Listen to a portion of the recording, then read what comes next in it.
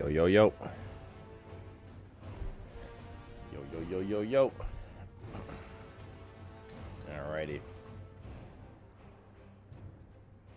Hello, everybody. I feel like shit. But the show must go on. Alright, so the problem is the panel's like about to start. But my mom said she'd be here before 2 because she wanted to drop him some Tylenol and stuff, and she's still not here, so I'm just gonna have to AFK in the middle of it. You guys will have to catch me up on what happened. You look like shit too. Yes, very good. That's what I was going for. All right, let me put the panel on. Alrighty. Mom, greater than panel. I'm gonna go. They battled in hell, and now they're on this manhunt for Nayrel and for Laura. They want them to pay for their crimes, and they think that they should be the ones that have a say on what happens to Sanctuary. Single player game DLC is worth. Mephisto is the Lord of Hatred. He's probably the one primeval that can create the most deep-rooted chaos, breaking up the people of Sanctuary. In the events of Diablo 2, he was destroyed. He's been slowly resurrecting himself in hell, and he wants to come back and bring himself back to Sanctuary. And now that he is in this soul stone that Nayrel carries, this is his opportunity. Can't you pause it? I won't be gone long. I'll be gone 5 minutes or so. Mephisto's wolf form. It's this astral Usually they talk about form monotonous shit, that he gets to put out and connect with the player and whisper in people's ears.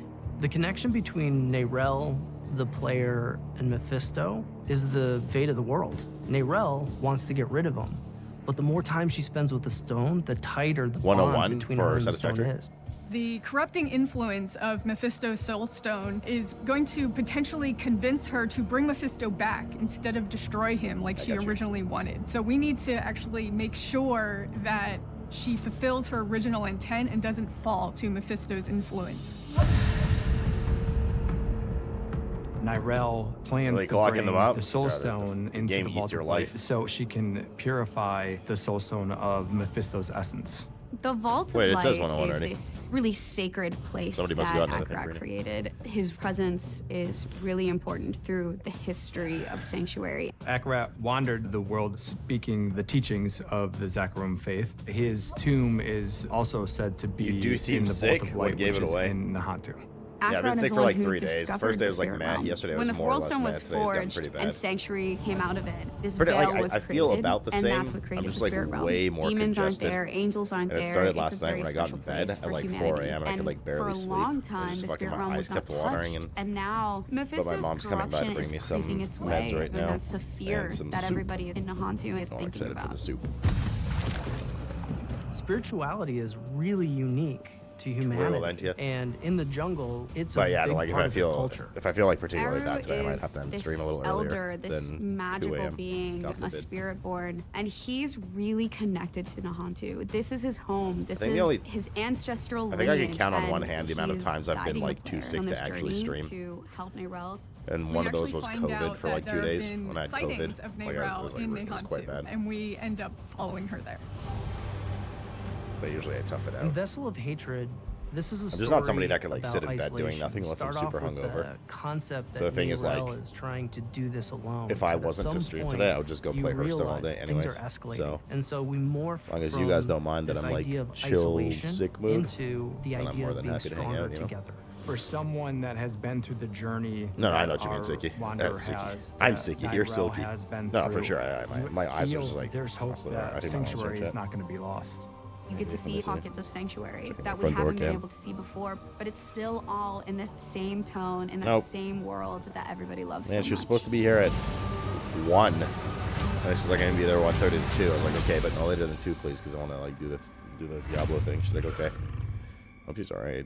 It's past 2 now. Hello, Diablo 4 community. Welcome to another Diablo 4 developer update. This is a very special Diablo 4 developer update, as this is our pre-launch stream before Vessel of Hatred, which is actually going to be shipping here next week, which is crazy to think about. I'm joined here by Mr. Brent Gibson, game director for Diablo 4. I know before we have our big show, you wanted to talk a little bit about Vessel of Hatred and what's to come. Yeah, this is a really big week. The fact that we're finally on the doorstep of shipping Vessel of Hatred is a bit surreal. We've been working on it for a very long time.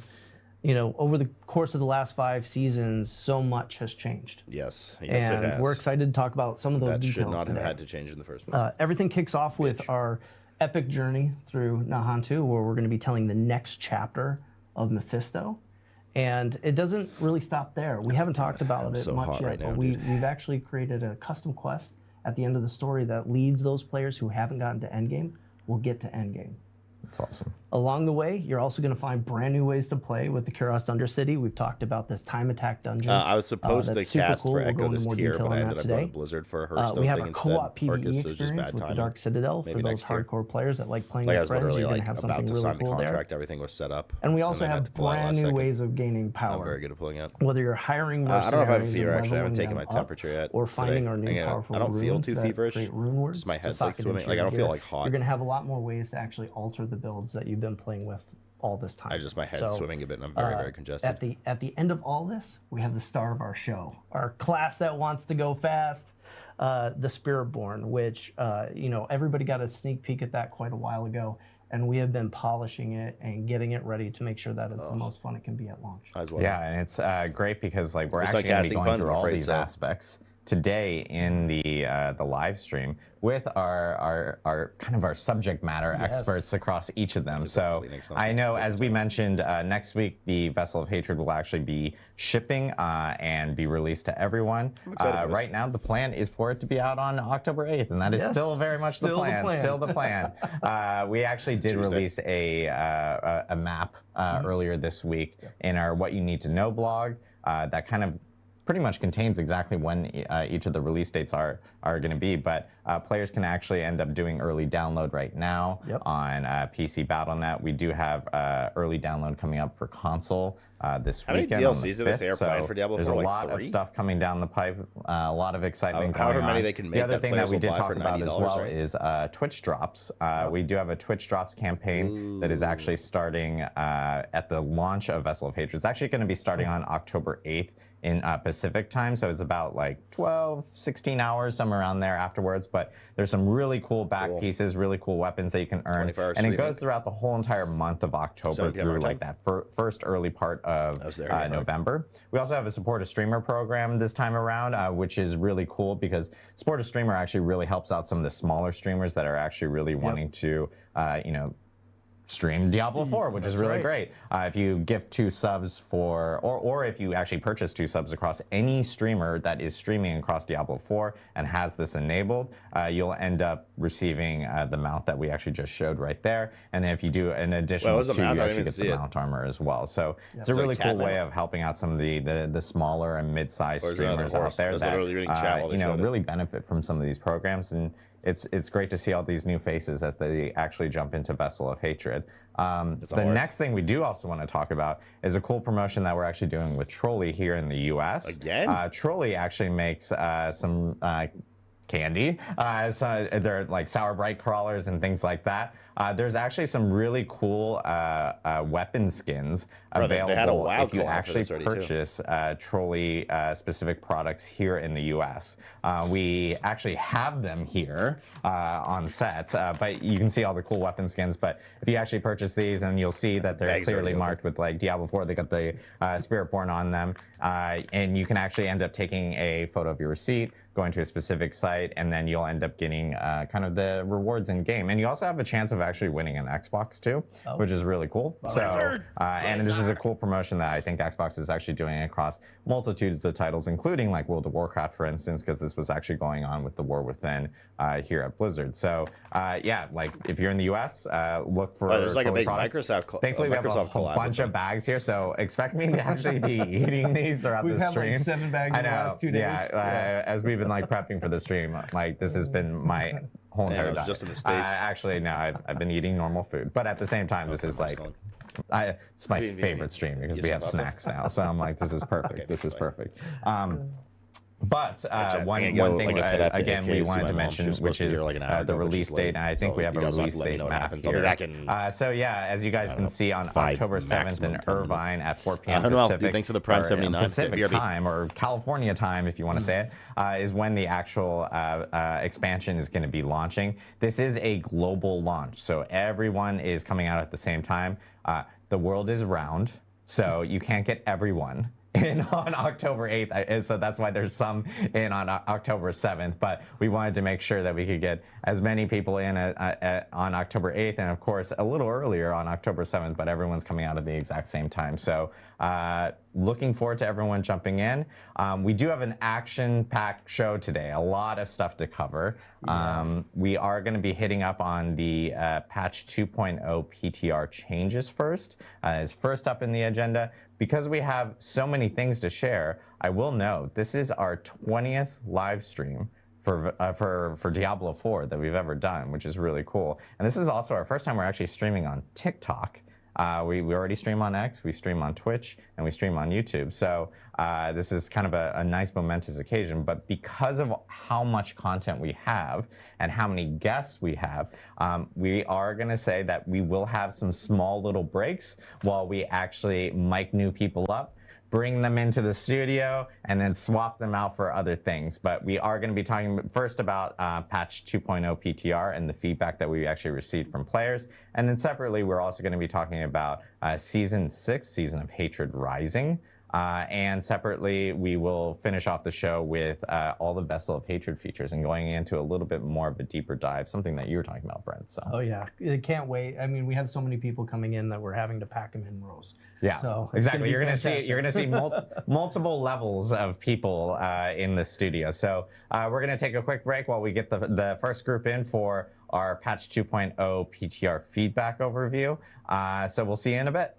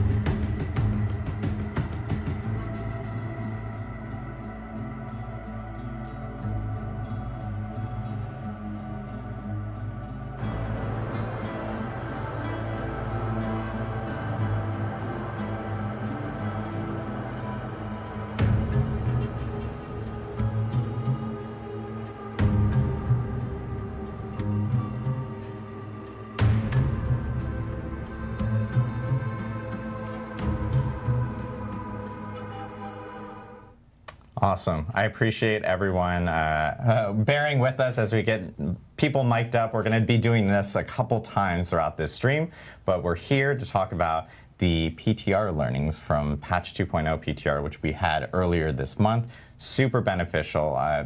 PTRs have been great for us since we've started actually hosting them for Diablo 4. And of course, this one was a very, very big one because we have a lot of big changes coming with Vessel of Hatred in Season 6. But I know we want to jump straight into it. So, Aislinn, I know you're going to start us off and talk about some progression changes.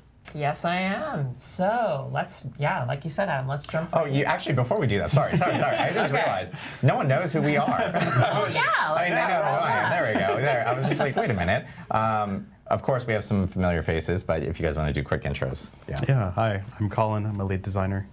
Hey, I'm Aislinn. I'm a systems designer. Hi, I'm Charles. I'm a class designer. Hey y'all, I'm Anthony. I'm an associate class designer. Awesome. Great. There we go. Now we got everyone settled. Aislinn, do you want to talk about some of the progression changes? Yes, absolutely. So, Adam, like you said, the PTR has been just fantastic for us. It's given us so much data, and the feedback you guys give is just pivotal to us launching in the state we want to see the game in. And, you know, everyone wants to see the game in. And so, yeah, let's talk about it. Let's talk about some changes we've made because of it. So first of all, monster intensity. Something we saw in the early game was people weren't noticing the changes in monster intensity because people were skipping through difficulties fairly quickly. And so we've decided to move monster intensity from scaling over normal, hard, expert, and penitent to scaling over Torment 1 through 4, because you're going to be progressing through Torments a little bit slower, so you're going to be able to feel the intensity changes, I think, a little more potently. Yeah, there's a bit more jumps, right? Yeah, absolutely. And again, the intensity system was essentially monsters just become a little bit more reliable in their damage. Right. They start to predict your movement a little bit more on the projectiles. Yes. It's not a massive change, but it should sort of make the monsters feel a little bit more aggressive and dangerous. Yeah, they just become a little more lethal, I think, ultimately, beyond numerical changes. Second up I want to talk about is one that I'm really, really happy and excited about, actually, is that elites, unique elites, and super elites are 3 different types of elites you can actually fight, if you know that or not. That's the thing. And previously, they all did very different amounts of damage from one another. Like, for example, a super elite might deal actually 2 times the amount of damage of a normal elite. And what that was causing was when an elite spawned an affix, like lightning enchanted, or poison, or whatever, the super elites would do 2 times more damage with those affixes, but you didn't really have any way to tell, right? There was no way to tell if an affix was spawned by an elite or a super elite. And so kind of seemingly randomly, an affix might deal 2 times more damage to you out of nowhere. And so what we've done is we've normalized the damage that all of these different elite types actually deal, so that when you do see the affixes that they're spewing out, you can expect the damage you're going to receive. Like, you know how much it's going to hit you for. It's a lot more consistent. Way more consistent, way more predictable, which is really helpful for not getting randomly one shot. Yeah. Our favorite. Loves those. Yeah. And then finally, on difficulty, we have some changes to standard difficulty tiers. We know some of you guys are looking for a challenge, so let's take a look at what a challenge looks like. All right, so we have a level 1 character here in Kyovashad going to the statue to change their difficulty. So what are they going to change it to? Well, before they could access normal, hard, and expert, but now they can access penitent at level 1. That's mode we only play. Yeah. Why would you play anything else? Yes. So you have to beat the base campaign on your account once, and then you can go into penitence, and let's see how that turns out for this person. Oh yeah, I'm sure it's just going an great. Helltide. Just a few a few too many demons. Just a couple few too many demons. Yeah. Mythic uniques. So, so you can do penitence at level 1 now. It's pretty hard, guys. So if you plan to go in at level 1, be prepared.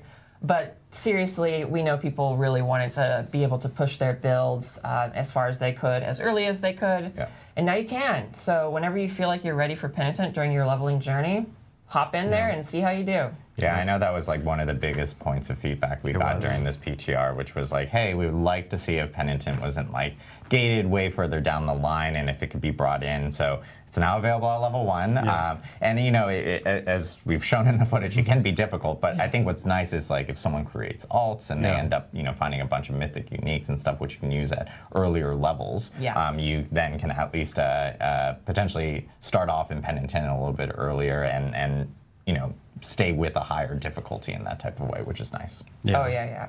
We really want to embrace like the sort of choose your difficulty that we really liked with Mind Cages in Season 5, 4, and 5.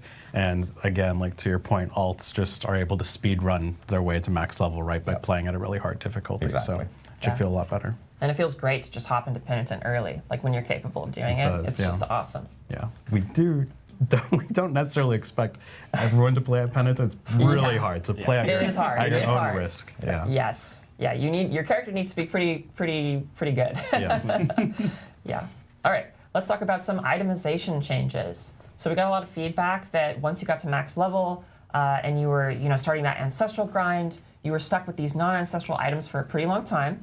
And we do like that, but we know that people want to see the journey for those non-ancestral items to be a little punchier.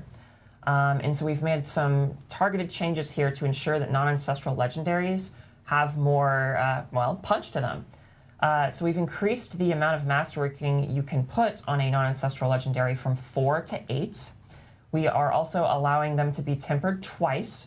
Previously, both of those values were exclusive to ancestral items, but now non-ancestrals can go up to that. Additionally, we saw that people were going to like the boss ladder, or they were just finding uniques out in the world. And they didn't drop as, it didn't feel like they were dropping as ancestral as often as they should have. Right, because they're so rare. Right, they're so rare, and you want finding a unique item to be an exciting moment, and so we've tripled the chance for them to drop as ancestral. And this should help a lot, especially during the boss ladder, when you're killing these uber bosses and they're dropping lots of uniques. A lot more of them are going to turn out to be ancestral. Definitely. And this should mean that once you're starting in around level 60, you have a lot more progression on your equipment that sort of bridges the gap to ancestral. I also heard a lot of feedback that second tempered affix really is what enables your build to come online. And that's what we're trying to do with this system of ancestral, is that you can get your build online, but then there's still items that you can chase that just enhance that build. Right. And we saw that not having that second tempered affix and not having those 8 masterwork ranks really sort of hindered your ability to get that build online, to get into the fun and start blasting. Yeah, no, that's a great point, because we don't want you to feel like you have to find ancestrals for your build to function. And this change is working towards making that true. Definitely. So you still have those items you can chase, but you can still get those endgame builds online pretty quickly. Yep, for sure. And finally, on itemization, we are adding some Scrolls of Restoration to the Season Journey. The Scrolls of Restoration are the Scrolls of Tempering that we talked about at Gamescom. You can use them to reset the tempering chances on an item. And we wanted to add these to the Season Journey so you could just have a couple of deterministic ways to acquire them and use them on your gear. And this, of course, is not the only place you can earn these Scroll of Restorations. You can earn them throughout the world. There's a small drop chance, and we'll be actually talking about another way of earning them later on as well. Yeah, so definitely. Yeah. So I think one thing that I'm excited about on the unique changes, if you equate greater affixes in Season 5 to ancestral, you're actually going to have a higher chance to get an ancestral unique compared to getting a greater affix on a unique than live, right? So it means that uniques are really exciting. You might actually get like the Staff of Endless Rage, for example. Maybe you're not playing a Fireball Sork, but now you're like, oh, well, I have an ancestral version of this unique. That's huge. That's pretty good. Yeah. So it really kind of gets you to experiment a little bit more, and we really like that aspect about those uniques sometimes being a lot more powerful. Yeah, no, we want that moment when you see a unique on the ground to be really fun and exciting, and seeing it drop as an ancestral with greater affixes is about as exciting as it gets for uniques. So that's pretty cool. All right, let's talk about some player power changes based on PTR feedback. So I want to start by framing our goals for Torment difficulties. So Torment 1, we want all content to be available in the game. You can fight Lilith, you can fight the boss ladder, you can go to the Dark Citadel, etc. All these activities are available. Torment 4 is intended to be aspirational content. And what that means is you've already unlocked everything in the game when you enter Torment 1. But Torment 4 is like the essence of Diablo build crafting, where you're just pushing your character as far as you can go. And Torment 4 exists for that purpose, for people who want to push their character as far as they can go. And with that said, and the reason why I'm saying this is because we were seeing that people were getting to Torment 4 way faster and way easier than we were hoping for in the PTR. And, which is just another great, it's great that we did the PTR because we saw that. And with that all said, we've made some changes to kind of keep Torment 4 this, really challenging and exciting thing to reach. We've reverted the skill damage bonus from main stat back to what it was in Season 5. So we had actually doubled it in the PTR, but we found that was just giving players too much power. Too much. So we sent it back. And we also pulled back on legendary glyph power a bit. Colin, do you want to talk about that? Yeah, so we reduced the scaling on the glyphs quite a bit because we found that it was really devaluing a lot of the aspect rolls or rolls on your gear. Like when you're getting 2,000 additive damage from a glyph, it's really hard to actually feel anything on your gear through tempering or through those affixes that are dropping. So essentially what we've done is pare that back, redistribute it, and cover that a little bit on where we put some of that power. But overall, we think this feels a lot better. Glyphs aren't just carrying 80% of your power on a build, and it just feels a lot better so that it doesn't feel as sort of mandatory that I have to get all 5 glyphs and level them up to actually be pushing difficulty. Yeah. It's a lot more about what are the aspects you have, what are the uniques you have, what are the nodes you're actually getting on the Paragon board. I think it feels a lot better. Yeah, and like I think one of the important things to say about this is that like it's really awesome to get a tremendous amount of power from one source, but because there are so many different sources of power in the game, if one source gives too much power, it makes the other sources feel kind of unimportant. And that's not fun. So we want to make sure that every source of power in the game is contributing to your build in very meaningful ways. And so this change is helping other sources of power feel really punchy. Definitely. Yeah.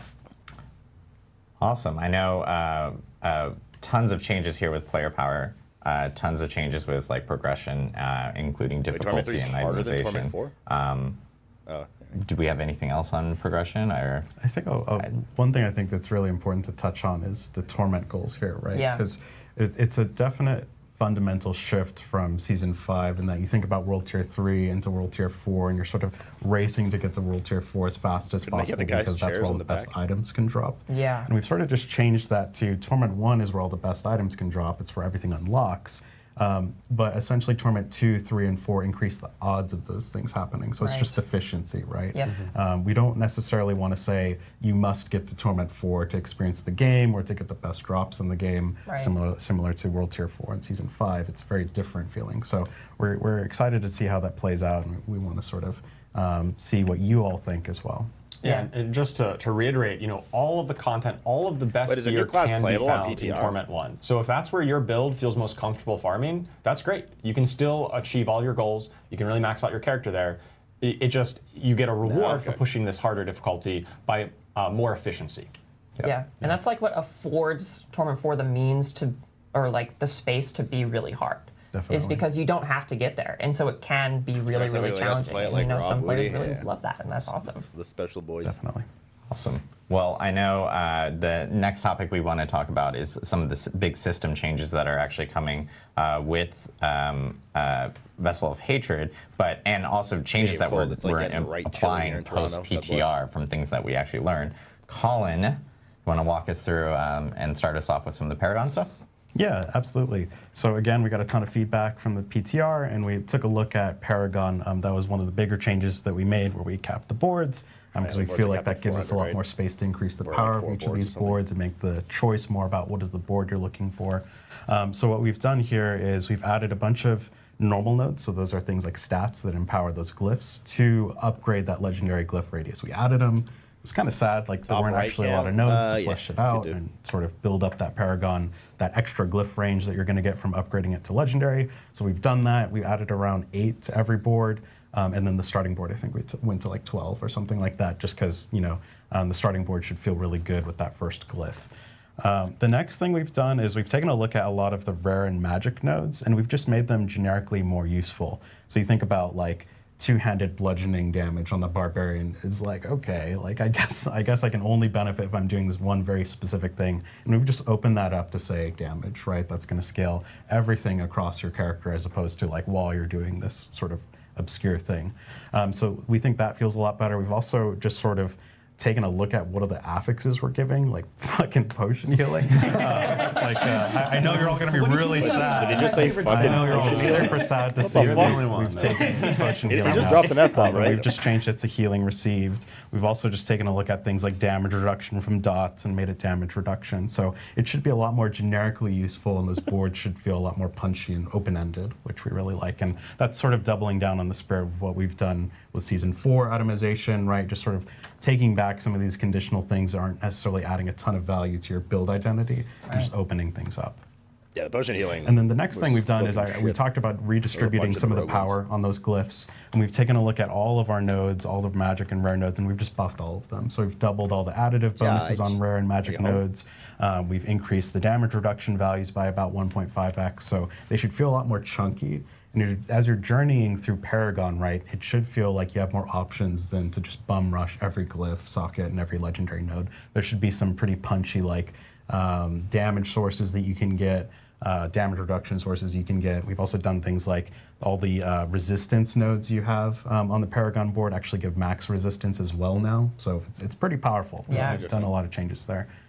So this is one of the first steps we're taking to really improve the Paragon system with the new sort of philosophy of like, we want you to pick what boards you want and we expect to be updating more in the future. Oh yeah, absolutely. And I think that this harkens back to what we were just saying, which is that, you know, it's really fun for all of your sources of power to be meaningful. And so we're basically just taking like the tons and tons of power that was in glyphs and kind of slightly redistributing it to Paragon. So going through your Paragon board is just more interesting and fun. Definitely. Cool. Next up, we got, I think, Infernal Hordes. Yes. Yeah, so if you remember, Infernal Hordes was under construction during the PTR as we were fitting in, like, how does this going to work with the greater equipment chest, turning into ancestral items. And there are 3 things that we really wanted to tackle as a part of this release, right? Infernal Hordes is an eternal game mode. The Hordes was the one from last season, right? Where it's just waves of enemies. Apply it to this next update. And you collected, like... One of the things we saw was that loot was just dominating the reward landscape here, like getting 200 legendaries from one source of activity. It's cool for Season 5, and it's the brand new activity for Season 5. That's awesome.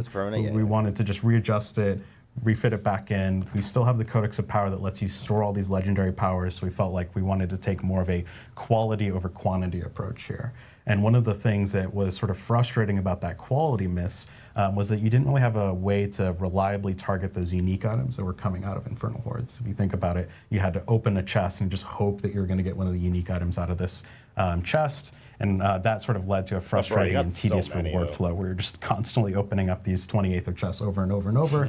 I know I've spent, you know, probably more time opening the material chest than actually... I mean, I think that's everyone's favorite pastime, of just like running around the material chest. Like, the tool down on the chest, like, oh my god, just give me my fucking shit. So it's so we've taken a look at, you know, how we're going to actually deliver these keys. We've taken them out of the crafting system, but they're not too rare. They're just uncommonly found throughout the world. We want this to be like an oh shit moment when the key drops, just because you're this guy's just fucking dropping bombs. Holy shit. A ton of materials and a ton of items as well. So we think that will make the keys feel a lot more interesting, and it's not going to bloat your inventory as much. And you really want to use them when you get them. So the next part here is, if we could go back to the slide. Oh, if we could go to Infernal Hordes. There we go. The council boss, no matter what, as long as you kill that council, they're going to drop dungeon boss loot, which is going to be legendaries, crafting materials, gold, etc., on top of the Infernal Horde unique items, and that's going to scale with Torment. So guaranteed, every single time you kill that council, you are going to get unique items that are specific to Infernal Hordes. That's great, because those Infernal Horde uniques are pretty sick. Definitely. So no more waiting at the chest to get that drop. It's just going to happen, and it feels a lot more like a boss ladder, where it's like, okay, I want to get Infernal Horde unique items. I'm going to be able to reliably get those and get a pull at the sort of slot machine there. And then the next thing here is we've updated the chests. So the chests of greater equipment are going to drop those scrolls of restoration or retempering. So you're going to be able to get them reliably from the Infernal Hordes, not just the Dark Citadel. And that should feel pretty meaty and good. And then we've also guaranteed some amount of ancestral items from that greater equipment chest. And ancestral items are very much more coveted than just greater affix items. Oh, so yeah, there's a whole change to ancestral and shit. And then only the chest ancestral of materials can is now have just going to convert like, all your Aether into materials. You don't have to like constantly open the chest. Turn it into a bunch of masterworking materials, gems. It should feel a lot more snappy and, you know, less time looting, more time playing. And the gold chest is the same. Yeah, because just gives you punch. Next up, I know we have the reward stuff. We kind of spoiled it really quickly. So we can just skip this because everyone's already seen it. So rewards, this is just a bunch of miscellaneous tuning and making the game feel better and more rewarding. Right? So we've significantly increased the ancestral drop rate from Nightmare Dungeons and Whispers. Thank you to the person who ran 1,000 Nightmare Dungeons. Definitely fixed the problem there, and that should feel a lot more rewarding. We've also added just experience to the Nightmare Dungeon completion, which just feels better as you're grinding that Paragon. Also, while you're leveling up, it's like a pretty good hit of XP. And then we've also done miscellaneous buffs to just miscellaneous things. So Hellborn will drop loot, Butcher is going to drop a guaranteed axe, I believe, a Butcher's axe.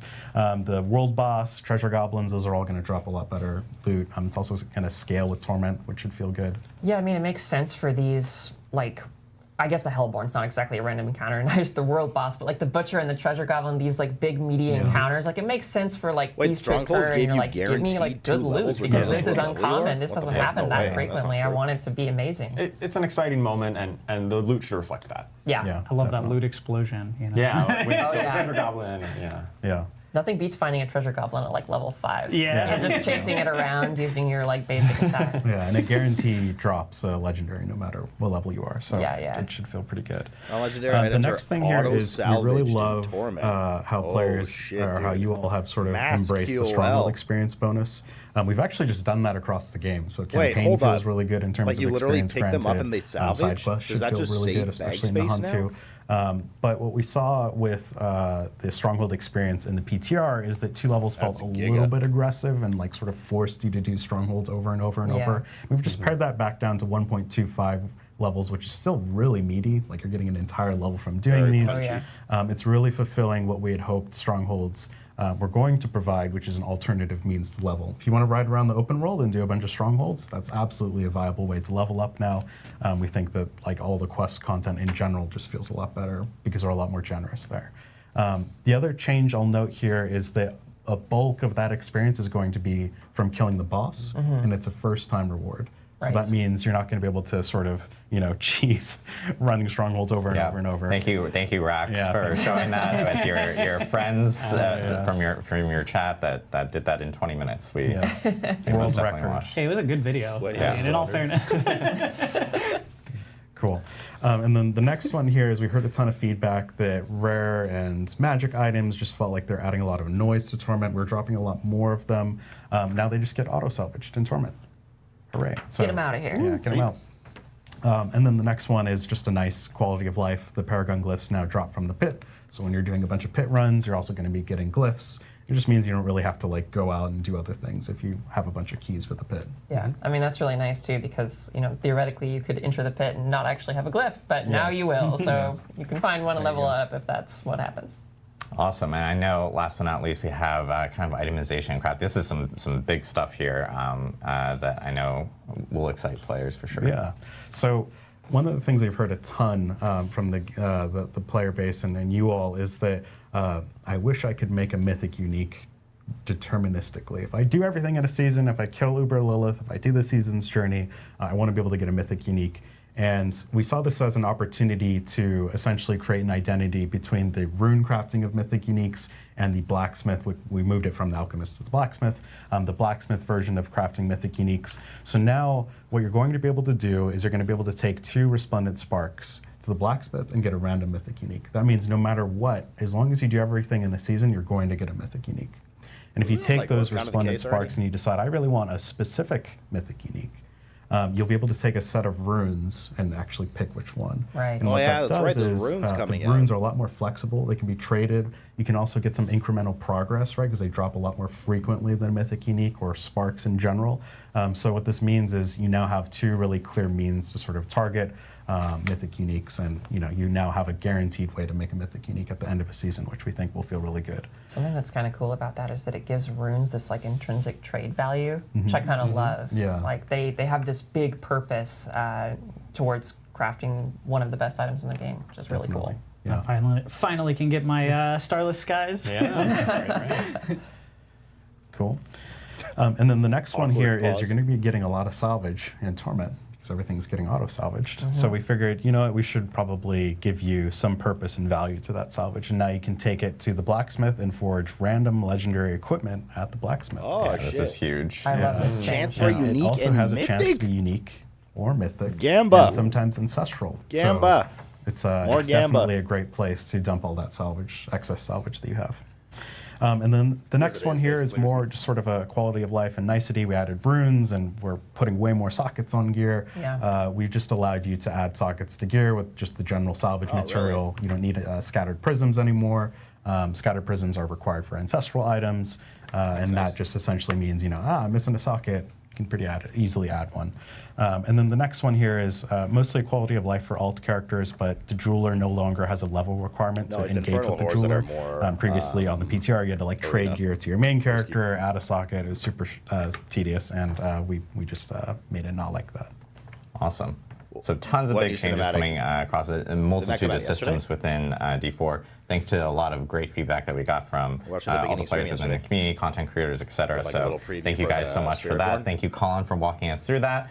Next up, we want to talk about some of the class changes and everything. And so Charles here is going to walk us through it. Cool. Yeah, I'd love to talk about some of the class changes that we saw in the PTR. Once again, I wanted to thank all of the players who gave a lot of detailed feedback, a lot of data on how classes were performing, all the different builds, and the new items, new effects, and all that kind of stuff. New skills. I feel like it's been really helpful they implemented in PTR, helping to make sure that we make that they didn't have class designs I feel like the Diablo as 4 team as possible. listens to and I do want to say player that this patch is huge. There's lots of changes. As I said, a lot of new class stuff, but a lot of new system stuff across the whole game. And so we do expect some level of volatility here, and when a lot of things change, there's a lot of unknowns, and so that's just the mindset we're approaching this patch with. And what I'm going to be talking about here is not a complete detailed list of everything that we've changed from the PTR to live. It's just kind of some samples and kind of talking through our learnings and what we saw on the class design team and what we're thinking about. Stern talking to and so make sure you check out the full patch notes once we're done with the stream. And also, if you, a lot of the changes came in the PTR initially, so definitely check out those if you're unfamiliar, because there's tons of class changes there as well. Oh yeah. So starting with the Barbarian, we generally saw that Barbarian class was a little bit too weak on the PTR, and I think even on Season 5, I think it's just generally considered a little too weak.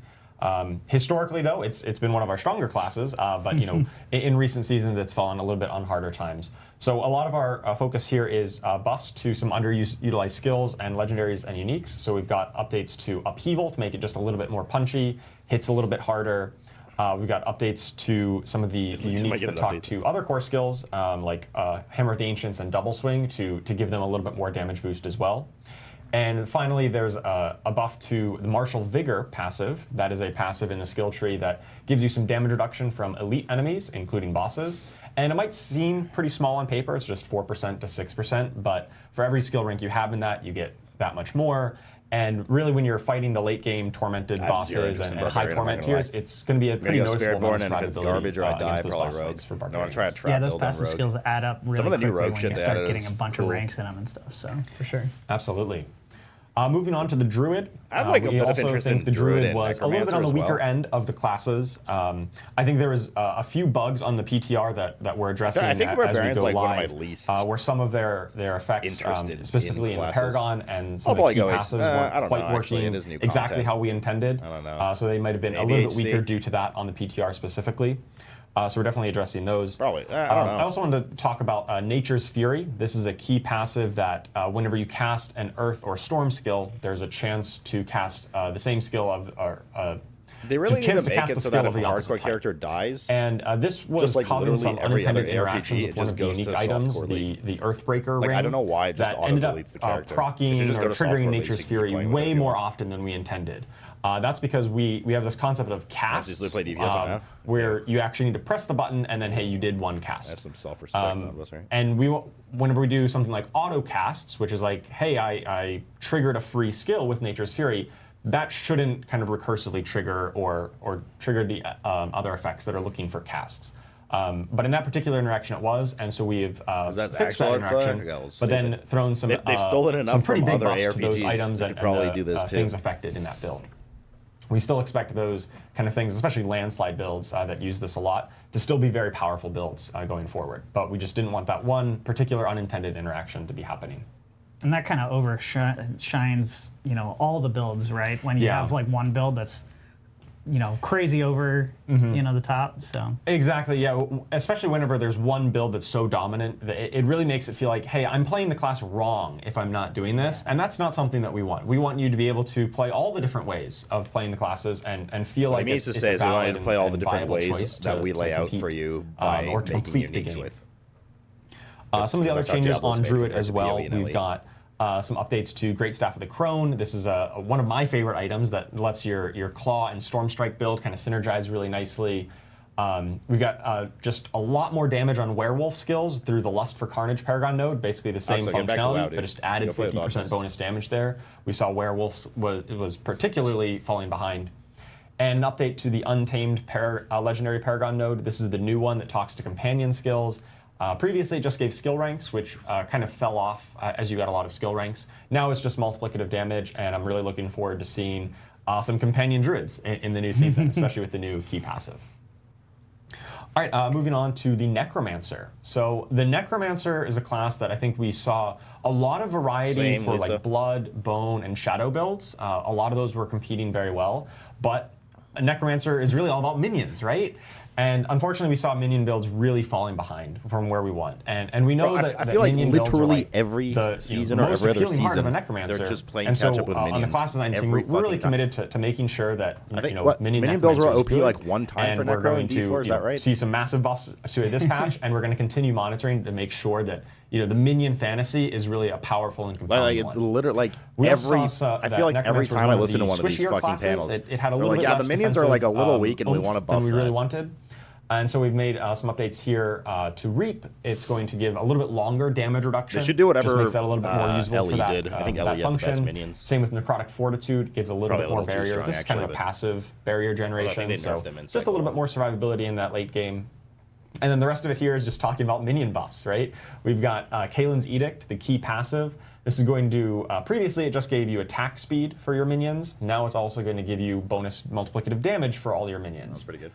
A bunch of the legendaries and uniques that talked to minions, like Ring of Mendeln and Shade Mist, that damage is now properly attributed to your minions rather than the Necromancer themselves, which means if you have bonus Golem damage, for instance, and your Golem triggers Ring of Mendeln, it's now going to benefit properly, and it's going to be multiplied up by those multipliers. So pretty big buffs for those legendaries and uniques. Yeah, that's a lot of power for sure. Oh, absolutely. Moving on, we've got next class, we'll talk about the Rogue.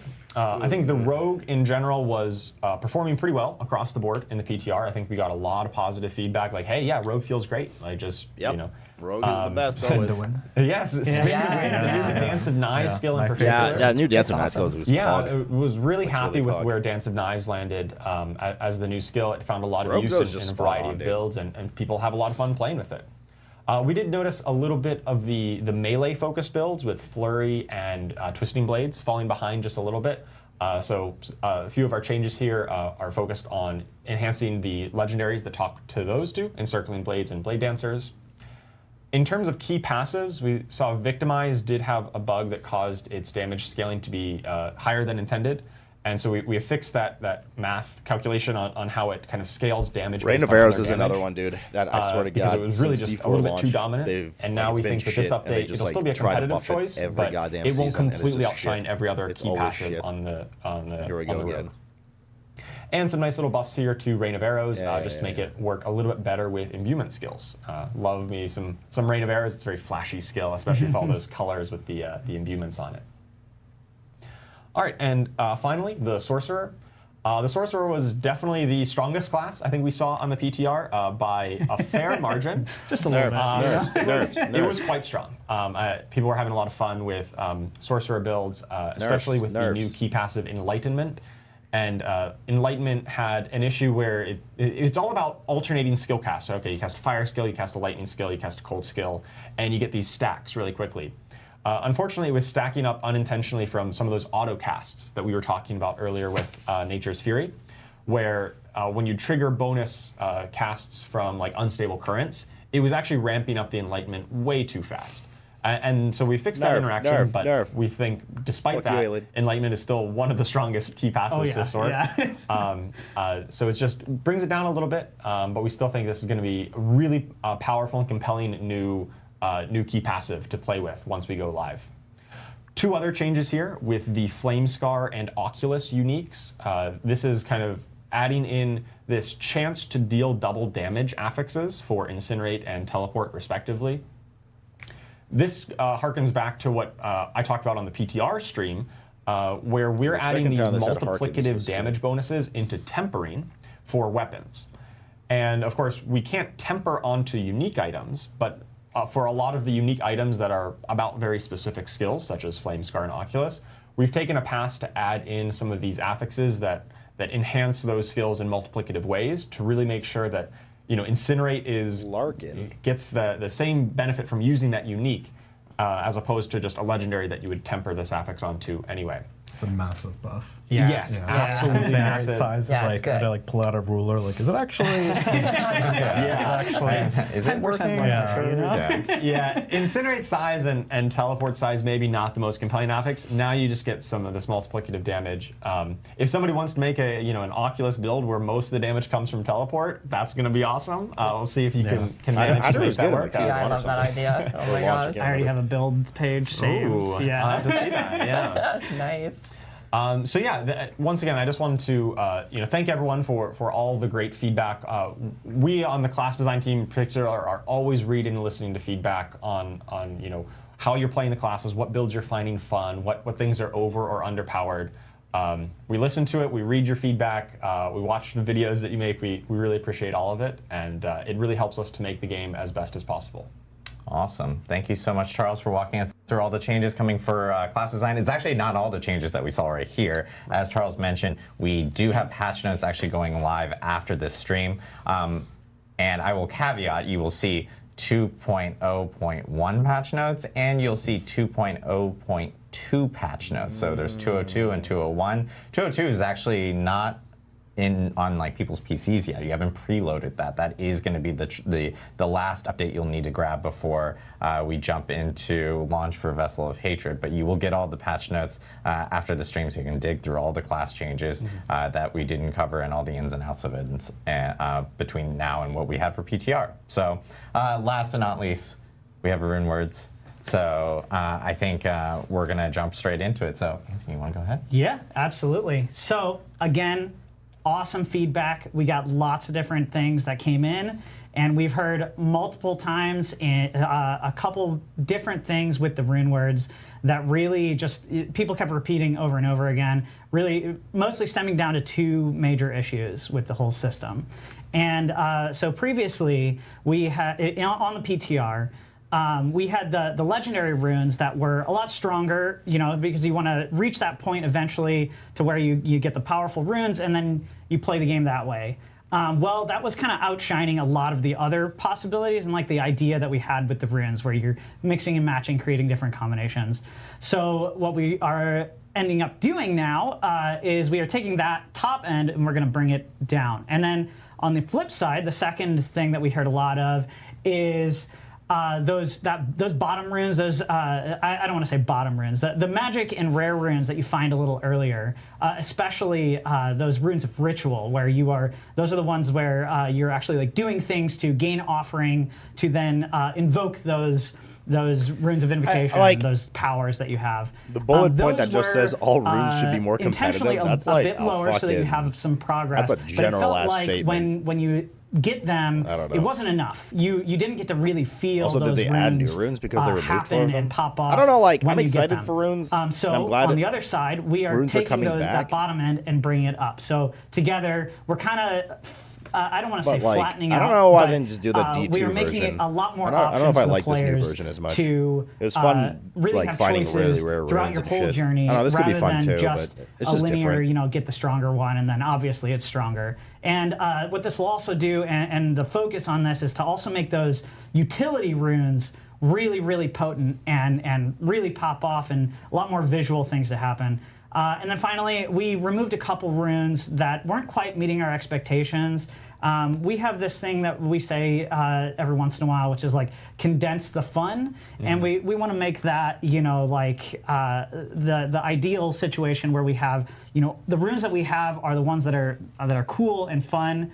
And not like ultimately with just a bunch these of games things that always don't, turn into that Jedi, always, right? A lot of the time, either play the meta build or whatever build you make that's powerful. Within that build, you still want to really overshadow the best everything things. else. So you're always just going to go for whatever combo. We want to make sure that all the options are really compelling, and so ones that aren't meeting our bar, we just would rather take them out rather than leave them in. Yeah, absolutely. And I think we're always going to be adding to the rune system. Of course. Right? So we want to leave ourselves the space. We didn't want to water down the pool with things like the lightning bolt effect rune. It's like that didn't really have, it was an evolutionary dead ends. We didn't necessarily have any way to juice that up. So we want when a rune drops for it to feel like, oh, there's this new toy I can play with, right? It's important that every choice in the rune system is meaningful. Like every possible rune you can take or combination, like there's something there, right? Yeah, you want to feel it for sure. Oh, they are on chairs in the back. I thought they were standing. That, those are high chairs. You just like, oh, I got this rune, and it's like, well, let me find another one. So. All right, so here's some examples of some of the big outliers. We heard lots of feedback around these two, especially that Warcry rune. So while it was giving Berserking to everyone, it was a big power bonus. And so we're going to bring that down a little bit by it's no longer going to give that that enhanced version. It's just the baseline version, so it no longer gives Berserking to all players. That does mean it still works for Barbarians because that is their skill. They should still be able to gain that power as they would expect. And then down with the Yam, which is that Druid Petrify. The rune itself is not changing. What's actually changing is on Druids themselves, their ultimate there is no longer going to give that critical bonus baseline. It's now going to be the enhanced version. So if you want that as a Druid, you can still get that big, powerful critical damage bonus. But now that baseline is going to be that big stun, that big AoE moment that you see everything on the screen freeze, and also just juice you up with a bunch of resource. And this is general like class resource. So unlike what it'll say for the Druid is it says their spirit goes up. On the rune, it says what was the like resource, general rune so everyone design gets in this D4? huge, It was like big moment. It was basically where you if-then can kind of statements, reset, right? So if I'm a sorcerer, it doesn't generate. Like you socket spirit, one rune and then a second rune to do. Right. It's like you don't just get a second. Like if this bubble happens, that, then this happens. fills up with spirit. Suddenly you're a druid. That'd be weird. Yeah. I like that this puts a lot more emphasis on the utility of runes, which is sort of what we had been originally intending, right? Not every choice is going to be a multiplicative damage source. So you should have a lot more options. It's more focused on utility. Yeah, absolutely. And stealing other classes' power. Yeah, obviously multiplicative damage is probably the single strongest thing you can do in an ARPG. And just when we noticed these ones were really those ones that are overshadowing every other option, we still think those will find a great niche for the builds that want it, but they won't be the only choice that no one else can use anything else for. Absolutely, absolutely. All right, so here's some examples. Again, I want to preface, this is not all of them. There are a bunch of changes. You guys will see them in the patch notes as we had already talked about. But some of the big ones that I wanted to show off here.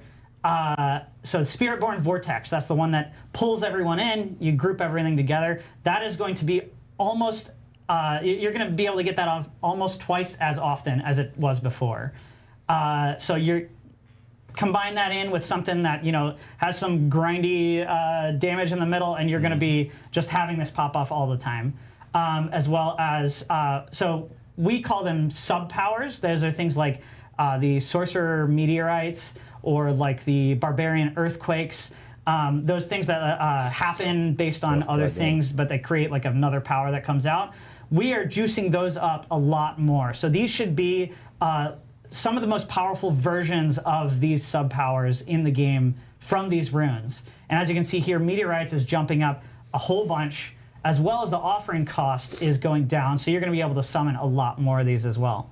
And then one of the other things I saw feedback was around the Se rune. I don't know exactly how to say it myself. I'll have to ask you about that after this.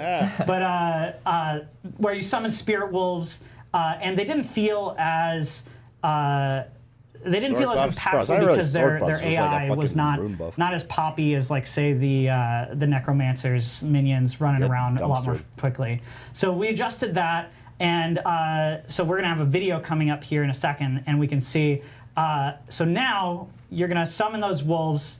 They're gonna pop up and do their attack. And if you jump to the next pack, they're going to jump forward. Except this is going to happen a lot more frequently than before. So now if you, say, fight that pack, jump to the next one, every time those wolves are going to just keep jumping and keep leaping. It's always against like 2 or 3 generic mobs as well. So if you're fighting show how it looks, some but the enemy over reality here is to the like left, these wolves are probably garbage when you're actually farming you attack them, your wolves are going to jump immediately over there. I don't know, and then if you switch to this other group on the right, those wolves are going to jump across the screen because we've also increased that aggro range as well for that. Yeah, they feel a lot more responsive, and like even in that clip, we saw them jump into the pack at basically the same time we did, right? Yeah. They are right there with you. They're not lagging behind, and that's always like the worst feeling when like, hey, some of this thing, where are they? What are they doing? Like they're like a mile away. They're no longer lazy dogs. Yeah, they were tired. They were tired. tired little pups, you know?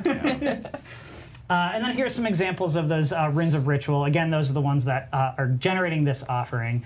And so these are mostly going to be changes to those magic and rare runes, where we've taken that offering they give and we've really knocked it up to be a lot closer to where those legendary versions of these are, and that should hopefully give us a lot more options when it comes to deciding which combination of which runes that we are using. You use one to build also up. Means things are a lot more reliable. Offering, and then once you have enough offering, the second one consumes. You actually get to see the the fun happen, right? See those effects happen a little bit more often. Want to remind me? Yeah. So tons of rune changes that are coming, and as Anthony mentioned, there's way more details in the actual patch notes themselves.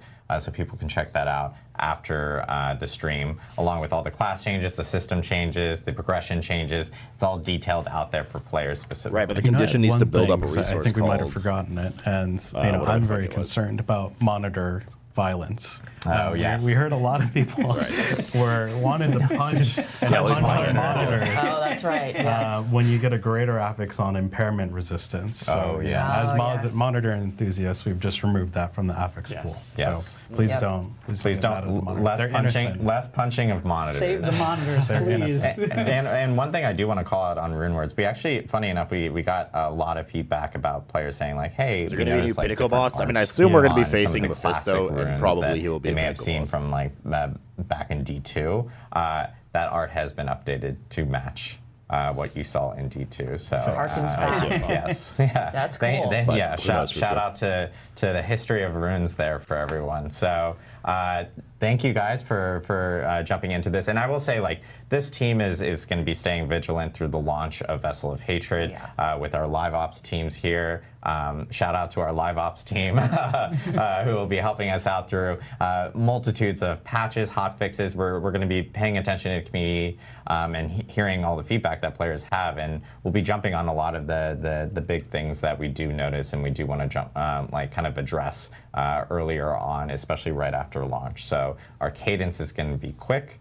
So do expect that. We'll be posting all notes, all hotfix notes, etc.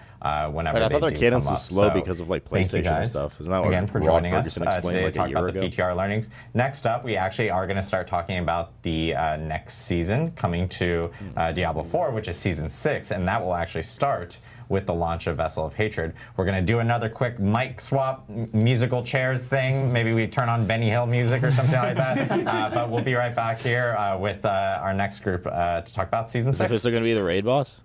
Oh yeah, what's up there with the raid? You need 2 human players, or can you use your follower? 7 p.m. on Monday. Might actually just do like a 24-hour stream on Monday. I don't know.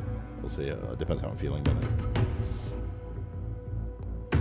Has to be 2 co-op players. I don't think a lot of people are going to like that. I don't mind it personally, coming from a WoW background, but I think for it depends what kind of loot it offers. If it offers like some of the best loot you can get in the game, or like a super efficient or something, people are going to be very upset about this.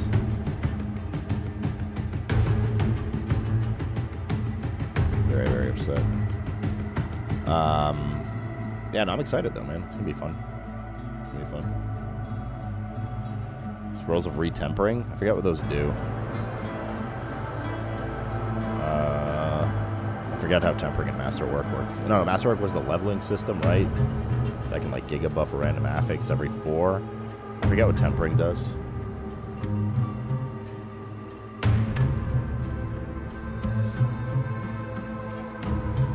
I just don't remember what Tempering is. As soon as I see it, I'll go, oh, right, that, but I just don't remember. The add to, oh yeah, that's right. You select from a pool of 6 stats and you try to get the stat you want within that pool.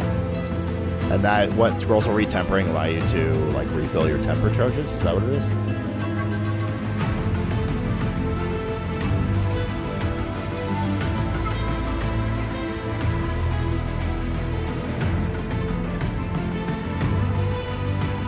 Scrolls, 1 extra retemper per scroll. Could you use multiple scrolls per item?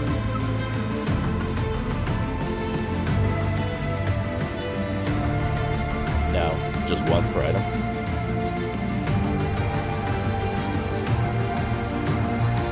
Wait, it resets. Okay, so you use one scroll and it resets the entire item's temper charges, so you can temper like 5 times again, or however many depending on the item, depending on GAs.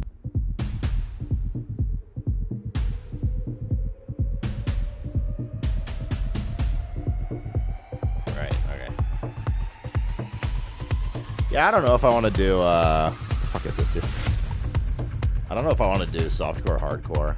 What did I start on D4 launch? Hardcore is just generally more fun for me to play the game with, but it's always sketchy when you go to content you've literally never seen, because there could be a mechanic that just straight up one-shots you, right? I think I started SC, but at like level 20, I was like, fuck this, and went hardcore.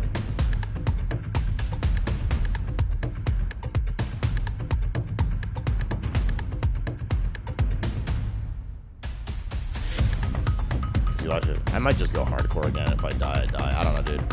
Just the literal moment-to-moment gameplay is way more fun on hardcore, and needing to pay attention to defensive stats is way more fun than softcore.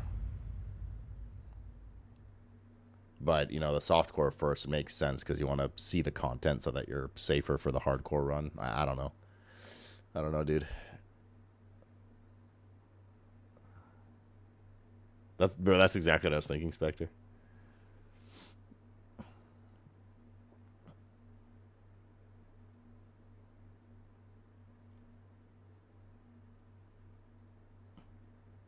What does that even mean, Orin?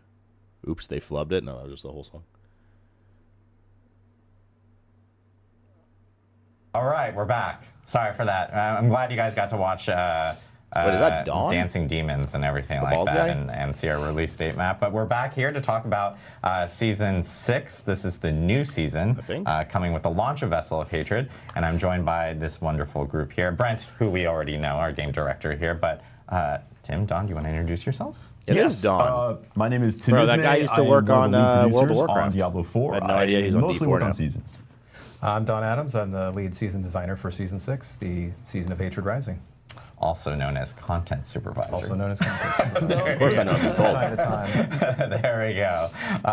Awesome. So, as Don just mentioned here, Season 6 is Season of Hatred Rising. Tim, do you want to explain to us what Hatred Rising, or Brent?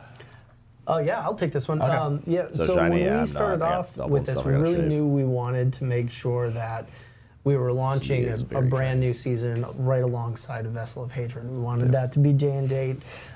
So like continuity was really important to us. And so the idea that the hatred of Mephisto and Nahantu is spilling out into the rest of Sanctuary was kind of the anchor that we're holding on to, and we started talking game's about better what than mine. to make Well, yeah, I mean, that looks like a fresh shave with the moisturizer, dude. And I know with kind of like what players hearing Hatred Rising, they're hearing about, you know, Mephisto and his hatred potentially leaking out into Nahantu, maybe the rest of Sanctuary. Like, what can players expect with this actual season? Yeah, so a lot of actually what is going to be the core of Season 6 and the Season 6 experience, players have already gotten exposed to. So anybody who's playing on the PTR has been reading about the changes we put up there. Fundamental to the release of Vessel of Hatred, Season 6 brings big changes where every single class is going to gain access to new skill points. They're going to gain new skills across all the classes. They're going to gain more Paragon points, new legendary Paragon glyphs. These are all changes that are being added to the base of the game, meaning you do not need to have Vessel of Hatred to gain access to these. You also will still have access to these after Season 6. These are permanent changes to the game. On top of that, we got the standard new legendary aspects. We have new unique items and new mythic items, crazy powerful mythic items that are going to unlock just new levels of power that were not possible before in the game. Now, to go along with this power, we will be adding these new difficulty levels that, again, we saw on PTR, so you have the ability to challenge these new levels of power. I want to say that it's all going to even out well. Honestly, despite the tireless efforts of our designers, just constant trying to get that balance just right based on all the feedback that comes in, I know that maybe it'll be out for a day before someone's posting a video and saying, "Oh, look at this, I do 1 trillion damage," and it'll go all over the internet like, "I've never seen numbers this big," and that's, yeah. But we tried to get it there. You're gonna see crazy builds. Those are gonna link into new difficulties that were never there before to try and all this new content. Yeah, awesome. Yeah, I know all these things that players got to experience a little bit in PTR. They got to see it. They got to check it out early. But of course, there is more kind of associated with this specific season. Hogan-y. So, Don, do you want to talk a little bit more about what players can also see beyond what Tim kind of walked through? Yeah, absolutely. So, as we mentioned, this is the season of hatred rising. So we really wanted to theme it around Mephisto's hatred creeping out of Nahantu and into the rest of the world. So let's go ahead and take a look at our visual aid here. Beautiful. Now, I was promised official documents. I was promised that this would be turned into real art when I sent this over. I didn't think we'd be showing this, but. Hopefully this will all make sense by the end of the presentation. Just for now, just take it in. There you go. Everyone loves designer art. It's core to all our live streams that we do. Art by Don Adams here. So yeah, and frankly, I think it speaks for itself. I don't really know that there's much more to say. But let's go on and go ahead to the next slide here, and let's take a look at some real art to get you ready for the season here. This is, of course, amazing key art from Dave Raposa. I just love kicking that demon in the face. I see a barb, a necromancer. Makes me happy every time I see it. Let's go ahead and move on to the next slide, and I'll get into some actual details about how this stuff shows up in the world, what you're going to be looking for when you're hunting these guys down. So you're going to see these hatred rising zone events that cycle frequently throughout the world. When these are up, everything in that area is going to be corrupted by hatred. You're going to be seeing environmental changes, lighting changes. The monsters will actually have, kind of hatred gummy goop on them. You can be ambushed from portals randomly. And really all this is just setting the stage for the Realm Walker. So you'll have a separate event icon that'll let you know when the Realm Walker is going to be up. It's a world event, so it'll be in that list on the map with other like world bosses and Legion events and stuff. And we have some video here to kind of show you what it looks like. Actually, I think we have another slide about the Realm Walker first, sorry. Yeah, so this is what he looks like in game. He's awesome. These are just big, hulking kind of monstrosities stomping around, just spreading Mephisto's hatred. They summon in monsters from a plane of hell through this portal on their back.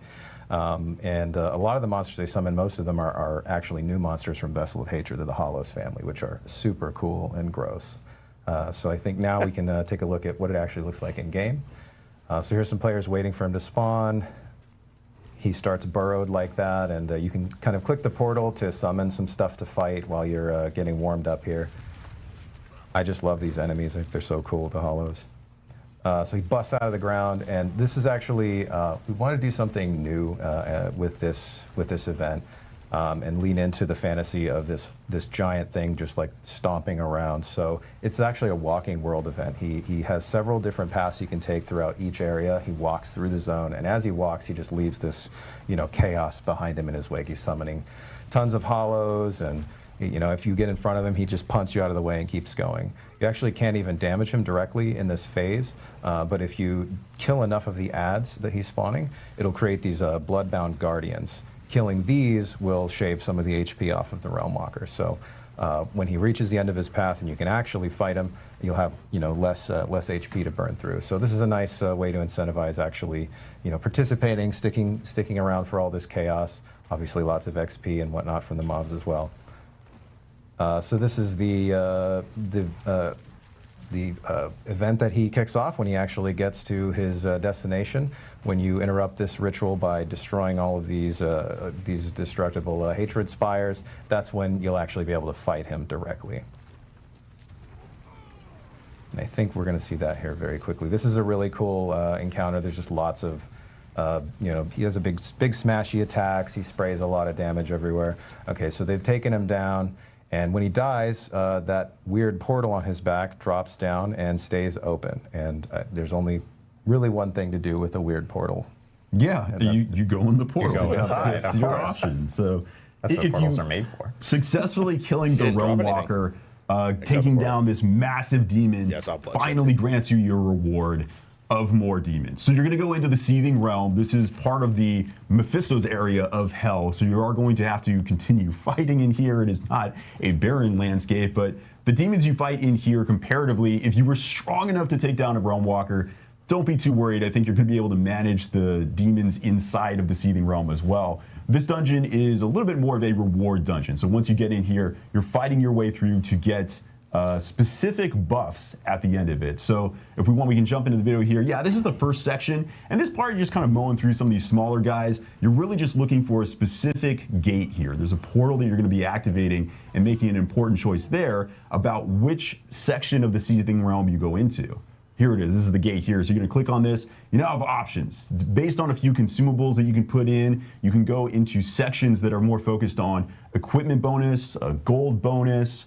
You can get a socketable bonus. You can get more endgame items with like compasses and cool. Boss materials. Nice. So you're going to pick one of these and decide that's the section I want to go into. You're going to get some drops similar to that in this section of the dungeon. But more importantly, this is going to set you up for the type of buff you want to get at the end of the dungeon. So again, this is not an empty area. You are going to have to fight through it. You're going to encounter more hollows in here, some more elites, all of this leading up to a chest at the end. Here's your reward. So finally, you just click on this, you get your reward. Just kidding. Yeah, of course it's a cursed event. Of course. You're going to have to fight even more demons. Nothing's free in hell. This is just how you got to do it. So you fight your way through some more elites. But don't worry, I believe in you. You can get through this. If you kill the last guy, there's one more there? Take him down. Come on, you can get it. All right, so he goes down. Now you get your prizes. You're going to open these chests. There's a variety of loot that you get, but one specific item that you're looking for in here, which is going to be a Seething Opal. So these little, there they are, yeah, little Seething Opals. They got a little seasonal marker on them. This is special to Season 6. When you get these, you're going to take a look here. This is going to be a buff you get based on the one that you chose. There are some fundamentals you always get. So a Seething Opal always gives you a 15% bonus to experience. This is especially cool because it stacks with elixirs. You can have an elixir and a Seething Opal active at the same time. That's a huge bonus. On top of that, any Seething Opal that you use is going to allow you to now get reputation with the remnants of the Zakarum. Don will talk about that more in just a second, but that's going to be the reputation track for Season 6.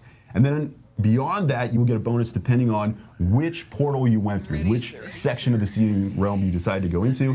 Here we go. Yeah, if you want to snapshot this, anybody who's screenshotting, these are some of the bonuses you can get. Welcome, as everybody. You can see on here, you're getting maybe more items, maybe more gold, more socketables. So these bonuses are going to occur while fighting anything while having this buff active. So equipment, as an example, maybe I wanted more items to be dropping. When you kill monsters, there's a chance that they're going to drop a cache that is going to give you some additional loot. And if you're playing content in, let's say, further in the end game, that monsters don't traditionally drop loot, not to worry, we've adjusted that as well. If you play through the pit, as an example, we have added an additional drop at the end of the pit, again, that procs based on which Seething Opal that you chose. Mr. Cat. There are a couple up here at the end. The socketable one I should mention. That one is special. Can you pop multiples of these, I wonder? For that you one. Have like 5 this one is more for people that are running? trying to get more runes. So, obviously you need to have Vessel of Hatred to get runes. So that's what's going to make this valuable to you.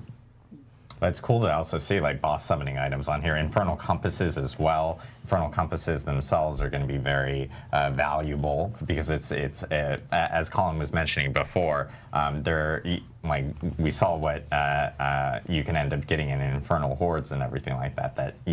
It's just another opportunity to get more compasses for getting in there. Yeah, Seething Opal of Torment, I think is great. I think that grape-flavored opal is going to be very the grape one is going to be pretty popular. And a question I just quickly saw, because you mentioned stacking with elixirs, does it also stack with incense? Yes, it will stack with incense. There you go. So that's a triple stack of XP right there, which is actually really cool. Yeah. So that's awesome. So obviously, like we're seeing the rewards here, and one thing that you had mentioned, which was the Zakarum remnants. Like, what, Don? Can you talk to us a little bit about kind of what that progression track is going to be? Yeah, sure. So these are the Zakarum remnants. You've probably seen these guys in Hawazar. These are the Crusaders with the rusty armor that have just been kind of bumming around since they failed to find Akarat's tomb. They have a very personal connection with Mephisto. He of course destroyed basically the Zakarum order many years ago, and at this time they're still just not really ready to stand up and fight this at full force. Right? They've been dealing with cultists, and they're just not at their full strength. So You'll meet this Crusader right at the start of the season who will give you a very simple intro quest, basically, to guide you to kill a Realm Walker, clear a Seething Realm, and he'll be your point of contact for reputation rewards following that. So, you know, basically, we built this in a way that, you know, with the opals giving rep for all sorts of different activities, the idea is that you can, you know, go and kind of do whatever you want to do, as long as you're checking in periodically with the Realm Walker and keeping a stack of these opals on hand. It's very open-ended how you want to push this reputation track. Yeah, it is always nice to see that anywhere that new demons occur in the world, there is always some faction out there that's trying to take care of them and would appreciate your help. So the Zakarum here, they've had a rough go of it, but if you can help them out, I think that we can handle this problem. They're not at their best right now. Yeah. You know, one of the things that I really like about the way we've looked at this whole package is that not only have we done a bunch of diligence in making sure that the story is taking part in all of Sanctuary, we're touching on some really cool lore stuff that has existed for a long period of time. But we're also leaning into a theme of giving the players more control over the experience. And so whether it's the choice of reward or being able to stack these rewards to get specific outcomes, you're going to see that not only in the season, so everybody's going to get access to this in the season, but we have that theme also creeping into some of the stuff you'll see with the Vessel of Hatred content in just a few minutes. Yeah. Yeah, so hopefully the hieroglyphs that we saw at the beginning, the designer, hopefully this makes sense now, right? Yeah. So you kill the Realm Walker to get the portal, you do the portal to get the opals, and then you go do you know, the MS Paint sort of shapes of all the other activities that are in the game. You can also just chain run the Realm Walker if you'd like as well. He's up very often, and I expect people will kind of, you know, go back and forth on how often they're interacting with them. You might want to stack a bunch of opals for the weekend or something, right? If you hate Realm Walkers and you're like, I just want to kill Realm Walkers all day, you can. But what I love about the season is exactly that. You can get the opal. Totally, it's a great buff, and now go play other content, including the new content that's coming out in Vessel of Hatred. If you bought the expansion, got a lot of options there, so you don't have to just play the seasonal content. You can go play this other stuff while still having the buff. Including the Vessel of Hatred campaign, which is kind of a first, right? You'll need to have completed the base campaign, but you can play the Vessel of Hatred campaign alongside the Season 6 content. Statues of Mephisto in the campaign. So huge for people that, you know, have base game or Vessel of Hatred can partake in the content for this season. Don, Tim, thank you guys for walking us through all the Season of Hatred Rising content that's coming with the launch of Vessel of Hatred. This is starting right at the beginning, right when Vessel of Hatred actually comes out, which is on, again, October 7th at 4 p.m. Pacific. For some people. for 4 p.m. Pacific time, which is for everyone because it is one global release. Right, so it'll be 7th for me. 7th for us here in California, but for other people, if you follow time zones, that's what it'll end up being. So we'll see Tim more during our Q&A at the end, but we are actually going to jump into some of the Vessel of Hatred features next. We're going to do another musical chairs, Benny Hill style, swap out some mics and everything, but we have a lot to talk about. We got Spiritborn stuff to talk about. We got Kuras Undercity to talk about. Been doing that quite often this week. Dark Citadel, and of course Mercenaries. So we'll be back with a whole new crew here in just a couple minutes. But the guy in the back didn't say anything. Yeah, what about exactly? Bro, my dad's texting me. My mom literally just saw me. I don't know why they don't communicate. How does a new season and expansion work? Do we level from +1 the new story or no story till endgame? That is a good question, yeah, because you do start from level 1. Well, everything scales, right? So I assume what happens is you start at level 1 and you just go to the new zone and do the story there from level 1. Right? How long is it supposed to be? I don't know. At least 7 hours.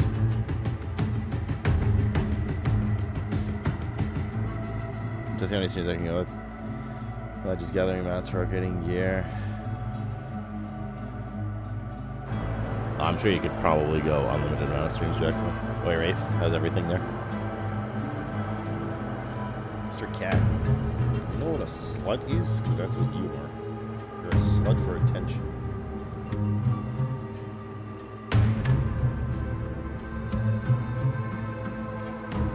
No, I think Brett was just there to like oversee everyone. Make sure that nobody said fucking shit anymore. Kick them in the back from the higher chair.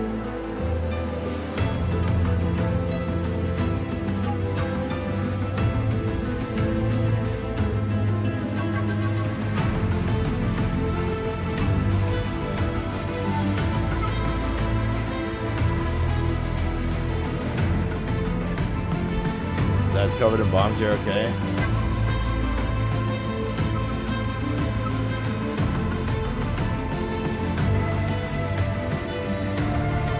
Yeah, I don't actually know exactly how it's going to work. That's a good question.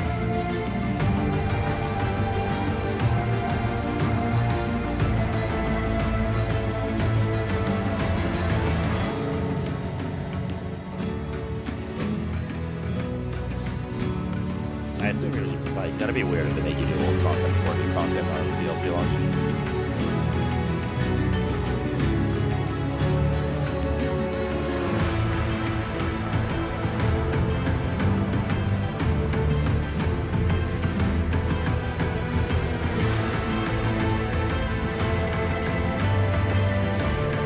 This is very loud. Yeah, this intermission stuff is indeed very loud. Let me turn that down a bit while we wait. While we wait for the guys to come back down. Mr. Animal.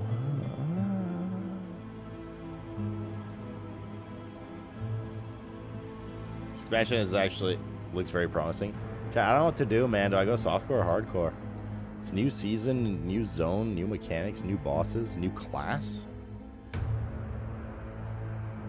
I'd be more inclined for like I'd immediately go hardcore if it went to softcore when you die, but I don't know.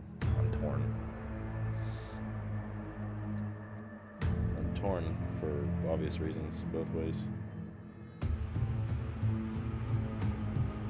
This cat is just such a cat.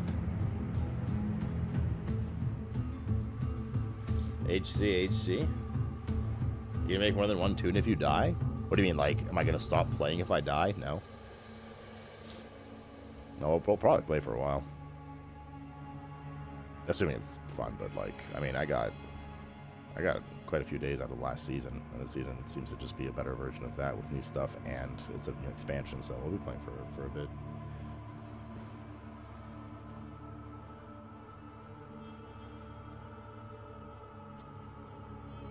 Then HC.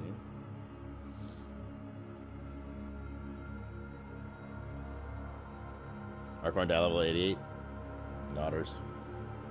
Oh well, the avocado queen. What is it? The Citadel.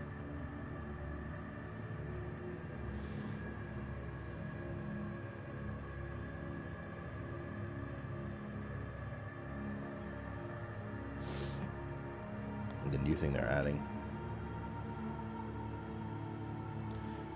Thing is, you'll know if it's too overtuned because you guys will go, oh wow, it's really overtuned. For people who play softcore, they'll get there before because they just glass cannon, right?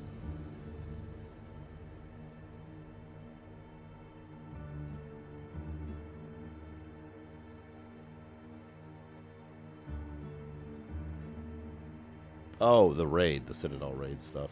I mean, I don't intend to go in there anytime too soon. I don't even know how I'm going to play with in there on hardcore, to be honest. I'm sure there'll be some people, but... Or imagine being in there and your fucking buddy dies.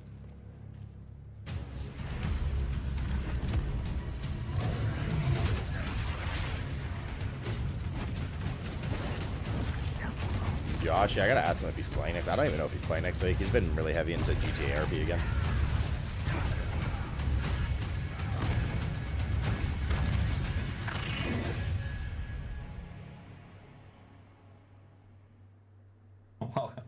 I'm in the middle of chewing. Totally got me. Welcome back, guys. We are here. Sorry, to talk about Vessel of Hatred content. This is all the new content that's coming to the expansion.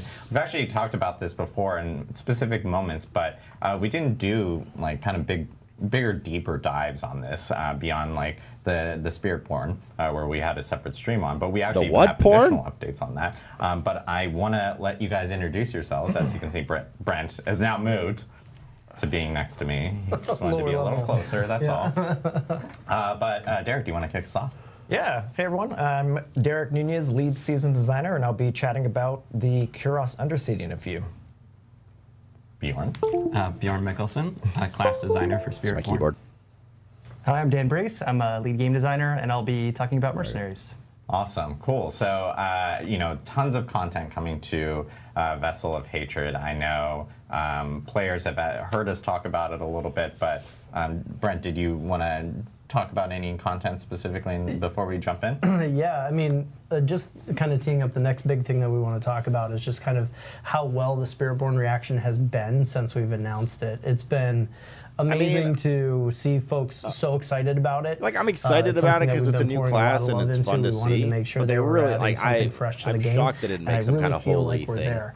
But when we released it, Paladin, we actually still had work Templar. to do. And so throughout the PTR, I assume their argument is because it's thematically more appropriate for the content coming out, like the Korath jungle and shit like that. I'm super excited to hear Bjorn talk about what we've got. I bet you Paladin or something like it comes out in the second DLC. Check it out at Gamescom as well, which was really cool. So, as we all know, it's not really Witch Doctor. It's not what you think. Spiritborn reveal stream, and he's back to talk more about Spiritborn. So here is Spirit Bjorn. You'll see in a second. To talk more about the Spiritborn.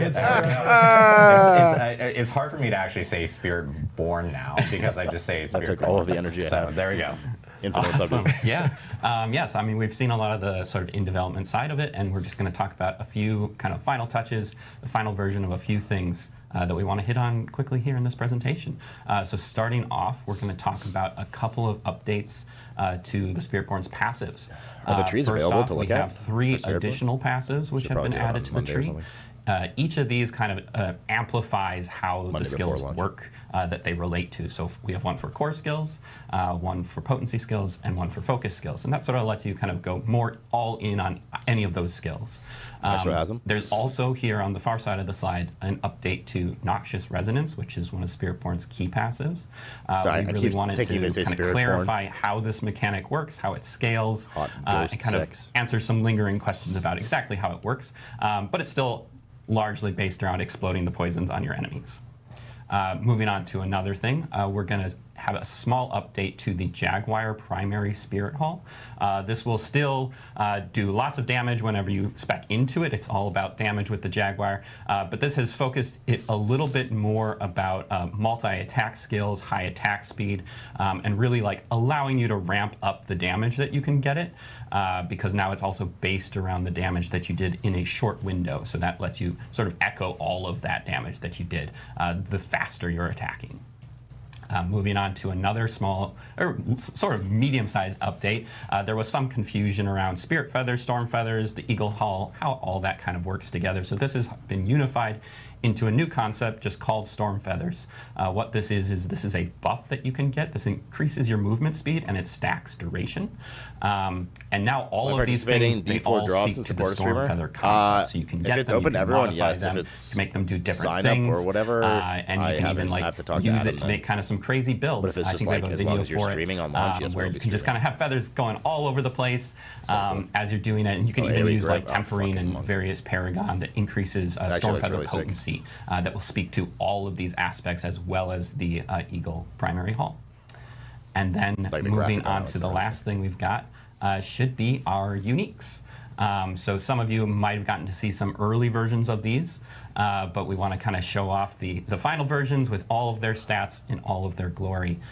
So to start off, we have 6 unique Spiritborn rings. Each of these kind of emphasizes a combination of 2 spirits and really lets you sort of tailor how you generate your resource to sort of make the build that way you're too much looking to take in because I haven't read this class yet. Then moving on to our unique armors, we showed off the Scorn of the Earth boots that turns your Soar into Evade, and everybody really loved that. A couple other examples, we've got a Craze of the Dead God, which allows you to turn poisoning, all damage coming at you into poisoning damage, and then sort of throw that back out at your enemies in the form of Touch of Death, which is pretty neat.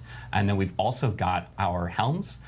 We have 2 different unique helms. One is focused more along the lines of letting you sort of mix and match spirits, like heavy-ass poison while the other one is more about kind of doubling down on using a single spirit. And then finally, we have our unique weapons. We've got several glaives and quarterstaffs.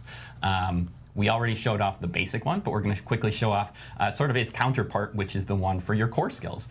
So this one allows you to sort of spam your core skills almost as if they were basics at sort of reduced damage. But when you're at maximum vigor, it ramps up to be a maximum size, guaranteed crit, just massive screen clearing version of the core skill. So we think that one's pretty fun too. And then lastly, I believe I have a slide just for, yeah, there we go. Are drop tables for the bosses. So if you're looking to target farm any of these specific ones, similar to the other classes, you can kind of farm even these, man. I haven't done these. So take a screenshot of this and go for it. I haven't done a lot of these Ubers. Like I don't know what the fuck they do. Yeah, tons of updates. We've done so much internal testing. We've heard a lot of feedback because we had that deep dive blog. We've seen people theory craft. We've seen people actually play it at Gamescom. We've had a couple content creators like during the Spiritborn live stream and even during our kind of a preview event, they actually got to try it out and stuff. So hearing all this feedback and then applying some of the feedback and some of the internal feedback that we ended up getting and seeing all the changes here and updating everyone has been really cool to see. So thank you again, Bjorn, for walking us through the Spiritborn. The class is incredibly fun. Day one is what I'm playing for Vessel of Hatred. I think most of us are, but it's a ton of fun to check out. Next up, what we wanted to talk about is Kuros Undercity. This is actually a feature that we did announce with Gamescom, but we didn't really get a ton of opportunities to really kind of dive deeper into what Kuros Undercity is. So, Derek, you want to take us through this? Yeah, absolutely. So. The Kuros Undercity is a brand new dungeon experience that our Vessel of Hatred players will be unlocking throughout the course of the campaign. It's appropriately located in the new capital city of Kuros, but it's the part of town that's not recommended that the standard citizen venture into. It's a section of the Kuros town that is still infested by the jungles of Nahantu and kind of overrun with the worst of the worst. It's Nahantu's most wanted inside the various districts that make up the Undercity. Throughout the course, as players are unlocking it, they'll meet a new character named Seahek that kind of teaches you the laws of the Undercity and how to commune with the spirit flames to traverse its treacherous depths, basically. So that's kind of like the narrative setting for it, but let's dive into the actual experiential standpoint, which we see here already. So the Kuros Undercity is an intense, multi-floor, time attack dungeon where players will be racing against an aggressive countdown timer to reach the district boss with as high of a rewards upgrade meter built up as possible and try not to let that timer expire. So fun little novel wrinkle here is that killing certain monsters we refer to as afflicted will give you time bonuses to extend your time in the Undercity. And just killing monsters in general and completing dungeon activities will build up this reward upgrade meter referred to in-game as attunement. As far as the Undercity's role, it's one new novel leveling content, but its power really comes into the fact that it's brand new opportunistic content that allows players to make very efficient, very specific progress towards rewards goals as the opportunities arise. I'll dive deeper into that in the next few slides, but for now, just want to kind of set the stage that the Undercity does not necessarily have any objective aside from get to the boss, beat the clock, and do so with the highest amount of rewards upgrades built up as possible. How the players go about doing that is entirely up to them, because this is, again, a dungeon that celebrates autonomy, flow, and variety. You're saying too? This is a good example we were talking about earlier. When we're looking at the new modes that we have, we want that player agency to come back to the player. Yeah. Play your way. And I think this is a perfect example of that. Yeah, absolutely. So let's dive into the next slide here. Cool. So I mentioned opportunistic content. And this is where the Undercity's primary role in the reward structure is. So we have dungeon keys that grant you access to dungeons. The Undercity's version of a dungeon key is in the form of tributes. So you can hop into an Undercity run without a tribute, just do the thing, the base run. But when you start applying tributes, this is where we allow you to define the specific reward upgrade opportunities of your next Undercity run at the cost of increasing the run's challenge. So you can see an example of a tribute here. This is the Tribute of Radiance.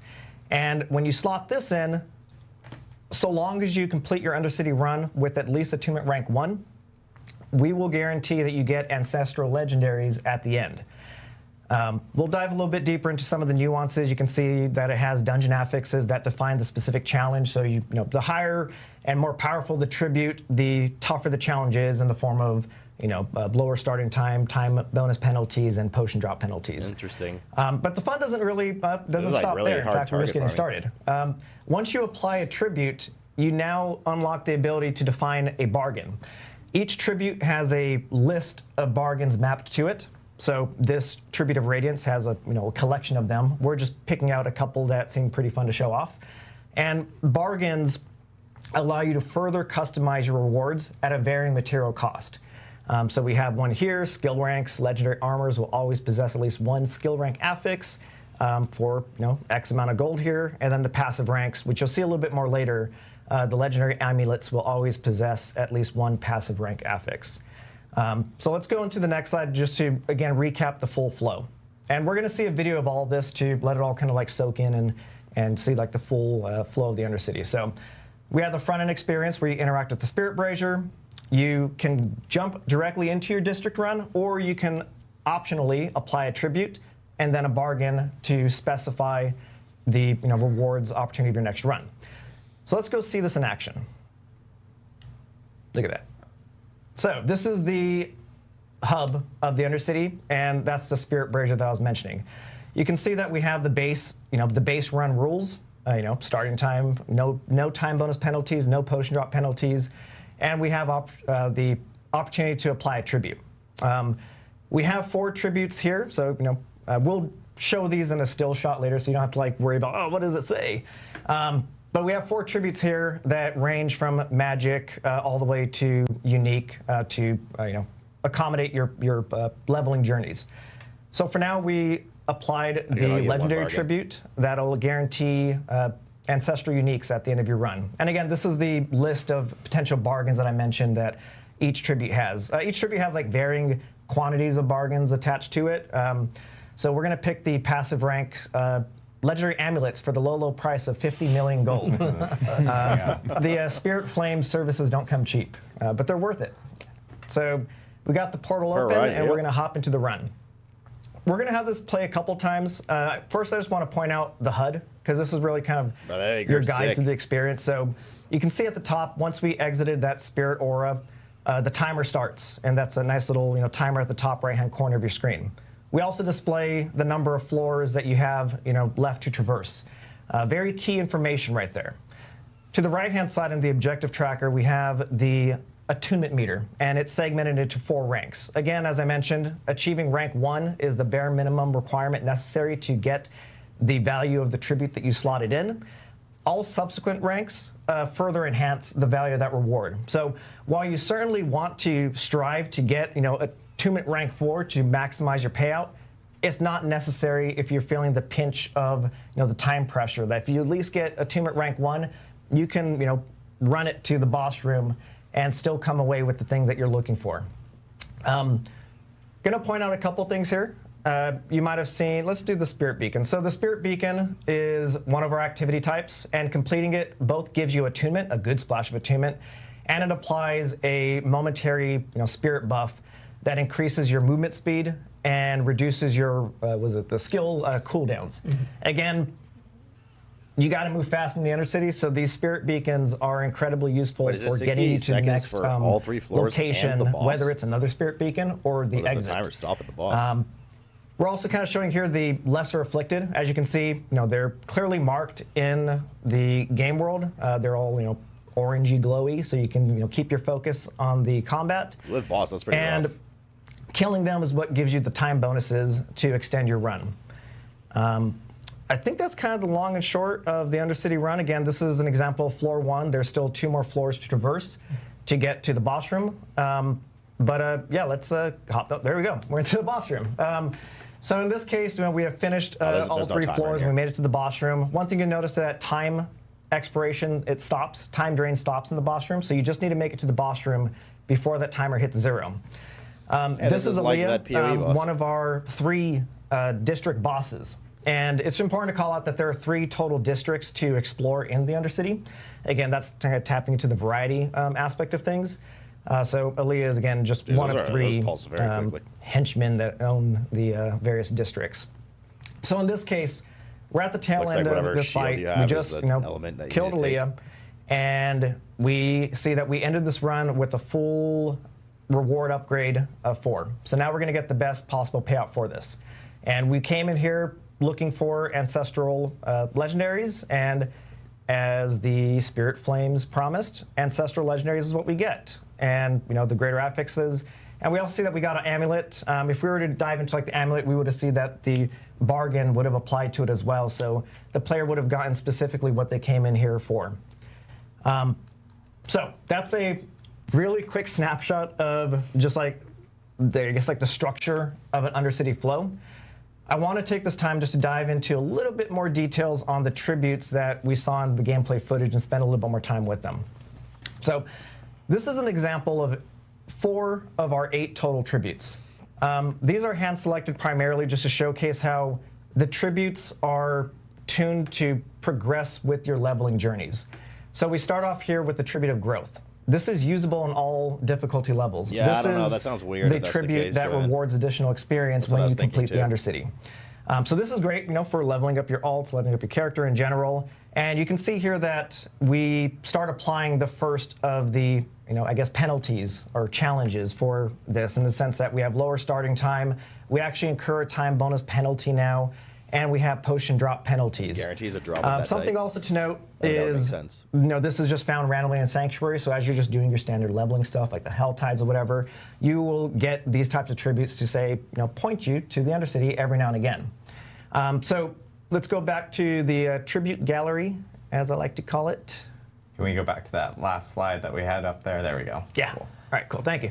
And then we get to, from there, it just gets progressively more challenging, but also progressively more rewarding for the players. So Tribute of Harmony rewards guaranteed runes. This is a Torment tier difficulty. And you can see, we just amp up the challenge with each one. The Tribute of Radiance is the one that we just saw in action, that we guaranteed ancestral legendaries. And the Tribute of Ascendance is an example of kind of like the cream of the crop tribute, unique tribute that guarantees several uniques with an increased chance of a mythic unique. Interesting. And I just want to call it out here that I know that the last 2 tributes say that they're resolute tributes and they only apply rewards to the player that offered it. We do have variants of both of these that work in party. So that whole is covered. The rest of the tributes that don't have that distinction, they reward everyone in the party. It's just these last 2 that kind of had that little asterisk on it. Why even add that? I don't understand.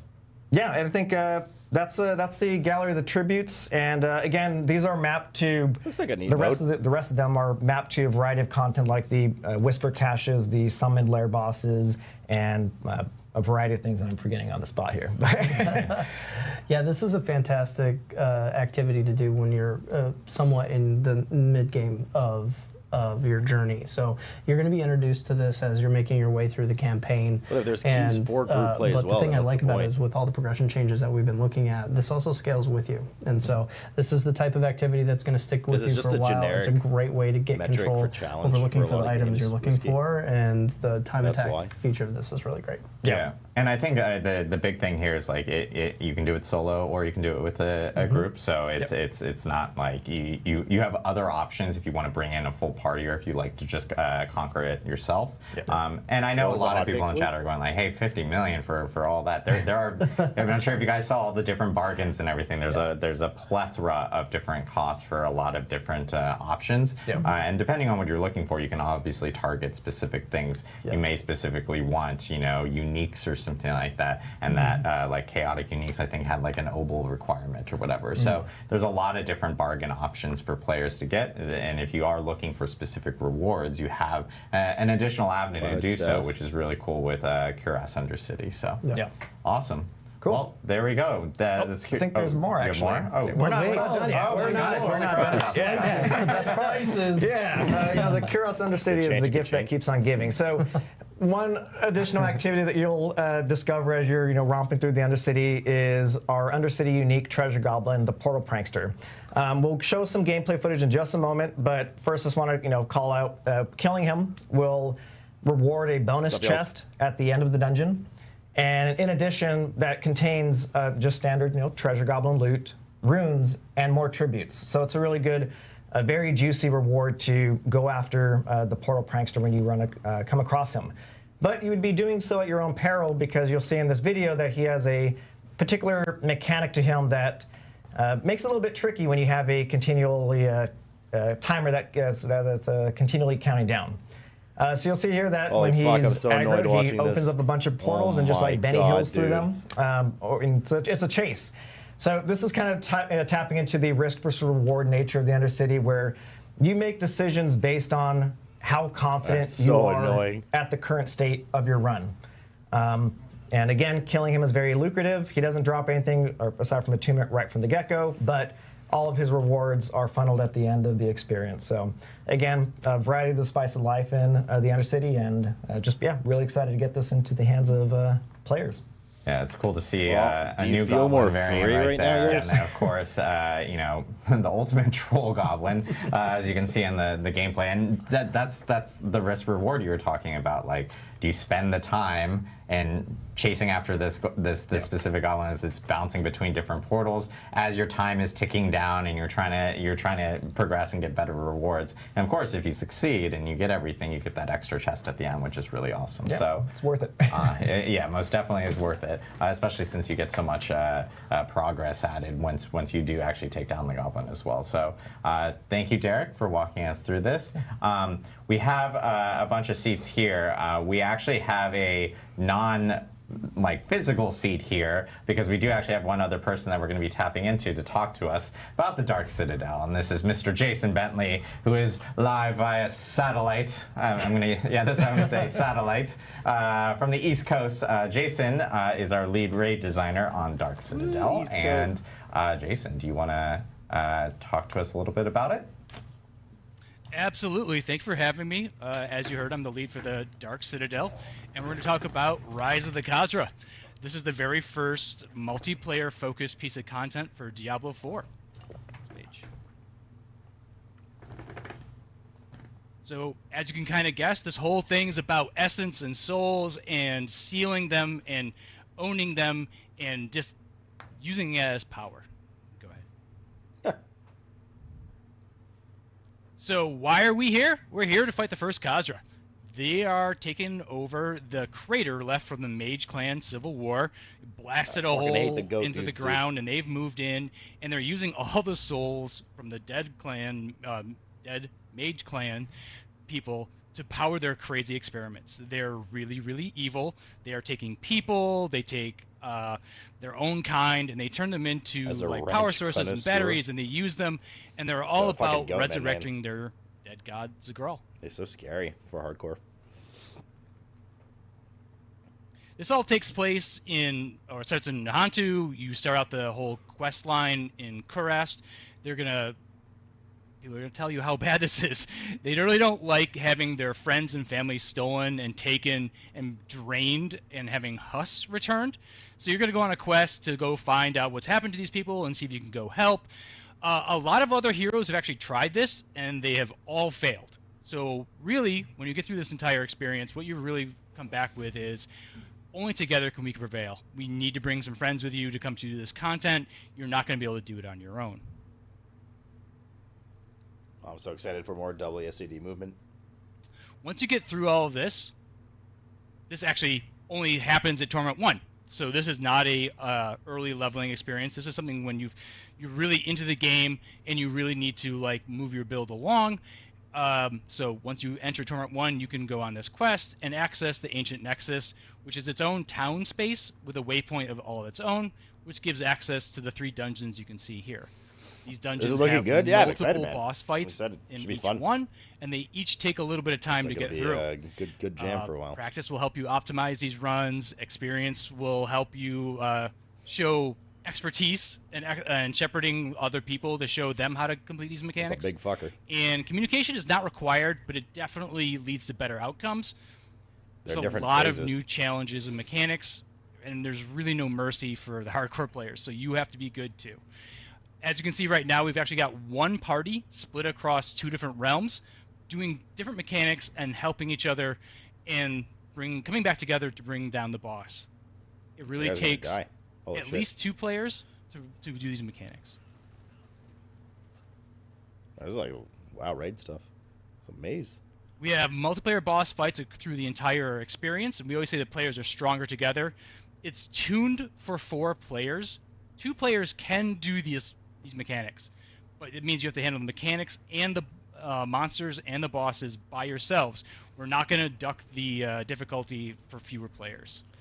I don't know if I'd go rogue right away if I die. Lots of crazy mechanics going on. It's more Spiritborn sucks. Relying on each other to get through all of this. I'll go back to rogue. There's a lot of hero moments in this content. The best moments we had when we were playtesting this is somebody's dead and the other person's running around and they click somebody's the dead switch on hardcore, or they res their friend right in time to jump through the portal or kill the boss, and everyone's just screaming and having a great time. Right, it's really fun to work together. It seems like a no-no and for hardcore. See those moments where like depending on your party members, it seems sketchy really as fuck. pays off. Looks kind of cool though. We also have an exclusive monster family for the Dark Citadel. These are the newest, smartest monsters you have met. These are the first Khazra. They're pretty evil people. Shout out to the first Khazra monster family team. They did a great job on all of these guys. They are awful. They're decadent. They're sophisticated. They use a lot of magic. They do a lot of crazy things to like bring down the party.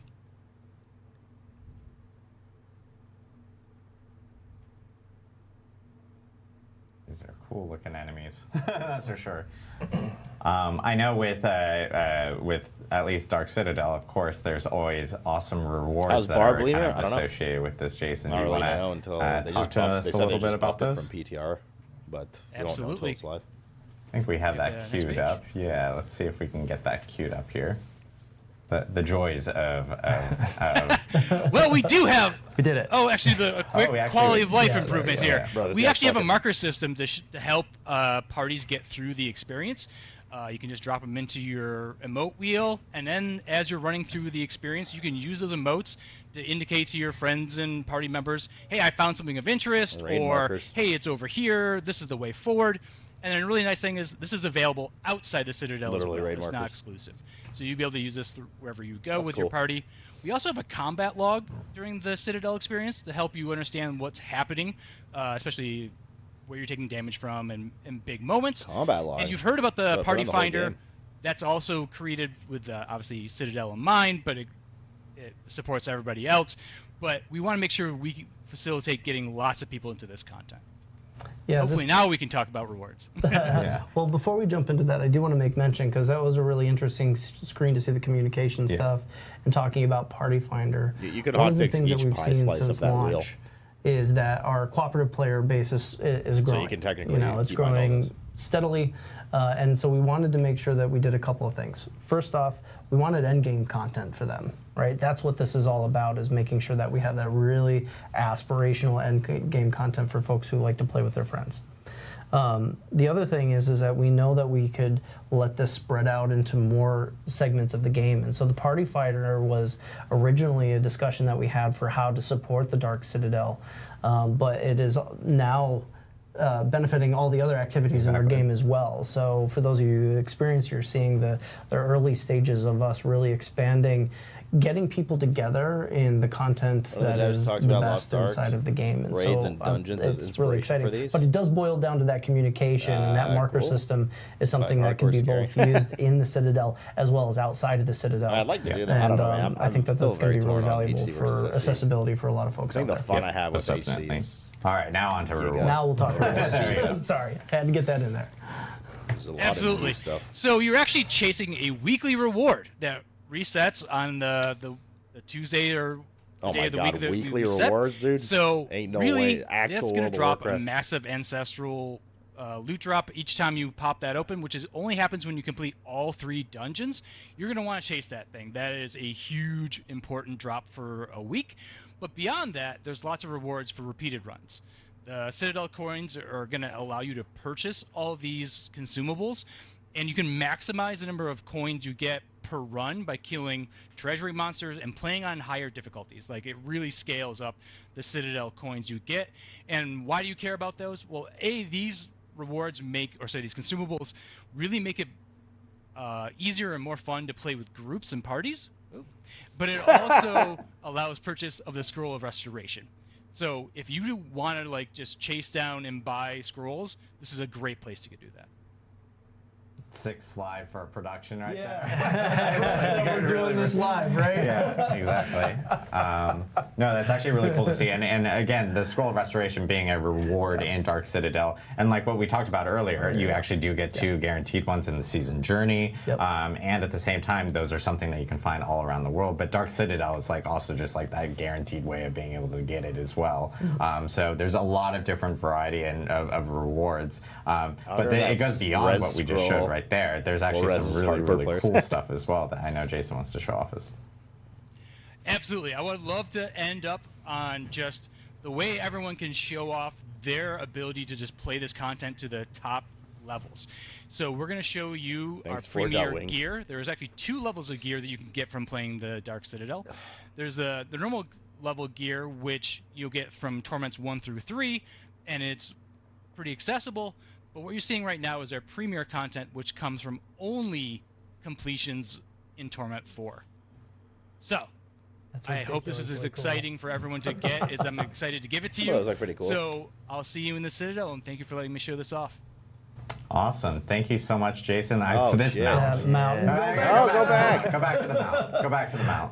I know you were probably like, oh, we got to scroll through everything. But, okay, there we go. Got the mount is sick. See, scroll it. There we go. Doing live. Okay, yeah, the mount is sick. That's something that I think a lot of people are going to be kind of like chasing after for sure with the Dark Citadel. Jason, thank you so much for walking us through that. Really excited for it. And what's cool is, like, as Jason mentioned, Dark Citadel itself, like, you can do it with a group of 4. You can even attempt to go for 2 people. If you're really skilled, you have that option of being able to do it. The Party Finder feature now being part of the game now. You can actually access Party Finder, find other people that may want to jump into Dark Citadel and group up with them. And of course, we have the additional communication tools with all the different pings that you can end up using and markers that you can end up using to help kind of guide that whole entire group there. So lots of cool stuff coming with Dark Citadel, really cool endgame content that's coming to Vessel of Hatred. And I can't wait to see people jump into it. Like, can't wait to jump into it myself. 2 players hardcore and your buddy dies. We have one last topic that we do want to talk about with Vessel of Hatred, and that is our Mercenaries feature. That is something that we did announce during Gamescom, but we do want to go into a little bit of a deeper dive today on that specifically. So Brent, Dan, do you guys want to take us through Mercenaries? Yeah, just to kick it off, you know, Mercenaries is one of those legacy features that you've seen in multiple Diablo games. And when we started talking about this very early on, we're like, what is the approach that we can take that really complements everything else that we're doing in Diablo 4 that is different? Obviously, we've been touching things like itemization, and we've been doing a bunch of reworks on class builds.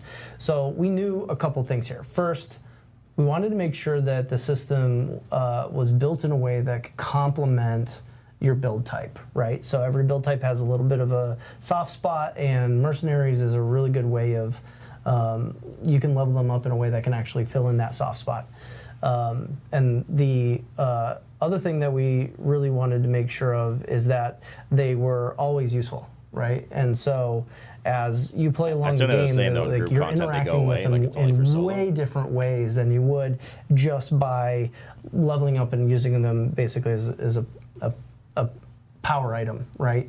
And so the way that we folded this in is far more robust than we've seen in other systems in the past. And yeah, I can't wait for Dan to show it off. Awesome, yeah, let's dive into it. So I think we can go to the first slide. Awesome. So we announced these characters at Gamescom, and these are the 4 mercenaries that you're going to meet as you play Vessel of Hatred.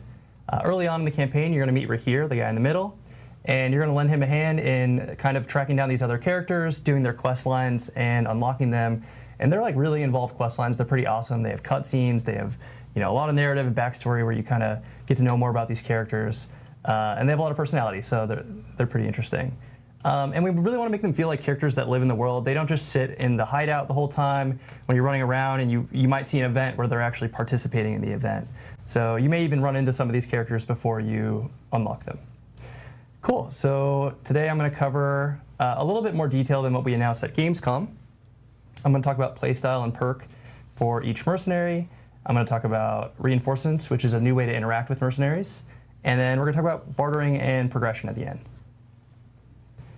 All right, so I'm going to talk about the playstyles for each mercenary. And to start, I want to just show an example of a skill tree. So every skill tree for a mercenary, at the very top, the starting node is their perk. And this is a passive bonus you get whenever a mercenary is hired into your party. And they're pretty awesome. They're really powerful. Hopefully when you hire a merc, you feel like they're changing the way you play. And then every skill tree has 6 skills and 12 upgrades. So let's dive into some examples. So for Rahir, he's really like the tank if you need someone to help protect you. And his skill tree is kind of split up into a tower shield, which is about getting in the thick of battle, tanking things for you, taunting. And he also has a round shield, which is sort of themed around being a holy protector. So the top node that you start with for Rahir, and this is when you hire him to your party, is Valiance. And what this does is basically if you take a lot of damage in one hit, he's going to fly in, negate that damage, block it for you, and he's going to knock down enemies. He's also going to grant you unstoppable. Wait, what if it's a one shot? Really save your life. So here's an example where this beast is going to hit me, and these guys hit pretty hard. So here comes, boom. So Rahir kind of leapt in, he negated that damage, and he knocked him down. So that's awesome. Well, what if the damage is a one shot? Is this a 30-second cheat gravitate death? towards this unless they are risk takers. So definitely a very powerful perk. Cool. Let's talk about some upgrades. I think we skipped ahead a slide. If we want to go back split the damage. It says negate the damage. There we go. Cool. So here's some upgrade examples on Rahir's skill tree. The first one, Draw Fire. We're going to show a video in a second. Whenever I use a healing potion, Rahir's going to taunt enemies That's basically auto use near on him. HC. So if you're in danger, you need health, it's going to help save you. Iron Wolf's Virtue, when Rahir's Valiance is triggered, he heals you, and his cooldown's reduced, so you can just get it to happen more often. And he has a shield throw, which some D3 Crusader players might love, where he chucks his shield, it bounces off some targets, and this kind of marks them, so you can sort of play whack-a-mole, and if you hit those targets, you'll get healed back. So it's another way to keep yourself alive. All right, cool. Let's check out an example for Draw Fire. So you're going to see I use my potion. The UI would help you show that, but yeah, I used the potion right there. Rahir taunted everybody. Sweet. I did not die, and I'm happy.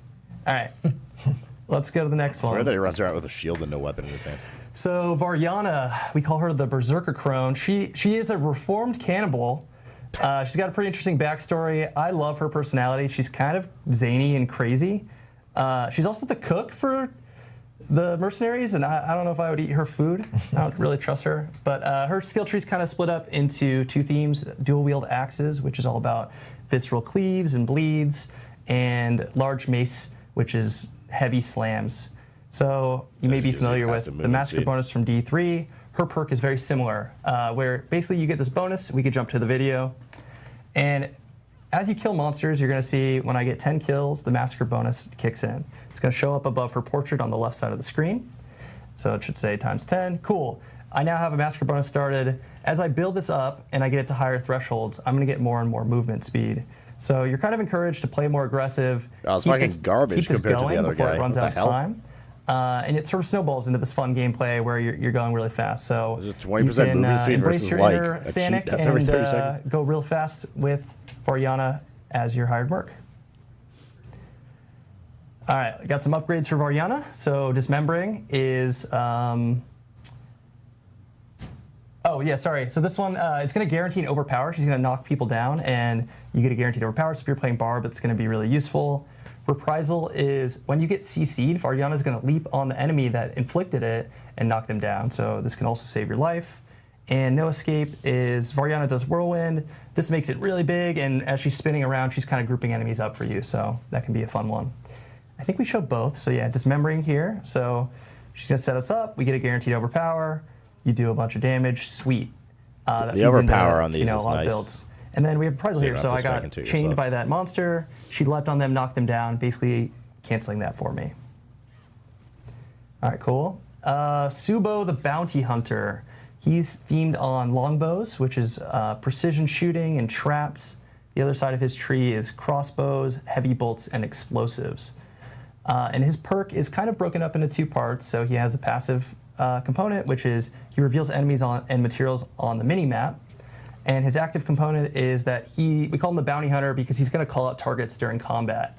And if you kill that target, you get a bunch of resource back. And also, the more you do that, the more often he's going to be casting Seeker. So you're kind of trying to keep this up where you want to make sure you're killing his targets and spending your resource before you do so. And this lets you just cast more abilities, which always feels great. All right, let's check out an example. So I'm in town. I'm going to walk out here with Subo. And you can look at the mini map, top right, and it's starting to populate with herbs and ore veins, and you'll see all the monsters on the mini map as well. So that's kind of his scouting component. And sorry, we're gonna have to loop this one because I talked too slowly, but he also is marking a target, and you saw when I killed them, I got a bunch of resource. Yeah, I know a lot of people with Subo, especially because the fact that he highlights like ore veins and things like that are pretty huge for people, especially with all the changes that we're adding to like how materials can also be used to maybe craft like legendaries and stuff. Yeah, so, seems shit, dude. Seems shit. Kind of like, he's just trying to talk it up. That's a shit-ass passive compared to the other It ones. definitely embraces, I think, what Brent was talking about too. I mean, where like the shield guy is mercenaries are really about utility, probably not even and they for kind of just add hardcore. choices that maybe unless their you wouldn't passive necessarily nodes like pick do on a your shit ton character, of damage, but or they their help other you just nodes. kind of like fill gaps in your build, or maybe encourage you to do, have more diversity in your build. Maybe they expose There's new an egg options on the for you, minimap? so it's pretty interesting. Hello, it's me. I'm the enemy. All right, cool. We're going to show off some Subo upgrades. So first we have Share a Drink, which is whenever he throws his Molotov, there's a chance for him to drop a healing potion for you. Mastermind, Subo's Wire Trap, and Trip Mines gain 60% size. And then you and Subo both have increased crowd control duration. Thrill Seeker is going to reduce cooldowns for every monster hit. So here's an example of Share a Drink. He threw a Molotov, he dropped a potion for me, and that can just help you more consistently get potions, which could definitely be useful for a lot of players. All right, Aldkin. This is definitely a fan favorite. We call him the Forsaken Child. His tree is sort of split up into two magic types, Fire Magic, which is all about burning enemies and making them suffer, and Shadow Magic, which is haunting souls that kind of like apply dots and spread to enemies. His perk is dependent on what your skill tree choices are. So if you're on the fire side of the tree or the shadow, you will get different buffs and debuffs. So every once in a while, he's going to turn into a demon of one of those forms. If he's on the shadow side, you and all the enemies around him become vulnerable. If he's on the fire side, he's going to make it so all your direct damage applies burn to enemies, but it's also draining your resource. So he's really themed around this Kiss Curse mechanic, and whenever this happens, it can be a huge benefit, but also there's some downsides. So everyone's running the shield guy, right? All right, cool. So he's casting some fire skills. We're going to see Aldkin on the left. He's turning into a fire demon. This gives him a whole new skill set. He's got immolation. He's burning nearby enemies, and he's helping kill everything. And then you can see when I'm doing direct damage, it's applying burn, but also my resources draining. This is if I'm on the shadow side. He turned into a shadow demon at the top. He's going to do a cool ability where he pulls everyone into a line, lines them up for you. That always feels really good. And yeah, in that one, he's making everyone vulnerable. Sweet, let's talk about some upgrades for Aldkin. So I think this will be a lot of people's favorites. Ember's Gift, whenever he casts Firestorm, if you stand in it, you're getting 33% of your primary resource per second. And we're going to show a video of that in a sec. Terrify, he does Haunt. Yeah, thank you. He's got 30% chance to apply invulnerable to enemies, so another way to get keywords applied to things. And Burning Chaos, that's his ult. Whenever you cast your ult, it resets his. Wave of Flame is really cool. It's this giant fire wave that destroys enemy projectiles. You can kind of like run with it and fight inside of it, and I've seen a lot of people get use out of that. Cool, okay, let's check out Ember's Gift. So he's gonna cast Firestorm, and look at my resource. It's just flying up really fast while I'm standing in this area. To be fair. So it's a good way to kind of have this happen, and then you just get to spam a bunch of abilities and murder monsters. So yeah, here's a quick example of, we do have a lot of keywords and ways for mercenaries to utilize them and spread them to enemies, so that can help with a lot of builds too. Yeah, it's nice having an option to like add vulnerable to more enemies, especially like AoE, doing AoE or anything like that. So yeah, really cool to see. I know, of course, there's other mechanics with mercenaries that we did want to talk about. So Dan, do you want to jump into how reinforcements actually works? Yeah, let's talk about reinforcements. So I guess before I explain reinforcements, there are two methods of using mercenaries. One is hiring them, and that's for solo players. So if you're playing solo, you're not in a party, you can hire a mercenary. everyone at all times can also have a reinforcement. So if you're in a party, everyone has a reinforcement. If you're solo, you get both. And if you're playing solo, they have to be 2 different characters. So your hired mercenary has to be different from your reinforcement. Oh, okay. All right, what the heck are reinforcements? So reinforcements are a new way to interact with mercs where you can kind of call a mercenary into battle, have them perform a skill at an opportune moment, and you get to sort of control when that happens. And this reminds me a lot of like old school fighting games where you can kind of cast an ability and a character will fly off screen, he'll do something really cool. Hopefully that helps fighting you games a where like lot, a second character comes in and supports you. I think very much inspired by that. Yeah, it's like assists. They jump in, they do something, and then they like pop back out. So it's really cool. So you're going to choose an opportunity, which is when does it happen? You could link this to any of your action bar slots. So you could say, hey, when I press 1 and I teleport, the mercenary does this skill, and then you choose a skill that you have unlocked for that mercenary. All right, let's check out some examples. So this one's quick. I'm going to cast teleport, and you'll see Rahir appear. And then he sort of flies in battle. He does this triple slam. He groups everyone up. Grouping enemies up is always good. Thank you, Rahir. I drop a meteor on their head. In this one, we cast Bone Prison, and Oldkin shows up and casts Firestorm for me. There's going to be a lot of combinations here, I think, with all the different player abilities and all the different do you gear your mercenaries in this skills. One too? So I think it'll be really interesting to see how players utilize the system. You can use it more defensively or more offensively, and hopefully you agree, a lot of the skills give you added utility. So I think there's a lot of opportunities here to mix and match. You want to play LE? Cool. Another thing I'm excited about that is that the system is built to grow. And so our ability to add more conditions in which you bring them in and continue to grow potentially the powers that we could see too. It's a very robust system that can go a pretty long way. So it's great. Yeah, cool. Awesome. And I think finally we want to talk about some bartering. Yeah, we're going to talk about rapport, which is the progression, and then bartering, but they're all, it's all tied together. It's all one unit. We're good. Yeah, so rapport is the progression for mercenaries, and we could go ahead and jump to the first slide. So this is what the rapport looks like. You may be familiar with this type of UI. In this example, we're rank 5. The first 4 skill ranks are how you get your skill points for the skill tree. We want you to unlock all the cool, fun abilities for mercs pretty quickly and up front. After that point, it's all about upgrades for bartering. And bartering is, we're going to show it off in a second, but progressing your mercs improves the bartering system, which is kind of a way to trade with mercenaries at the hideout and get really useful items. So the very last rank, we hovered over it quickly there, you can actually repeat the very last rank for mercenaries and continue to earn the currency. So if you say, hey, I really like Oldkin, I don't want to level anyone else up, you could just keep playing this character and you'll keep getting resources. Hopefully we're encouraging you though with these upgrades to kind of rank up all your mercs and keep making bartering better. All right, let's talk about bartering. So at the hideout, you can talk to Fiera, and supposed to be? I don't know, she will pull up a UI where you can trade for items. There are a lot of legendaries, stuff, so I can't imagine that long. And as you upgrade your mercs, you're gonna basically increase this list so you can find more interesting things. Hopefully, you can find some really cool legendary items that you're excited about. As you upgrade your mercs, you're gonna get more chances for legendaries, and each mercenary has an aspect category associated with them. So Oldkin, for example, gives you resource aspect caches. No, but I can't imagine so if you level up Oldkin, that has a chance. Instead of getting a resource legendary, you're going to get a resource legendary aspect cache. And in this case, we open one of those caches. Sweet, I got a bunch of items.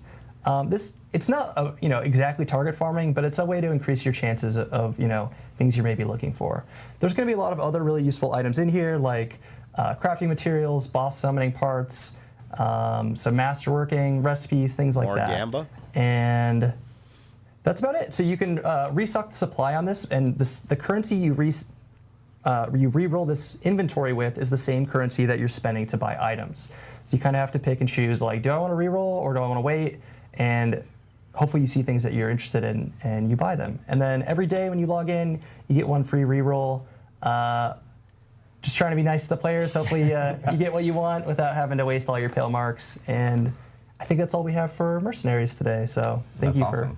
Yeah, I love hearing about the bartering system because it's just another avenue for hey, if I need masterworking materials or if I need boss summoning materials, I can literally go and check and see if I can barter for it now as another opportunity for getting those specific things, which is really, really cool to see. So Dan, thank you very much for walking us through the mercenaries coming to Vessel of Hatred. And so everything that this group actually talked about here, this is all exclusive to Vessel of Hatred. So with the expansion and anyone who actually ends up purchasing the expansion, they'll be able to access all the different features that we talked about, from Spiritborn to Cuirass Undercity to Dark Citadel, and of course the mercenaries. So lots of stuff in the expansion specifically for this. That we're all excited for everyone to jump into.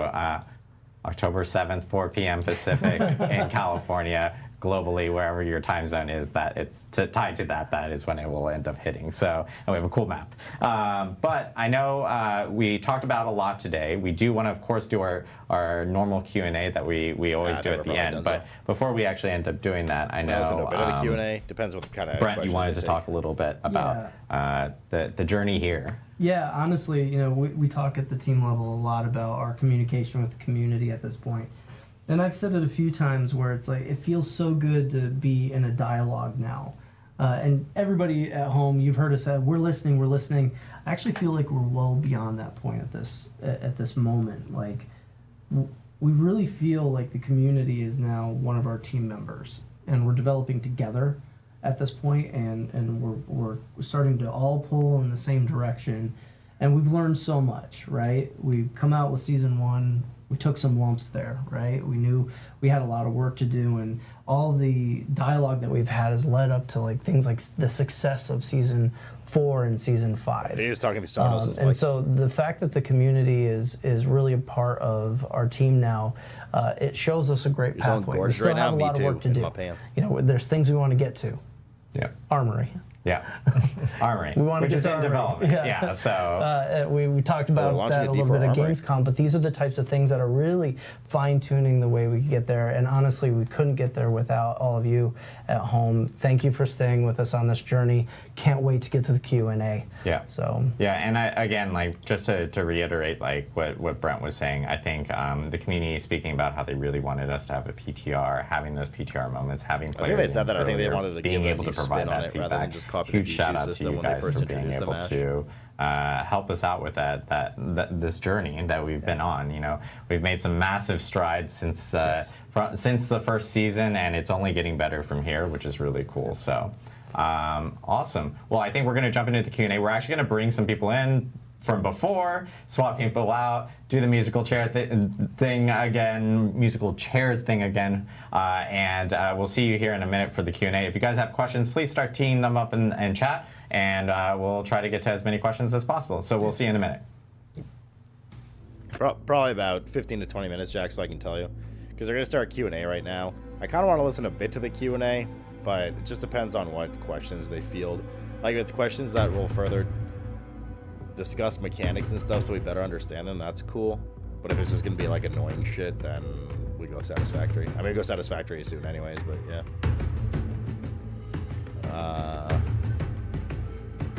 But either way, we're on the tail end here now. I need to eat some food, bro. I haven't, like, eaten anything today because I don't have appetite. I had a bit of watermelon this morning. That was good. Skip Q&A? Yeah, we could.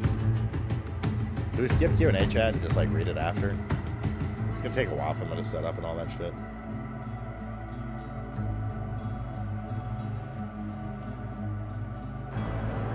Skip Q&A, we'll just go to Satisfactory. I sound way better. This is the worst I've felt in 3 days, though.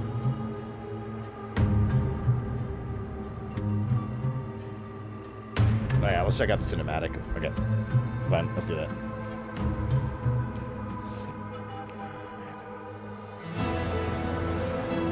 Pretty good though, man. Honestly, I'm pretty excited. Like, legit pretty excited. I think it's gonna be a lot of fun.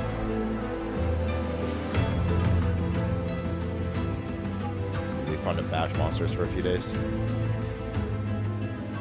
Should take off a day and rest then? Yeah, probably. Well, on Sunday for sure. We'll take a day off. Looks pretty good, man. Looks pretty good. Okay, let's see here.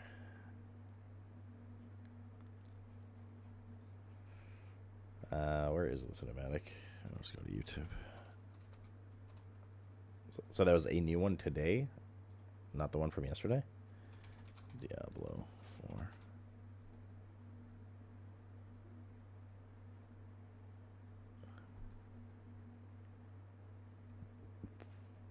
I don't see one from today. I see the one we watched yesterday. Live action trailer. Cinematic trailer released. Spoiler. Oh, I see. The cutscene reveals information about several key characters in the Vessel of Hatred story. Okay, well, apparently you've been warned. Big spoilers. Spoilers. So, spoilers. Come back in like 5 minutes or something if you don't want to be spoilered.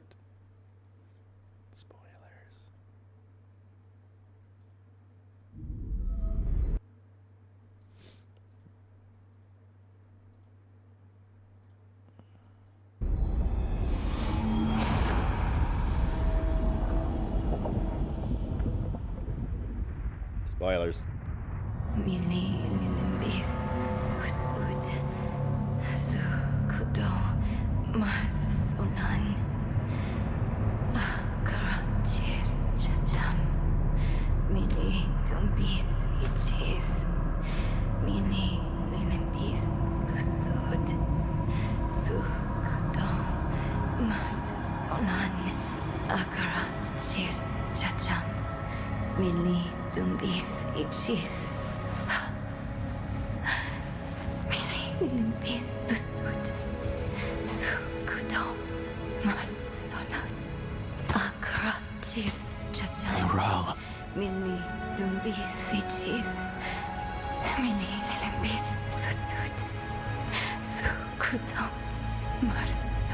What has Mephisto done to you?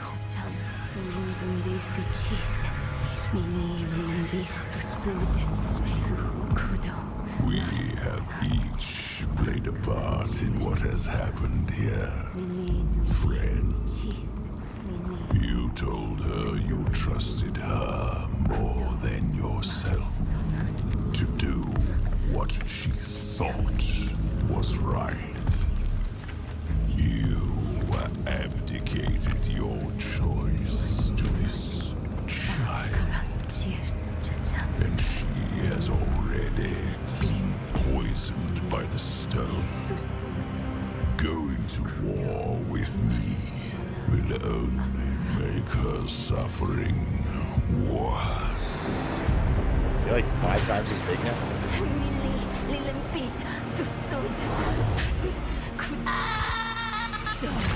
Man, that limb splitting scene.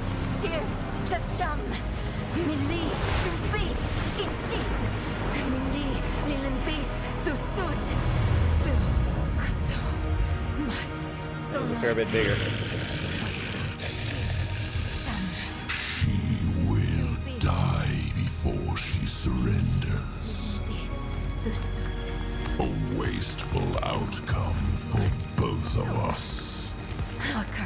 How long do you think she can survive?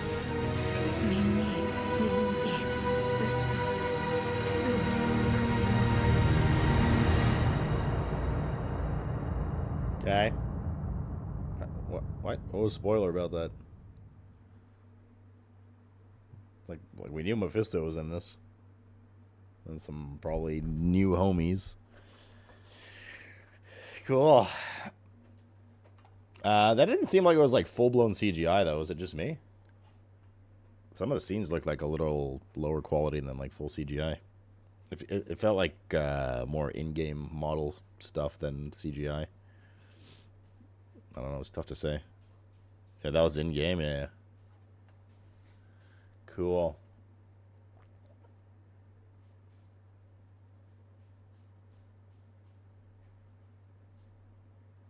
The bald guy in the beginning looked worse. Excuse me. What did you say about me, brother? It was in-game cinematic. Okay. What's up, Deadman? Yeah, I'm excited, man. It's gonna be fun. It's gonna be fun. We'll probably just play on hardcore, and if we die, we die. Like, it is what it is. I mean, we're probably going to, right? It's just new systems, new class, new bosses, new, like, everything's brand new. So we're gonna get fucked a little hard, but I think it'll be. I don't like. It's like WoW, you know. Like, playing one class at a time slowly and shit like that is just not fun for me in WoW. And like, I'd rather have the risk of dying in D4, but like play it with that risk and intensity than like just face roll on softcore and not care. The only other thing I might consider is like medium core. So like still try not to die, but go softcore, but that way you don't like lose everything so you can see shit. Like my only concern is like I want to see this stuff, but like I'm like, bro, like Citadel's like giga scary. Like doing Citadel on hardcore, like hell no, dude. Like no, unless you have like some really stacked friends that know what they're doing. But yeah, we'll see, man. We'll see. Looks fun. Did you guys hear that yell? I do want to read the Spiritborn stuff at some point, but we'll probably do that on like Saturday or Monday, something like that. That's the plan. Alrighty. We have work to do. You did hear him? Well, it's because it's like dead silent right now. He just pooped, so. Hi, Mr. Cat. It is your lunchtime, dude. That's true. We have to go get you lunch. We do have to go get you lunch. Let me launch the game Arena. Launch, then lunch.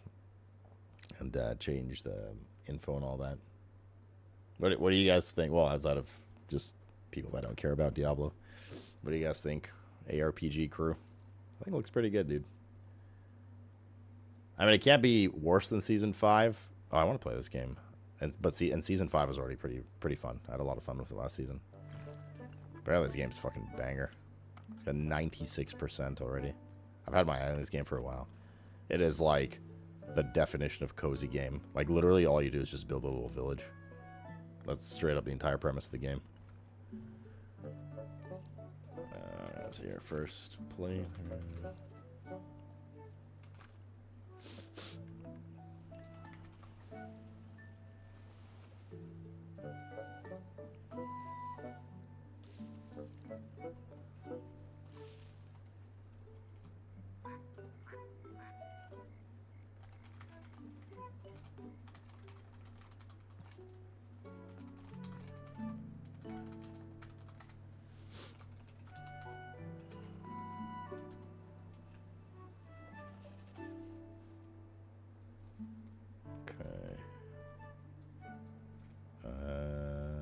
Satisfactory. Word. Play it so you feel better. You need to buy that one. Like we'll at latest almost definitely play this for what's it called? How much is it? Bro, it's $15, $16 for our cozy streamathon during the holidays.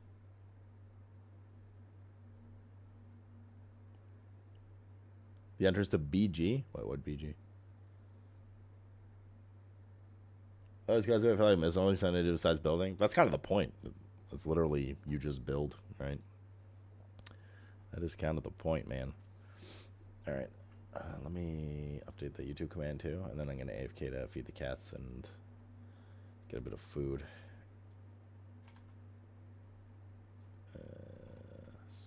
Satisfactory. 2019. That's when early access started.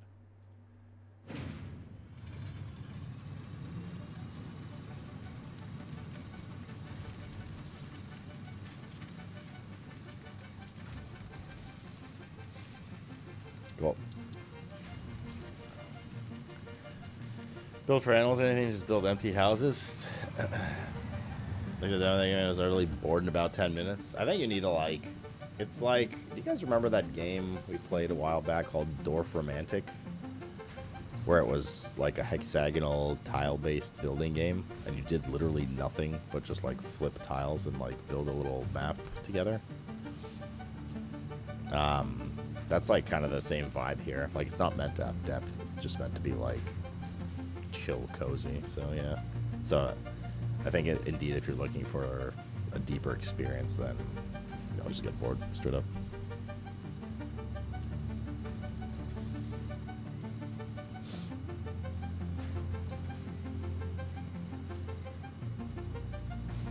Yanni, moin moin. Okay, BRB. I go feed cat and I get a bit of food. Tylenol's helping a bit. I don't feel like as shit, but yeah.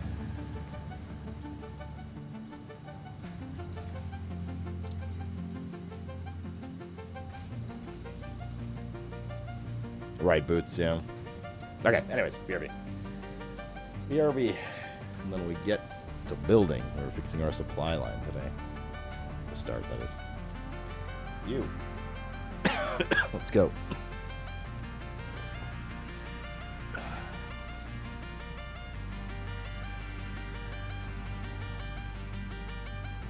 Fair enough, Jaxel. Not your jam then. You're not part of the 96% upvote.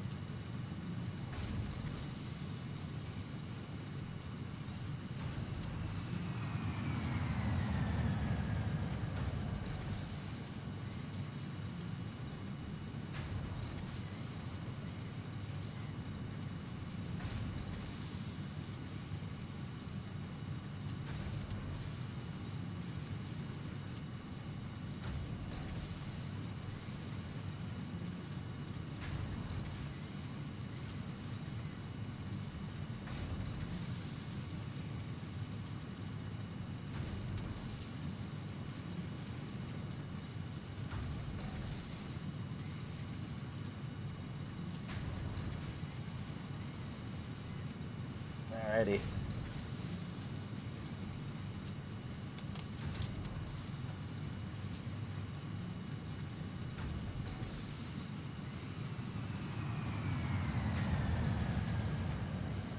Welcome back.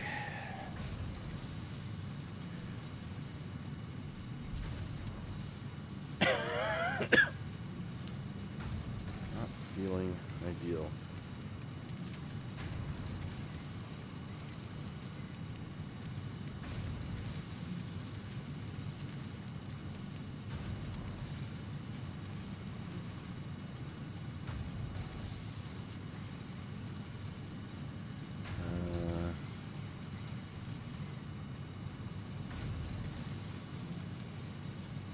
Alrighty.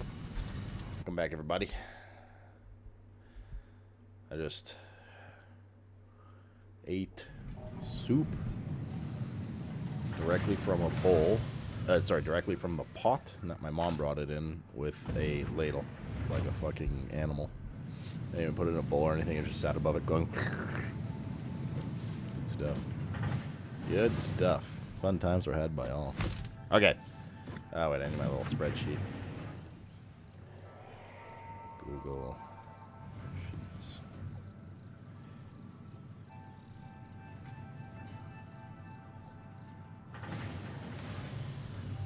Alright.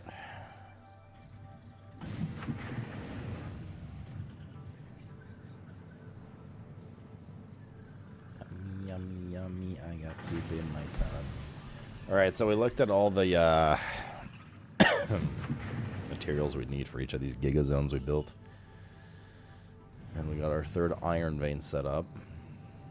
So what we need to do, okay, iron, like we have the supply for now, we just have to route better. Copper, we don't. And that is a little scary. And I think last we scanned, just at the end of the night, there really wasn't another pure node nearby, which is a bummer. There's that one that we have. There might be one down here. Yeah, these are normal. Normal. Normal. There's like a cluster there. I don't know. A little closer. Oh, the titty train's coming. Let's foomp to one of our bases. Yeah, we have to fix supply line right now before anything else. Supply line be sketchy.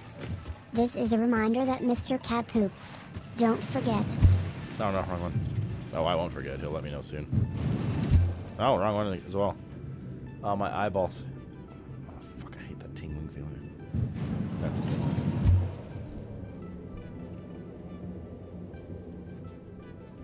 Nope.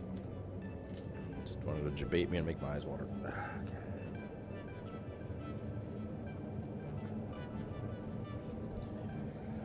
Chad, if I don't make it, please don't overfeed Mr. Cat, okay?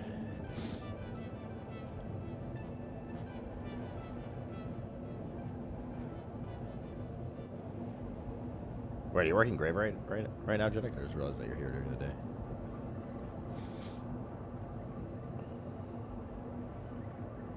What to be your hours? You're on days right now? Oh, so you're going to work shortly? Oh, it's your day off? How nice.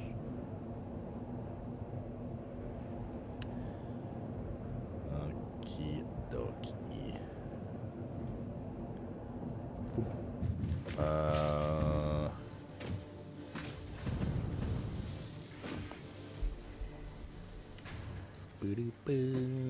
Oh, let's scan again here.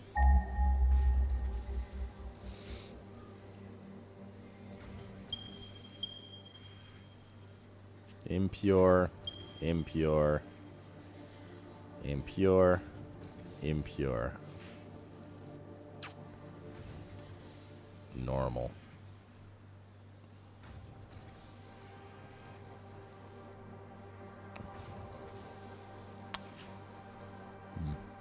Not ideal. Not ideal at all, me chatters. Yeah, Wednesday, Thursday off. Tight. You taking day off for Diablo. To see if it Diablos. What's up, Ken Tiger? Did you look at? Were you here for the D4 preview stuff. Do I need the copper? I do, because I'm using a bunch of alternate recipes with copper. 2 of them, I think. Do I really need it? And we're pretty backed up. I think we can probably get away with our current copper supply. We're 240 away. Right, we're 1 pure node or 1 200% overclocked normal node away from being fine, or like being balanced. Coal we are more than fine on, and limestone we're like extremely overcapped on. Then we just solved iron, so I mean this is like a would be nice thing, and we'll probably need it for later anyways.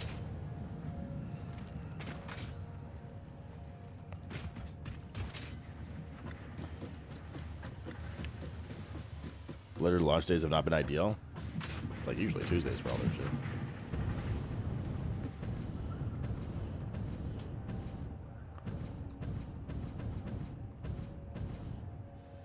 Alright, but so far it's crazy. The platform extends all the way to here on the map. Holy macaronis. We've already got that one.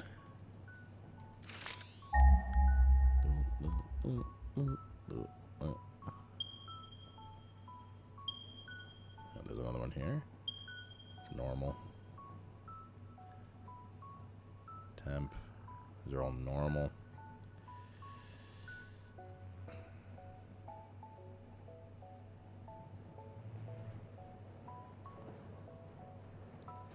I always grab a normal one, like 2 normal ones if we really need.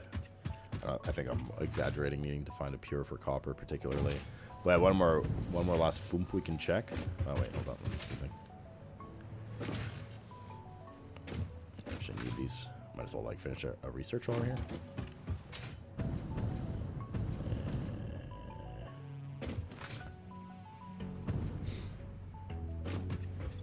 No, we're not at that level yet to have spare one. Oh, I mean we kinda have spare ones.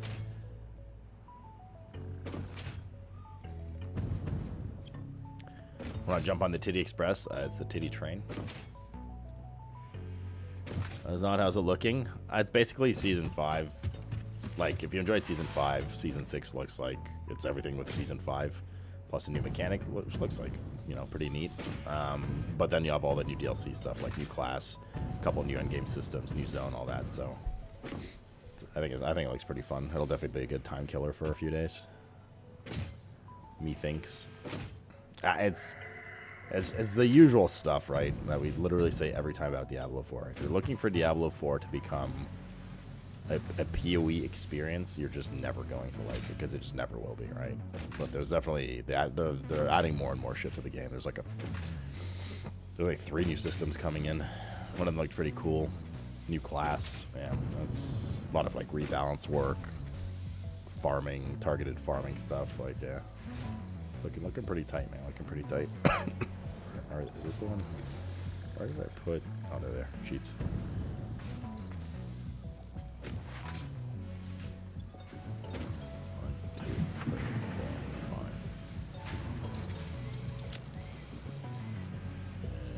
Let's grab one more.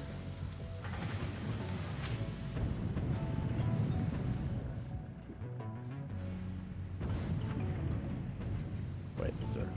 Oh, that's main floor.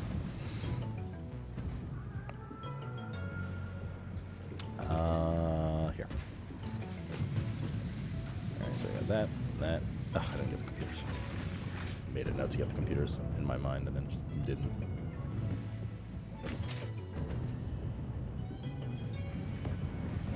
Oh, I ran out of gas. Oh, literally.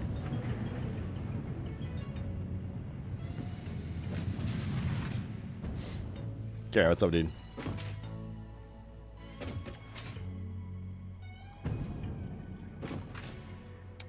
I heard you had to Mr. S4 for assassin. You can do it next year. We shall see, dude. We shall see. Where'd you hear that? I mean, well, to be fair, I've said it on stream a lot, but if you haven't been around, I don't know where you heard it. Wait, heavy modular frames be in trouble? Or is that just a limiting factor? Idle. Something's not quite right.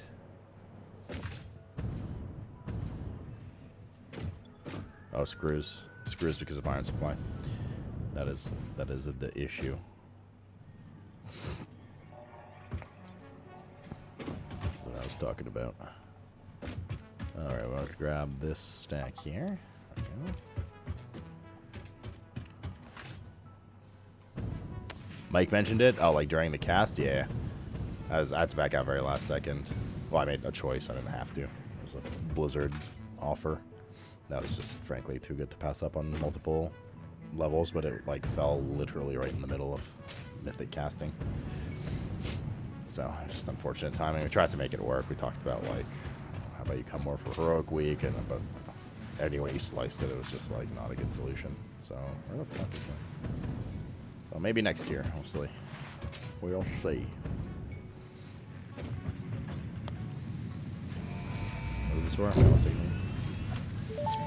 Probably next DLC. Boots. Patch notes are live. I want to read those, but not right now. Placed on train rails can control and improve train behavior. Okay. This helps to avoid events where multiple trains attempt to occupy the same physical location. For information related to earlier train events, please refer to your employee non-disclosure agreement. Yar.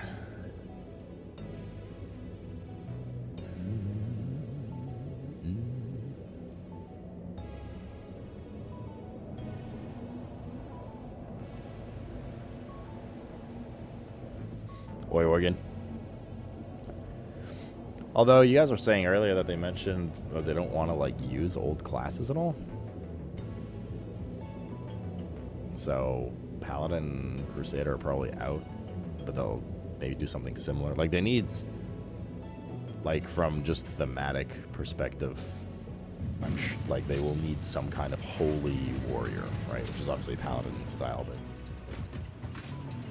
I don't know how they're going to spin it. Templar, maybe? Isn't Templar one of the followers before? This is my last hurrah for Copper. Otherwise we settle for a normal node.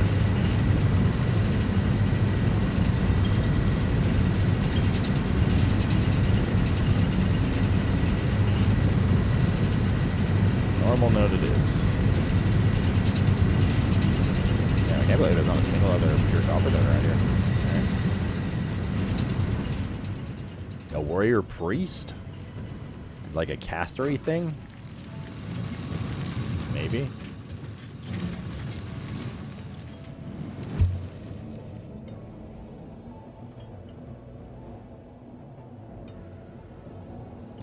Egg class? I'm not sure how holy that is. Warrior priest, you mean a paladin? Yeah, that thing. Like, I don't know how you spin holy without it just being a paladin, right? I mean, like, unironically, like a priest class could work. They do a holy caster, not a holy warrior. Monk was technically holy in D3, but if they don't want to redo the same thing, then that version of monk is out as well. Let's see where's the closest node is then.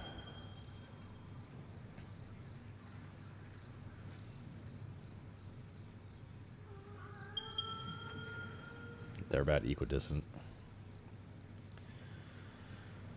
If we build here, we have 2 normal nodes, which is good because it allows for expansion. So let's go over there.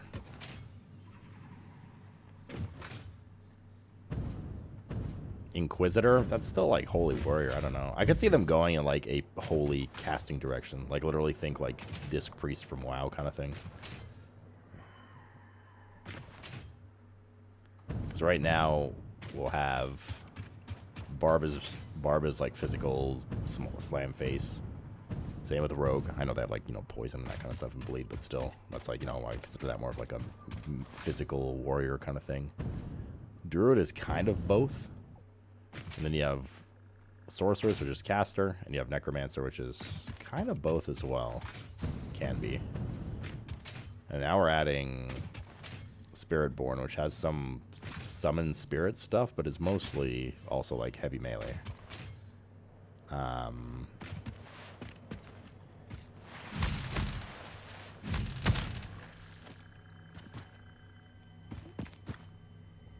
Ooh. So for balance, it makes sense that there's going to be some other heavily caster-focused thing later, maybe. Does it say from Hell Channel? I can't wait to not see you for a week next week, Lenter. But then you're still doing the VODs, lol. There's no winning. Ah, yes, but we are safe for now. You are safe for now. Oh, wait, that's the copper. What the hell is this? Is this iron? This is iron. It's actually a pretty pog starting area. You just build out onto the water. Huge flat terrain. You got copper, not pure, but you got some iron. Very poggers, my doggers. I'm just looking if there's like a ship crash that I can spot anywhere. But I don't see one. So many iron nodes here.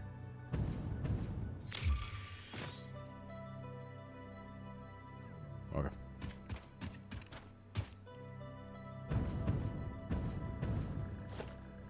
One day we'll get a Lentia to like ARPGs chat. Iron Forge.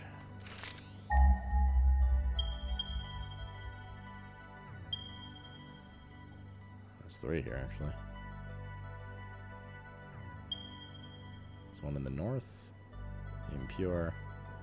Normal. Okay, we go for this little pack of 2.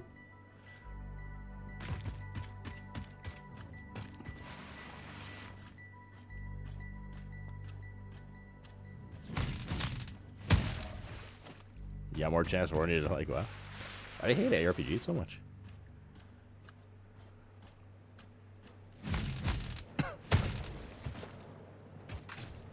Where on this doll did they touch you?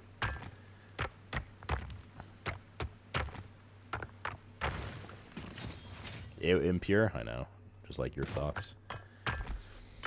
A mind goblin class? Are you just trying to put yourself into the game?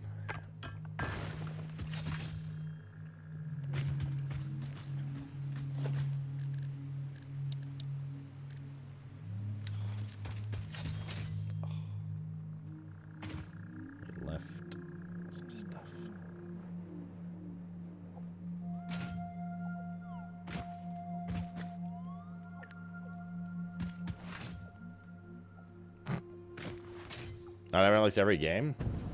Not true. Yeah, but Alentia is just like if ARPG is like vitriolic rather than just like, I'm not interested in this type of game. Only genre I have no interest in watching. Fair. Every 2 to 3 months or so, you're not gonna have fun here then. Because Diablo, Last Epoch, and PoE all work on 3-month rotation. I am a fan. I am S-fanned. I wonder what genre that is for me. That's a genre I have like literally 0 interest in. I don't know. I can't think of a genre that I absolutely won't even watch. I don't really do fighting games, but I'll still watch like some fighting game stuff sometimes. Especially like Maximilian Dude or something like that.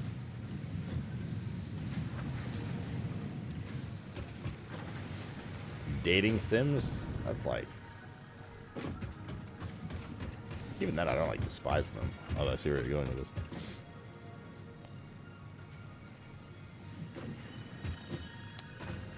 Gachas? I've been curious to try them, because I haven't gotten around to it.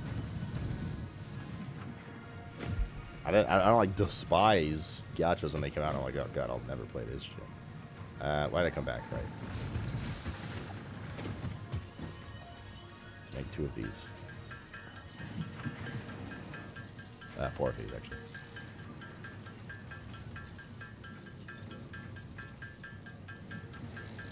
We're also going to need a lot of industrial beam.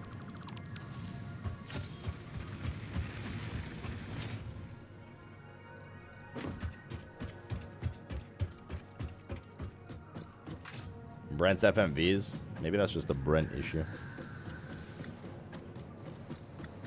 WoW rating again, mostly stop. My flex schedule on FF14 and not wanting to miss Ultimate. Try it, right? What's the worst case scenario? You do it for a tier, not your jam again, and then you just outie one more time, right?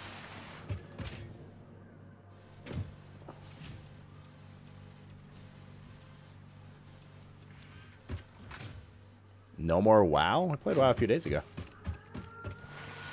I have not officially re-quit WoW and not playing anymore. I'm just not, like, currently, this moment, interested in it. There are other games that are holding my attention, but we just did, like, Drunk M+ for Bruv Night on Saturday, and at some point we'll log in this week to check Vault and probably rate, you know, play a bit and stuff like that. Rig is back? Nice. Is he raiding it, or is he just chilling as well? Another OG.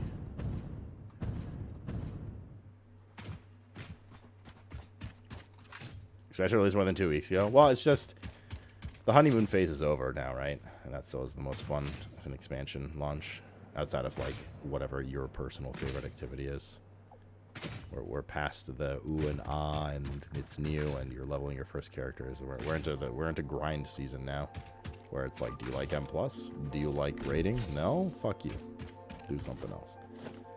Delves are like still holding my attention a bit for sure. But that's not gonna last too much longer. I'm more, like I keep saying, I'm more curious like what's gonna happen with those in season 2. Alright. And I'm very skeptical knowing Blizzard's approach to their previous systems, and I hope I'm not proven right again. Which is usually just like, just add another couple delves. Good stuff, and a new follower.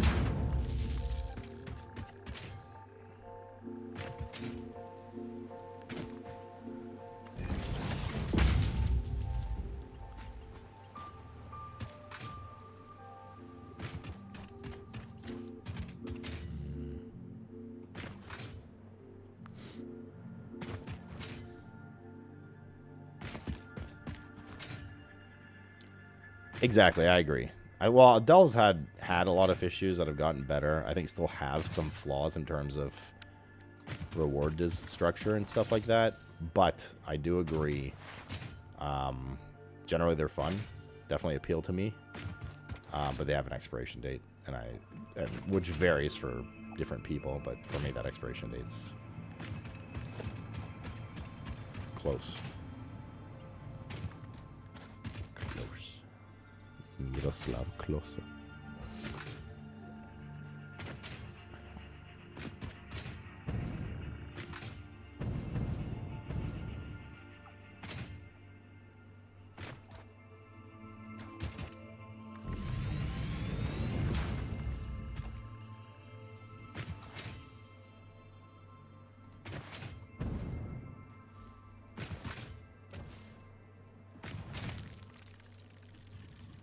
I tweeted out my math and fucked everything. No, you guys are being unjust. I tweeted out my math to say how fucked things were. Blizzard then decided to fuck everything instead of doing obvious fixes. Don't get it twisted. This is not a me thing. I'm on team player.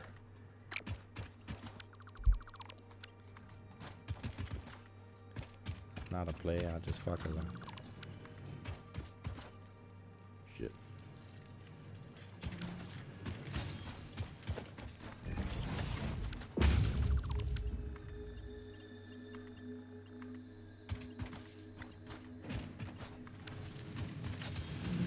So this is doing 120.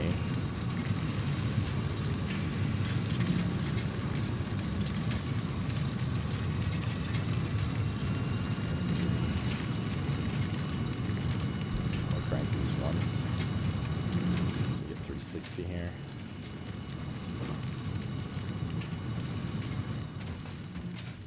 I think we just build one long ass. It's not even that long of a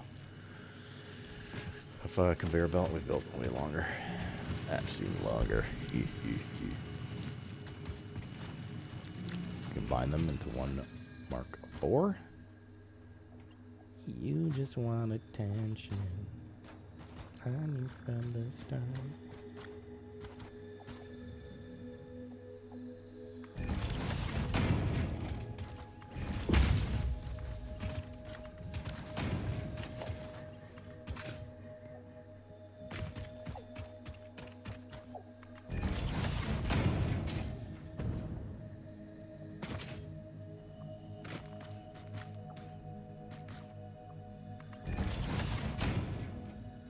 I don't think we'll lace it under the roof there.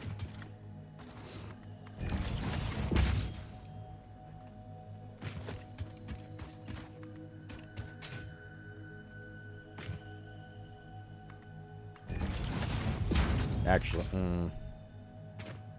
said 480, right?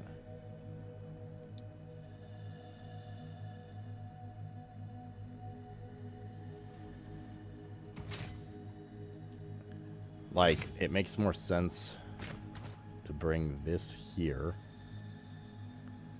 and set up our copper on this side for that floor than to go all the way past that floor and set it up for the lower floor.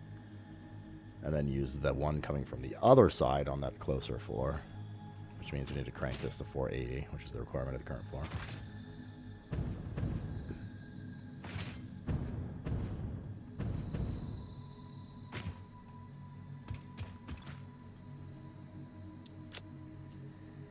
Yeah. And the current conveyor belt will transport 480, so that's perfect. Cool. Cool.io.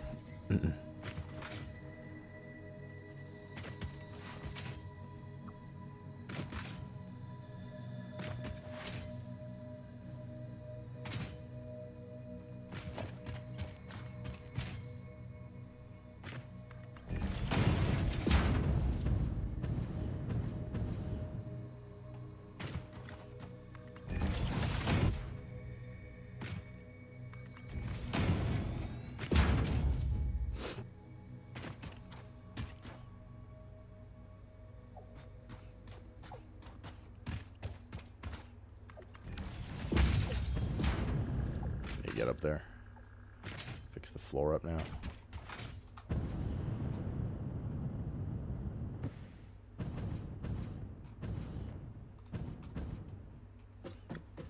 So working on Legend for this month? Yeah, I'm like Plat 6 or something? Or sorry, Diamond 6? Or is it Plat? That's Plat. Plat 6.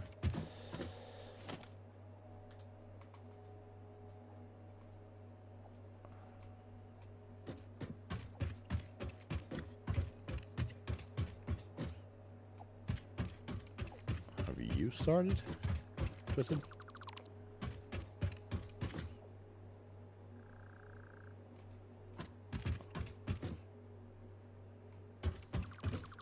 Okay.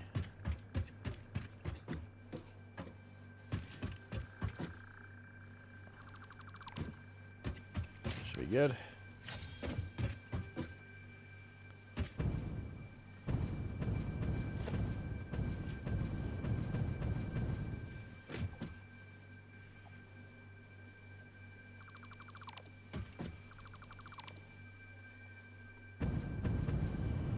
That good. Is this copper? This is copper. But we put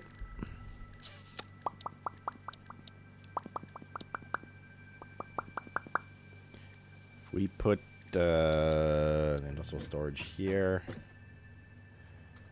Like this. We're missing beams. Of course, we're missing beams. Never mind. Blizzard! Blizzard!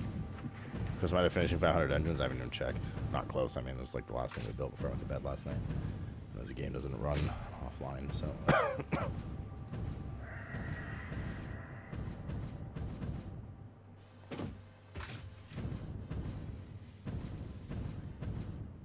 Beams should be here. A lot of them.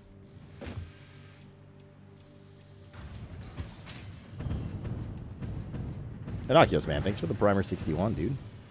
And welcome back.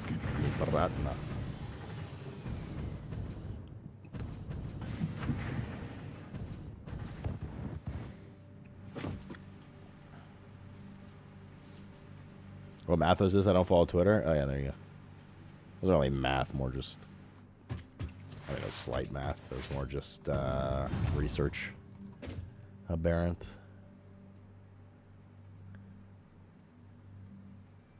Those are my last hurrah for Blizzard at this point. I have no faith in their dev team to develop anything that works remotely correctly, as balanced as any of their games or their systems. If it was Blizzard logo, I'm steering clear of it, and that is massively heartbreaking to me since I've played WoW since 2005 and D3 since launch.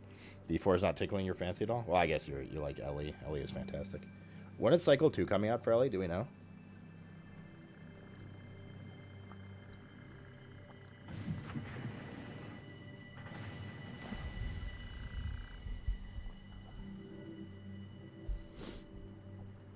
Didn't already? No, that was like a mid-cycle 1 update.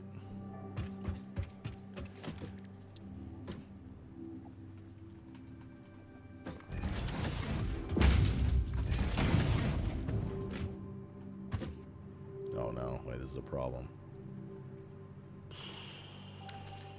We're going to literally need to rebuild every single one of these splitters, since we're starting the treadmill on this side. Other option is to just run this all the way there. What is less work? Oh god.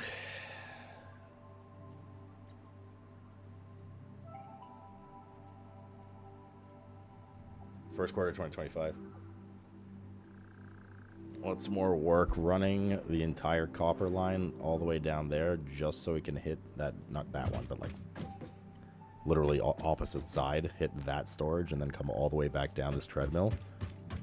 Or just replacing each one of these splitters the other way around and making this the source?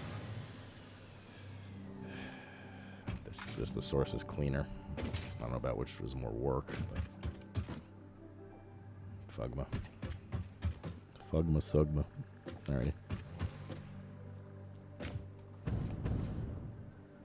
Fine. Balls.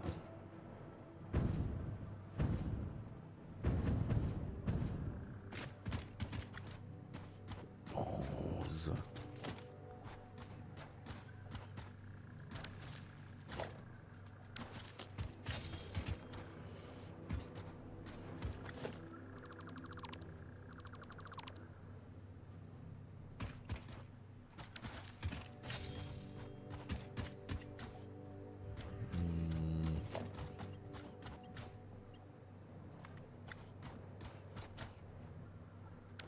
So build that thing backwards.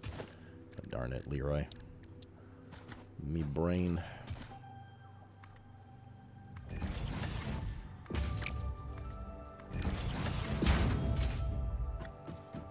Going for one giant factory? I mean, no, I have like some different areas, right?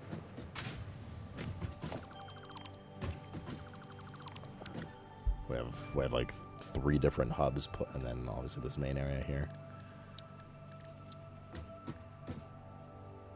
Small hubs, though. Some would say porn hubs.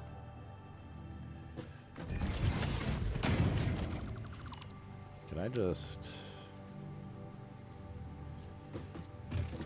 snap these here to make my life easier?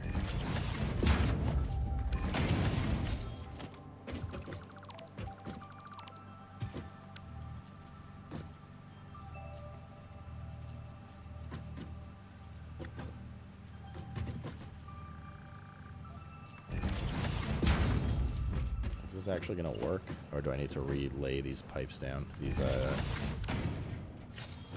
belts down? Let's find out.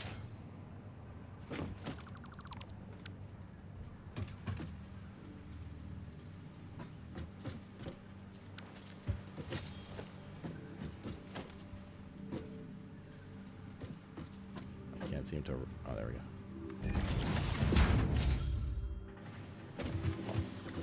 We're gonna have to lay some pipe. Why are you so funny today, Bruni?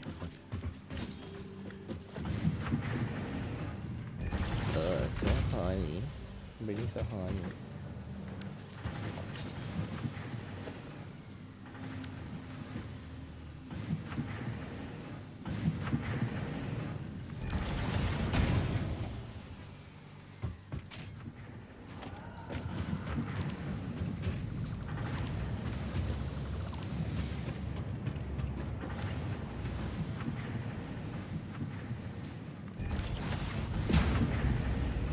that worked properly. This should be going the other way. I'm gonna have to relay these down, aren't I? Fucking hell, dude. Yeah, okay, let's just do it now.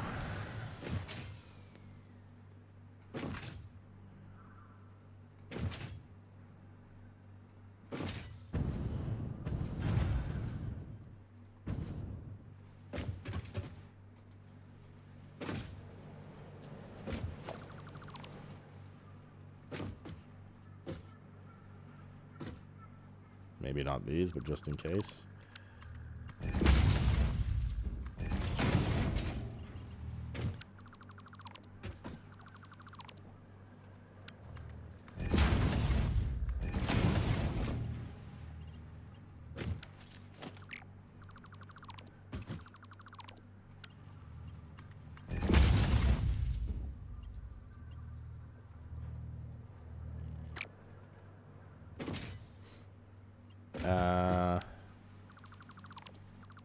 Let's DE first and build.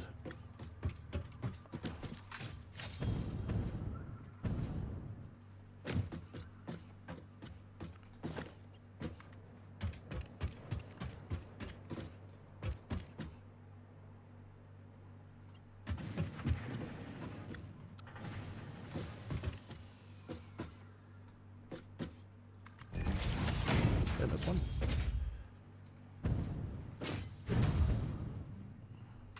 Three.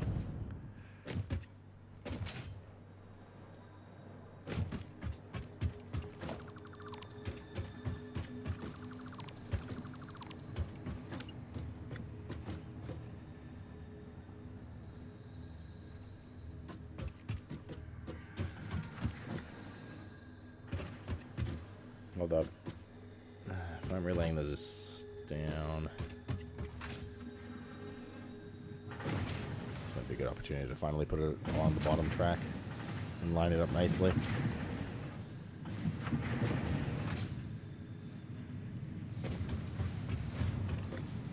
Oh, these are the ones that are like half on. Never mind. I forgot I did that half bullshit.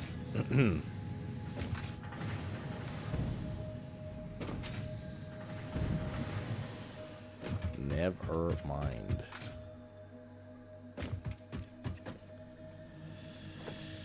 We'll get back to it.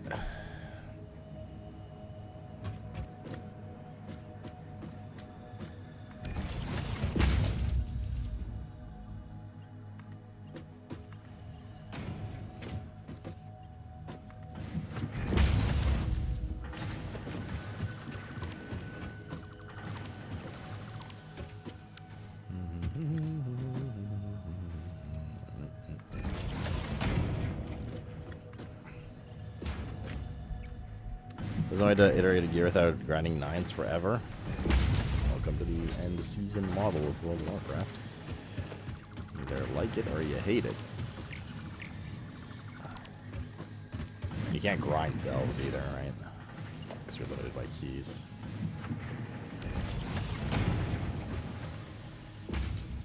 I mean, you can, but not for like lucrative gear. I suppose you can for the extremely low map drop rate chance and non-bountiful delves.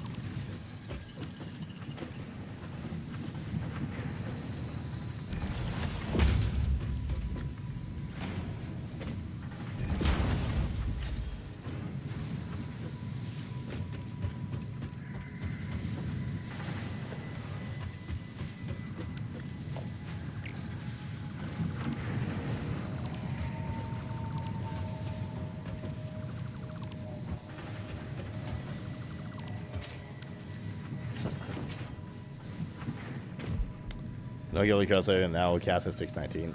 Well, yeah, I mean, excuse me. If you want like the tippy tip of gear, you need to raid Arena. The Great Arena. I'll get you the good.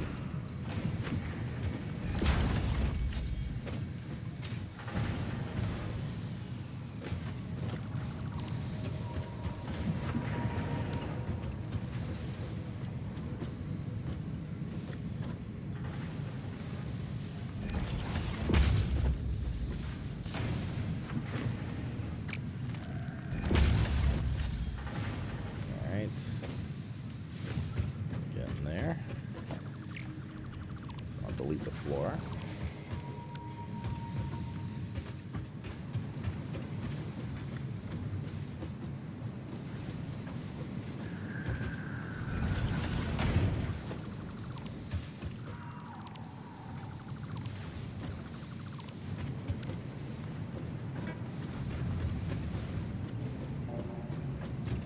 Make sure we're not missing any things here. Wall.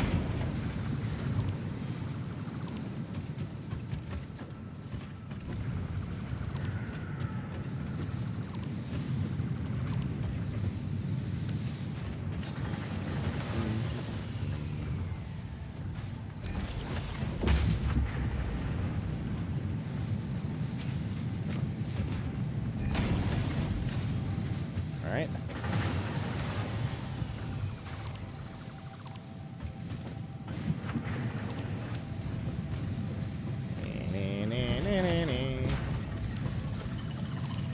Play the game.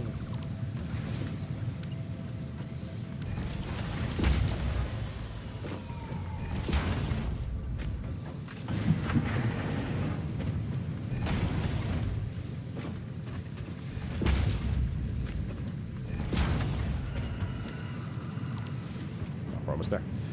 Wasn't as bad as I thought it would be. Tylenol's doing well, man. I feel like okay. Not like okay, but you know, like I feel like I'm gonna fucking have to end stream in an hour.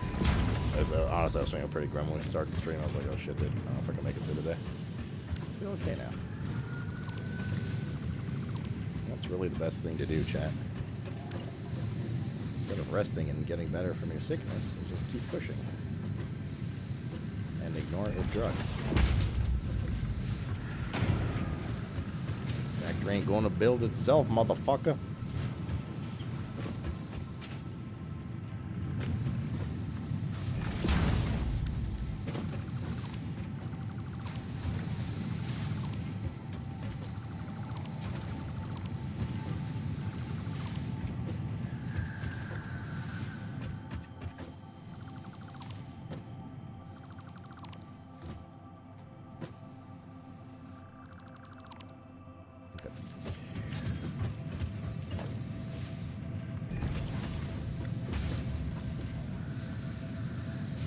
Good.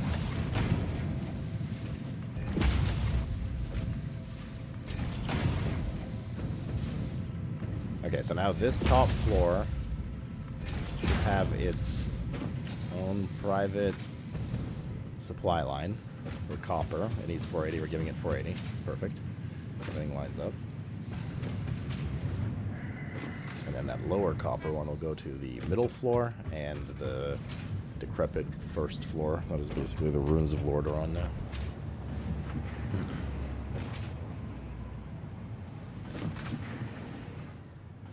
Russia's gonna kill me. A Stone Vault is solo pug. Tank dies on first boss. Everyone leaves having a blast. The pug experience in Mythic Plus is absolutely terrible. Like, I think it is an objectively terrible thing to have to experience as a new player, and probably turns a lot of people off the game. They need to do something about it. I'm not sure what, but shit.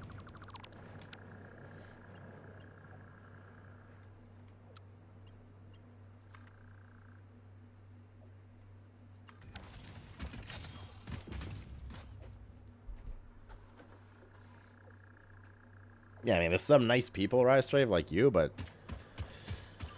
Well, kind of. But the reality is you can't...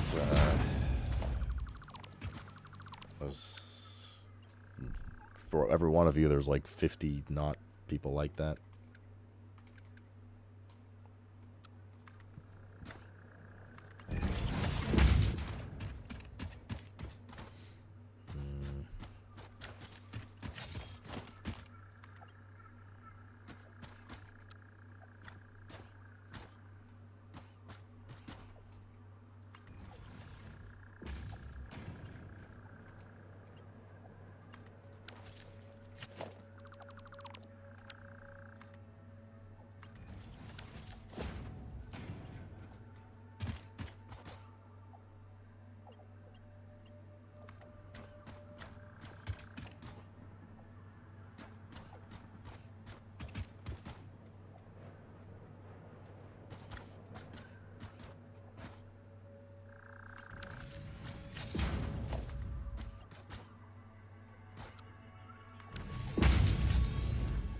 it is.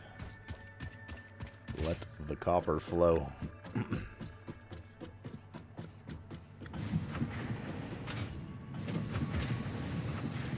Should all be green. Well, all the copper ones should be green.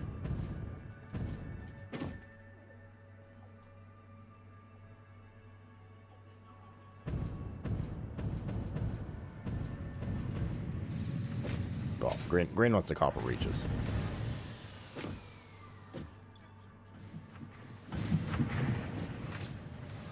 So make sure they're all flowing properly, that's all.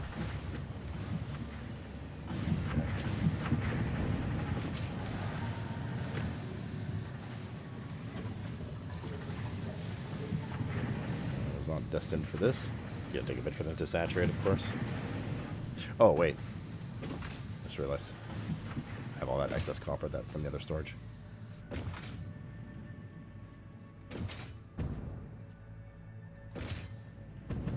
Yeah, we're talking to a German, Niels. Actually, wasn't that much. Okay.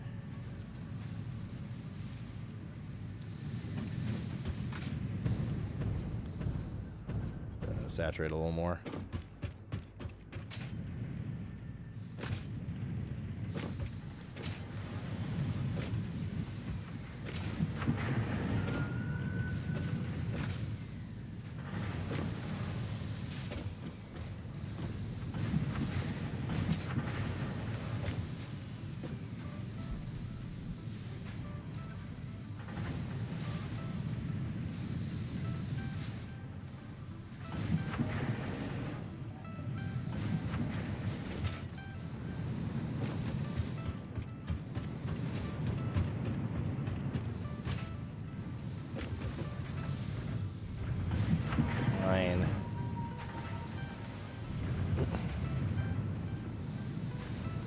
True slit, you goddamn right.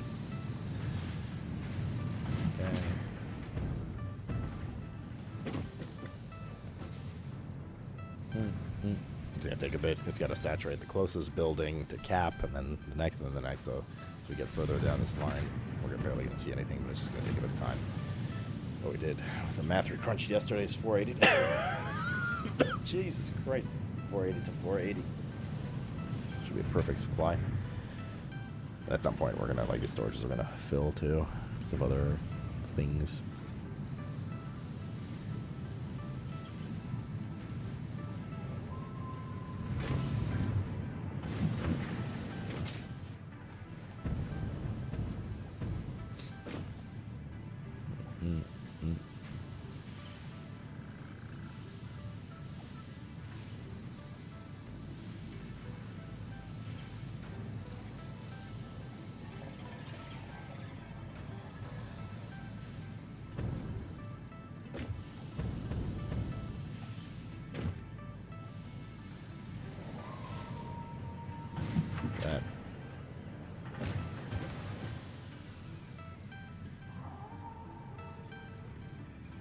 Boop, boop.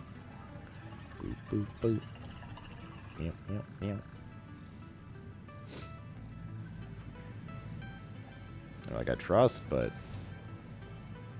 just in case.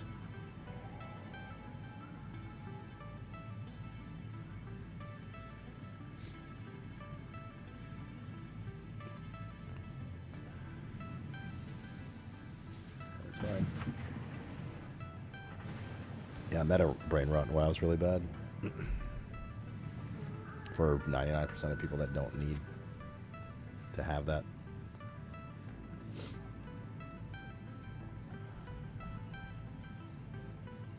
So I forced my way into Rise Rave's group.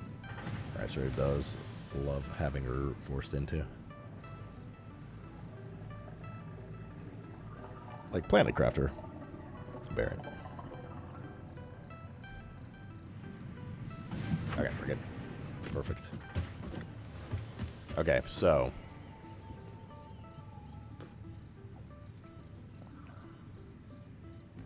Now I did this at 2 a.m. last night. I was very tired and sick. Now I'm just sick and not as tired. So I'm gonna re-add this just in case. Just see. 60 copper plus 30 plus 60 plus 60 plus 30 plus 30 plus 30 plus 30 plus 30 plus 30 plus. Okay, we're good.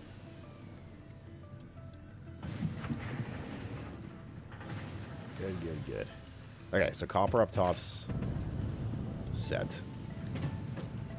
It's just gonna take a bit to El Saturato.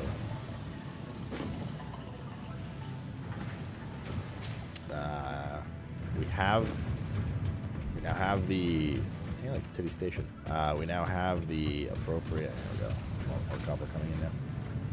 We now have the appropriate supply for our entire base. We just have to route it better and fix all this fucking crazy spaghetti shit that I temporarily did while building these floors. That's basically what needs to happen.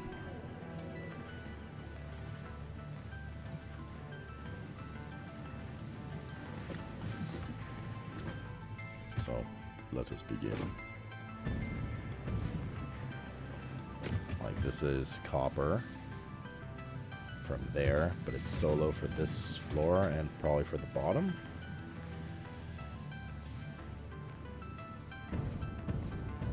The problem is this floor is built out earlier than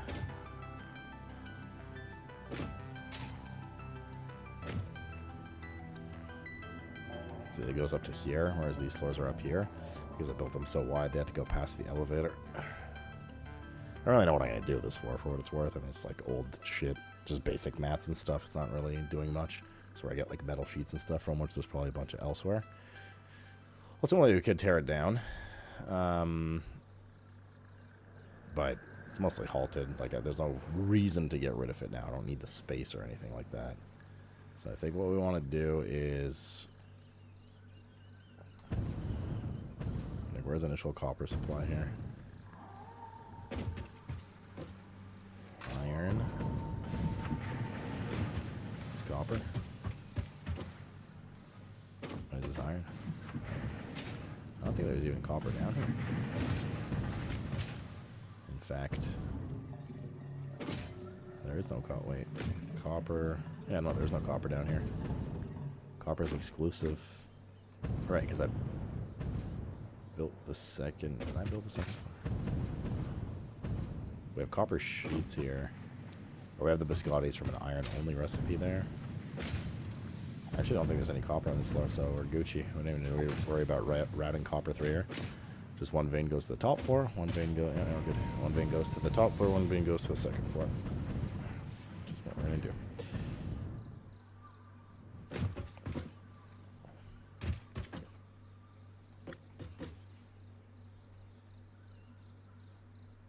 In case we want to, actually, are we really gonna expand this? No, we're not.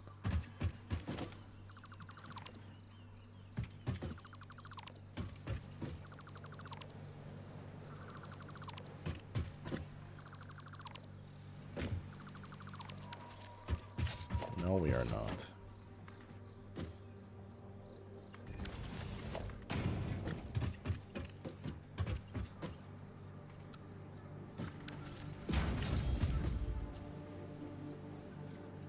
Alright, copper is finito.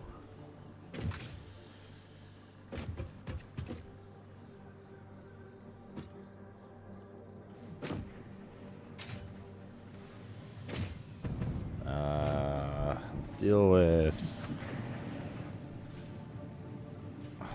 just like putting off dealing with the iron. It's a pain in the ass.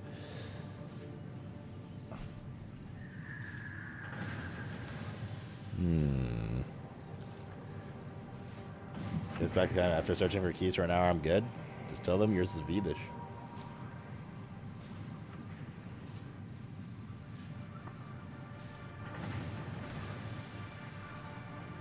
Was the half-built conveyor? It's a deleted conveyor that I have dealing with.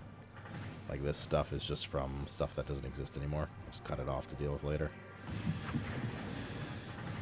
That's the coal supply. This is the main floor of coal. I just see iron.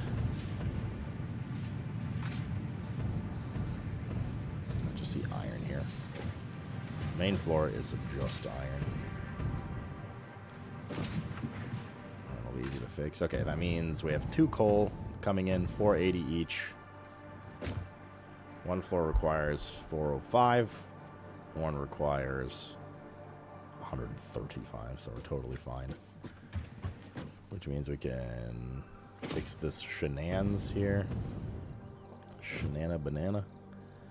1 coal goes here. And the other one is up here. Okay. The thing is, it'll be easier to go around if we fix the iron first, because the iron's really what's fucking everything. There's just like iron going everywhere. And I have to build the other lines around the iron, so I think we just have to bite the bullet and deal with the iron right now. Yar. That's iron.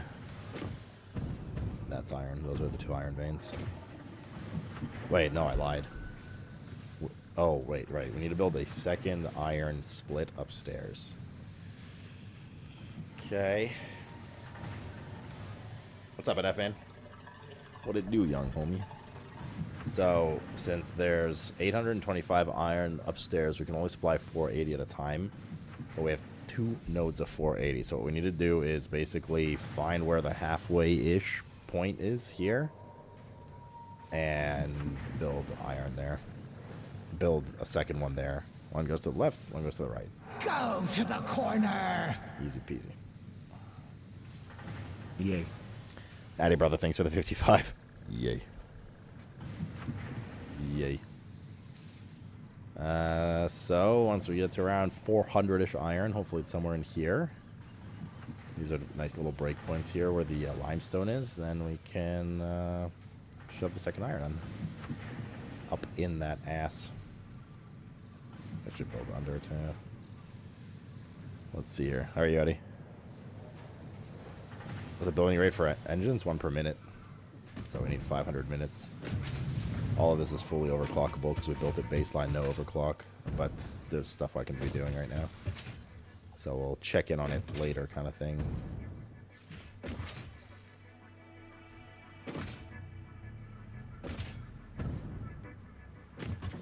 We're at almost 100.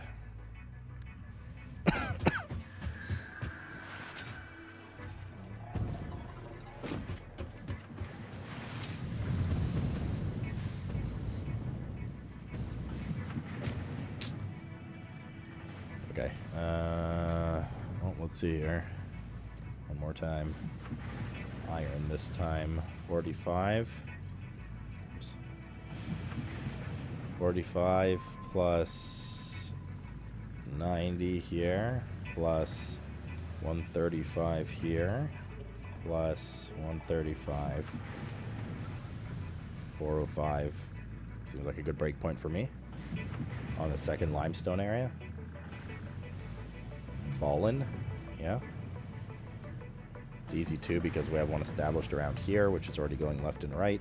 So all we need to do is, we don't need to like flip the conveyor belts. So all we need to do is just build a storage here, have a dedicated line to it, cut it off here, and then that one will supply the remaining 420. Each one being 480. Very nice. So we are breaking here, we said. Break iron.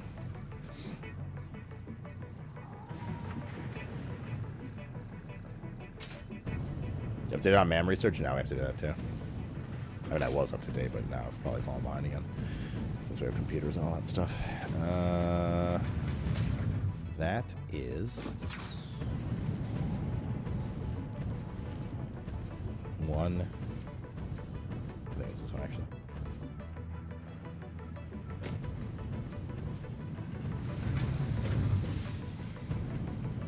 Yes, there's one limestone station, there's 2.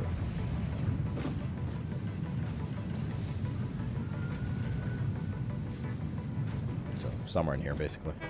Oh, right in front of the truck, the train station. How convenient.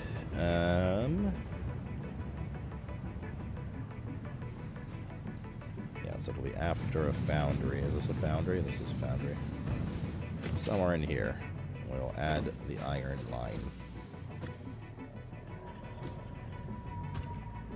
We want to line it up with, I guess, this presumably. Oh no, we should line it up with this foundry. That makes the most sense. We are. Okay.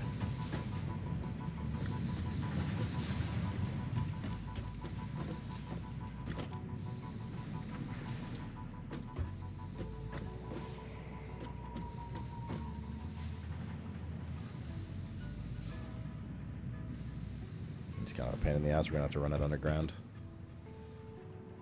which is not too. Oh, but it's gonna have to crisscross. We don't have to run it underground. We can like loop it up like that. We'll run it underground. We'll run it underground.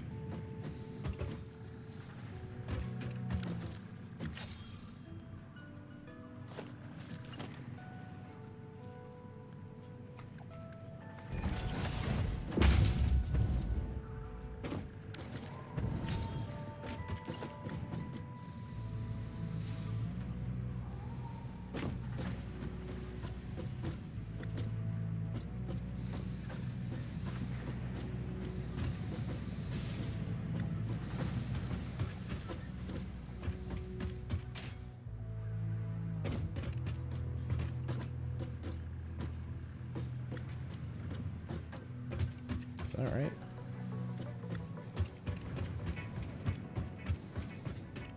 Yeah, that's right.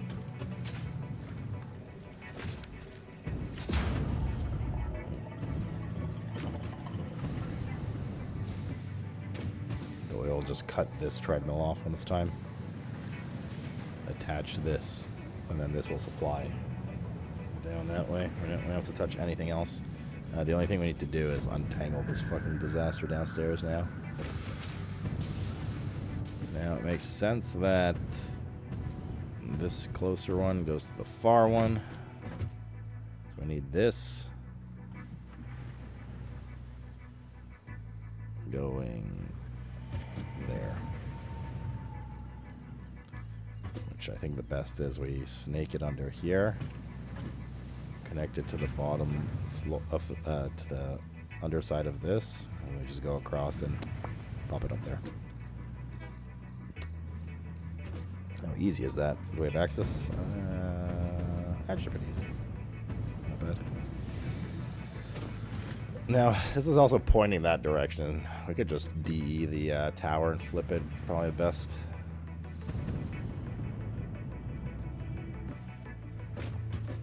That limestone line does also need to get to this.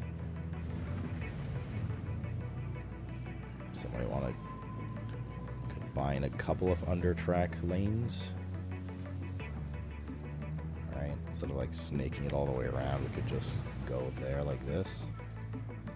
Hit it up 2 floors, and then run it under as well.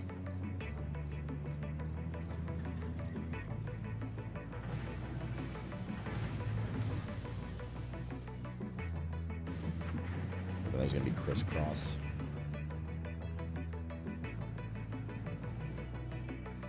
I don't know. Whatever. First things first. Let's get this iron over.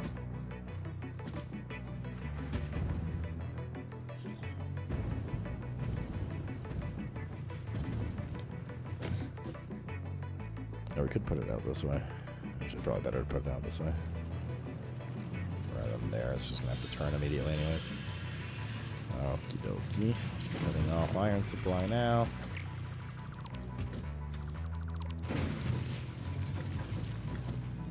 Oh no. If I break this tower. Hopefully we can keep it. Production miner.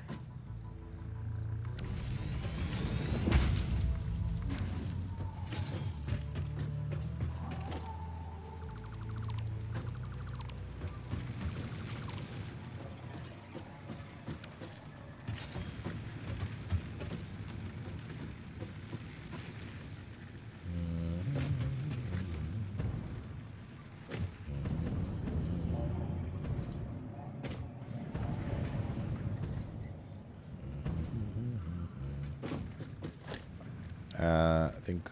Wait, what's over here now? What is this? What is this for? This is a random shit that we can move. Okay, we don't. It's not an important building.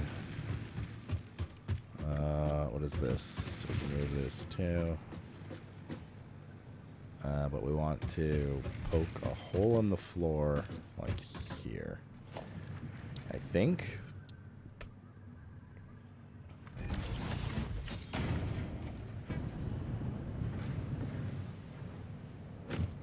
I missed.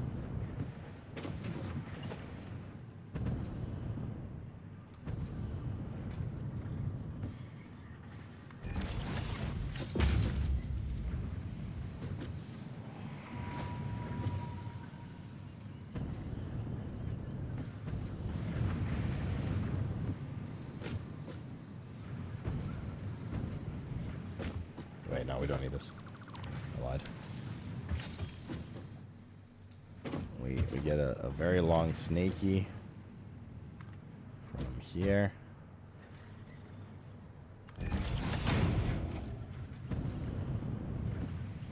to all the way here. Boop.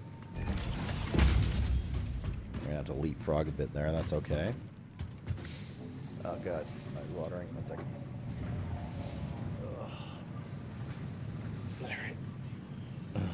Check out project part. I did. We're like 150-ish. And there's stuff that needs to get done anyway. Like, know what I'm saying?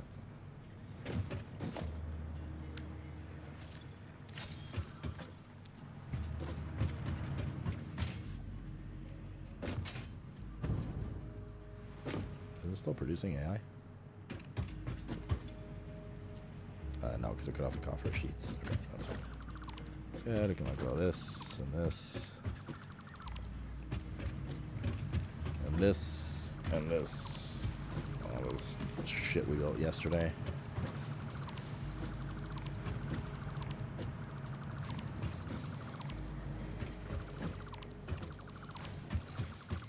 For that temp storage when we were deleting the floor. We just had way too much to delete.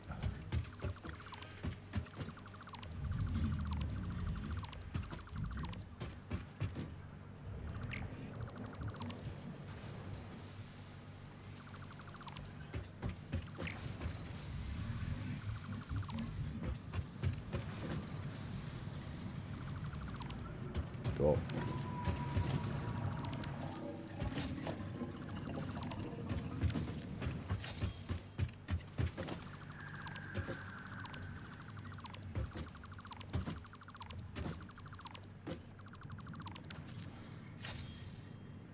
I need to put these AI chips somewhere.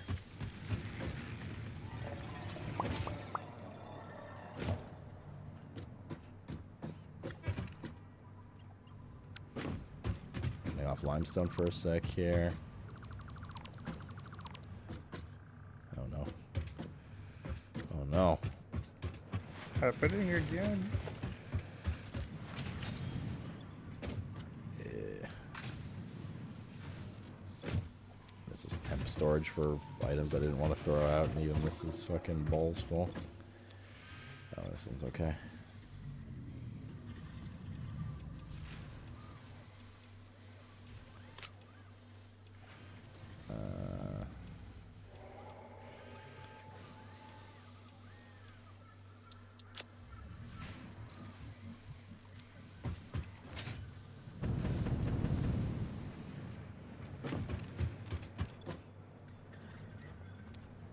Damn it.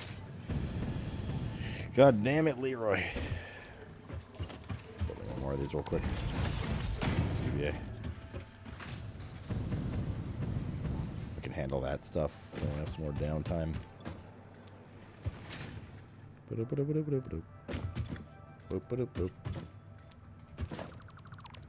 Cool.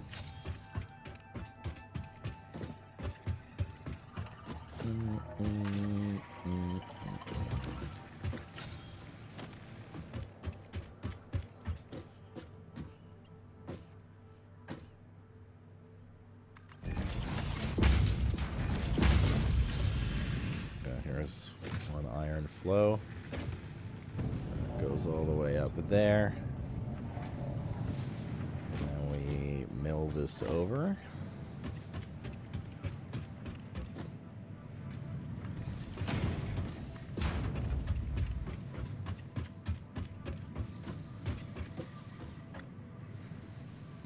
So we're going to need to dip just a bit. Let's see here. Oh, we have to do the floor strat, right? Which I think was 5. Wait, did we build the fuck? I don't think we built the hole yet for the iron supply. We should probably do that so we know where we're going.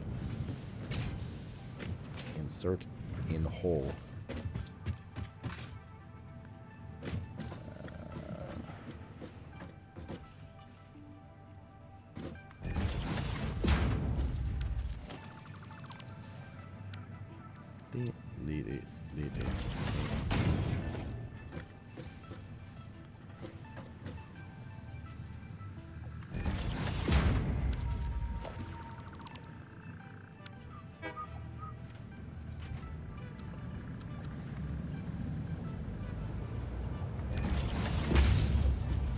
Cool.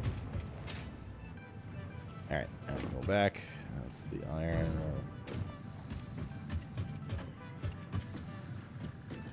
We could also snake this around like this. To not have to worry about leaping it over. Although, is it really that difficult to leap? I think it was 5, if I'm not mistaken. A height of 5. Here.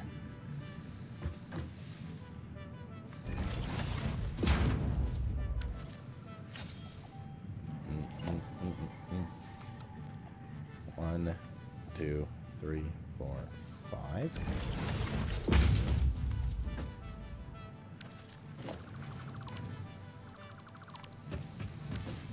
Boop, boop, boop, boop, boop, boop. So I'll go as far this time on that.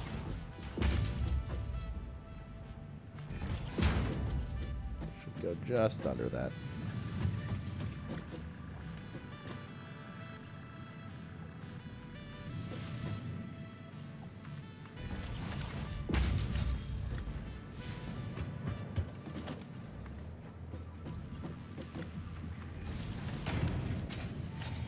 Beautiful. Alright, so that iron should be good.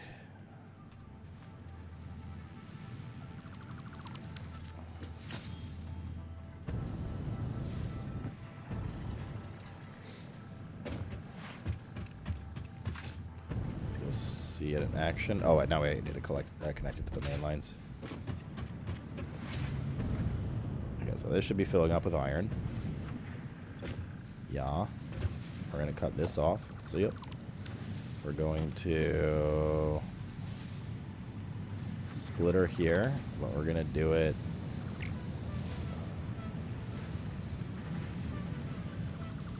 get rid of this and this and these 4.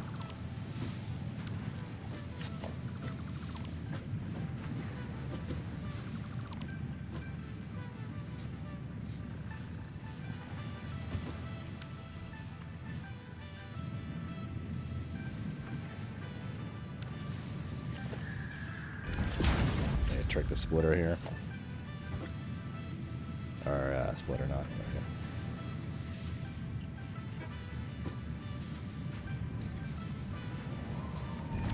Should be good.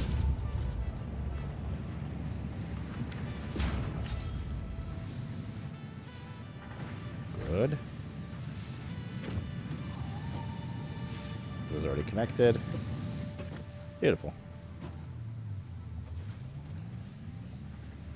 Now, is there any reason actually not connecting these anyways? In case that oversupplies, it'll go over here? Is that a good thing or a bad thing? Oh, we can't because of the way, because of where this is coming from. Never mind, we're fine. Oh, beautiful. Finally getting much more iron out. Excelente. I'll take, just like the copper, it'll take a bit to saturate here. But it should be good.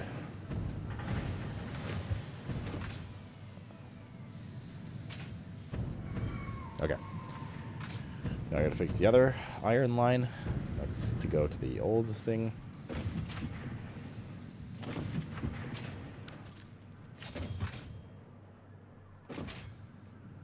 Never good parkour map you can make in this game. The physics lend itself pretty well to that kind of shit.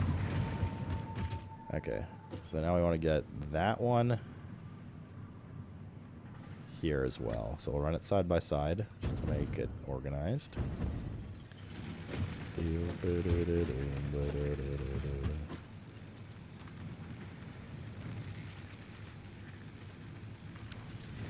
This.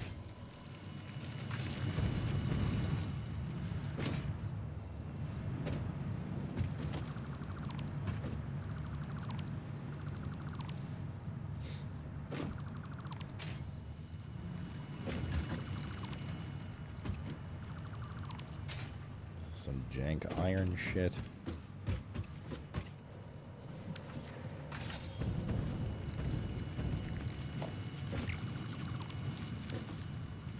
We need to flip this one too, don't we? Oh, it's gonna fuck these poles up though. That's not ideal. Is there any way to transfer power from one pole to another? So we need to like, I want to flip it this way so it goes out like this.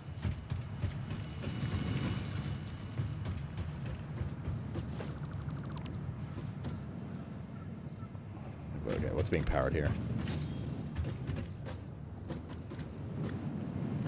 These three. One's going out there. Between each other.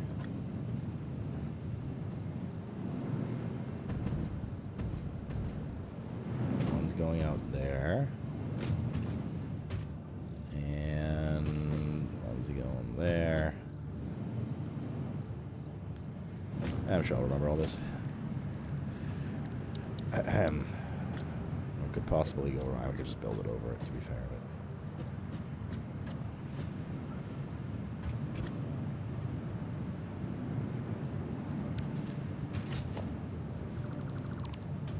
What's the current goal in this game? This game is about cherry stringing. This game's about automating building for getting basic building parts into bigger parts, into bigger parts, into bigger parts, and more complex parts, into more complex building that makes bigger parts, and so on, under the guise of needing to build a space elevator to go save planet Earth. But it's largely a, it takes 2 iron ore to build this, and then it takes 2 of this new thing to build one of this thing, and then it takes 1 of this thing and 1 of something from copper ore to build this 3rd thing, and so on and so on.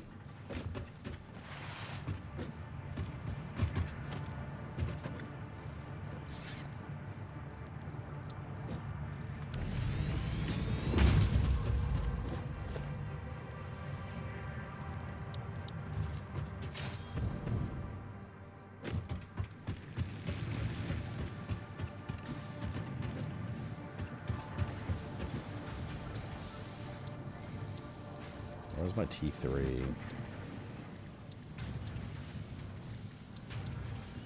So my ceiling Caterium. Circuit boards.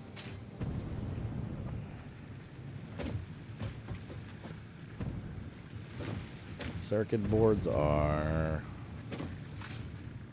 wait, actually. Wait, they're upstairs. Upstairs, not middle stairs.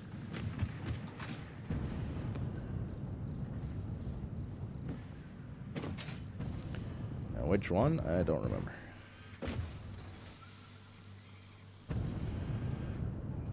Try it out, Risky. What have you got to lose? Except several people's lives. Ruski Musk. It's got a good sound to it. There we go. How many did I say I needed? 50?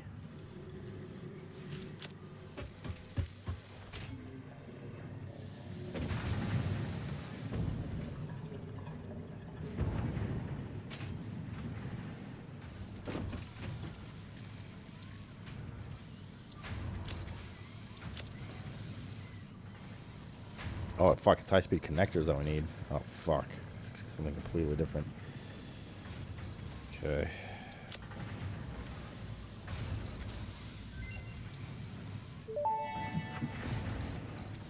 How do we make high-speed connectors? Completed. High-speed connector recipe unlocked.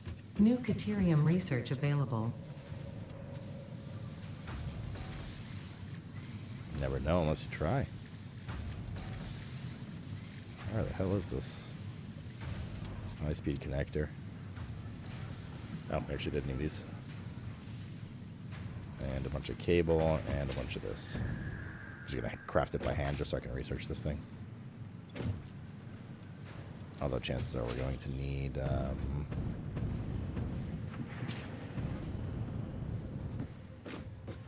we're gonna need it for building those towers in the first place. We'll see what it is though. Cable, cable, cable. This is a lot of cable.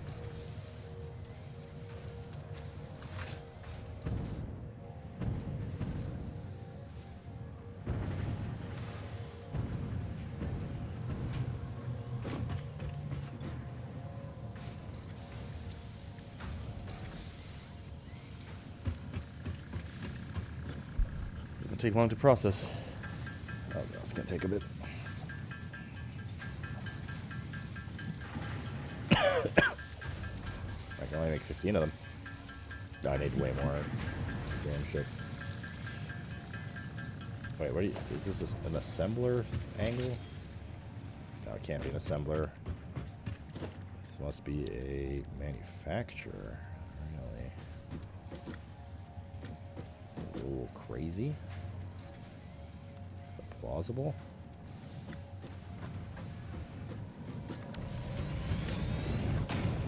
It is. Honestly, it's faster than just craft these 50. Now, if we need more, then we'll set that up after. 3.75 per minute. I make it faster than that by hand. Make like 5 to 6 per minute.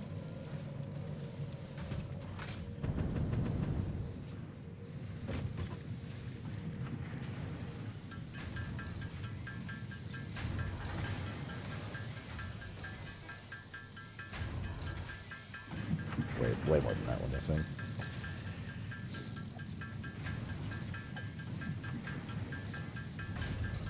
No, you're a literal child. They changed the laws, Risky. Adulthood now starts at the age of 28. Back to primary school with you, motherfucker.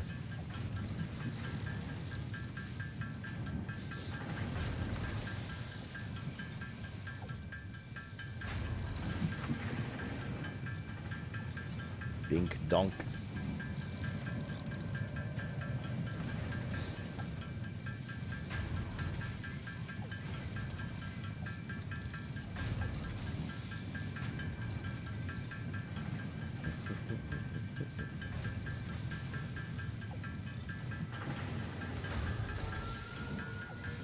Alright, so those one have peaked anyways.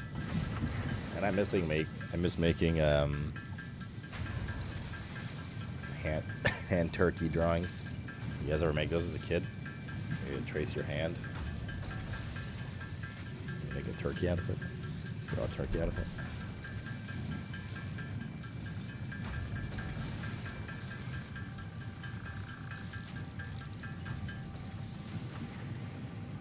Okay.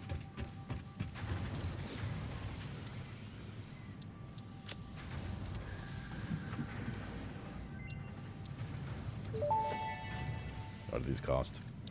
Power Pole Mark III unlocked. It has significantly more power connections compared to the previous models. 10 power connections. Takes raw. I mean, the other materials are trivial, but it does take that new material we just made.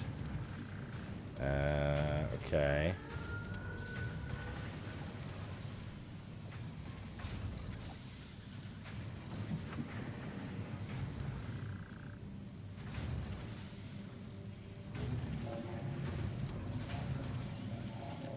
I'll just make Mark IIs for now. It's pretty hefty.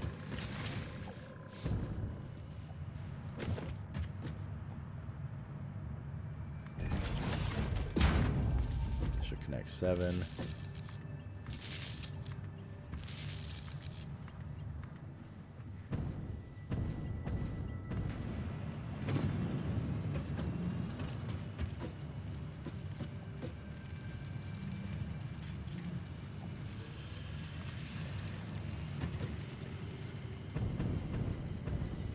know if we actually need to connect to this one. Should all be connected. Like, no way it ain't. All this stuff going everywhere.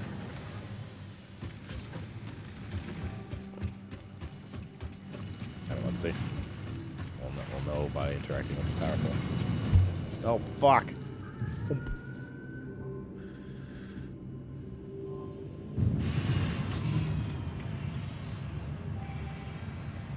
Oh, right. There was fuckery afoot with the power supply. There's probably some issue with fuel management. But that's fine. Like, it's such overhead. I'm worried about it in the next phase, depending on what we need. But either way, that should be all of it. 7700, good. If we interact with these, it should be the same ones. Or not. These are only hooked up to these.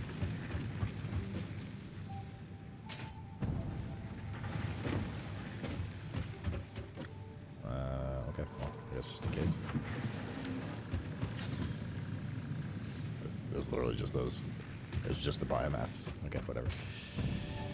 Let's get back to it, shall we? Hock to it.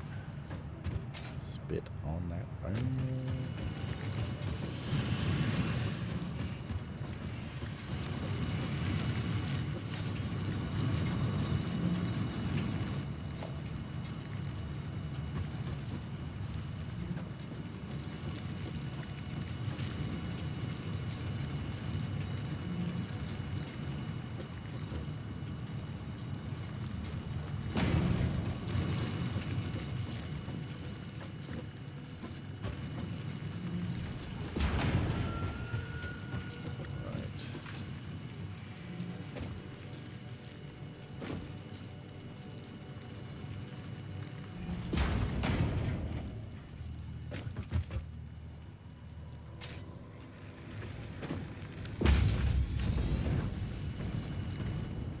Okay.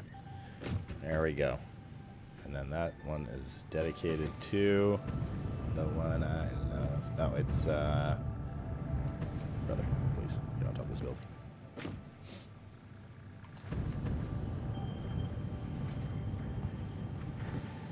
Should this better vertical. So now this iron should be supplying both ends. Yeah, look at that copper now, saturated. Up to where we cut it off over there.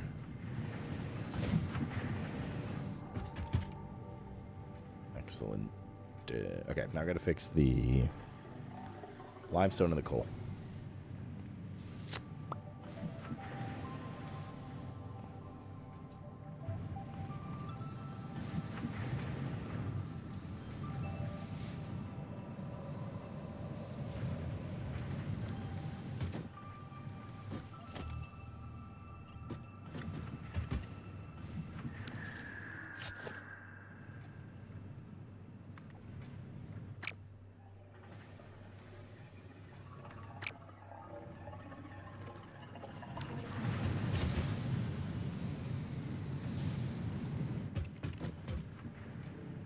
Oh shit, I didn't overclock these yet since we rebuilt them. I was like, why is that rate so slow? This needs to be 480. There we go.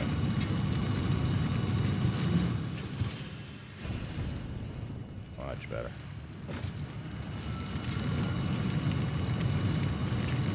This needs to be 480. Cool.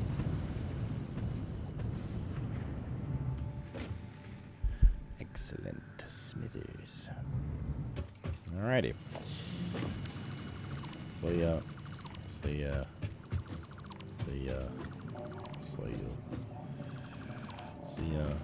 resupply the main floor later. Get rid of all this shit for now.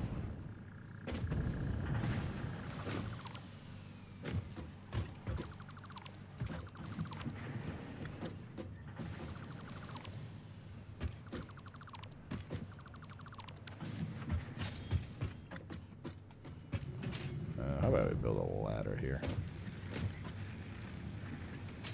Here.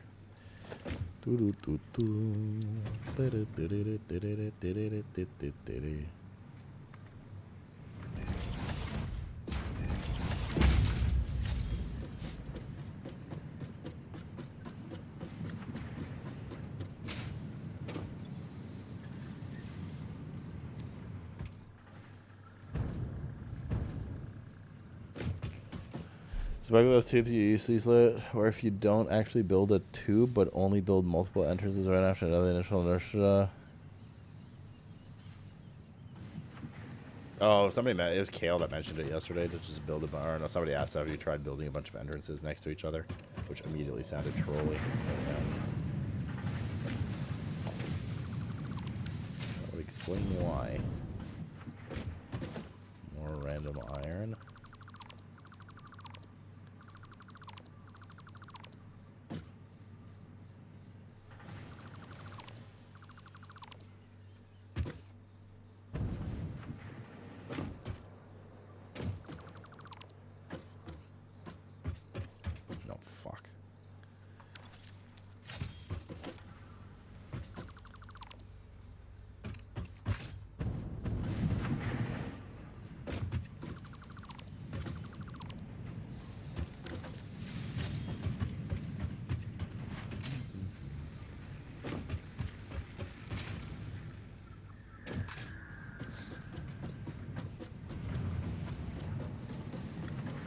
So it's a known bug, but they didn't fix it because like the community liked it a lot.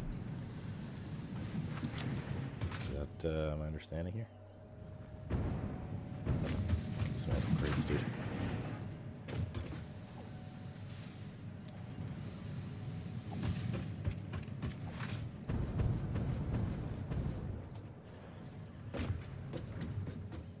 The devs left it in by popular demand.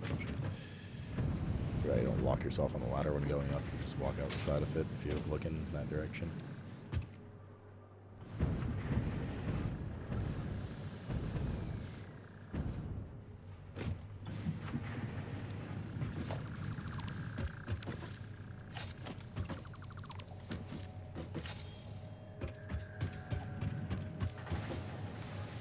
Titty train, Areola crossing, Titty station. I mean, obviously I have to get those. It's going to drive me insane.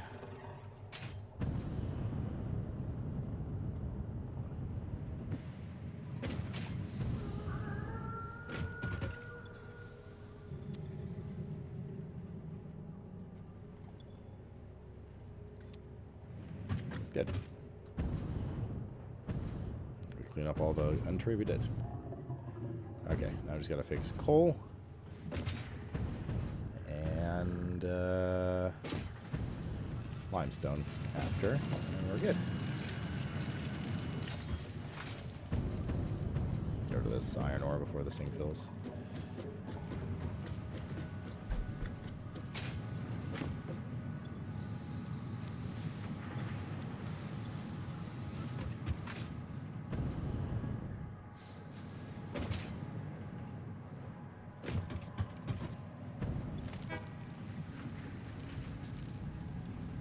The titty train? Godspeed.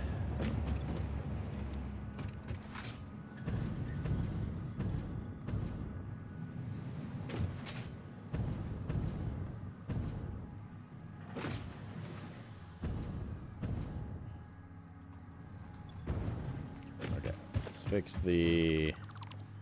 We'll do the limestone last, since it's one track.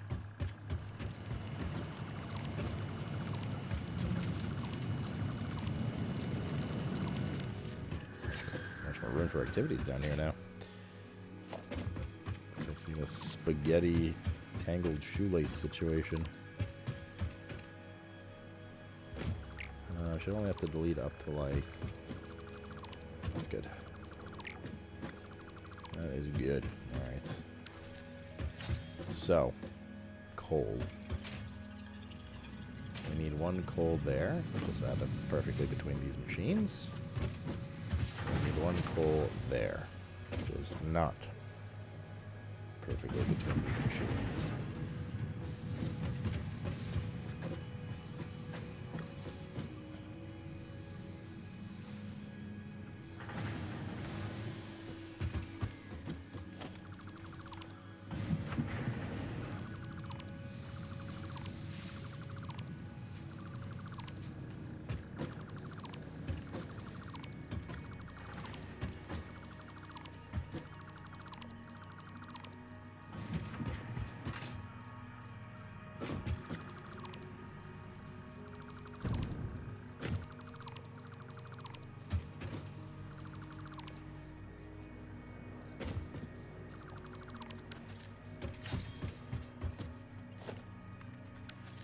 Yeah, actually, where's the limestone need to go?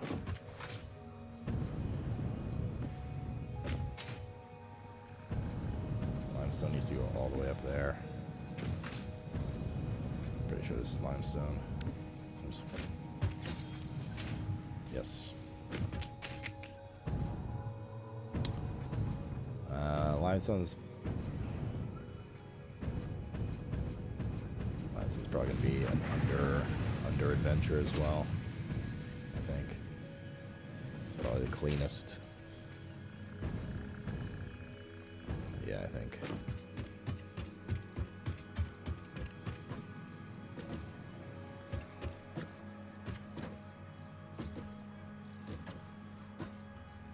So I'll punch a hole like here.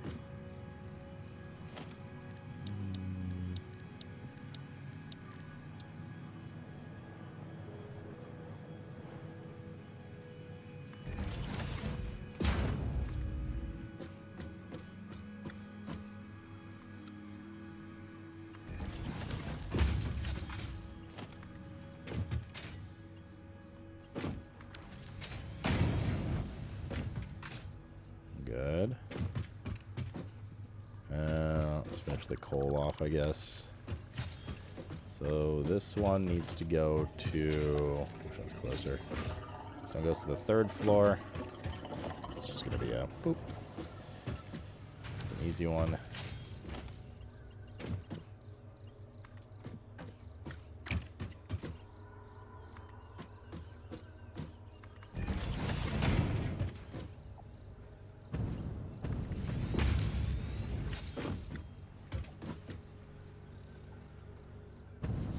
Good. And then that one will probably just go to here. We'll raise here and then go from there.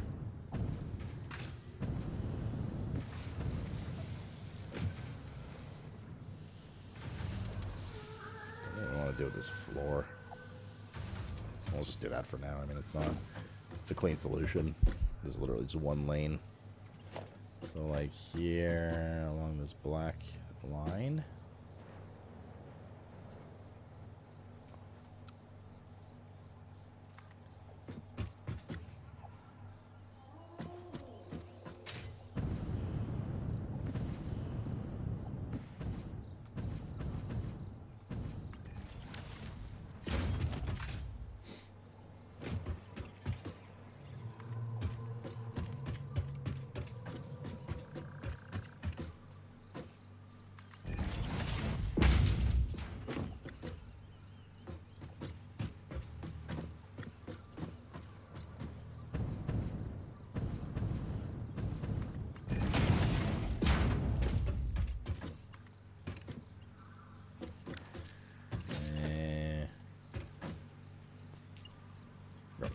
Copy the fucking... There we go.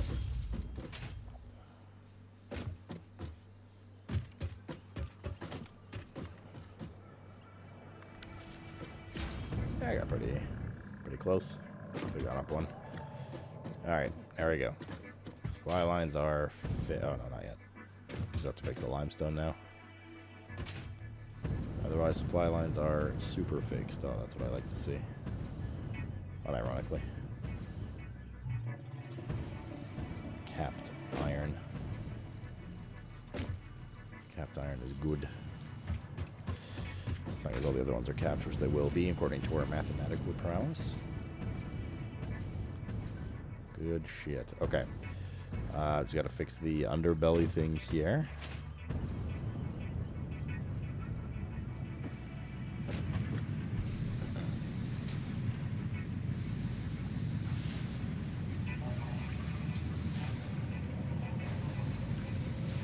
What's the topic right now? Inventory management? Oh no. Do I really care to rebuild this just for that?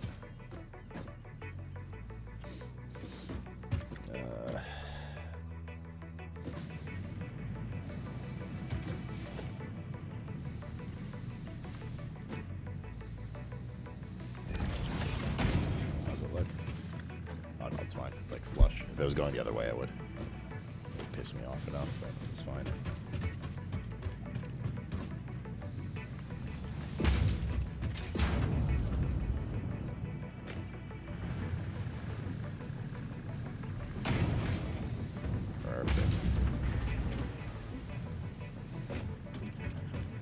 Excellent, right beside the iron one. I have to leapfrog here again. Where are we going with this? I think we need to poke a hole in the bottom, right? Oh, no, we don't. It was... Wait, do we? Did I pass it? It was this one. This is the one.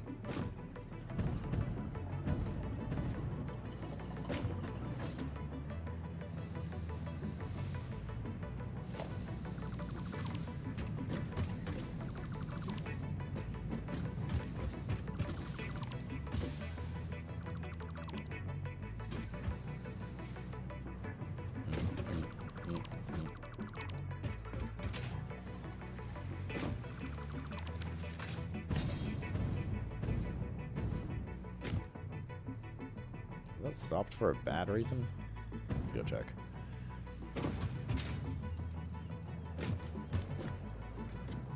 Hopefully not.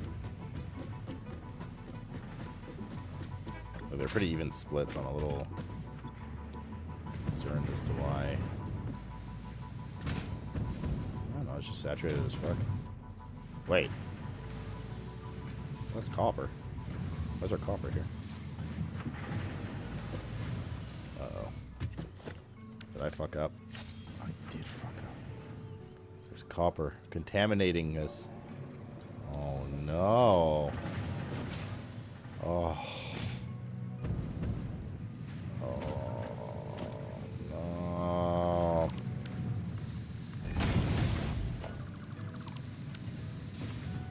Fucking hell, chat. Fix your shit. Oh my god, it's fucking everywhere, dude. It's in my hair. Ugh.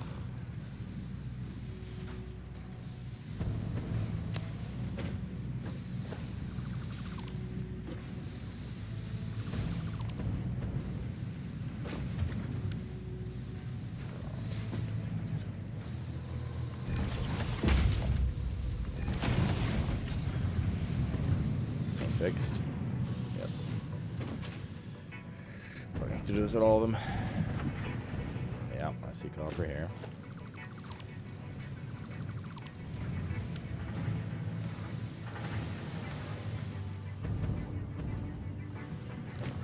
One, two, three, four. There we go. There's no more copper in here, right? Just to make sure. Iron ore, copper ore. No, there's dismantle crates, brother.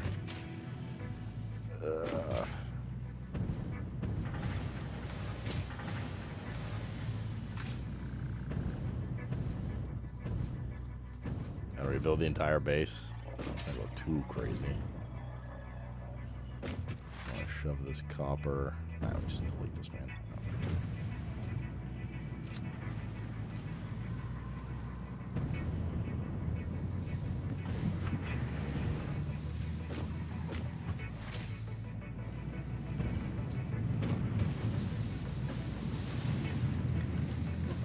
Crates at.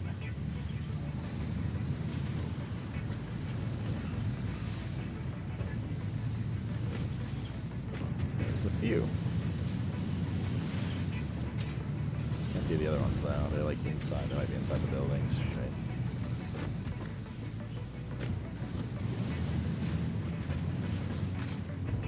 There's one.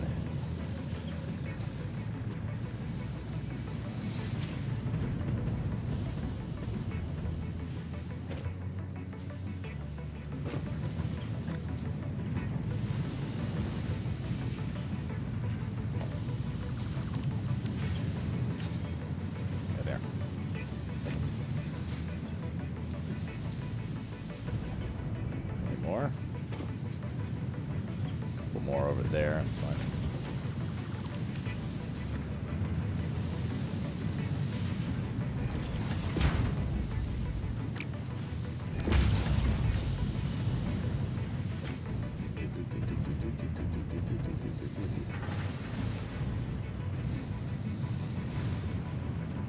one here. There's one somewhere else.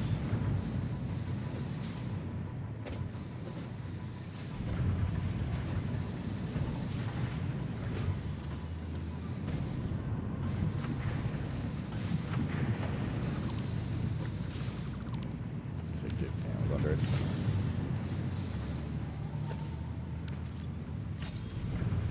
Okay. So we fixed, because that's the first one. We fixed that one. 1, 2, 3, 4. Oh, all of them are fucking contaminated, yeah. Don't you know it?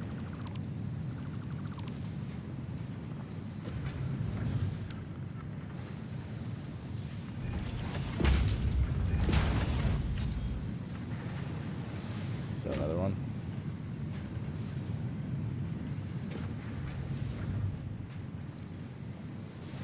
No, this is correct.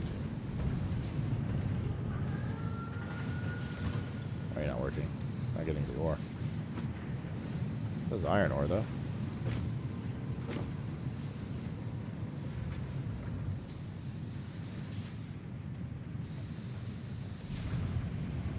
Definitely iron. Oh.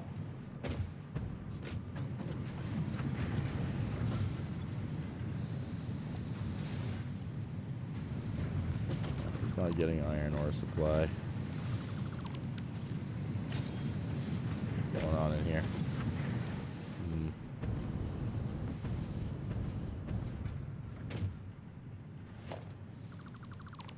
They're all fucked, dude.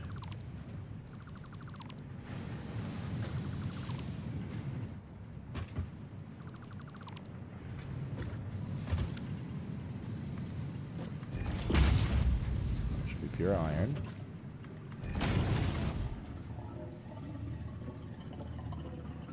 Should be pure iron.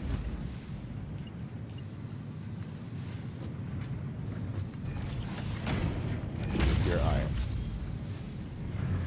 Now it's going. Okay. Next.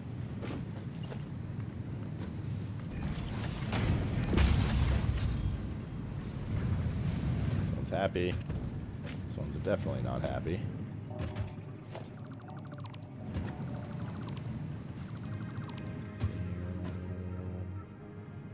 That one's definitely not happy. I must have misclicked when I was delivering all the shit earlier. God damn it.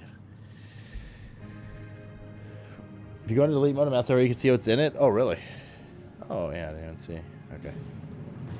Wait, what's in it or what it DEs into? I guess you get the maps for these, right? That's fine.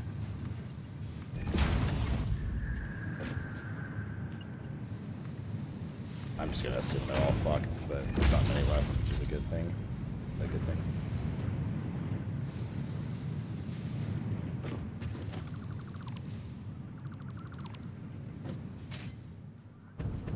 It's 3 more.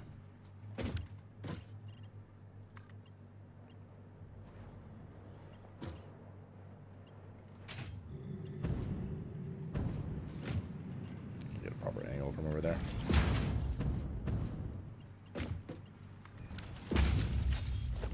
This one's fucked.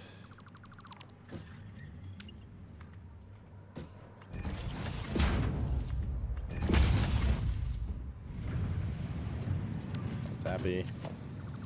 Already see the copper here.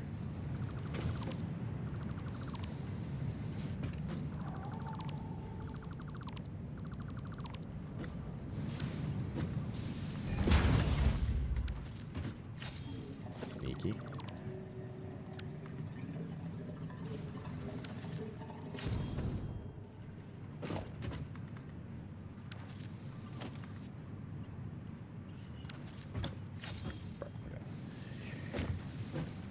Fuck this shit.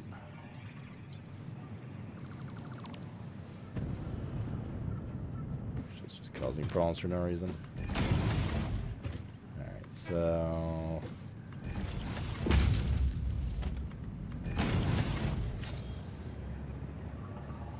It's not ideal.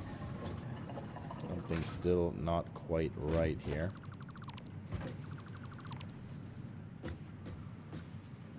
Shows iron only. Actually, I don't know why this one's not working.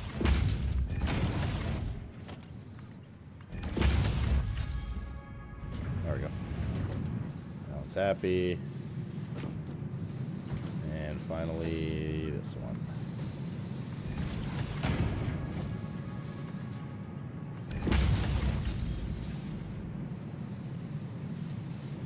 Still not happy.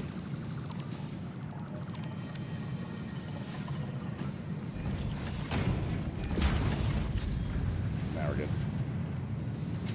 I assume this one's saturated. No. Alright, cool. Glad we caught that. I was even like, man, look at that supply line. It's so strong, it's already backed up. But for a good reason. We didn't fuck this one up, did we? Iron. Iron. Okay.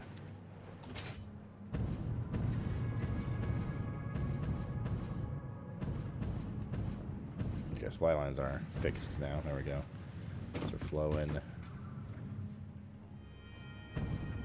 It's a little backed up just because there's this coal supply for this floor is way over.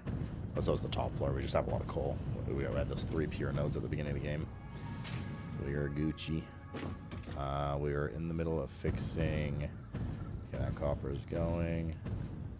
We're in the middle of fixing the lime. I just want to say lime wire. The limestone. Both because you also get the belt. Yeah, indeed. You do be correct. And part of the issue is for me the copper and the copper and the, what's it called, like so similar. Copper and the iron.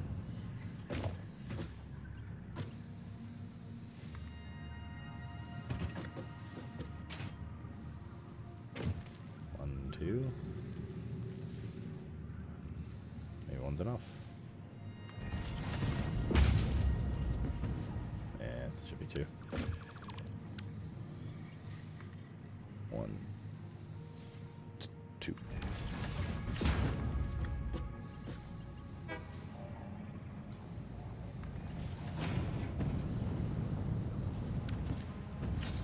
Cool. That should be good now. Did I get the supply correct? Should be correct, but it's 45 per minute. And we have how many stations? 6? Should be totally fine. It's 270. Did I not like OC? I might not have OC. Let me see. Actually, wait, that could be the problem. These were not pure nodes for the stuff. Then again, we have 2 normal ones combining on a 480. So it should be totally fine. This is 240, and I'm pretty sure this one's OC to 240 as well by the looks of it. So, yeah. Yeah, we're good. That's 480 for a requirement of 270, and the treadmills are... the conveyor, I keep saying treadmills. The conveyor belts are already upgraded to Mark IVs. So we should be totally fine. Good. Especially got colorful. I was using it to mark off sections that we've done already. All right, good. Supply line fixed. That was something that was looming over my head for a while. Underbelly's done, train's done, everything's done. Should go poke in at our coal or oil area just to make sure it's okay, but you know. Alright, well, just like everything else is going to take a bit to saturate. We are getting it. Alright, over here too, yep.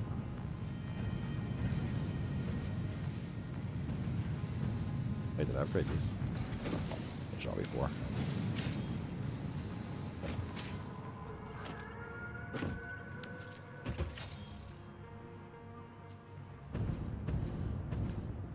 Definitely coming in hot. It's gonna take a bit for it to get everywhere. Okay, cool. Let's go check on our phase thing. Goes all the way here. So happy I untangled that mess. We're at 154. It's a bit slowed down because we were dealing with the supply line stuff, but now it should all be good. Especially like so much neither of mine. Mine looks like a disaster. I was just making notes for myself. I wasn't even trying to like make it nice and presentable. Yeah, this looks so much better here. God. Thank God. Okay, let's go check out what's going on with the power stuff. Then we can go explore a bit. No. Then we're gonna do some MAM research.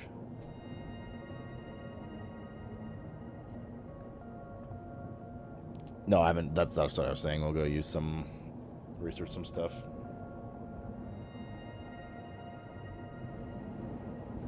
Summer Sleuth sounds like a Swedish cereal. It is.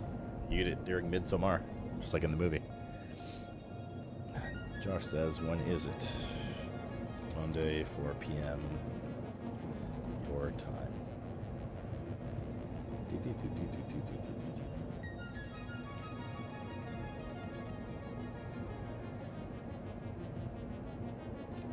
Myself down the power bar.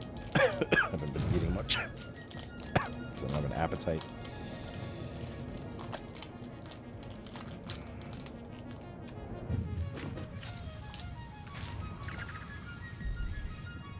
Wow.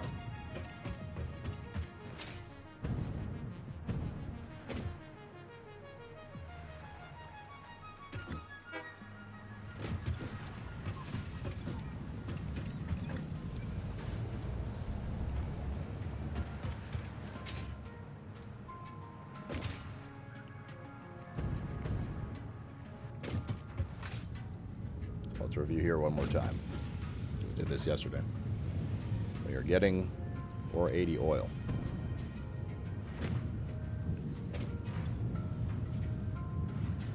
That's 480 oil. Why is this going at 40% efficiency?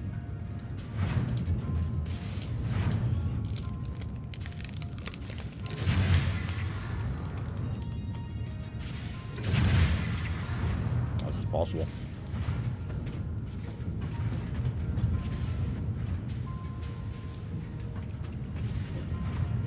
78. 100.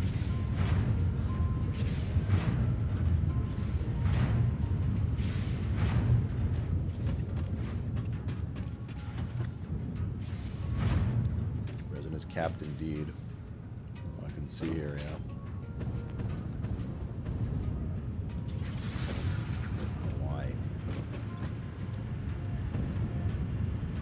That's why our fuel's funky. That's why our energy's funky. Okay, let's review one more time. Oil production's fine. We're producing 60 times 4. We're producing 240 resin. Okay. Here we are consuming 120. 40 times 3. Shut up, video game. And we are exporting the excess all the way to the other area because we needed it, right?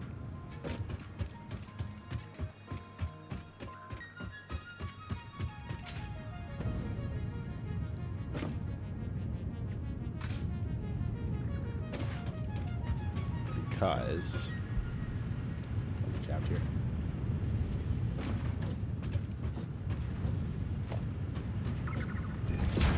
Make a difference, these treadmills.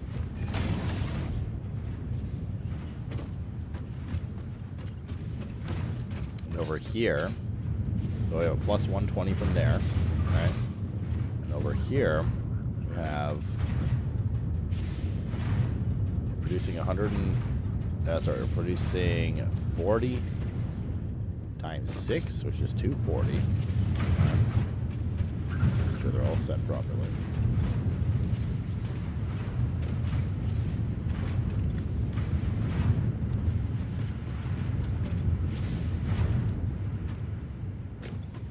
Wow, this is going at 480.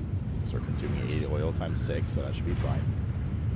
Oil's fine. So that's producing, wait, how much did I say? So this is also producing 240. So we have 360 coming in. This is consuming 90 times 4, 360. Are we lacking water? This doesn't make sense. All these numbers are adding up. Why are we backed up on resin?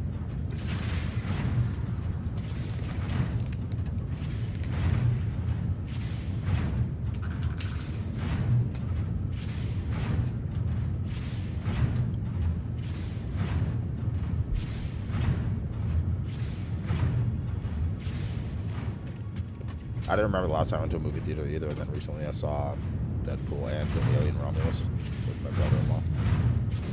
He likes to go a lot. I've seen him lately because family visits and stuff.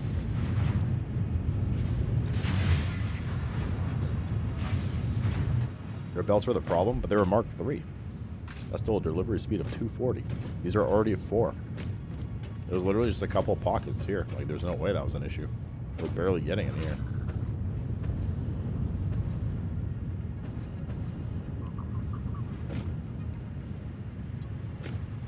Maybe one of them was won by accident. How about I take a bunch of these and delete them?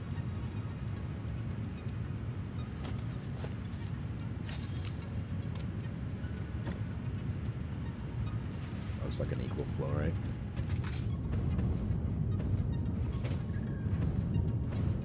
Okay.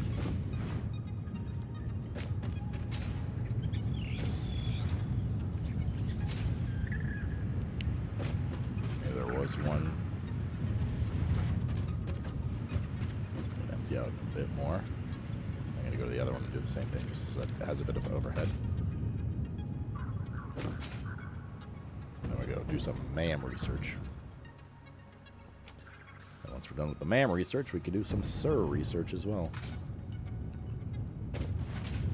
You see what I did there? Just like SIR and Adam. You guys get it? Yells, do you get it?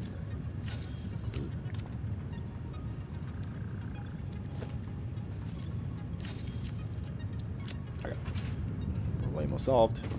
I don't get it. I don't either, to be honest. I don't either, Bruni. Is the train here? No, it's just leaving. Fuck. Damn you, kitty train. Foop.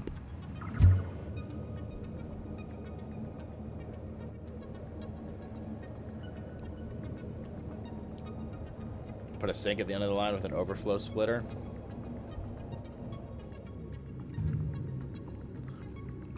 Yeah, like we did all over the main base.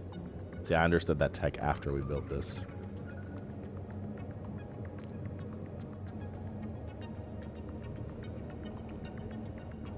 I don't know if I have the relevant maths on me, though.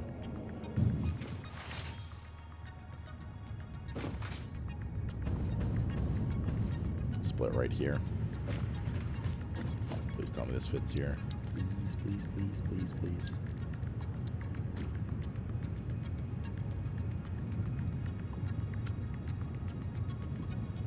Nice.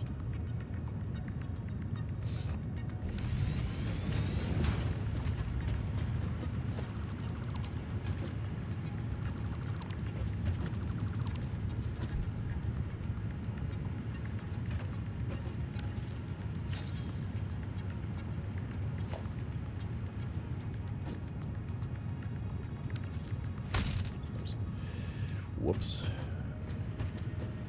Boo, boo, boo, boo, boo.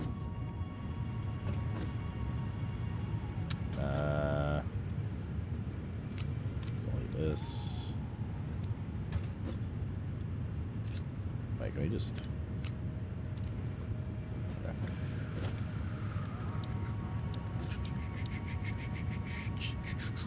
Let's...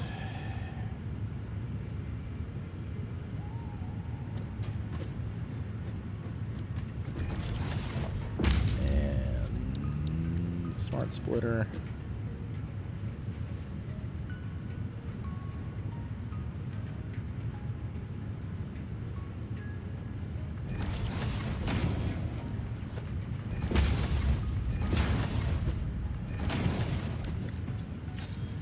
right is overflow.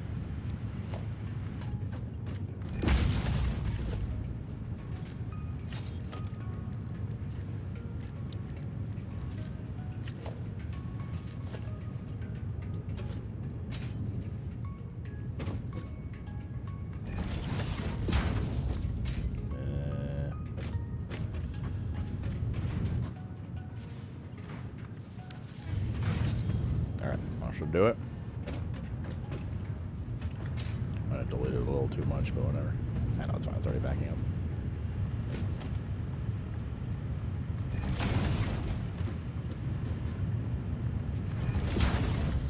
Sure, these are upgraded just in case.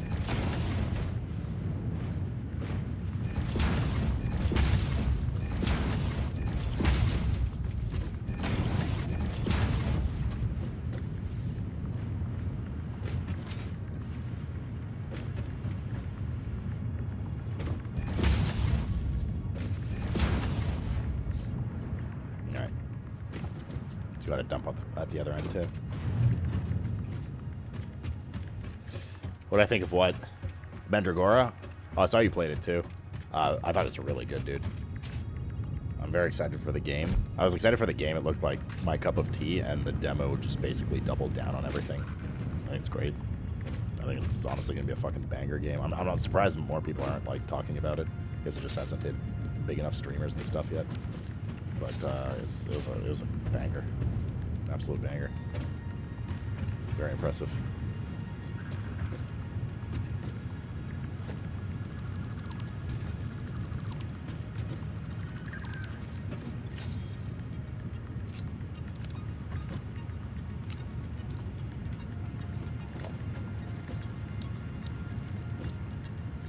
Really nice aesthetically. A little sketchy, but whatever. It works. Should work. Very nice aesthetically. Gameplay was definitely a little slow at the beginning, but it's just like any type of that game. Like, you just have no player power. I like how deep they went with the systems of like gearing and all that. The story seemed like, you know, pretty cool too.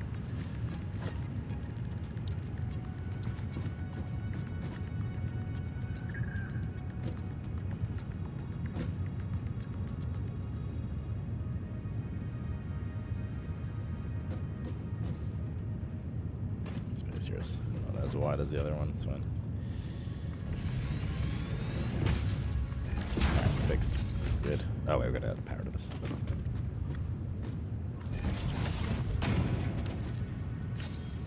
Oops. One power. Whatever. Sure. Alright. This issue has been solved. Good suggestion, Mr. Grizzly. Mr. Grizzly, you make good cookies. Alright, let's go get some MAM research. Boop. Wait, the train. Oh, fuck you, titty train. Fuck you.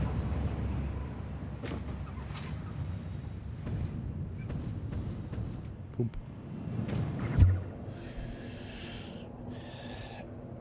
Alright, infinite GLs.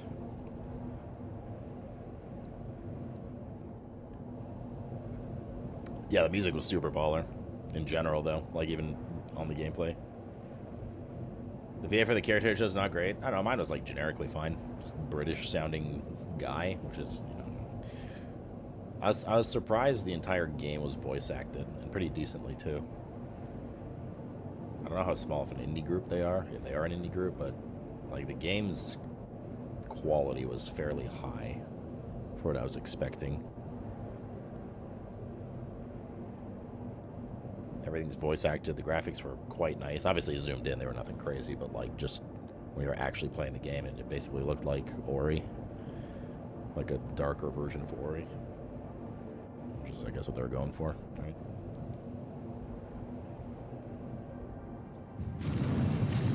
I have concerns about like the difficulty of the game later, and longevity, and how much as a result the systems are actually going to matter in terms of gearing and stuff. So I hope they tune it properly. But so far, very promising. Emo. Okay, MAM research. Ooh, over here somewhere. getting them guts. There we go.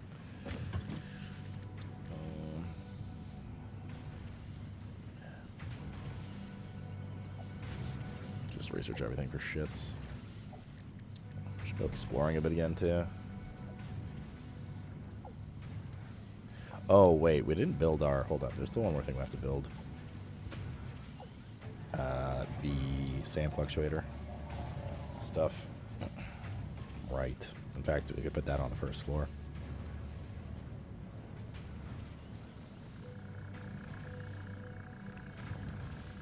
That would be good. How much iron's being taken? In fact, yeah, that would be perfect. We have 285 iron. We have 195 overhead from the second floor, which would easily spill into here. Same with the copper. We have 480 copper on the top floor. We only need 240. Cool.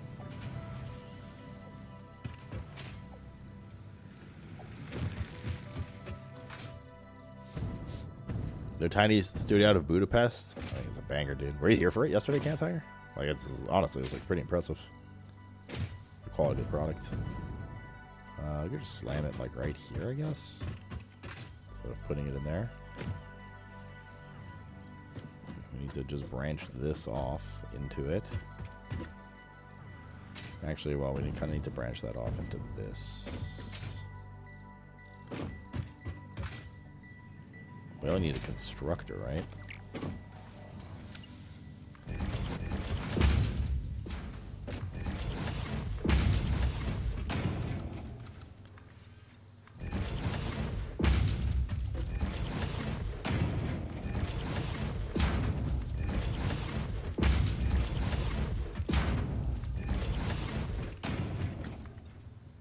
Actually, what's the production chain we need for it?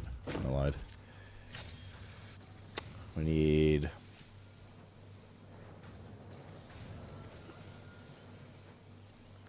steel ingots. Wait, hold up. We have this alternate steel pipe tech, so we don't have to run coal down here as well. I mean, we could run coal here. We have so much coal. It's either 3 steel or 20 iron. That's a lot of iron. It's not worth it. For how much? For 5 instead of 2. It's 3 iron basically for 2. Or I guess it's 1-to-1 ratio, or 20 iron for 5. But then we don't need to, we have so much coal, it's not worth it. So we're gonna turn this into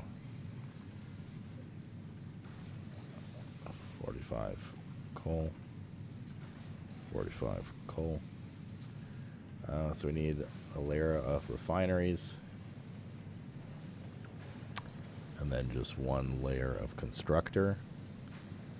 And that will go directly into a, what's it called? It'll go directly into a manufacturer. I don't know how much space we actually have on this floor here. Could technically extend that floor out.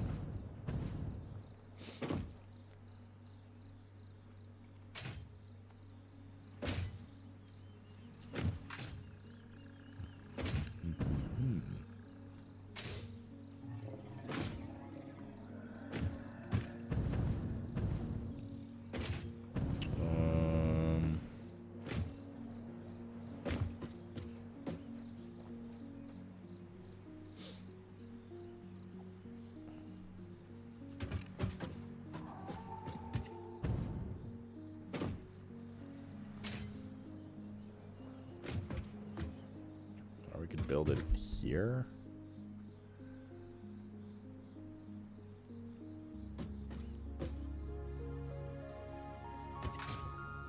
Things like the supply lines are already nicely made up there. With coal and everything, we wouldn't have to run coal to this floor and shit. Now let's extend the second floor a bit.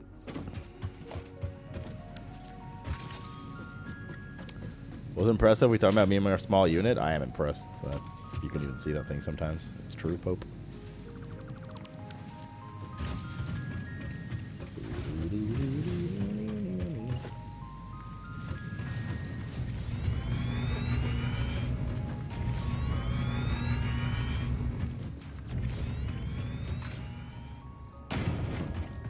am impressed. I actually know if we need to go that far with it.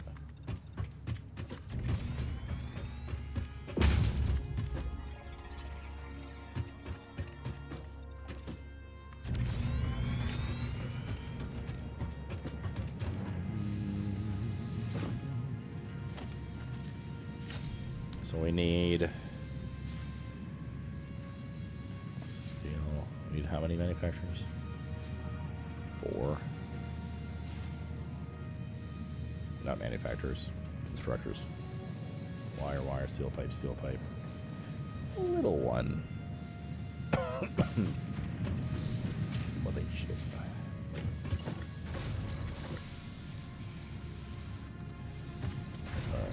1, 2. 2.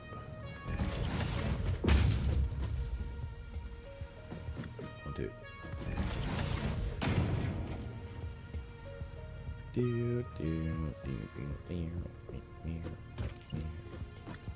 And 1, 2.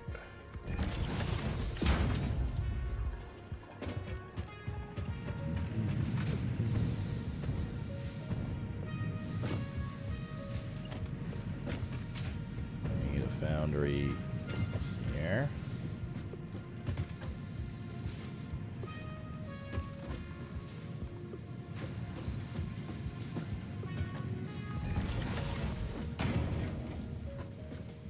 And here. And 1 refinery here.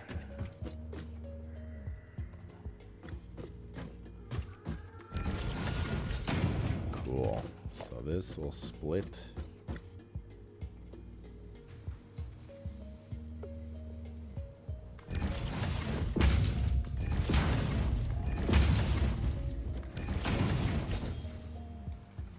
This is copper. This is wire. This is wire. This is steel pipe, steel pipe. Steel pipe, steel pipe.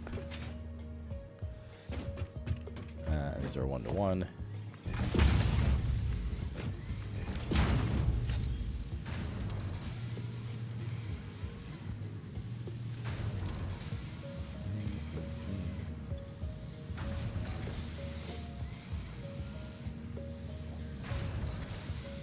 Actually, I could technically reduce this to 1-to-1, but it's okay.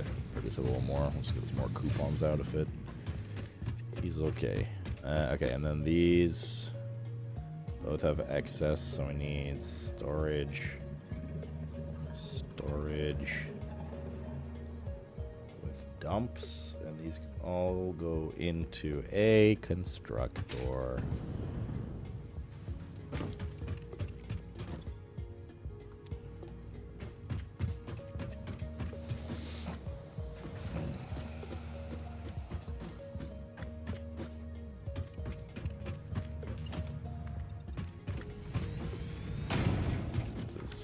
This build is child's play compared to what we had to do before.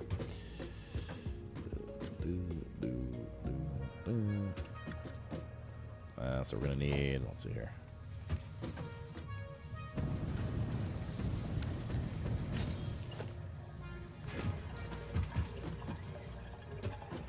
Merger here.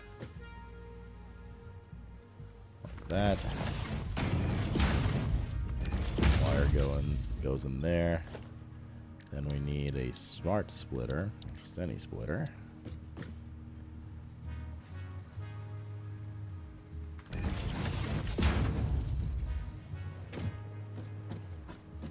What are we making here? A wire and steel pipe? I think we just dump this directly. I don't think we need to store it, actually. We already have so much wire and extra steel pipe upstairs. I mean, because we have the space, like, might as well. Okay, fine, fuck it. Why not? We'll just have a different area of it. In case we need a shit ton at some point, which I probably will, knowing this game.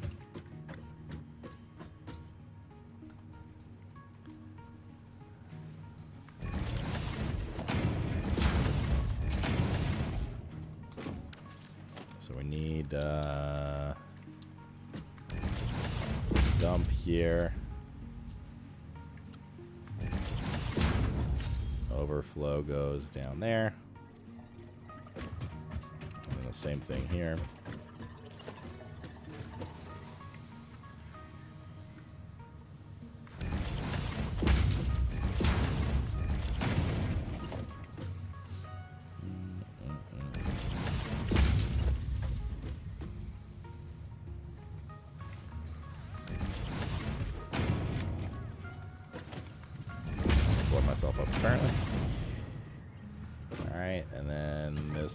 Also goes here.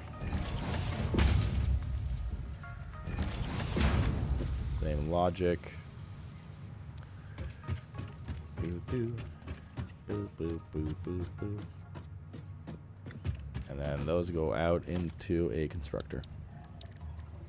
Oh. Or a manufacturer rather. Oh, we're missing the old fucking cubes, dude.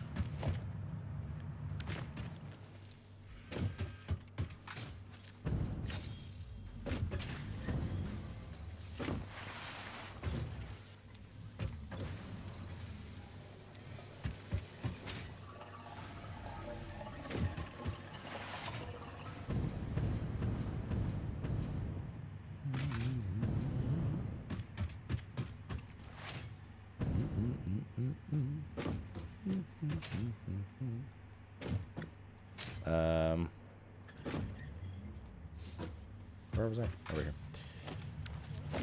Manufacturer. We want this one to line up here. Second one. Yep. 1, 2, 3, 4, 5. This goes here. This goes here. This is meant to be SAM fluctuator. We got the wire, we got the steel pipe. Now I need to get the reanimated SAM. Okay. Which is all the way up there. We either do another treadmill, or conveyor belt, or build another train station. I think conveyor belt's the easier option here. We already have 2 running. Just build alongside.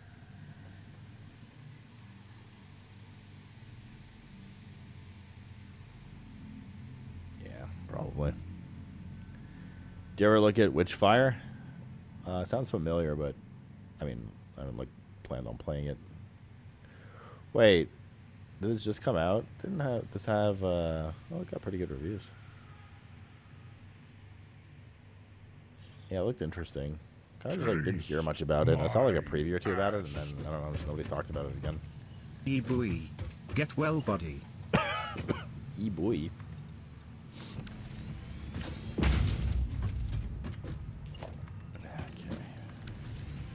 Roseman, thank you very much for the 14-monther, and welcome back, dude. And I'm trying my best by streaming all the time, because that apparently cures everything. Surely.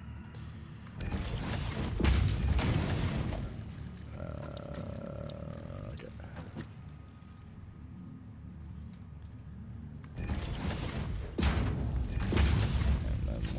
To dump here, overflow.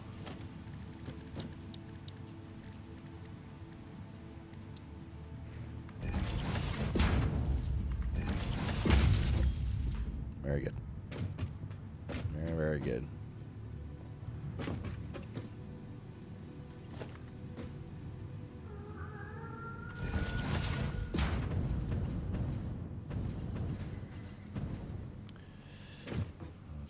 Here. 1, 2. Blizzard! 3. Thanks to Atristrade for my sub gift. Atristrade, dude, I swear.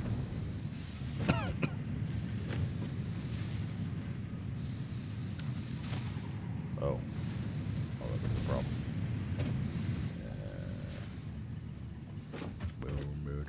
Oh, we just connect directly to them. He's fine.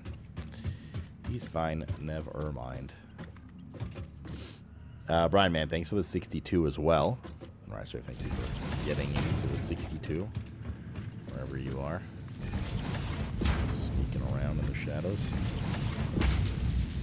as you usually do. I just built a tier 2 pole as well. Okay, this is iron, coal, copper, right? Yeah. So we need to build this here.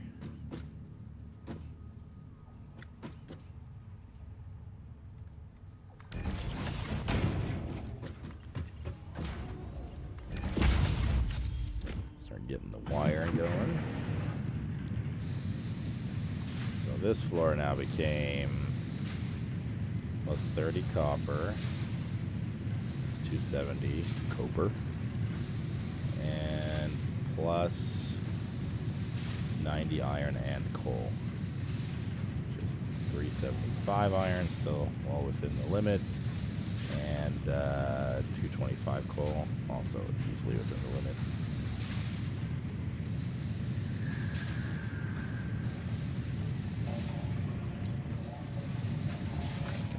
Doing its jam.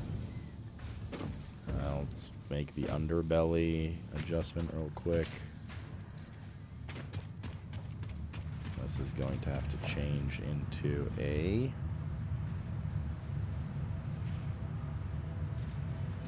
actually. Can you put a merger on these heads?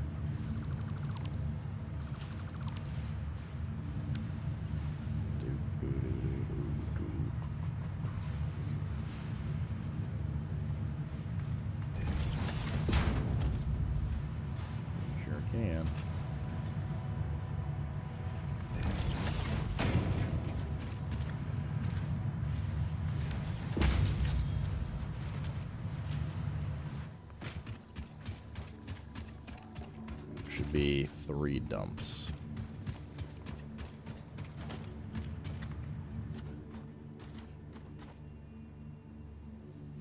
And indeed there are.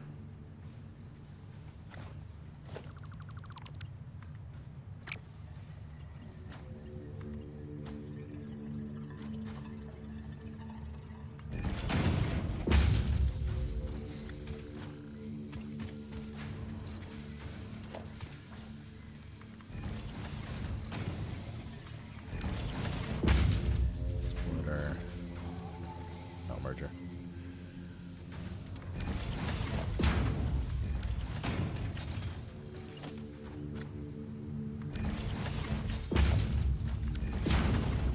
I lied. I don't want this here. Oh, I just built some random shit. Okay, good. The dumps are made.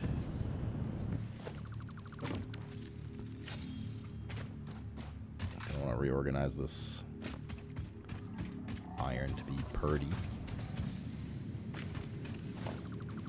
Let's cut off iron supply for a sec.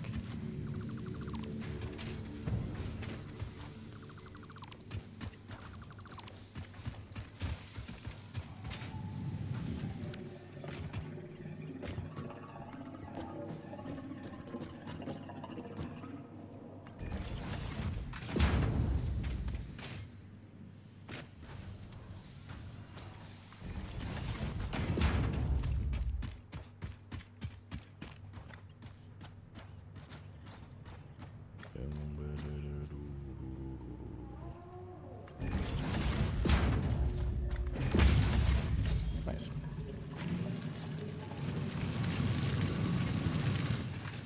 Okay. Now I need to get the.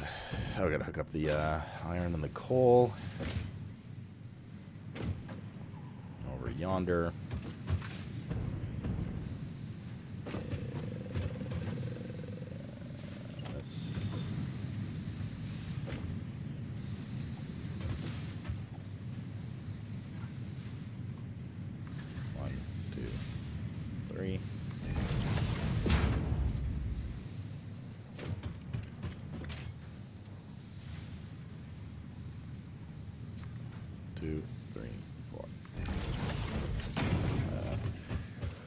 Well, that's going to be a thing.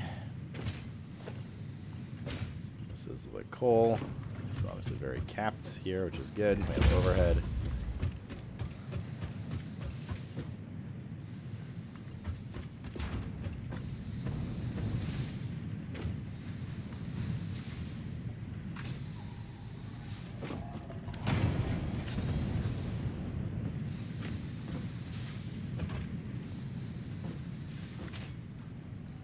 So we get a splitter here.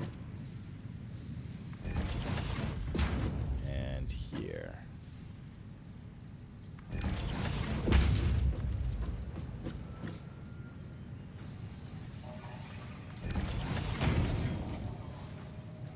Didn't connect it. You motherfucker.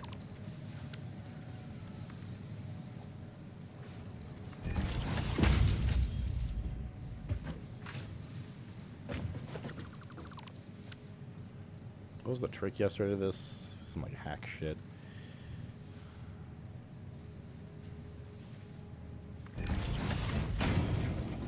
Building that first and then building this. To like trick it? I don't know, something weird. Still not close enough. Okay, whatever.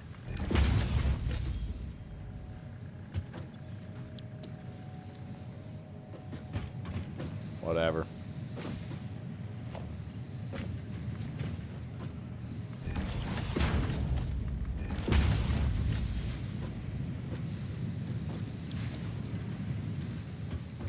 Do the iron as well.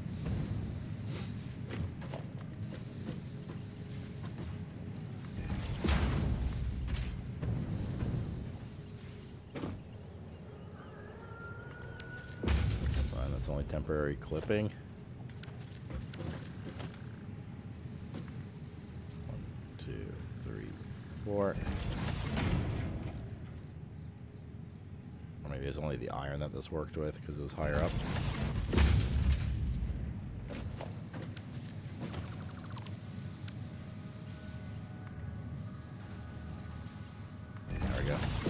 Snapped into position. There's the iron. Yes, I guess it's just the iron that it worked for. 1, 2, 3, 4. Okay. D this and rebuild it. And we're good. Good stuff.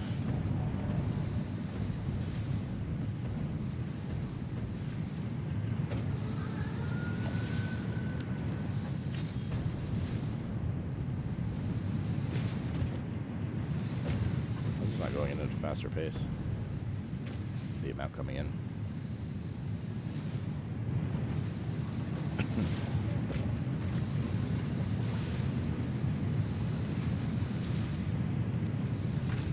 So they're all going. I see the wire. I see the Biscottis. Okay, we gotta get the old Sam over here. This is gonna be fun.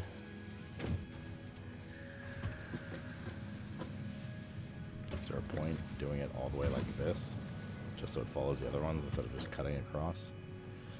I guess the point is if we extend this floor again for whatever reason, then yeah. I don't think we have enough industrial beam stuff on us. Oh, this is an immediate problem.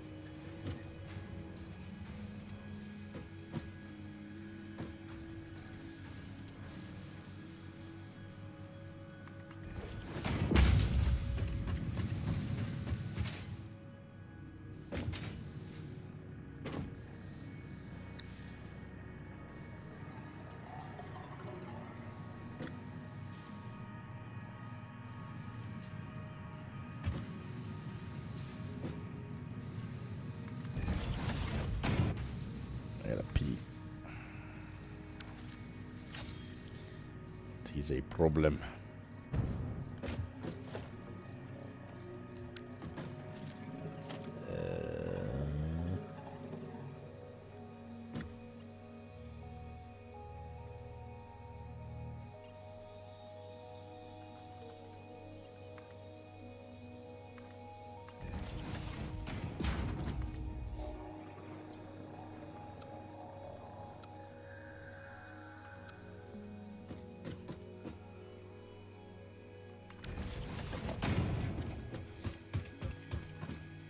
To have it go beside the coal, we have to leap this over so I can go alongside. What's it look like over here? Oh, just go through here. Okay. Right there.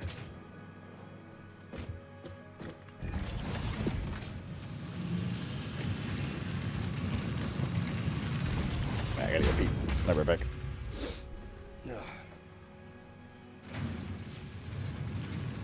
Actually, I gotta go feed the cats. Good segue. I'll BRB. Am I done with WoW for good? No. Just not interested this moment. Get another tea for my throat.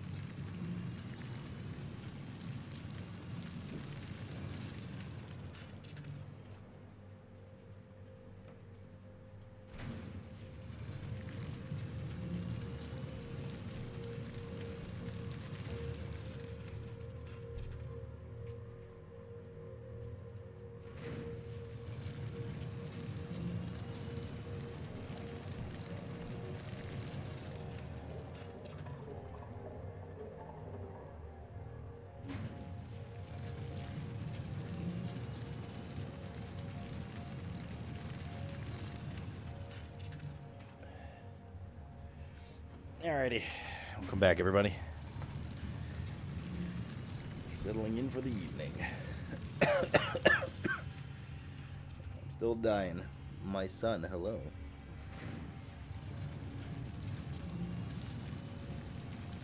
Okay. Alrighty. You eating some steak? Can I have some? Bring some for the chat. Get the ladder here.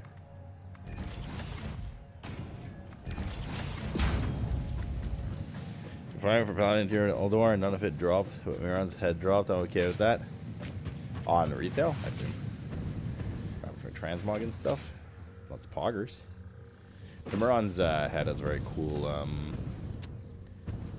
skywriting graphic. I like it.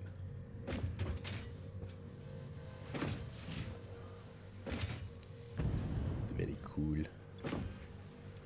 Oh baby, oh yeah, oh baby.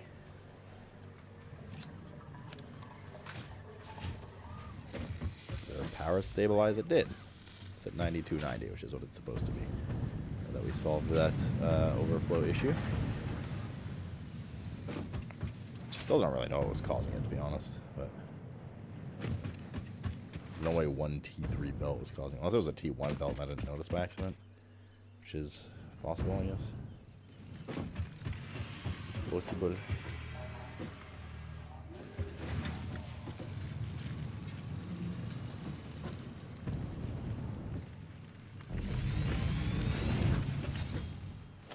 Why couldn't this connect properly? Why do you do this to me? Video game.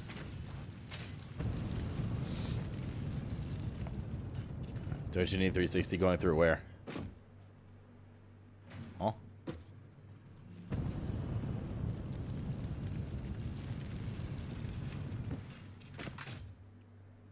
You're talking about the... where you had that T3 belt? Well, the thing is, with that,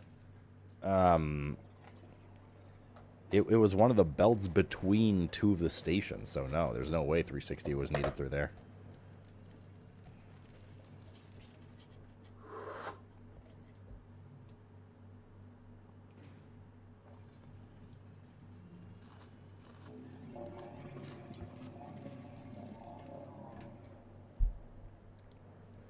It's a spicy, pickled onion, Jesus. Or actually, maybe what it was on the way out. Might have been on the way out, actually.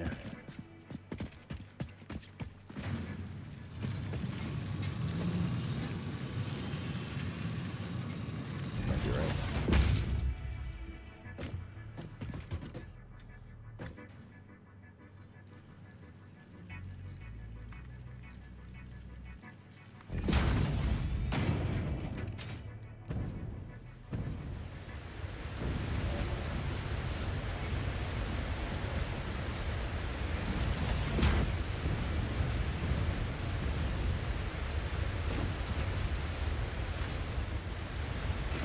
Awkward.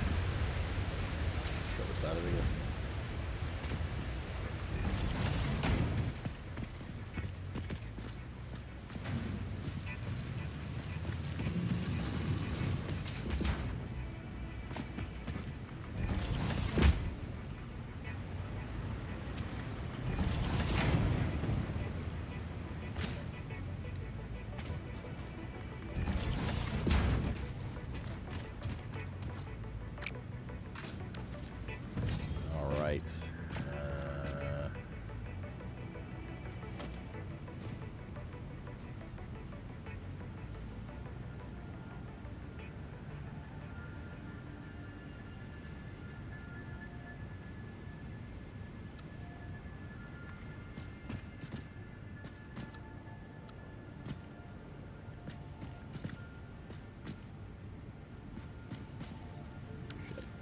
Weird angle.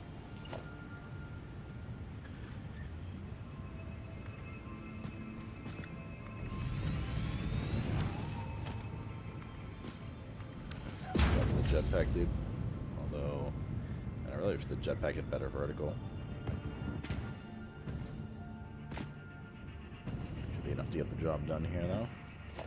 I need to scale the cliff. I mean, I could just also foomp, right?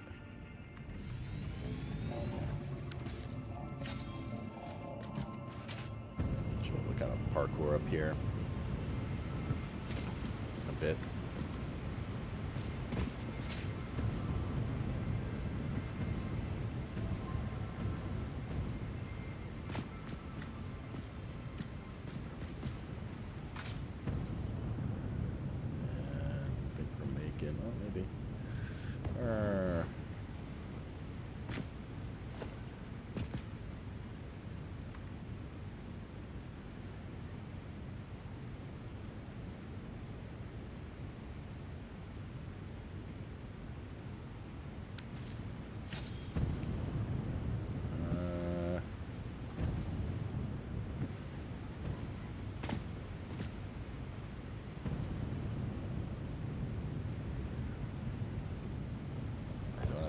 Oomph in my jetpack for this.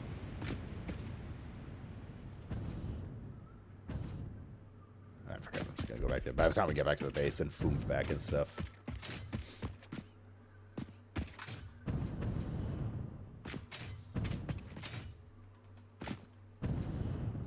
We'll go old school. Well, I mean, we have the jetpack too. It makes it a little faster anyways, but.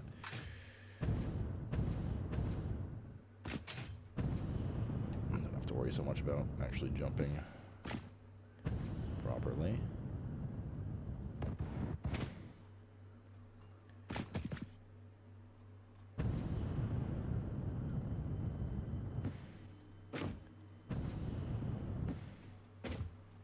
Okay.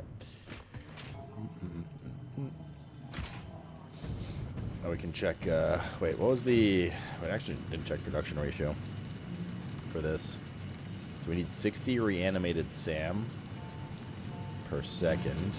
I don't think we're producing that much. I think we can produce that much, actually. We're making only 15. Holy moly.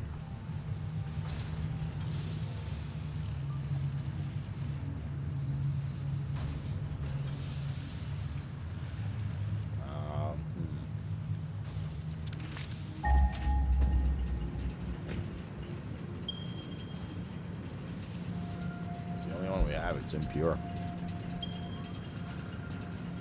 Oh, there's one close to the base, also impure. Normal. Shit.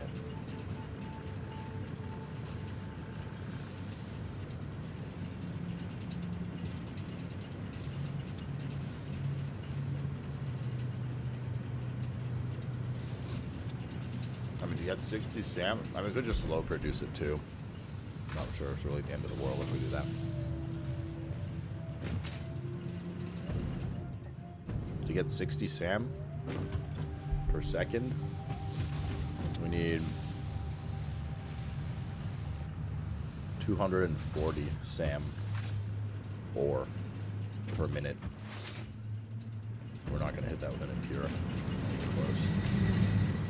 Well, close-ish, but not that close.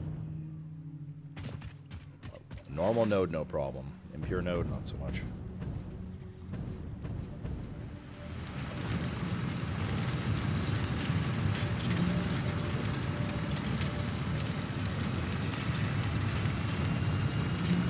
It's half.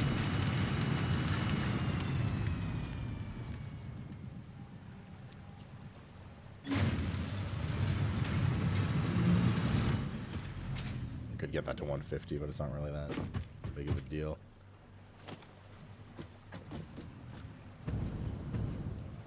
Wait, is this a level 1 actually? No, it's a level 2 miner. Fuck.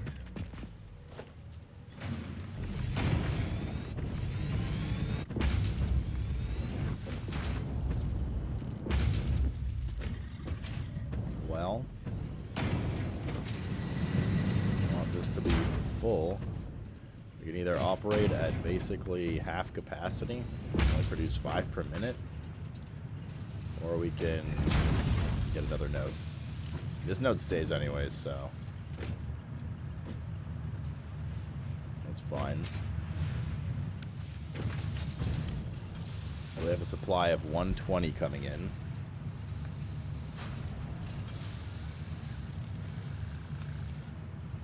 Produce 30 here. The double overclock. Right, he was underclocked. Oh yeah, 60-40 though. We want production rate 30. That's the 120. So it was just regular. It was underclocked before.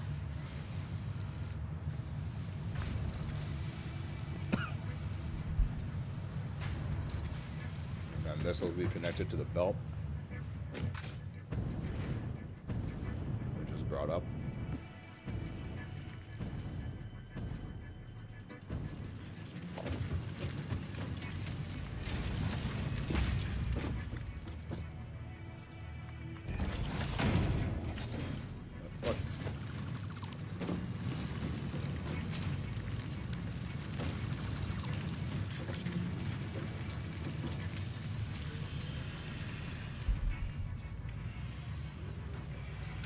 I don't need to build that.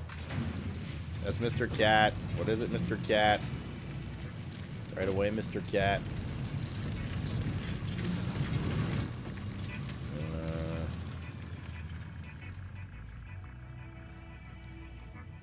Go this way.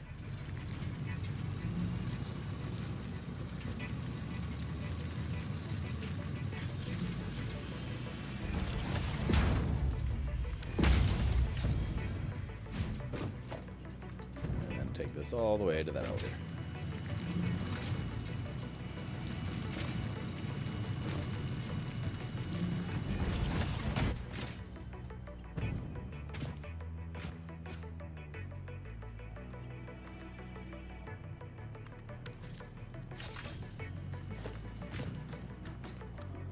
Boom, boom, boom. No, it's just barely too long. What is it, Cat, though? I'm literally right here, dude.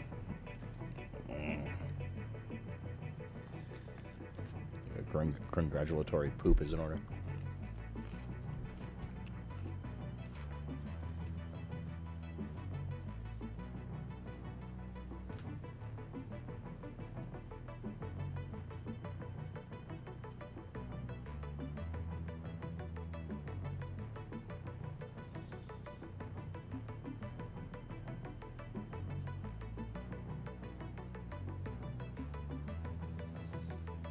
There we go.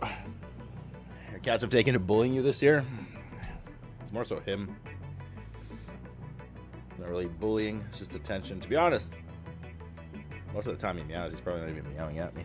He's like meowing at little one and shit. Speak of the devil.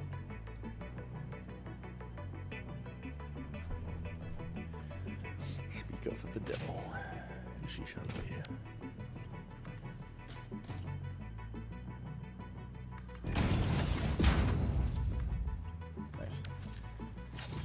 So that's going out now, which is good.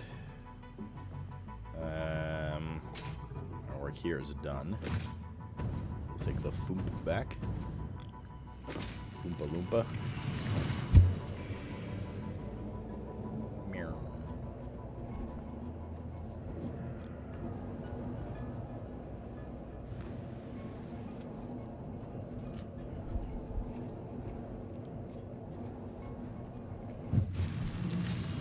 Oh, good, Brittany. See, I was worried, but I'm not anymore now.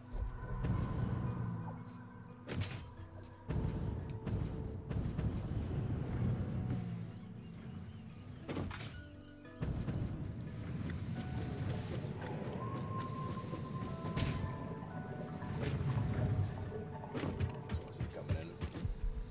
Satisfying. Some would say even satisfactory.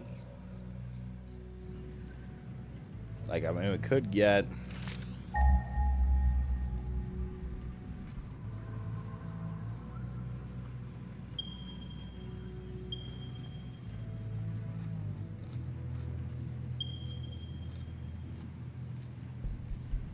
Could, in theory, bring this one over as well.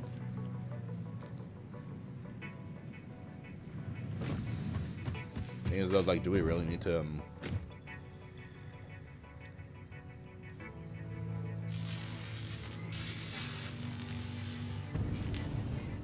Do we really need this at full production is what I'm getting at. It seems like a luxury resource rather than like a necessity.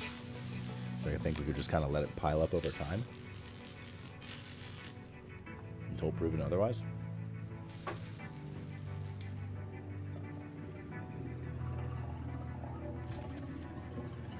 think we just leave it until we see whether we need it or not. Yeah, let that process.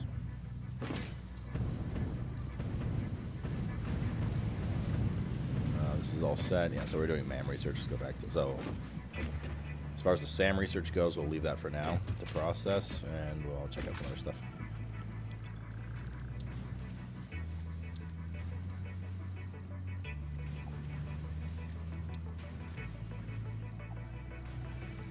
Exterior bullet guidance system. Homing rifle ammo. Geothermal generator.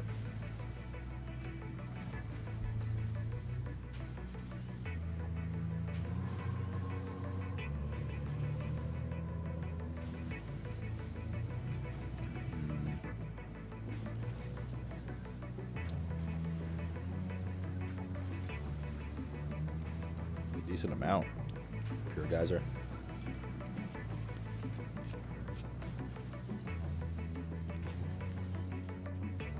Not sure if I really need it.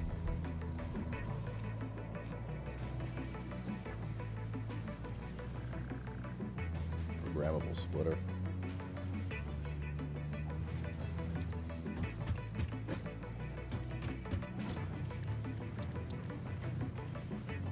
So there's power switch.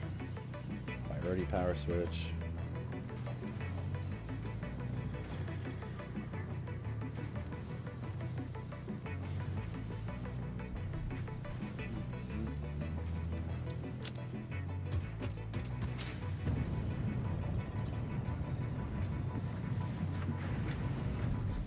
I was disappointed in the programmable splitters. I don't think I really need them. I don't feel lacking in any department right now for splitting. Kind of researching for the sake of researching.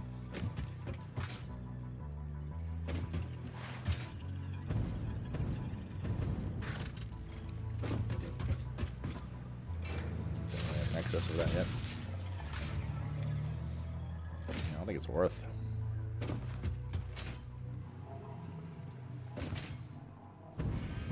Although we need that for the next milestone too. Wait, is this operating at 100%?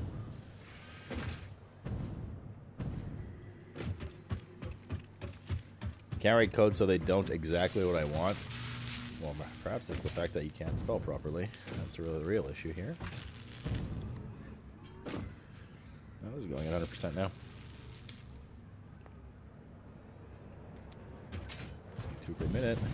This consumes only 1 per minute. So yeah, we're stocking it up now.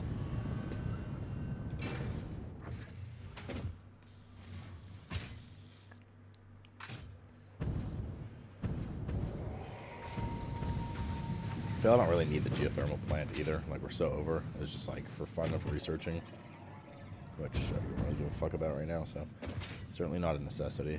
Let's look at what else there is. So I think we're kind of done with the Caterium Tea for now. Done with this one. This one we're working on. I think we're done with this one.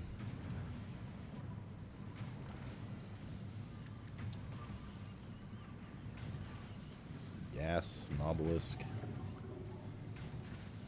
It's a deadly gas. Okay. Not really very useful. Some more healing options, not that useful.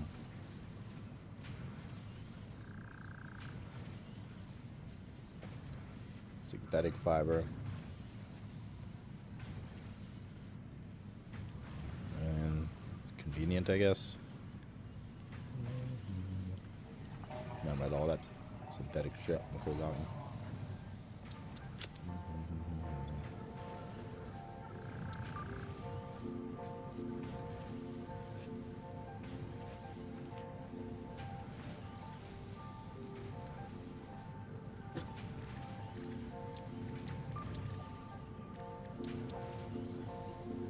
Bigger power shards would be pretty nice. What is this?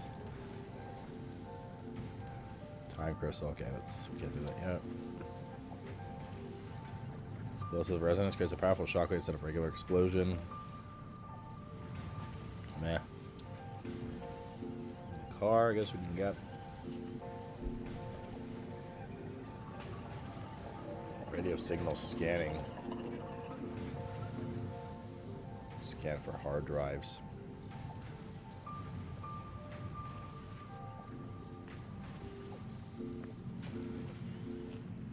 Radio tower could be pretty nice.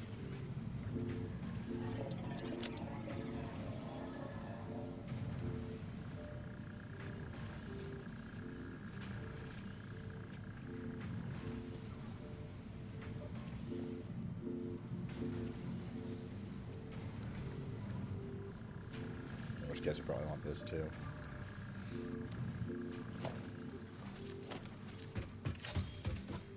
What does it take to make these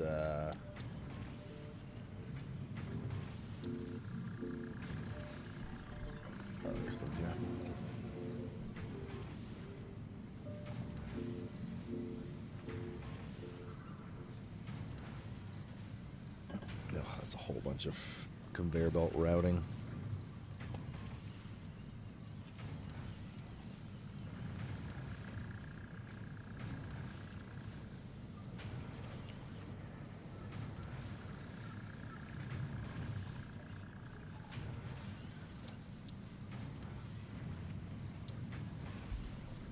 You also just craft them by hand.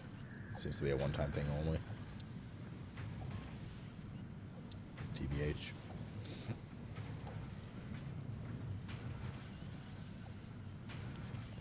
Don't have the lattices for that yet. Sulfur, compacted coal. Efficient alternative to coal. There's turbo fuel. Need hard drive.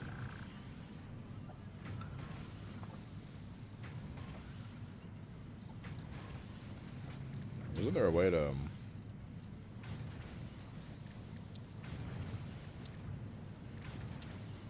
synthesize hard drives, I thought? Am I misremembering? I guess so.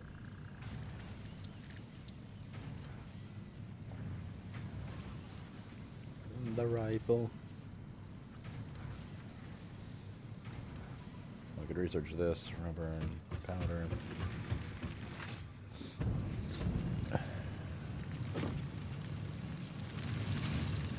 It doesn't matter. Oh, we will need that though.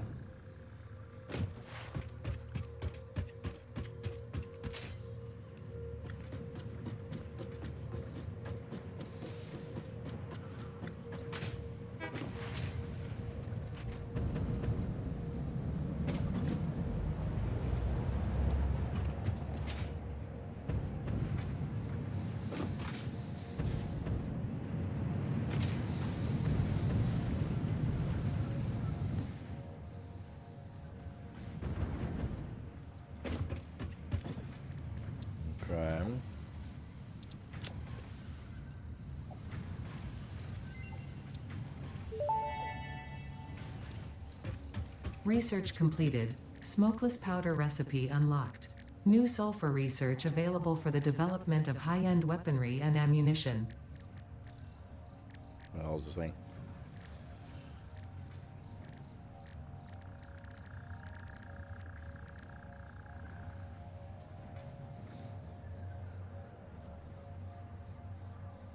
Oh, it's over here, isn't it?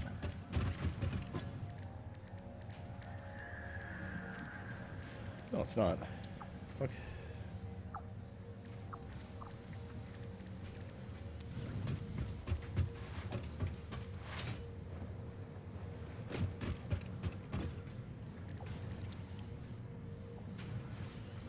Smokeless powder. That's in a refinery. Oh, God.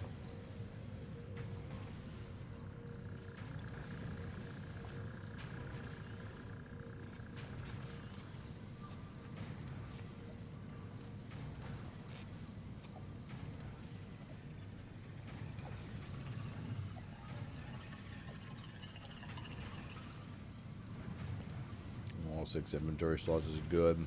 I don't give a shit about the rest of this though. God damn it.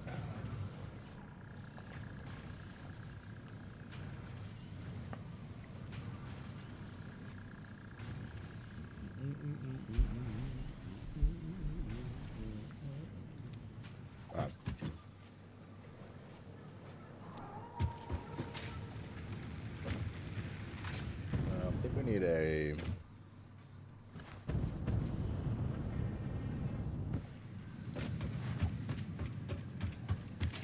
I turn some of these dumps into kind of an input area. Some of these recyclers. That's one. And we're just gonna move this back.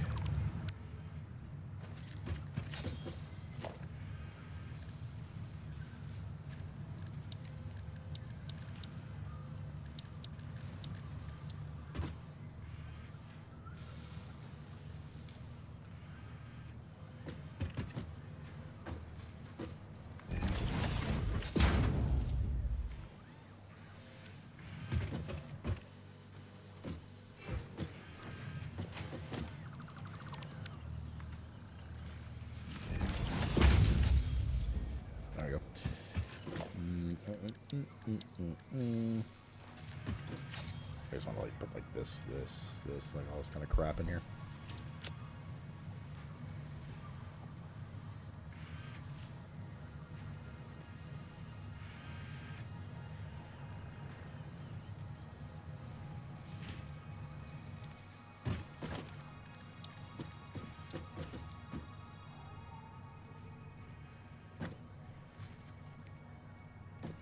Should have built most of these stations like this, or just.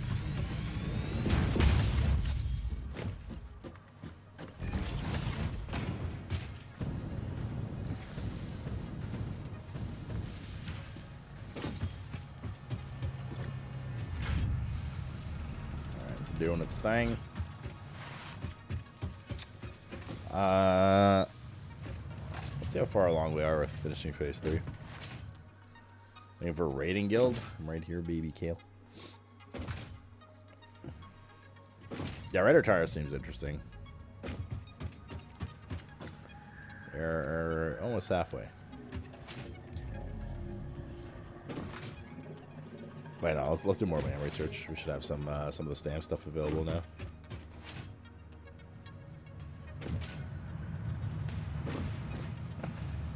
There's a search function for a reason. He thought I was talking to you.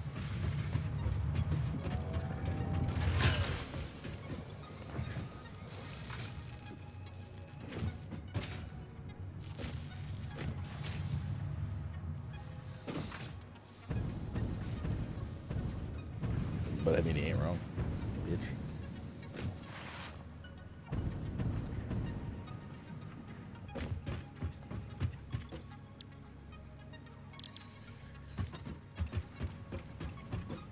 All right.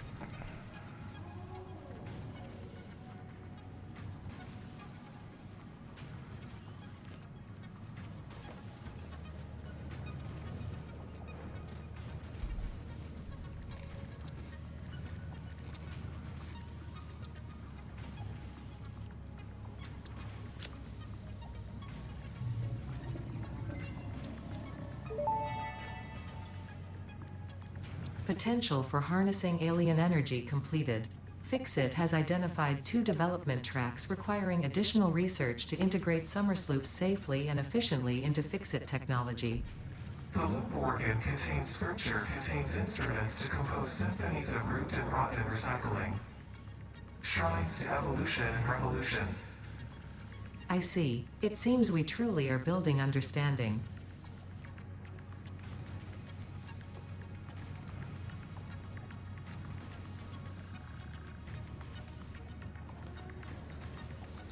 Okay.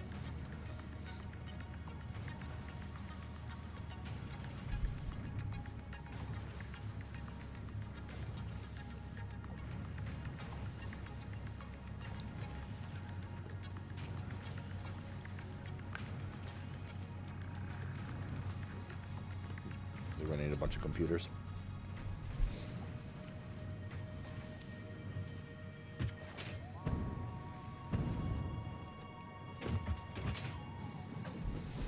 how this dimensional stuff actually works. I haven't been using it yet at all.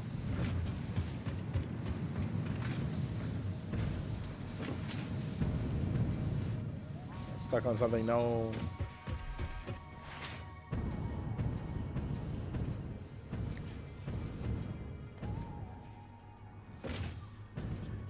Well, computer seemed pretty backed up. We're getting a shit ton of screws now, which is good. So we fixed all our supply lines. All saturated AF.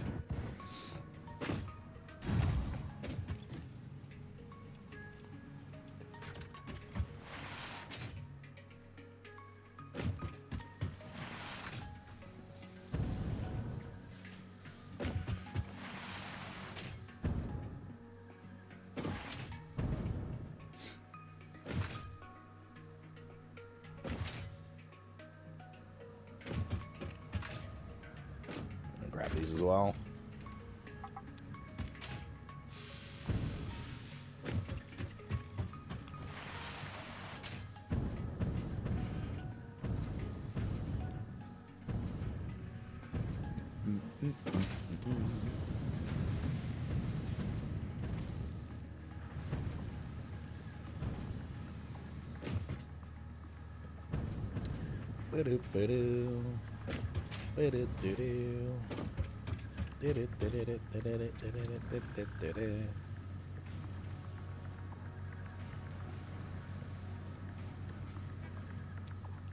What are these Mercer spheres do I have?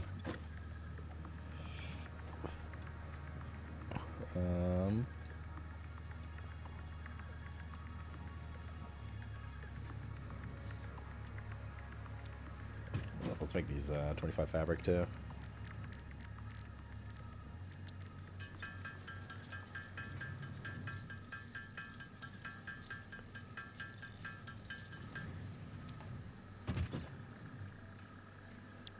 Those can be put away.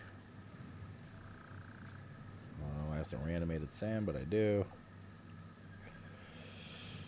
For whatever reason. So I put this away.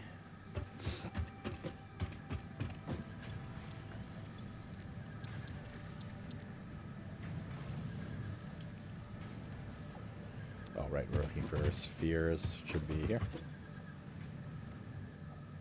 17. Okay. Okay. It was uploading from the inventory.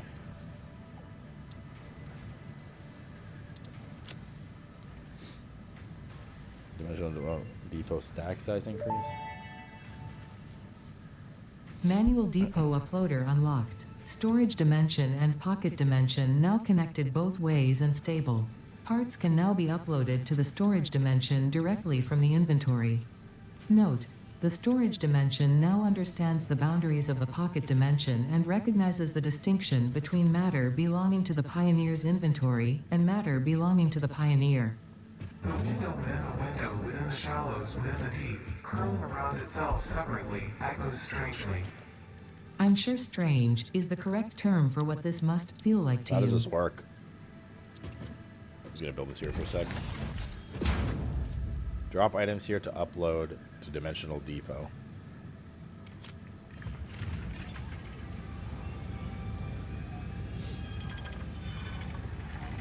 This is slow as fuck. Is there a limit to it? Well, you can get some upgrades, I know, but...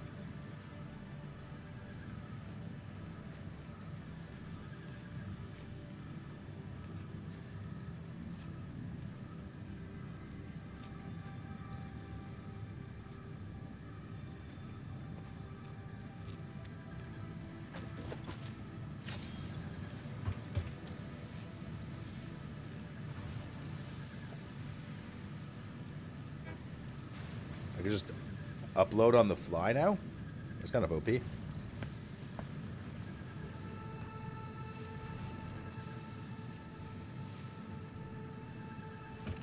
but... So is there a limit to how much stuff I can upload? Not the rate, like literally the amount. In here.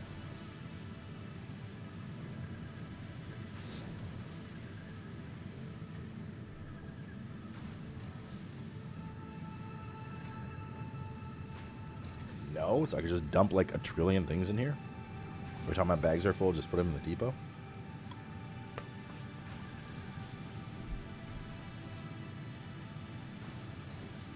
Damn.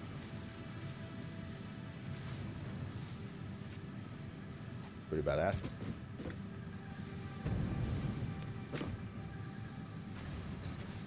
Now, ideally, what we want to do is build an army of these at the end of production chains. My only beef with that is we're not going to produce any coupons. But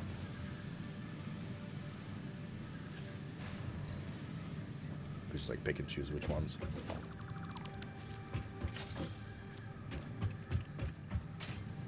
Do I even need to have a physical depot anymore? Nope. This is kind of pog. Very pog. There's upgrades for the rate too, right?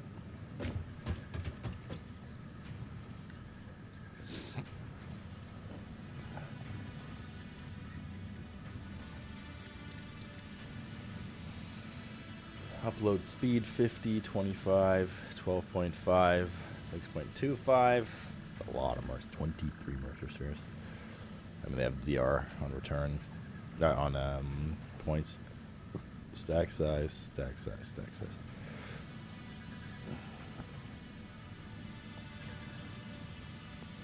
We'll take this low-hanging fruit.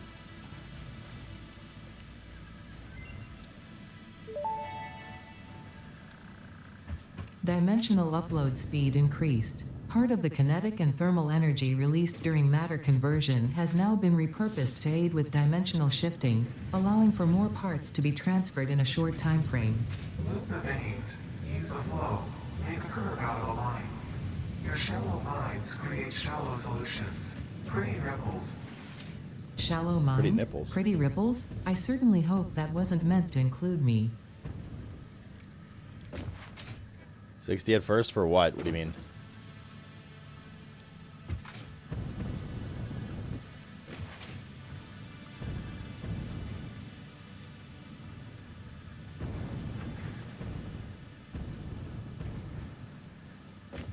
Upload rate? Does it say anywhere where the upload rate is? Well, it's up by 50%. So it's 15, and now it's up to what, 22.5?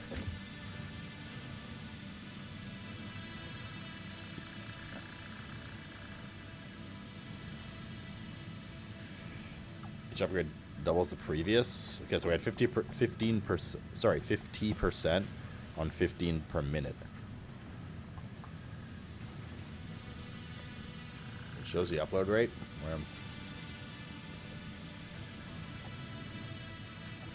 Where is this?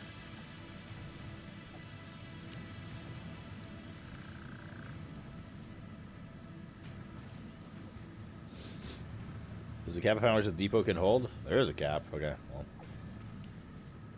On the actual upgrade.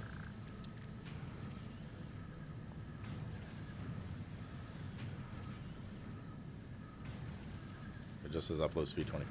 Oh, I see at the top. 30, 60, 120, 240. Oh, I see. 200, 200. Oh, okay, okay. I got it. It's a bit unclear the way the other tooltip reads then.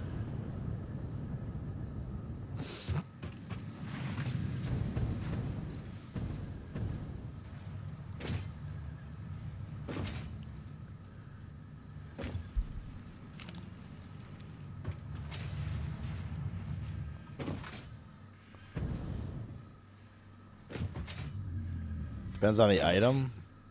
Well, I guess we'll see what happens. I'll just keep uploading stuff while we play and explore each other's buttholes.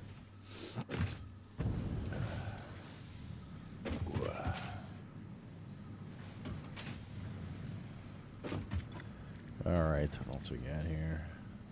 See this.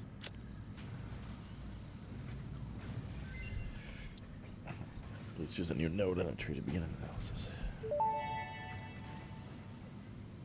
Production amplifier unlocked. Every single manufacturing and smelting building will be backwards compatible with this new technology.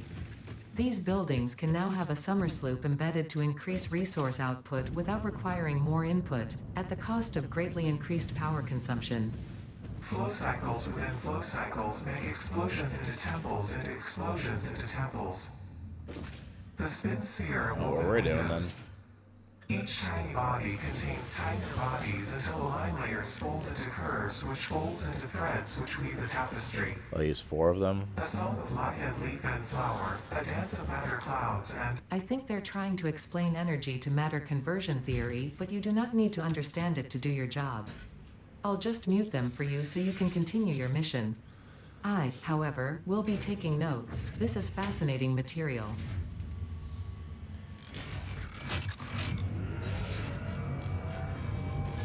$55. I didn't go up at all. Oh, it'll say it'll do it on the next round. Or those completes the current one before it snapshots the new shit.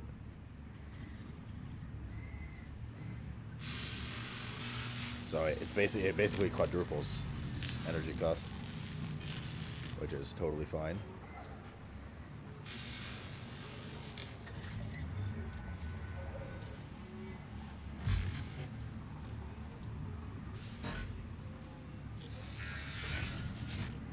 Cool. Cool.io.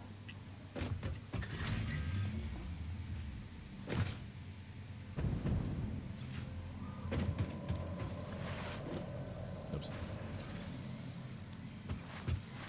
Neato gang. Super duper. Oh shit, I didn't check how many thingies it had. Probably should have done that. I'll check right now, actually. I'll have an idea. How much time we can explore and do other shit before we're done phase 3. Because we're almost there. Can you use partial summer sloop? Is that a thing? Can I take that out and do like 1? Yeah, it's just up to 4. Okay. So we're doing 2 per minute. We have 250. We're halfway.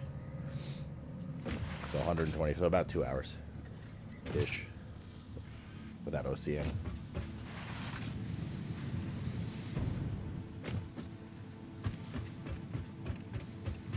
Which is fine because there's a bunch of shit I want to do.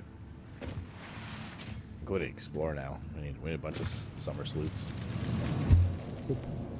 Wait, is this? Yeah, that's right.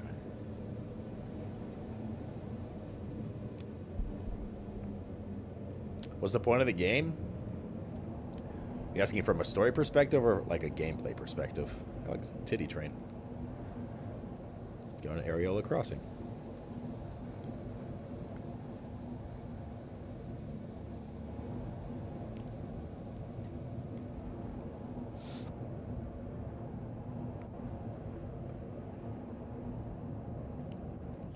Both. So like the gameplay is an automation building / base building game.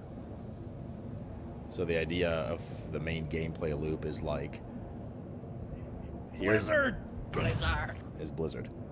It's like here's a resource in Minecraft has really changed. Here's a resource in its like most raw form, so iron ore. Then you turn this iron ore into iron ingots. And then you turn the iron ingots into iron bars. I'm just saying random shit. And then you need 2 iron bars to make, like 1 iron rod. And then you need 4 iron rods to make fucking iron sheet. Like all this kind of stuff.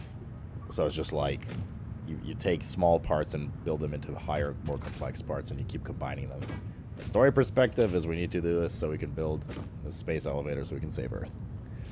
Clyper! Piece of shit. Thank you for the 123, buddy. Baby. Hope you're doing well, baby. Yeah, it's not going to be in here because this is saturated now.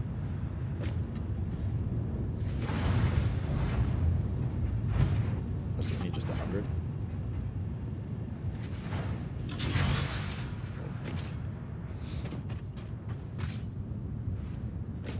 123 months is almost a year? That's crazy how math works these days.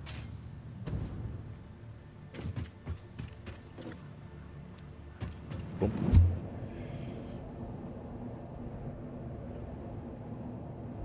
So that's the idea behind the game. Play loop.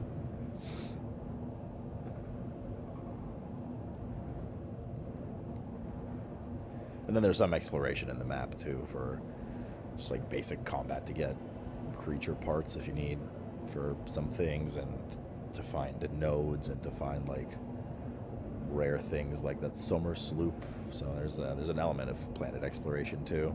But the main gameplay is, I mean, this all boils back down to stuff that you need to build like a giga factory with. Like all this I was literally built by hand, this entire thing. Just how the game is. Every little factory I built one by one, connecting it with this beautiful spreadsheet. Somebody told us to make Hyperloop canon yet? I've been told several times. I'm good, as much as I want to launch across the map and die. We'll do it for novelty at some point, though, I'm sure. I want to finish this stuff. Oops.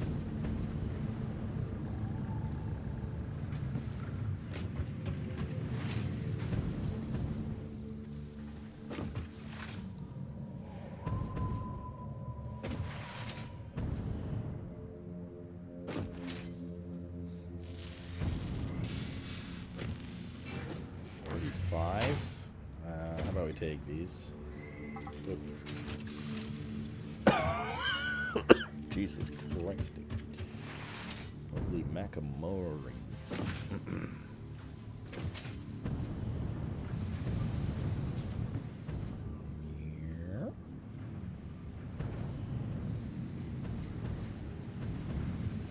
Fuck you, Clyburn. Alien technology. Wait, no, this is for quarter? No, silver. Not for sulfur. What the fuck was this for? I know. We'll go down one by one until I find it. What am I missing here? Nothing. Let's do this as well, so we can get more slots.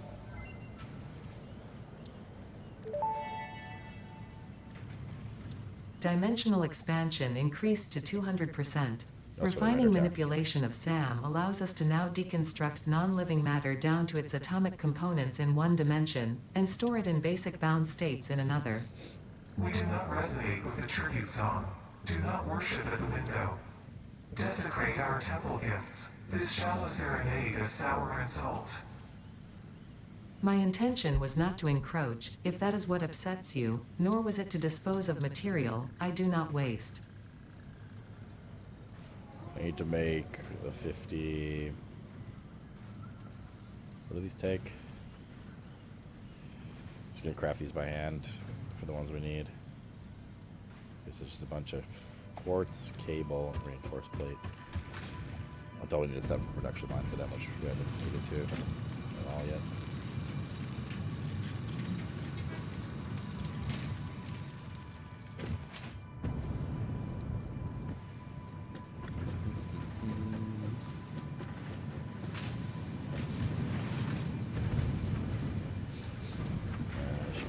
Cable over there. Should be a shit ton of reinforced plate over here, I think it is.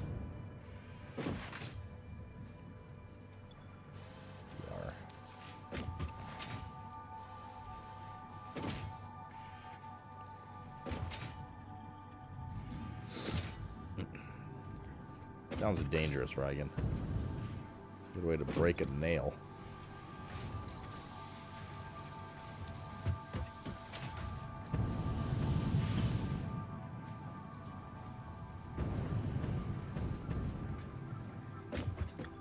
I haven't craft these by hand, actually. I just realized. Yeah, I can.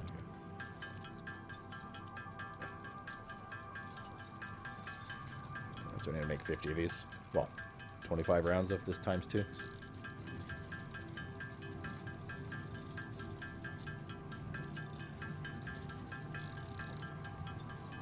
Well, I got depots. We had depots. We just didn't have uploading to depots from inventory.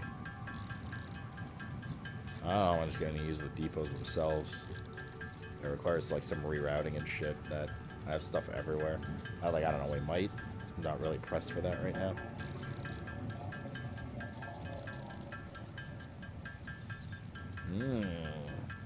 See all the things you learn after you quit World of Warcraft, Lemur?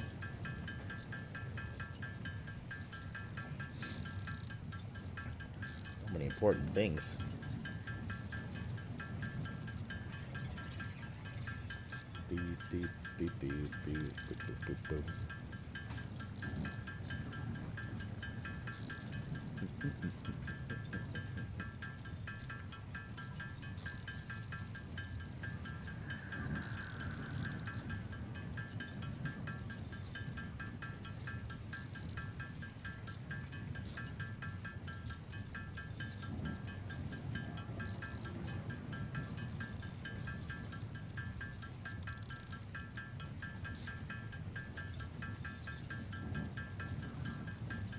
Nobody wants to play for San Jose? San Jose's had its years, as far as hockey goes.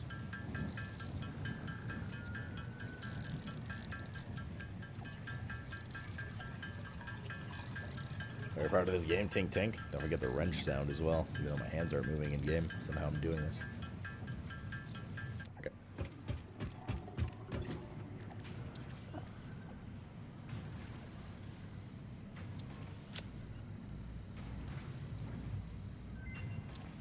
I'll be able to scan for hard drives. Radar tower unlocked. The tower reveals resource nodes and other useful information on the map in a set radius from its location. We need more tinking. And more heavy modular frames. I might have some of those in storage. Hold up, let me see what we have. I have some of them.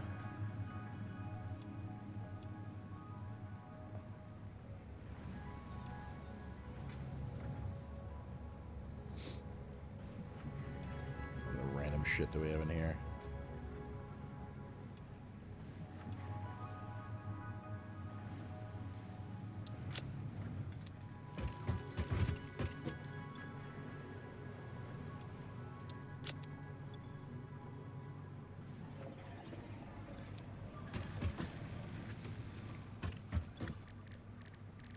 Make 25 more of these right now.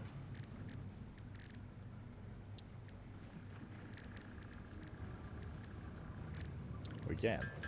Back to tinking. Ting, ting, ting, ting, ting, ting, ting, ting, ting, ting, ting.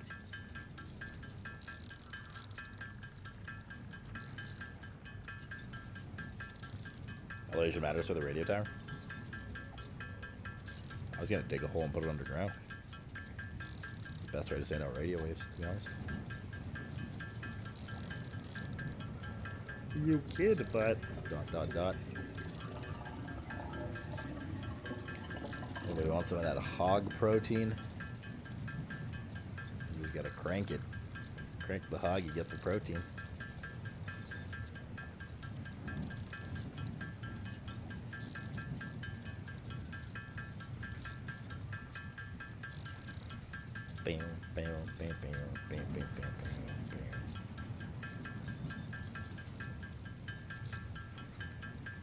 The radio tower has a good range on it.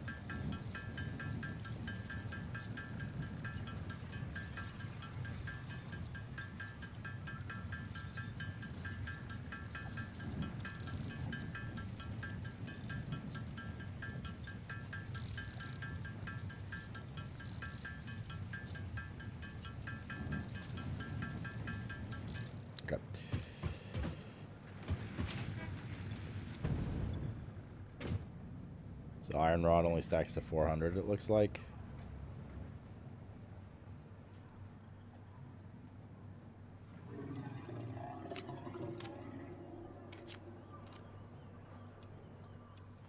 Is there any hotkey you can press to shift click now?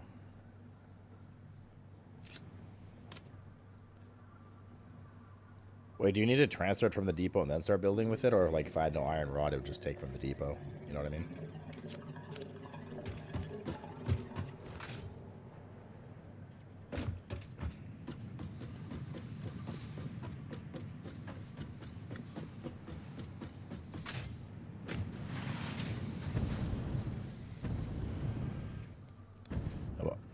No, but I understand that. What I'm saying is, will it auto-extract from the depot, or do I need to take it out of the depot, put it in my bags, and then use it? That's my question.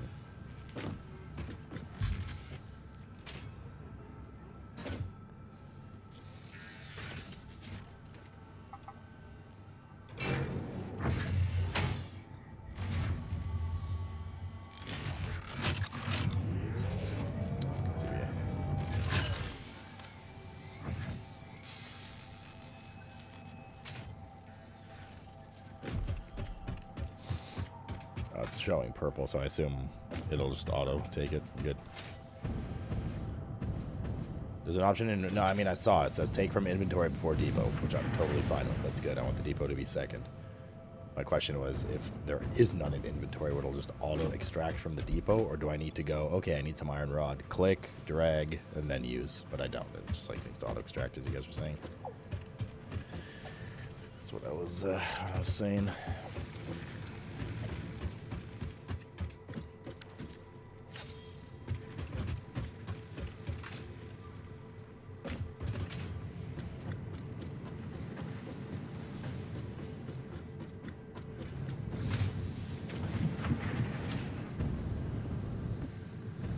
Actually, I should probably place this up there. It's a pretty high peak. The Foop. Foop. Boom.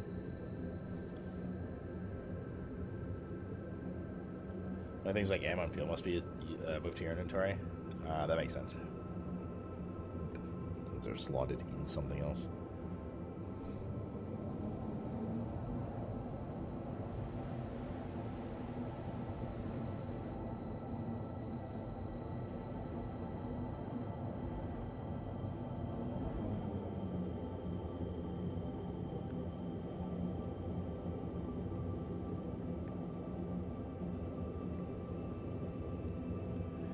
I think basically what I'm going to do is, like, you know, get the most common mats and set up a chain with, like, a depot for those. So things like industrial leg wolf.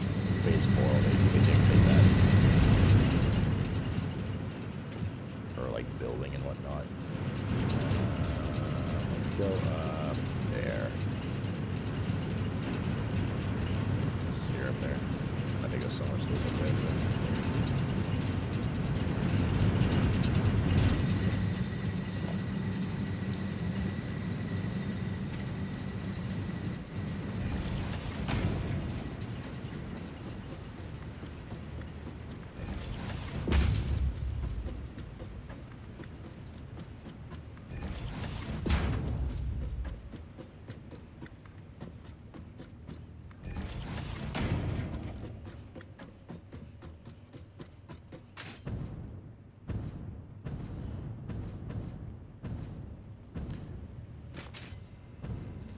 Slug.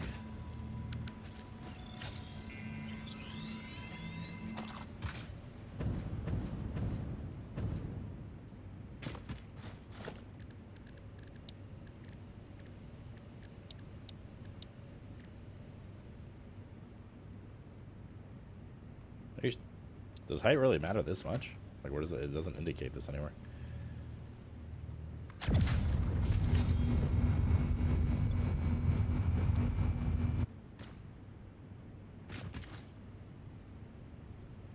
It does? Okay, but, like, where do you know this information from? It doesn't say it anywhere.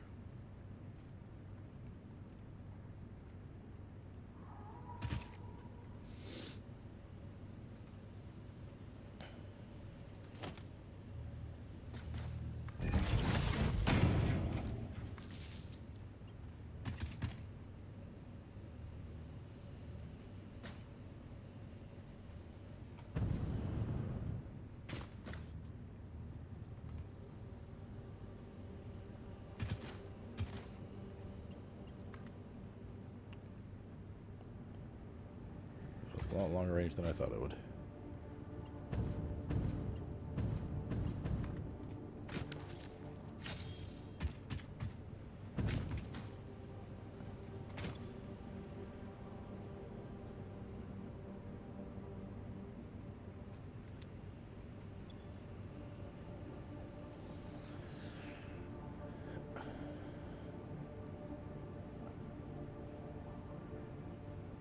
Cool.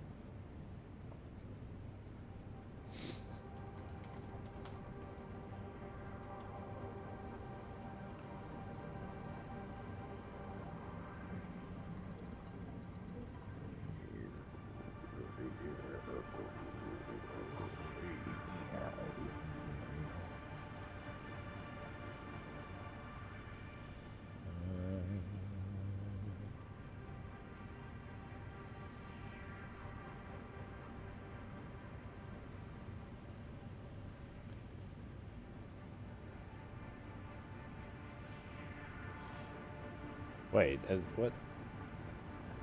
Doesn't actually tell you where the fucking spheres in Summer Sloop are. Just the fact that they're in this massive radius.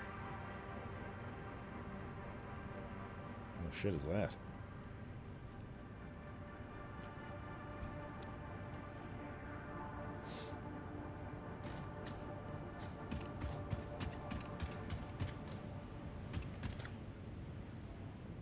Crash up there. Fuck the hand scanner. All my homies hate the hand scanner.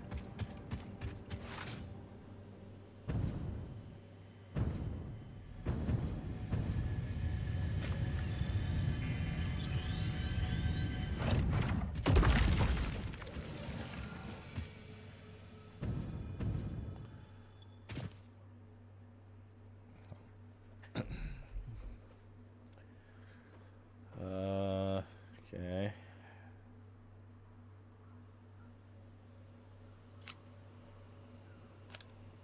Oh, I should check this. Take from inventory before I do, but that is what I want. Okay, cool.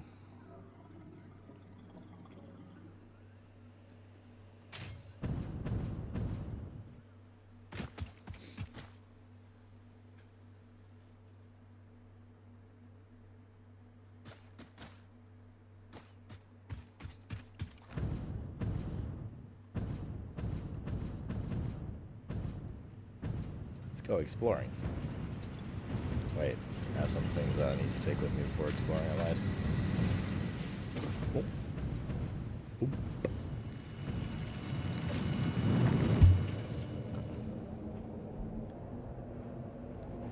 Never experienced a difference in height of the towers. All I'm saying is, I'm not saying you guys are wrong. What I'm saying is the game literally has no indication that tower height matters.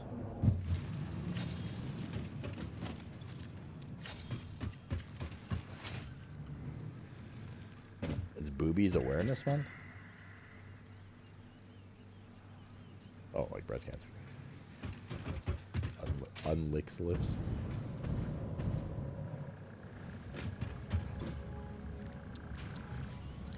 What do I care about right now? Like, kind of interesting, but we don't really need power right now. Keep working towards those. We need to find a lot of spheres. And somewhere to sleep.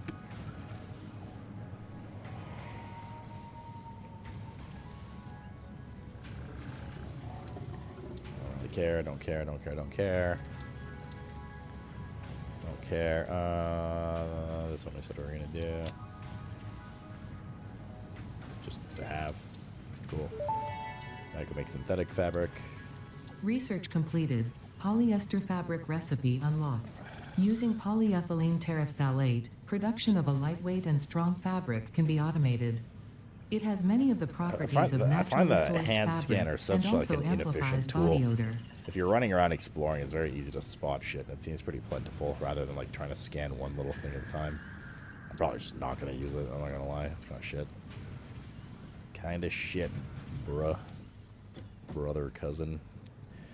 And all right, let's some shit on. Hello, guy stream.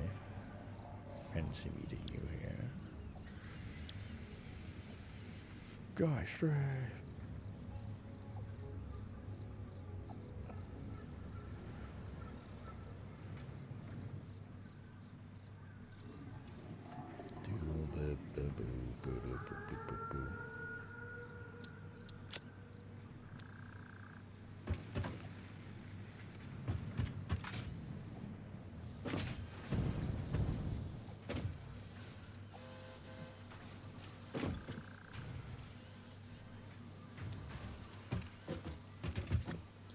Some you won't see underground, etc.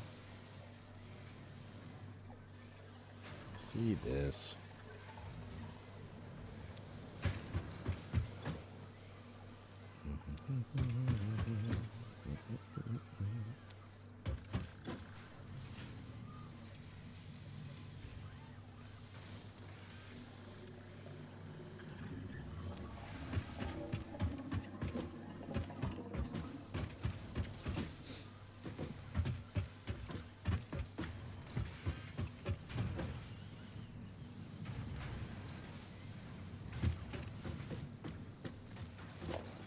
Can I just debug these while we're out adventuring? If you have a if I have like a bunch of shit in a depot like this and I put it in a dimensional depot, and let's say the depot starts with cement and concrete and then caps on concrete, will it go to the next mat or will it just stop because it can't get the rest of the concrete? You know what I'm saying?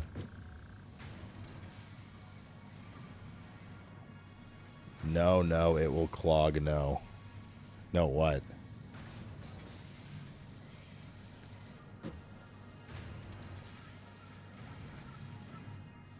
It will clog. So it'll do this until it can't and then not fill anything else.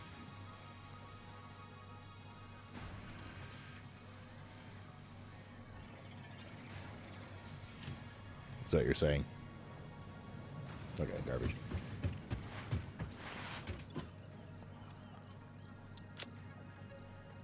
Let's get.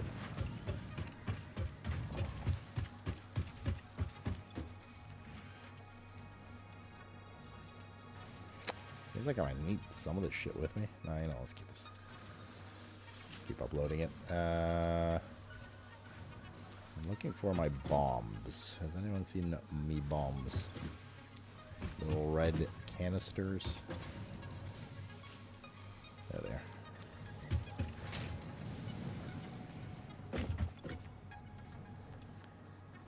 Okay. Let's go on an adventure.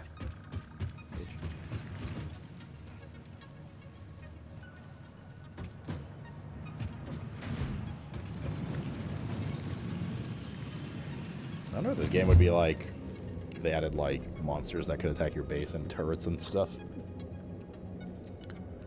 And like a more chaotic reason to explore. Like more dangerous world. What's up, Fierce?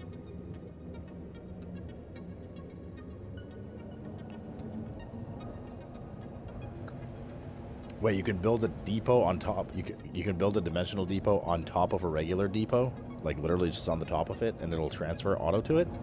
Like I don't need to continue the daisy chain. Oh, that's super. Oh wait, that actually solves a lot of shit. Oh, the little lift. Yeah, that makes sense. Oh, so then I'm already set up for it, right? Because I already have smart splitter to dump excess that goes into a big storage. So I'll just build it on top of the big storage for some of the items and link it up. I still play WoW? Yeah, on and off. Cool.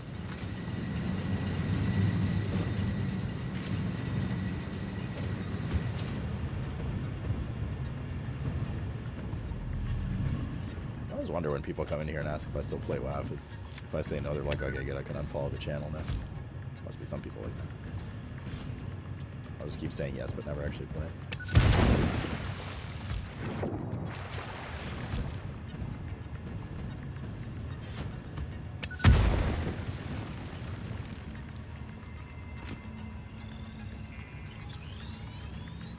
I know each depot takes a sphere. I'm only gonna need. I don't really care about some of the mats. I'm gonna wait till phase 4 though to see, so we get a general idea of what's going on. I'm fucking crazy. I got a bomb and I know how to use it.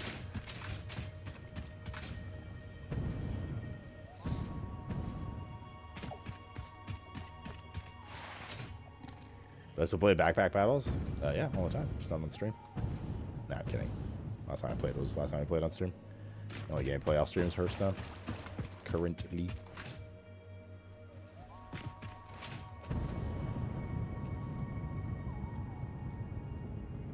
Do we play Bloons? We should play some Bloons again. Fucking shit, those jetpacks, dude.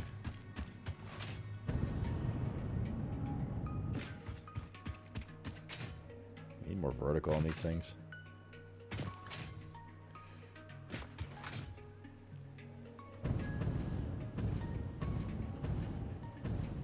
There should be like a wall of explodies here somewhere.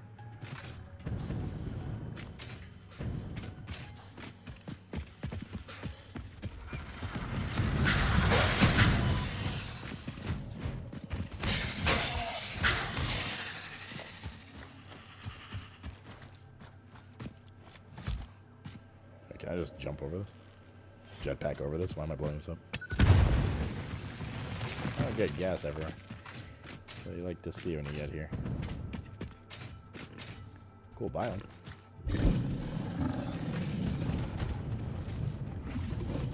Neato gang. What the fuck? Oh, they throw rocks. Those are the big ones.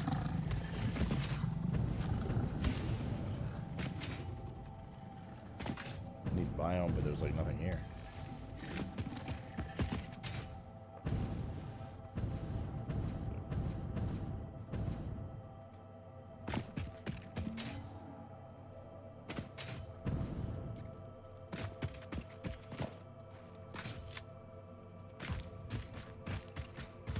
Crude oil.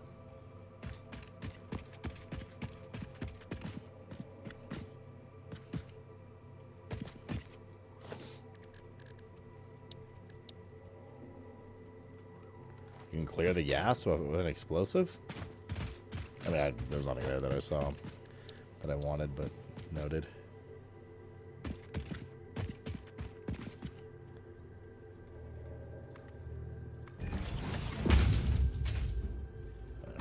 Might have aimed that a bit.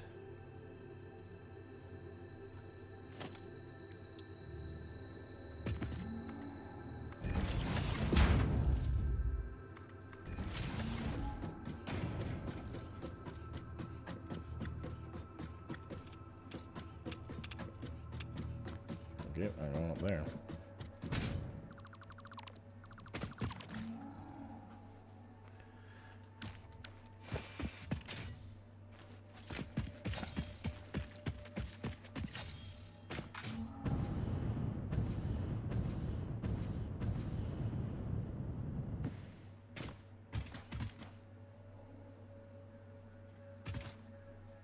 Slug.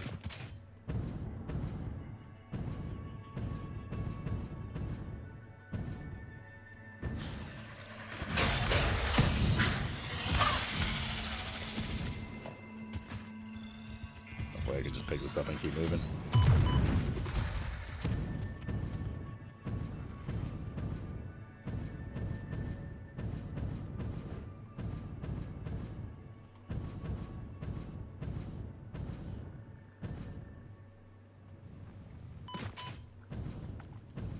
Slug again.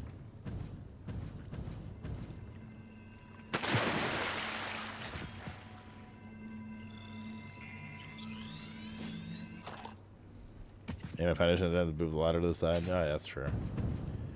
Snap easier then.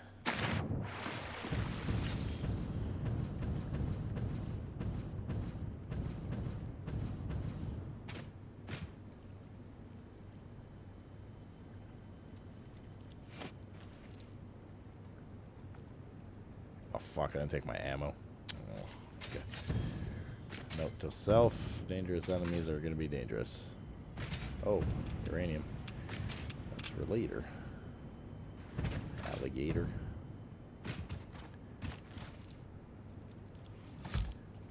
Alright, throwing arm, don't fail me now.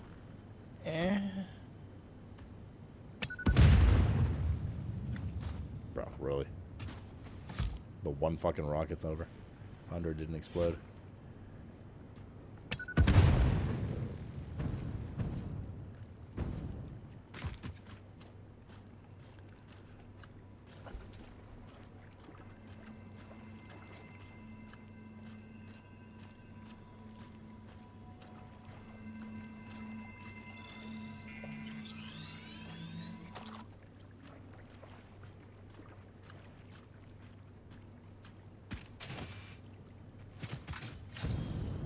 Okie dokie.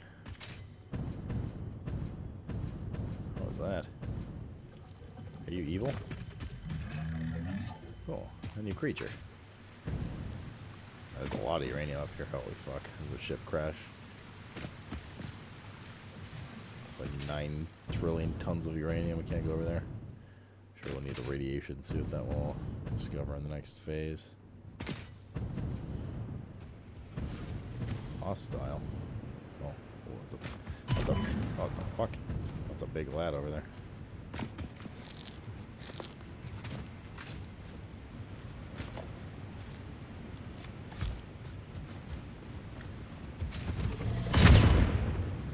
I just blew my bomb up in my hand. Almost killed me.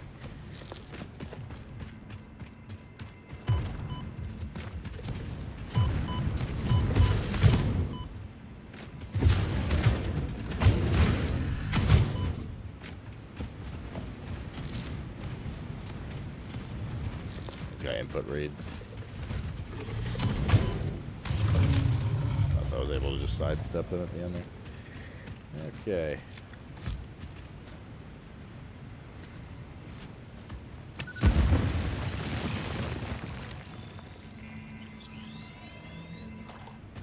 I don't know why I'm collecting slugs around there. I have so many still. I have so many both batteries and slugs. I want sloop and spheres.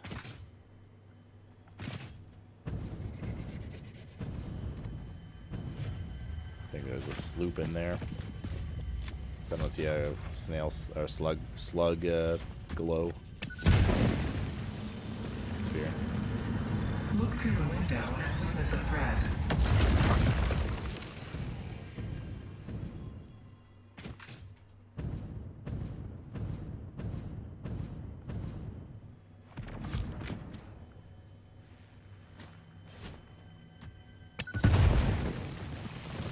God damn it.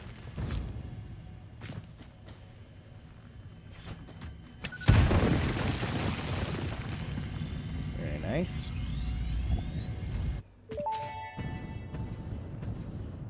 Witness the deep and sing for us. I am still unable to initiate communication. How are you doing it? We composed a resonant song to curb the effigy, tapping into the inner currents.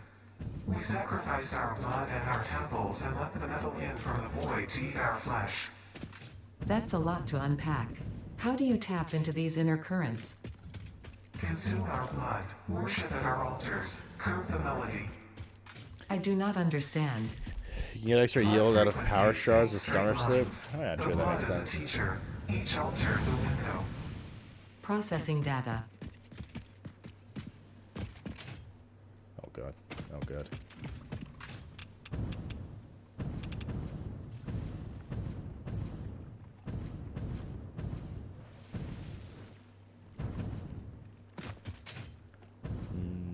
You get really good drift on the jetpack, but not vertical. It's a very cool starting area. Hey, bitch.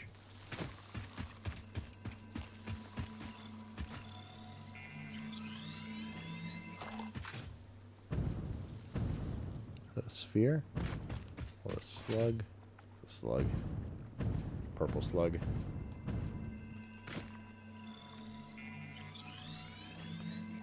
How much have we been playing? I think we're at 60 hours-ish. 60 to 65 hours on this playthrough. Beginning of the day was at like 56, so I guess I feel that was the beta. Yeah, so we're probably about 60 now.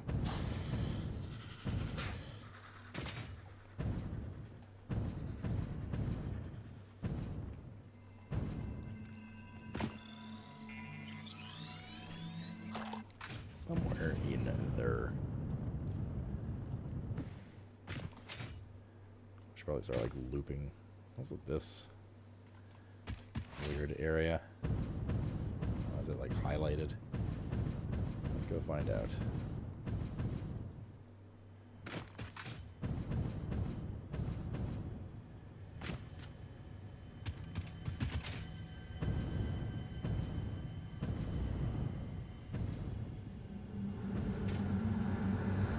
Witness a single strand of the tapestry. Where is it? It's not in the tree.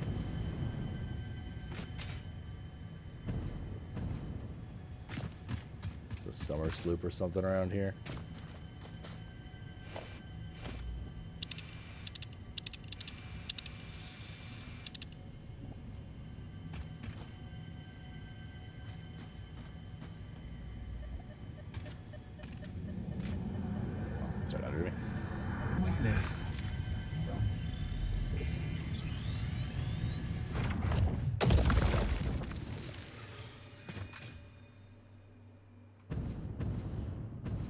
Good. Randomly uranium.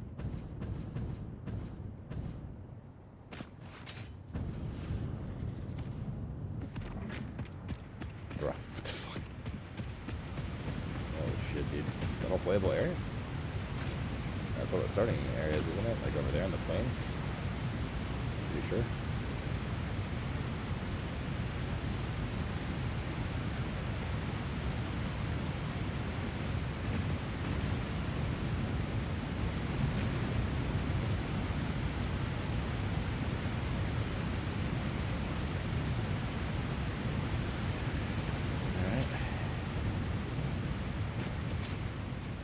The ass lands?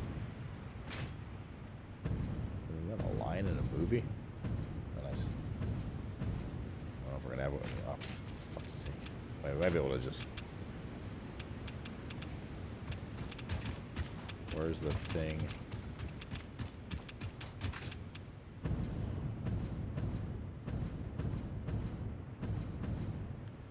I don't know where the actual. Oh, it's like down the cliff, isn't it?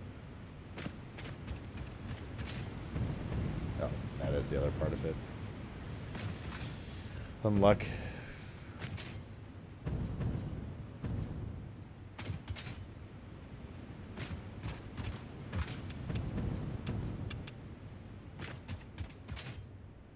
Oh, I should have marked the other uranium one too.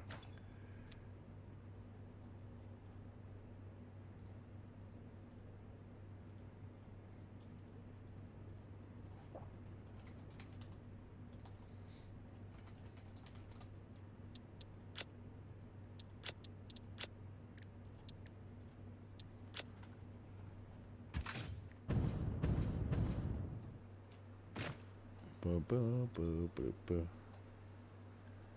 Let's upload more shit. Rubber.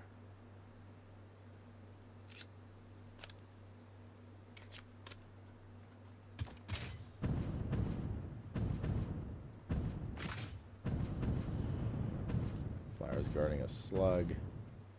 Don't really care that much about the slug.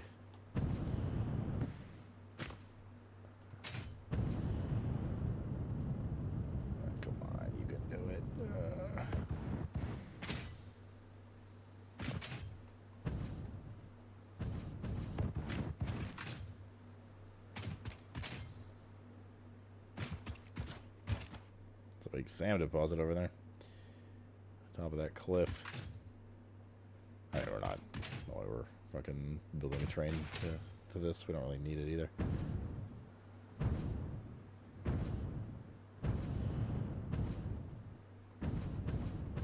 Uranium below. Oh god, there's so much uranium here. Holy shit.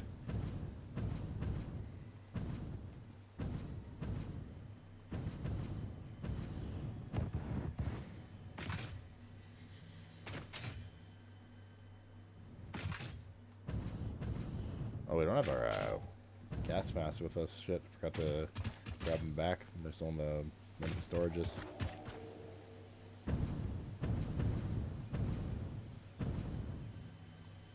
I hear something.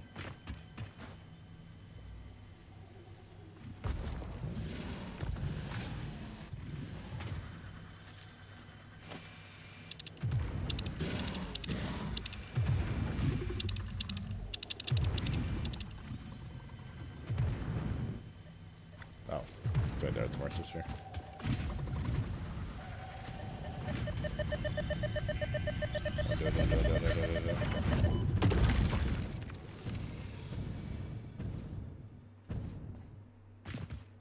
Wait, that's our shit. Oh, that's our. What a fucking loser.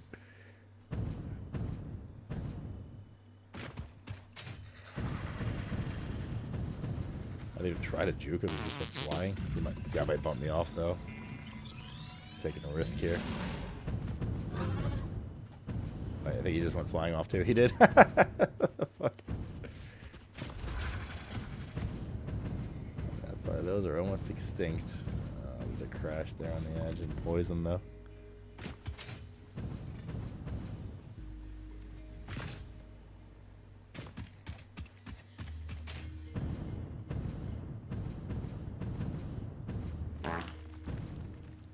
Oh god, those are big boy spiders. Oh, there's so many of them. I don't have my filtration masks here, unfortunately. Oh shit. They're like T3 spider. Oh my god. I saw the shadow behind me. There's like T3 spooters. Oh my god. Oh no. Oh no. This is bad. No! I gotta go back there. Wait, while we're here, actually, this is a good opportunity to grab our mask, our filtration things. These. Perfect. Okay. How did we die?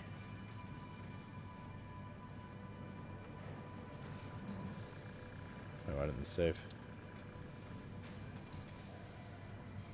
Radiation.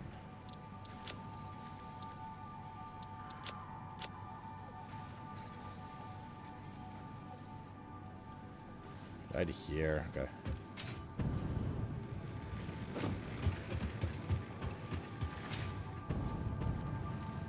Right. Oh, those spiders are terrifying, man. Those are like. We faced the T2 ones. Like a bigger version of the little shitty ones. Not those ones with like the poison and stuff on them. Those are like twice the size of the T2 ones.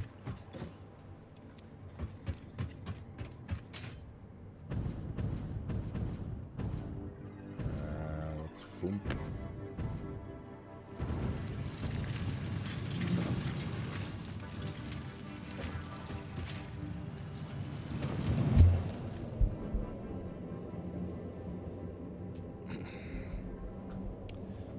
Scary.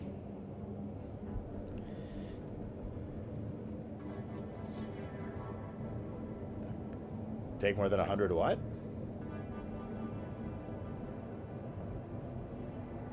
I didn't run out of fuel there. I ran out of like burst. You can only stay afloat so long before it needs to recharge.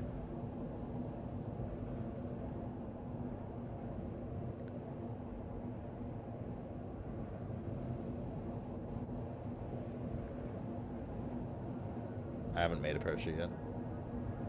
You should press tab and look at the top for equipment shortcuts, whatever. You can't press the button, you have to scroll through them, right? You can't hotkey these items. I'll message me in a second, chat.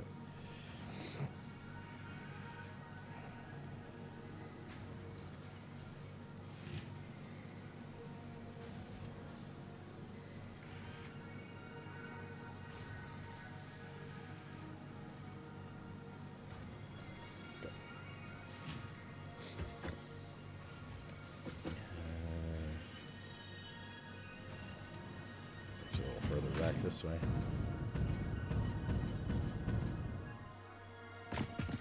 All the way up there. We'll be building some ladders, boy. Yeah,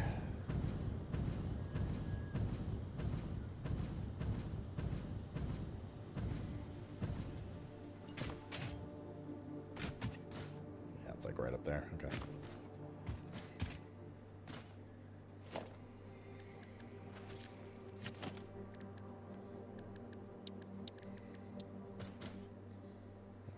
Foundation stuff. It's fine.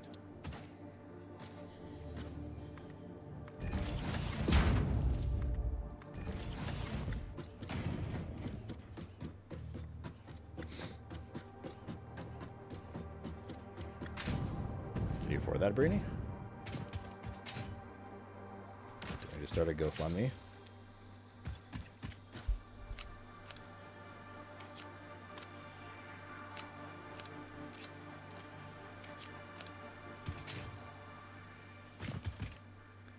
Barely you? Like a naughty university or something? Of barely legal bitches? Don't know why there's hog remains there. I assume the spiders that fell down killed the hogs and then like snapped back up there.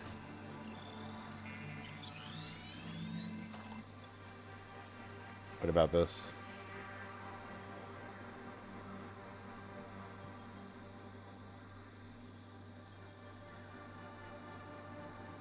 Press 1. Oh, I see. You can just like immediately press 1. Do you mean to just like emergency break your fall?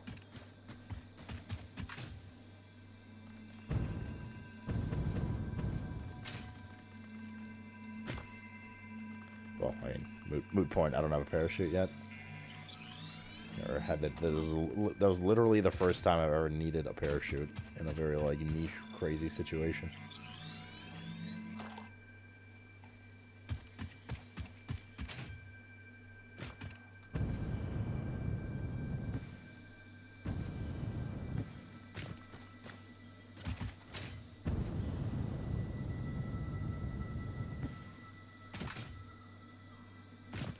Yeah, the world's super fun to explore, for sure. This game. Definitely enjoyed it.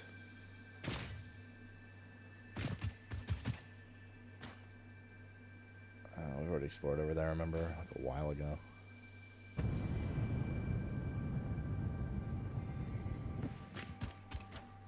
Slug.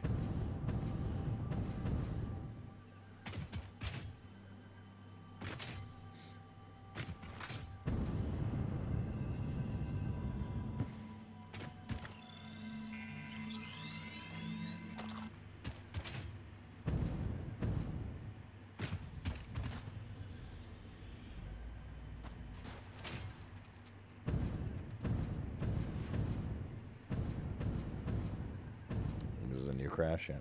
It's got heavy modular frames. But two packs fit nice. We're producing a surplus now, but you know, those are giga. What's this? Oh god. There's a herd of them. A herd of 2.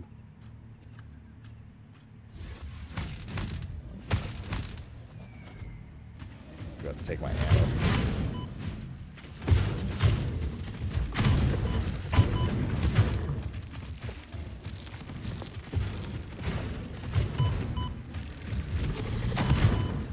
I hate this fucking like mousing items shit.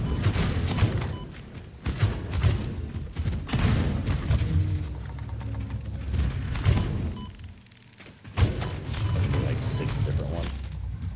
Wait, is the other one not dead? It is.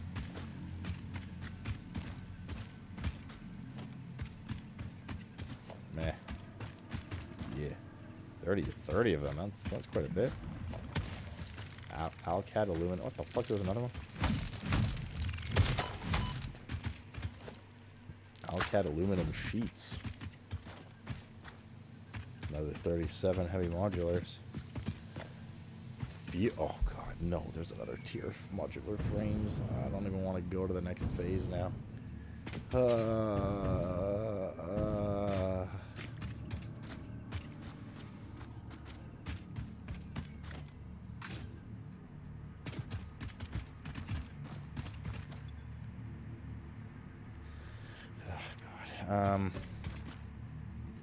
256 for 1 hard drive?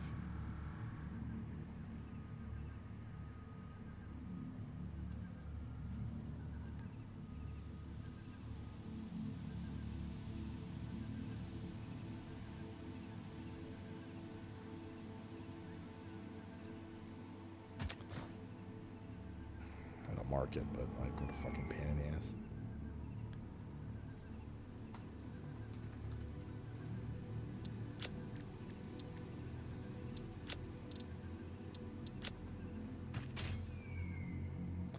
From mine to alien tech, pretty far.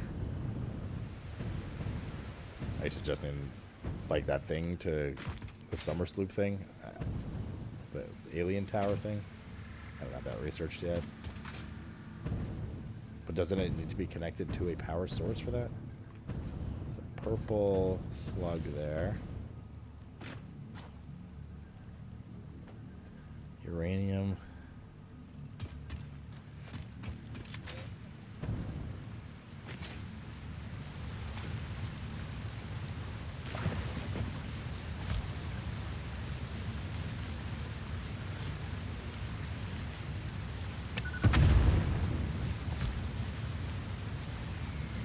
Produces 500 on its own. Oh, okay, cool. Yeah, that's nice.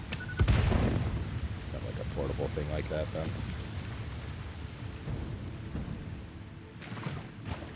Can't crouch in this water. Just gonna have to hurry. No.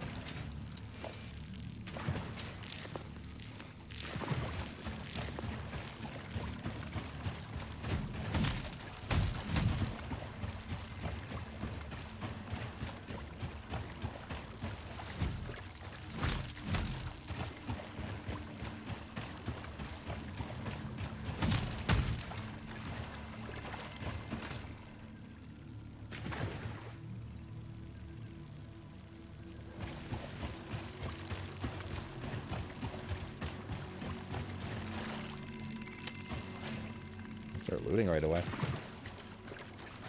Are the bees despawn? Are they stuck on the other side or something? Aye.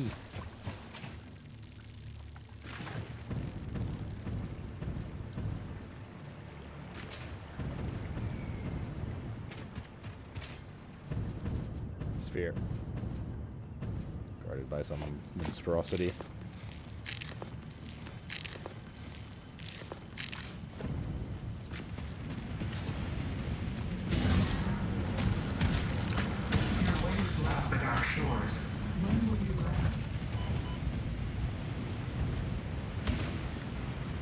T3 one.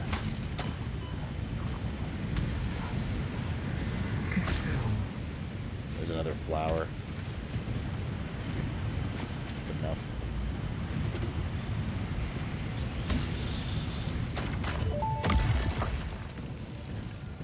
Tuning into the effigy. I suspect there is a misunderstanding. The effigy and I are different entities. Discordant, what is your route?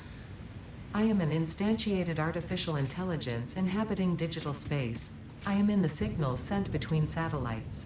I am hosted on servers and have no corporeal form, only synchronized cloud platforms. The effigy is not an effigy? It most certainly is, but not of me. They are. How should I put it? The verticality in this map's pretty crazy. Compatible music. We are writing new symphonies.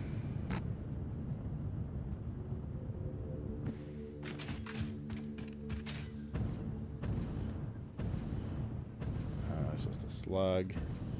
There's a crash over there. Uranium.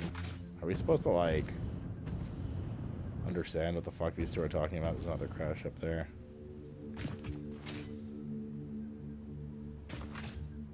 Is that a bauxite deposit?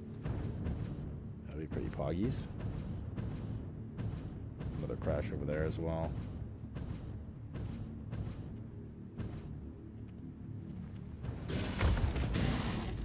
Pure bauxite. Oh, fuck, dude.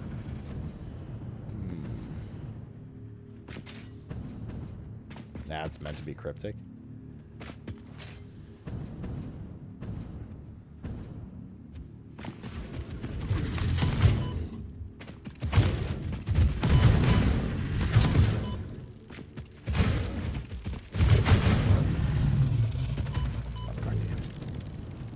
Oh, fuck's sake.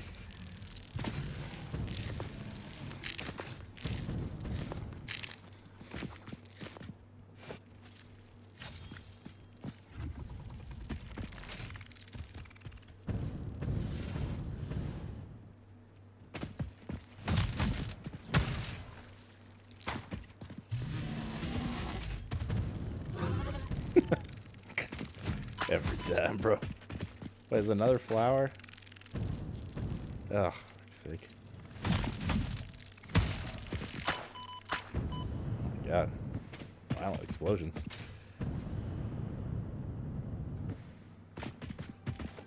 Cooling, so this is advanced shit. Oscillator cooling system. Or with that aluminum. Quick wire. Computers. Oscillator. Some animal remains. Some more animal remains. Plant remains, I suppose. Oh, nice.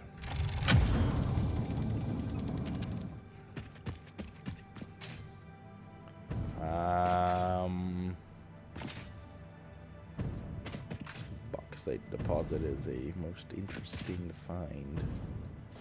Chances that I have what I need for a miner? I don't.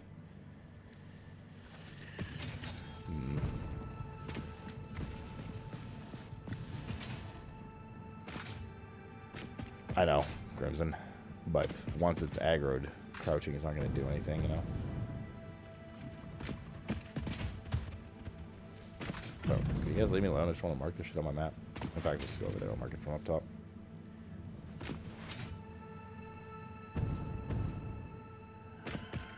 It got launched like a hog by the bees.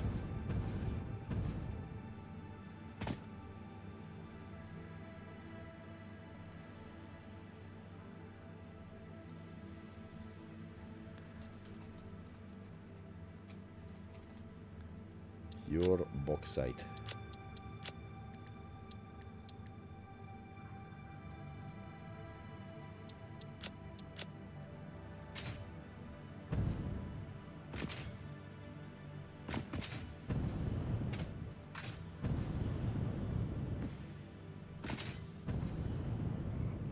It.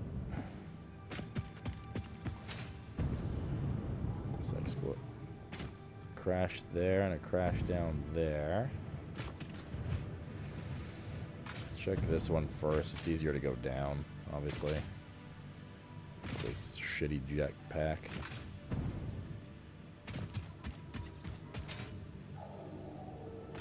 Quite an adventure to get up there too, actually.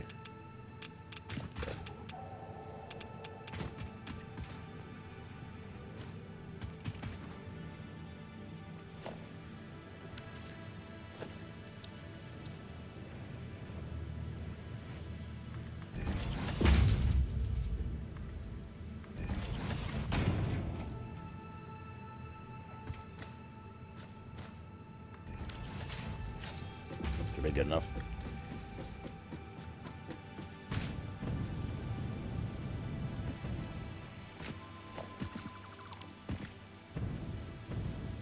Getting those mats back.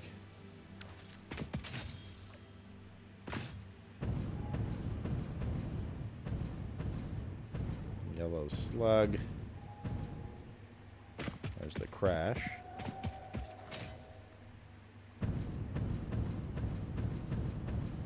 It's fucking uranium crash.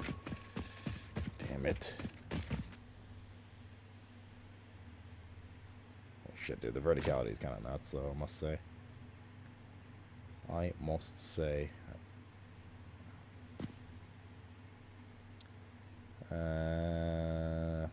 Okay. Radiation.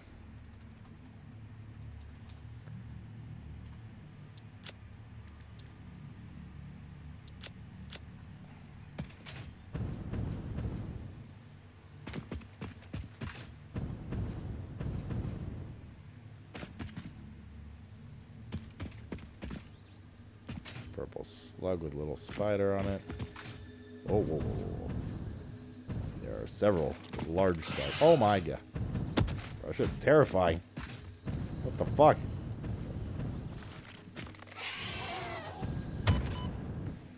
I've seen this before. In my dreams.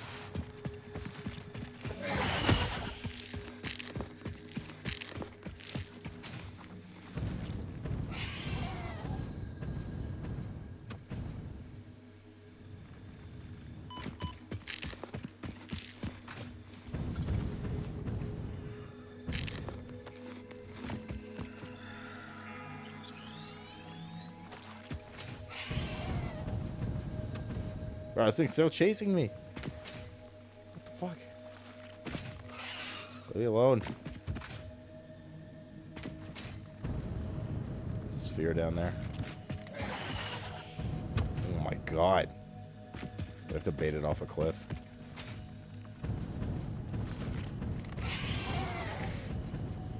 Oh, god damn it.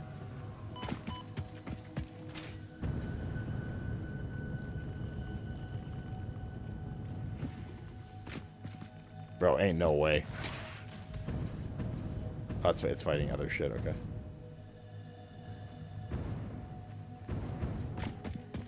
Where was that sphere that I saw whilst running for my life?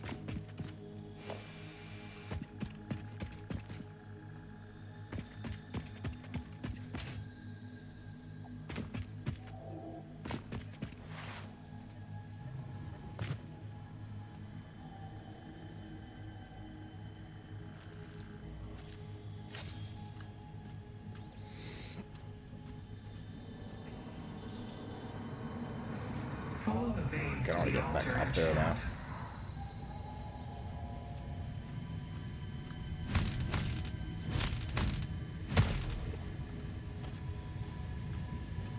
There's one more flower, but I think we should be able to loot and scoot.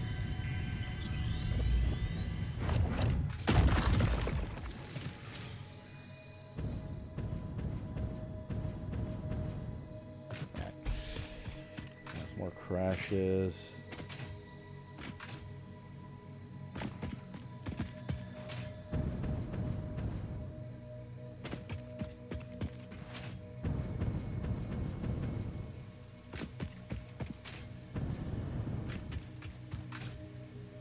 Another crash all the way up there.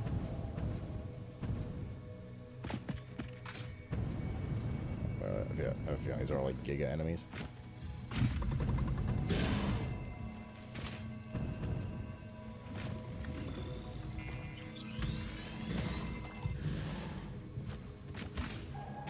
This is the highest point of the map? Looks like. One of them at least.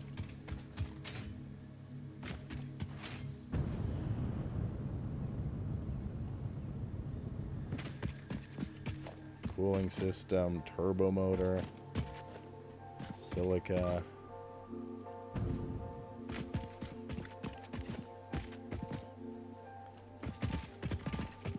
Anything else except for the hard drive?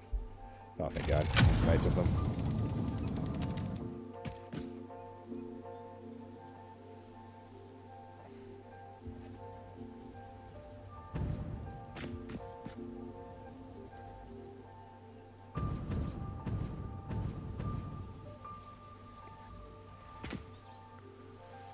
Rocky Desert has the highest mountain?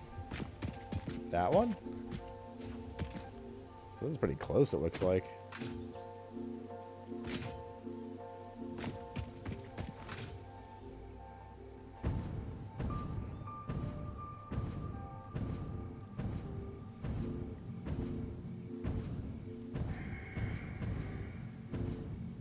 Oh yeah, there's that crash over there.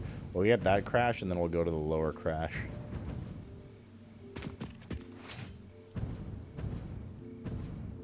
To the north and a bit east. That, wait, is that a climbable thing? I thought that was backdrop.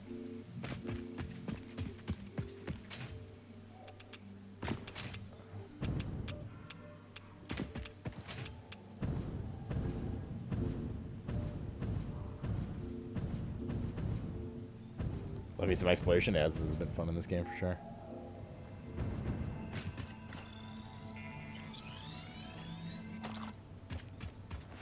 Drop MAMs? No, I'm using those hard drives for research, not researching them. The couple we just got. For now, at least.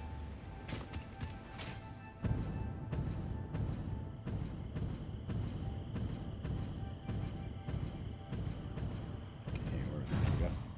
Oh, fuck. Radiation, dude.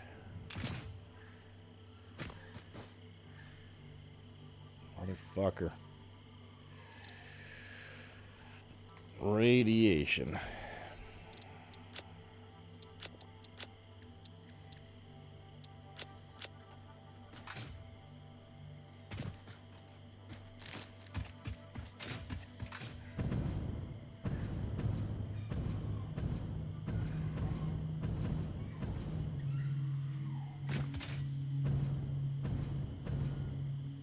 Very, very diverse biomes, which I very much appreciate. Am a fan. Keeps exploration fresh. That crash we've done, actually, that's near our hub.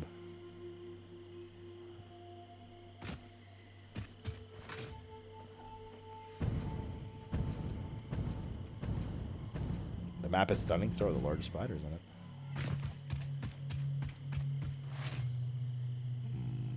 That's radiation.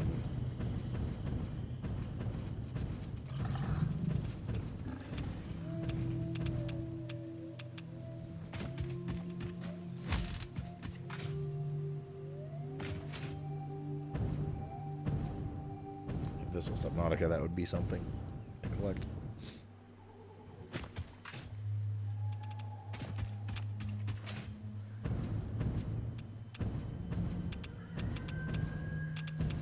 Pure bauxite was. I think we've seen a couple other bauxite ones. Seem to be around up here. There's that crash that I had in mind. Oh, wait.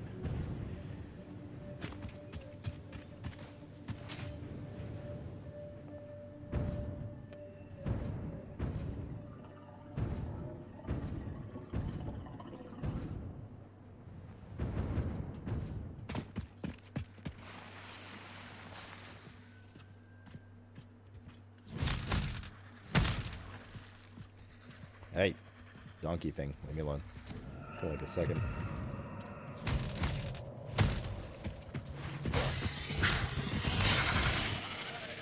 These are Lobby enemies. Iron plate, this is like early shit.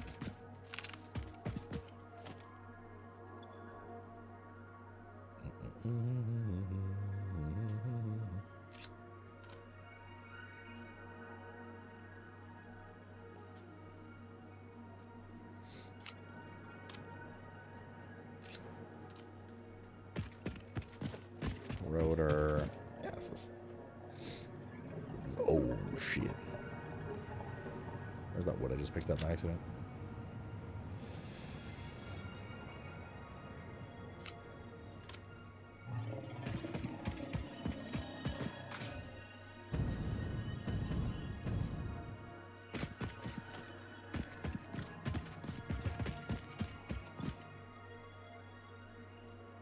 Solid biofuel.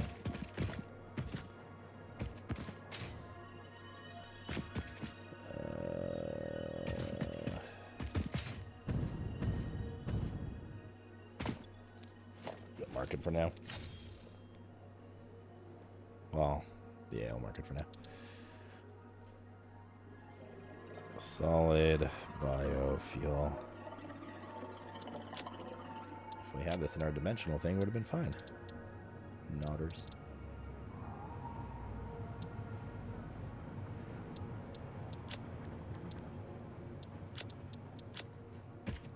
But our train runs by here. How far down is it? Oh, it's pretty far down. Pretty far down.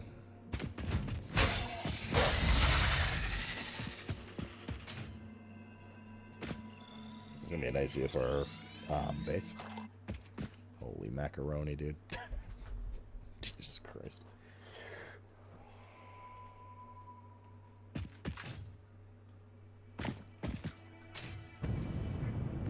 Holy macaroni, that's a lot of stuff.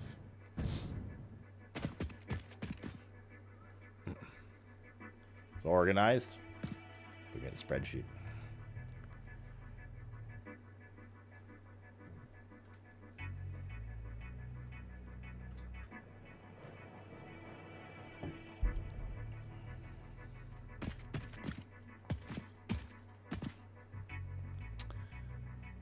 Time's at 9:30.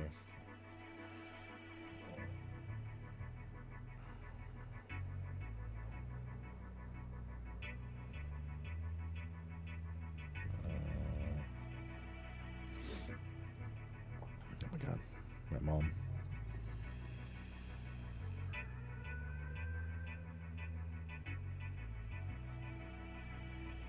She's trying to talk me into letting my dad buy ham for me tomorrow when he stops at the Eastern European butcher on the way to get me Tylenol. Or to give me, not Tylenol. They're trying to inject me with Neocitrin.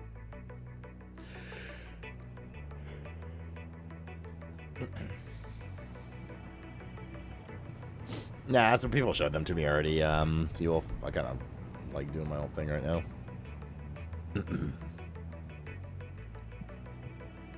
Need less time dedicated to WoW, more time for serving Fix-It. Join us, brother. Or sister.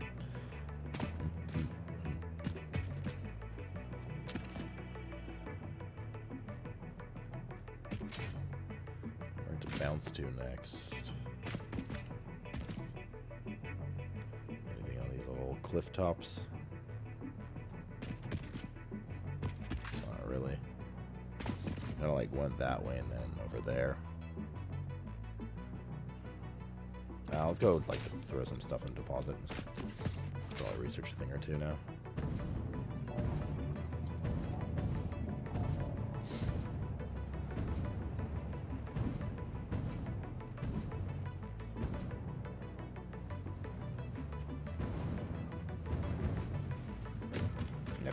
Exploration and traversal on this game is very fun. I wish they focused on it even more. I know that's not the focus of the game, just personal note. I like that kind of stuff a lot, you know. Rare scans. We have some motor.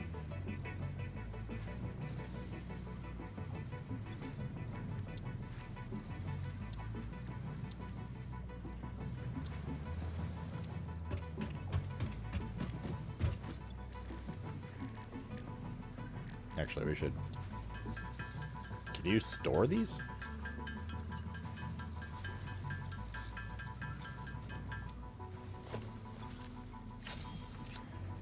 Oh shit, you can. Pog.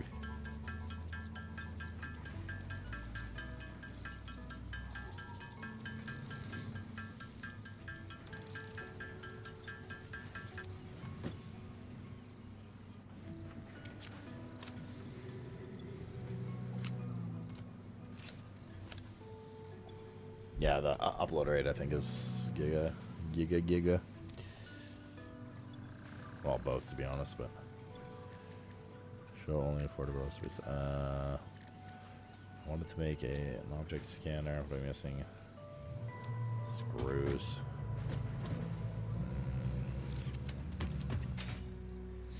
Screws should be. Whoop.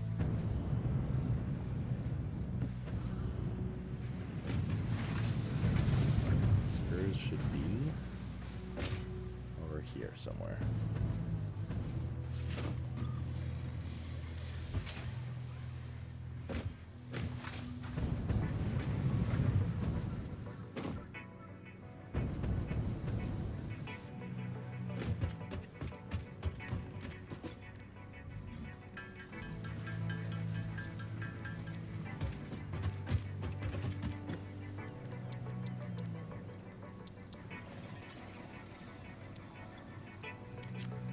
Oh no, I didn't mean to put those in. We're gonna be short now, aren't we? God damn, we're short like 3 motors. Right. In my head, we already used those, but we have not yet.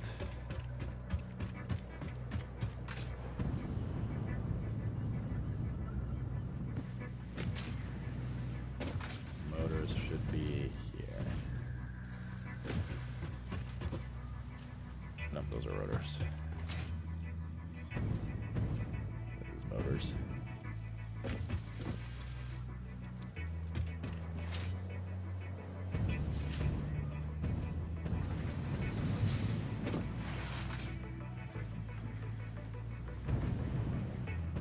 God, I must leave my base. Go away.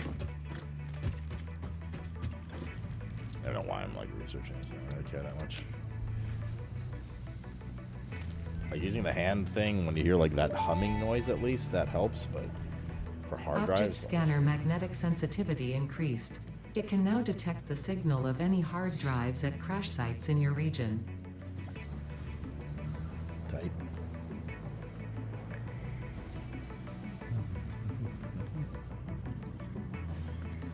It's in a refinery, right? Ugh.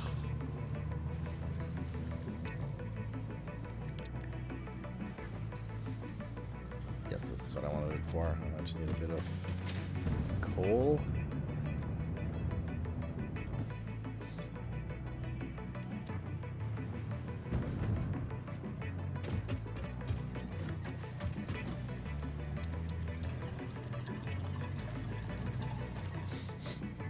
That's the power thing you guys are talking about, right?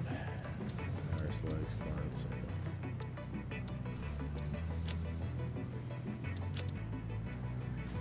Oh, it's compacted coal.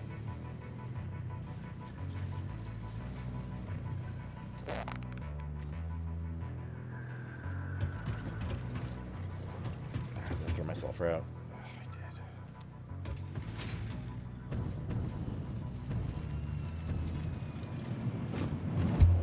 I need to foomp.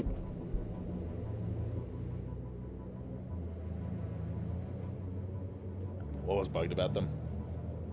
Zarkan, what's up, dude?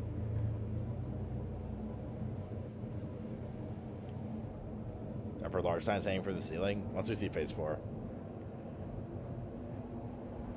And phase 4 is going to take 10 hours of spreadsheeting anyway. I just wouldn't scan them straight up, okay? Gotcha.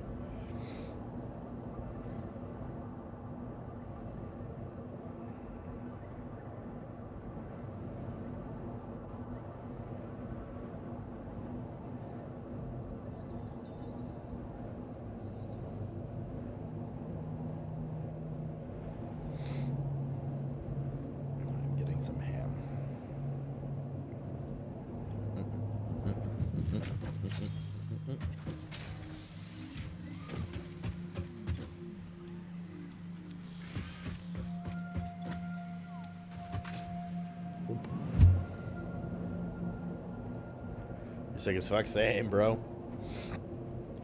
How am I?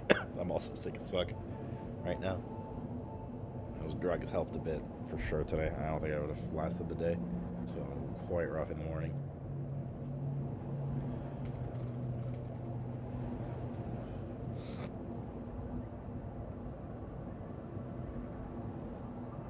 Hope you recover fast, and you as well. Maybe if we make out, we can cancel each other's sickness out. I think that's how it works, right?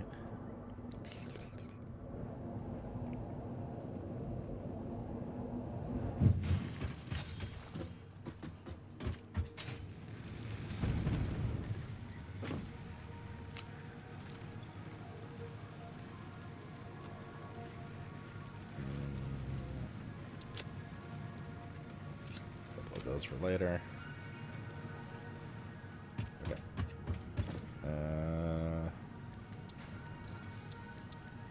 Compacted coal.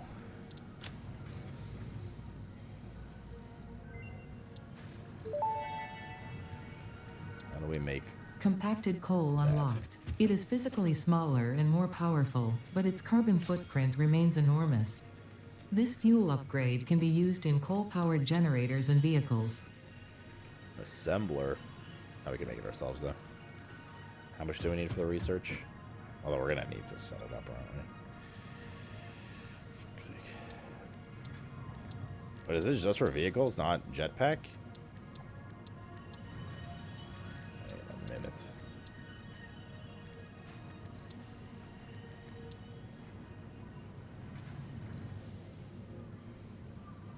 Oh, it's jetpack as well. Damn, 2,000. It's like triple. Giga. Almost triple.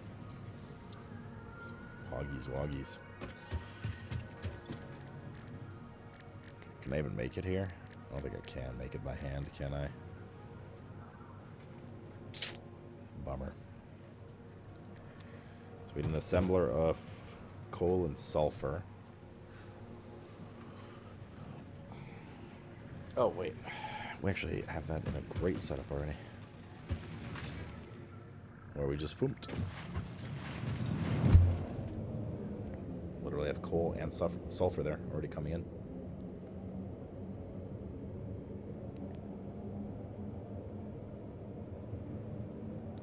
We just add it to this treadmill here.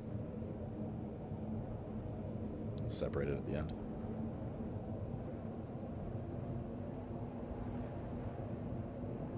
Oh yeah, Bellic?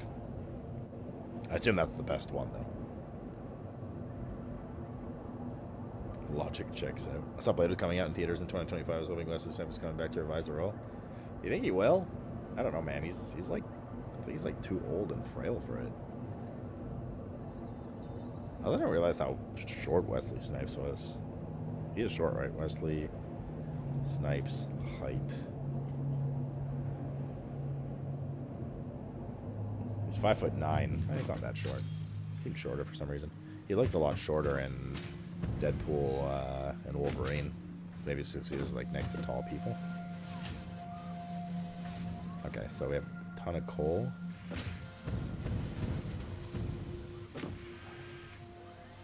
What's going on in here? Oh, it's the same thing. Sulfur and okay.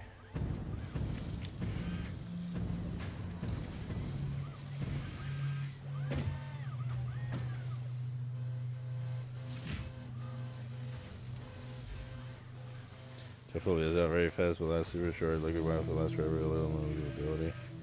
I got you. Mahershala Ali's playing. Who's that again? It sounds super familiar, that actor. Oh, him, yeah. Really? Okay, cool. He honestly looks like Wesley Snipes a bit, too. I think that makes sense. It just makes sense, says Todd Howard chat. It just works. Alright, just works.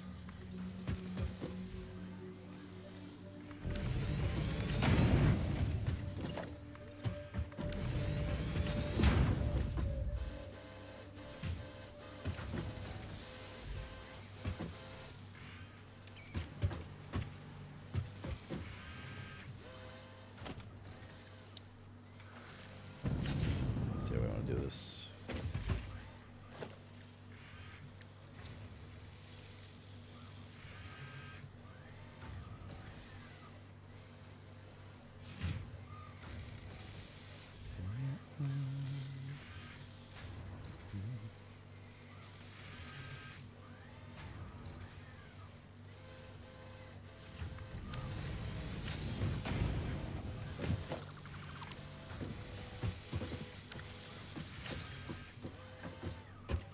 Why is this elevated?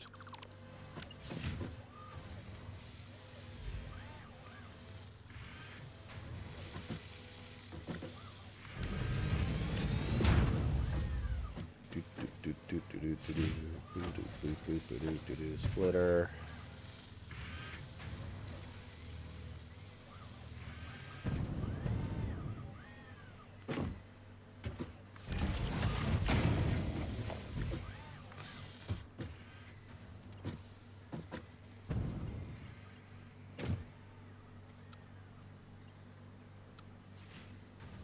That's the wrong way, shit.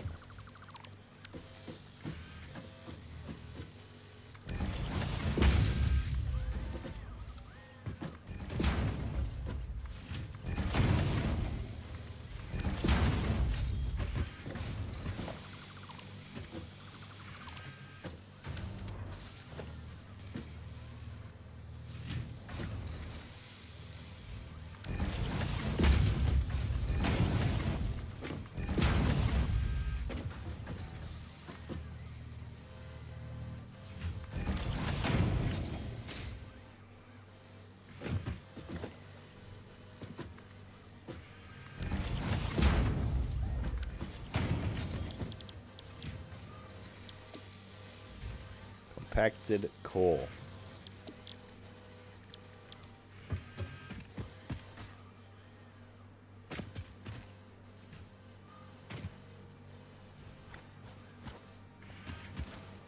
We could probably throw it in here. TBH.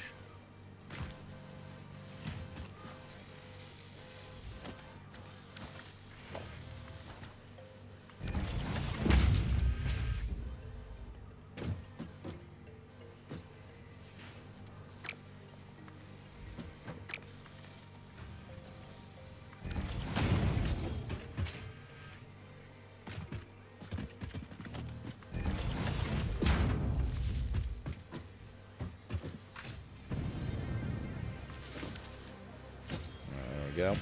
I don't know what our supply situation is. It's 25 per minute. And this is 15, okay, we're fine.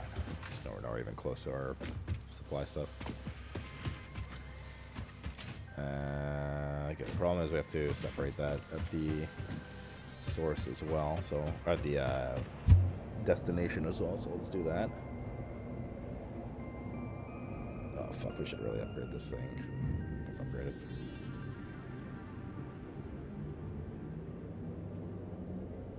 Hello, guy strafe. Oi, Skibby. Skibby-dee-doo. Skibby-dee-dee.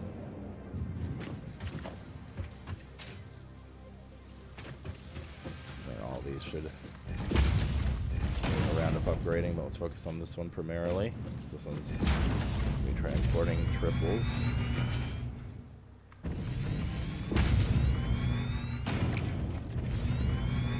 Crazy the mobility up compared to the beginning of the game. This was one of our like first Giga. Oh fuck. Well shit. This was one of our first like Giga conveyor belts. It was like such a hassle to do, and now you're just like zipping along it.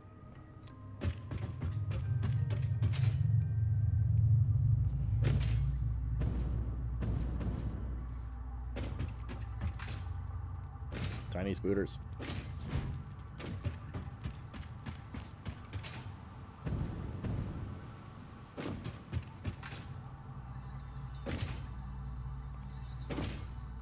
What am I making product-wise? What do you mean?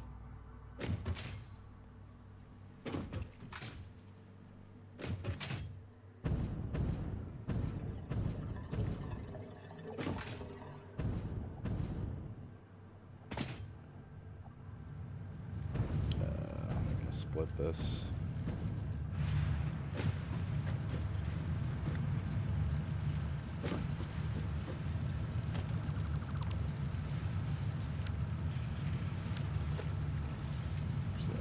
Smart splitter here.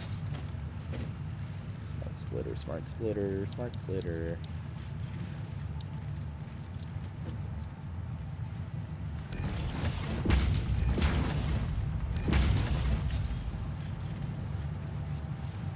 Any left is...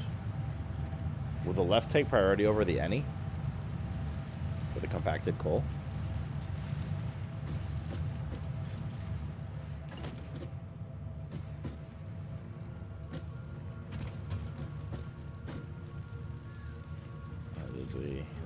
Question here.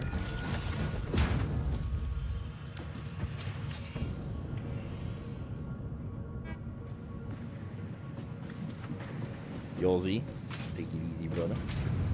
You think so? I guess we'll find out pretty easily in a sec.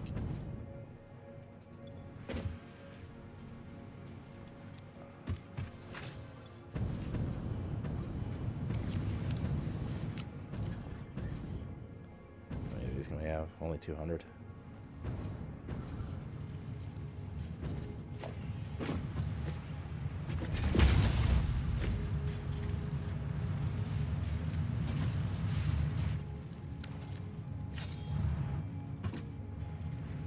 Should see some coming in eventually, soon enough.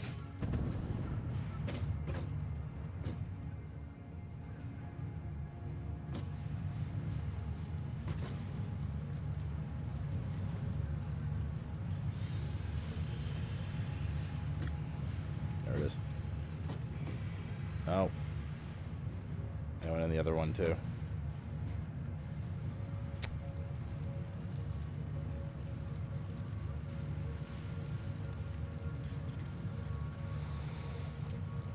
Okay.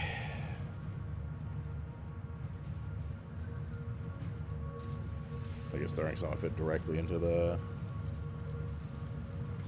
mix. The DE. Do I care that much that it's doing that? That was the real question. Like, how much am I going to use this? I mean, it's pretty easy to rework that stuff. I just don't really want to waste the time doing it.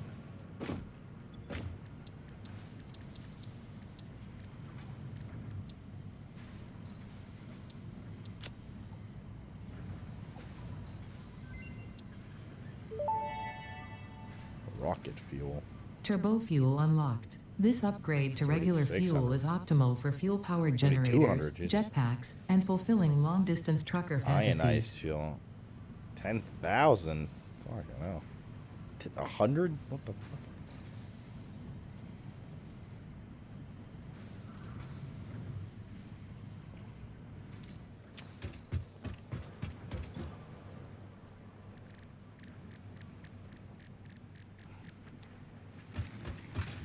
I don't really know if... Like, I assume this is made in a refinery?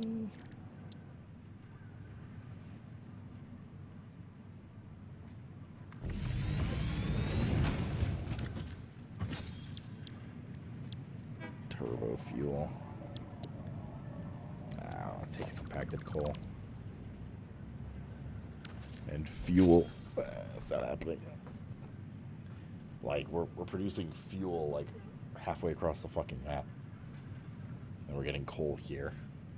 I don't care that much. I'm gonna have a shit ton, you know? I thought I was gonna take the old fuel.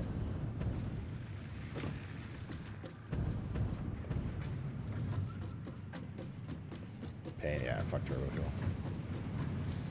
For now, at least. We have, like, a very steady supply of this packaged fuel.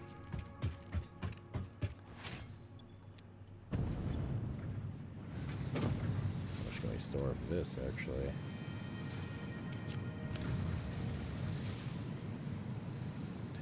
As well.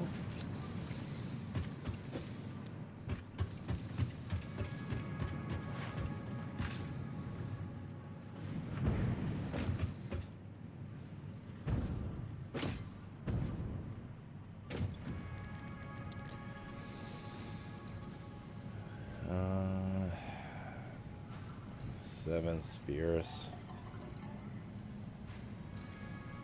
I'm interested in the upload speed rather than a lot of spheres, man. A lot of spheres. 14. You can actually get one of each right now.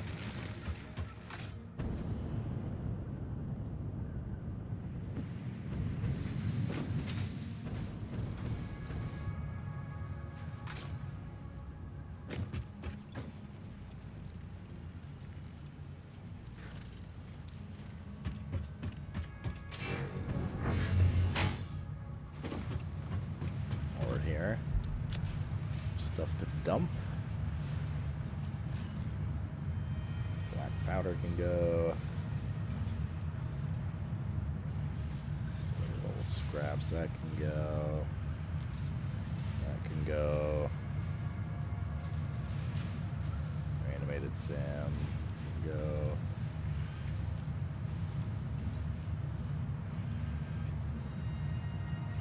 That can go.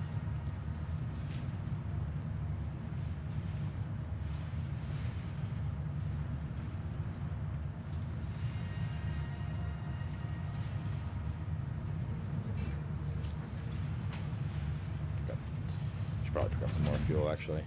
So just deposited the 200 that I'm getting anyways. Let's check on our things. Our limiting factor for phase 3. We are at 448. It's almost time, me brothers.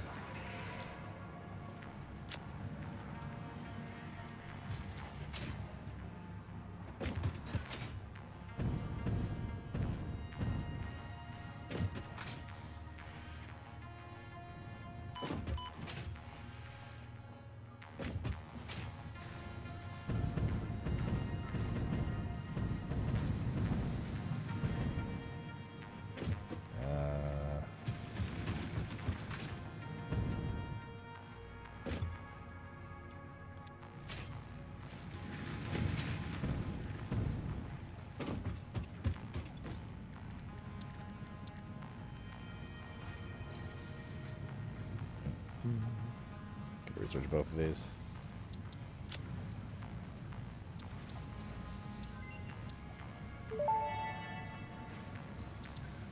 Dimensional upload speed increased. All of the kinetic and thermal energy released during matter conversion has now been repurposed to aid with dimensional shifting, allowing several parts to pass through, for free.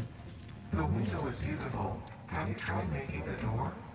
I assure you that would be a most unhealthy action for the Pioneer to take. Dimensional depot stack increase 1? Oh, it's for the actual items. Oh, I see. Dimensional expansion increased to 300%. New understanding of matter manipulation technology allows the dimensional storage to deconstruct all matter to the subatomic level, storing its elementary particles until the part is recalled. Banger. You are digging into deeper layers. Shallow matter contains window symphonies and void songs and deep echoes. Oh, what the hell are you talking about? It is fascinating what one can find out simply by looking closer.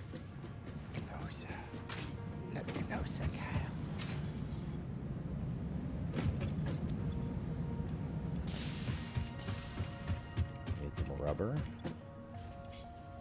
How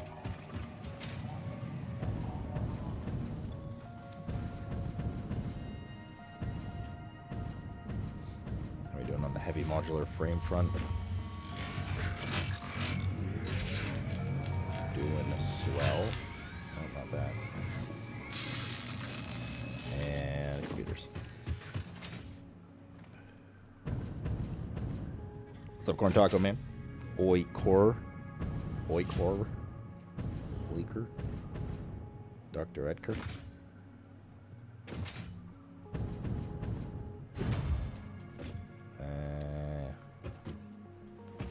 Really, no extra computers? I am a little shocked.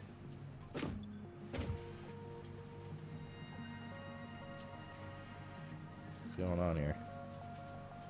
Plastic. Huh? What's wrong with my plastic? Don't like where this is going.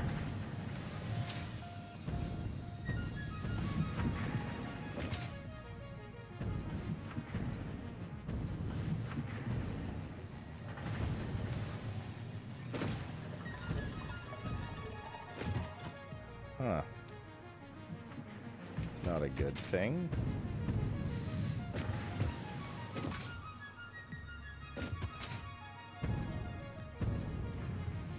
That shouldn't be the case.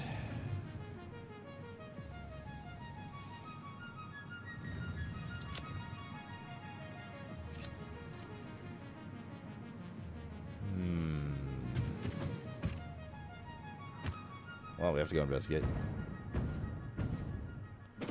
Question got jammed with a resin? It shouldn't have, though. Like, we balanced it. We fixed that little treadmill. No, we'll go find out right now, but that ain't right. That's for sure. City Skylines are for factories? Not really. Have you played Planet Crafter, Zorkin?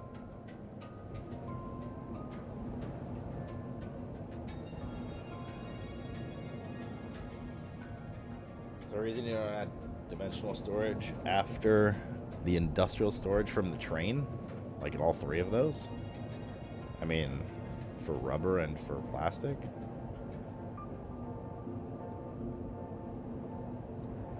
What's the goal on this? Is it like Terraria? No, there's no bosses and stuff like that. The goal is to just keep building bigger and more complex materials out of simpler materials via efficiency and planning and stuff. Yes, this looks a little scarce. In order to save planet Earth.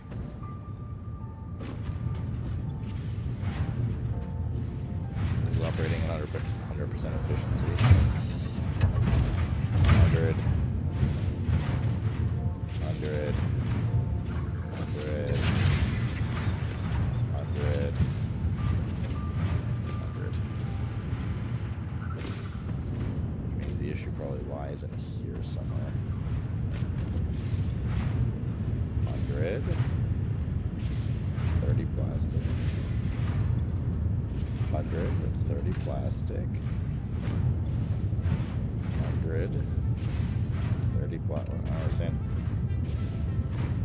Everything's spanking. Is energy stable? That would be an indicator of bad fuel fluctuations. Everything is operating at 100% at peak efficiency. If I miscalculate the amount of plastic we need, we're making 120 plastic a minute, right? 4 times 30, and we required 16.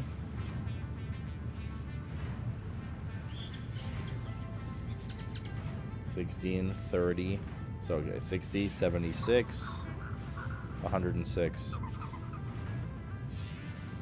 We should be in, like, we should be plus 14 for plastic. I don't understand how we're missing plastic right now.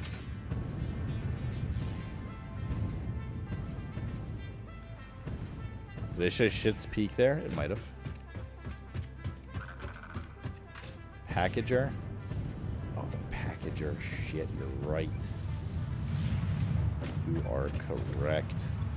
Fucking packager, dude. Motherfucking packager. Oh, there it is. So that's 136, and we're producing 120.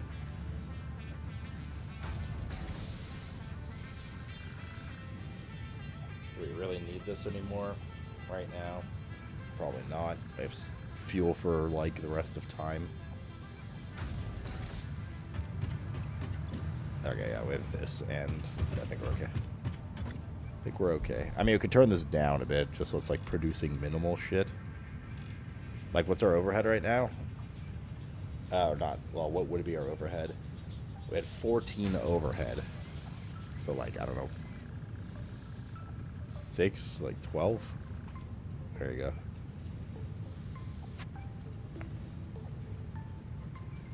Or 4 even.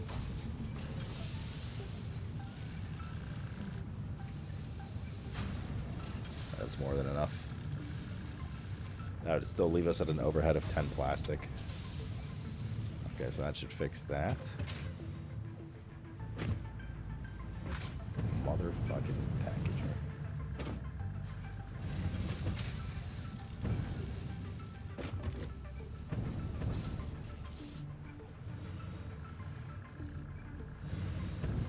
Okay. Good. It could have been something way worse, to be fair. Much more sinister issue.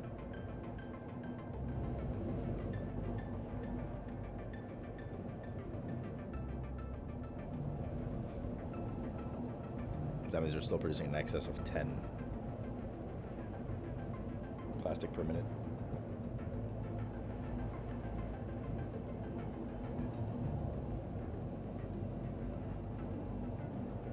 Probably take a little bit to resaturate everything, but that's fine. At ease. A-okay.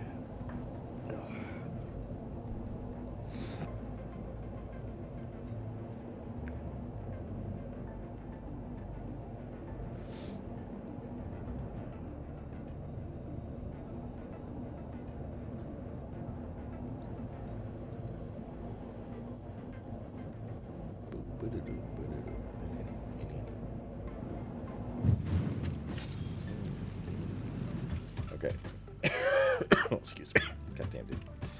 We also have one more milestone to do, which is Blueprint Part 2.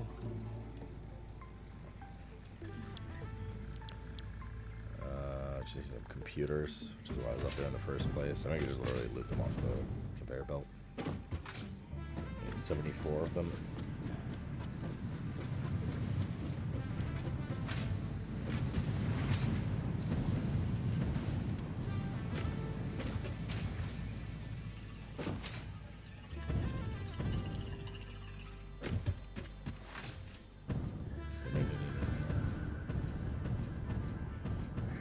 They do be backed up.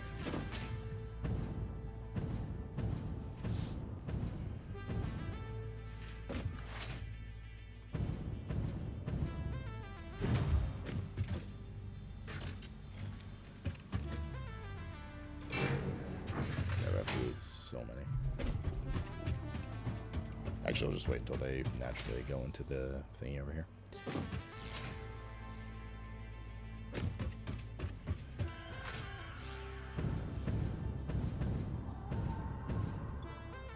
Shit, I gotta keep uploading.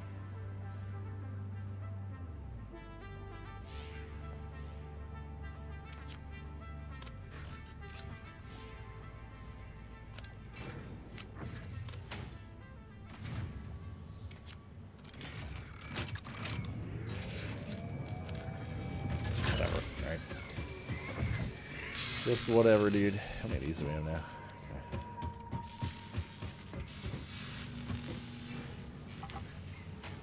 76. There we go. Our computers.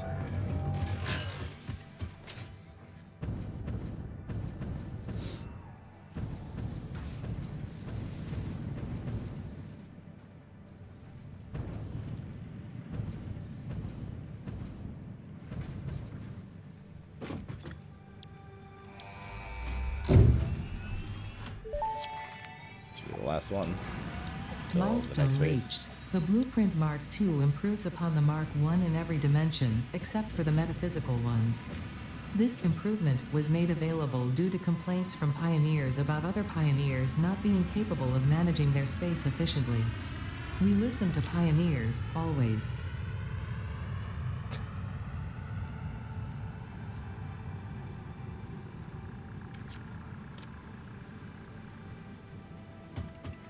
Alright, we need...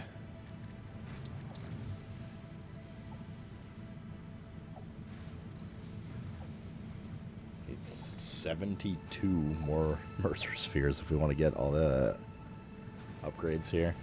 And then 1 per depot to build. So literally like 100 of them. Not to mention more Sommersloot. Sommersloop, whatever.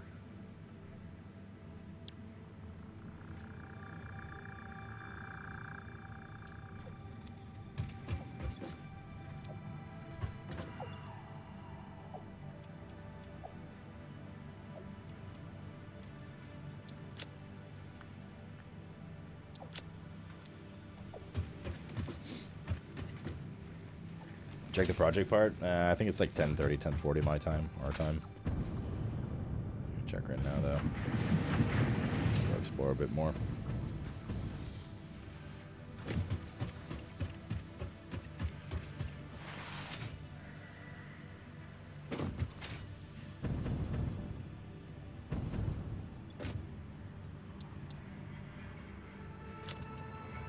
$24 more. Which is 12 minutes. I guess we can wait. Yeah, we're close. We can check things out.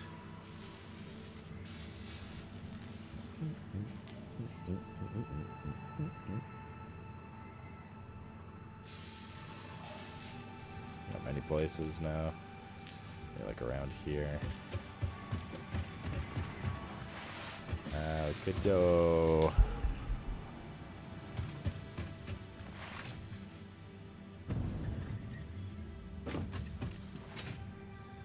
We get that biofuel thing, hard drive.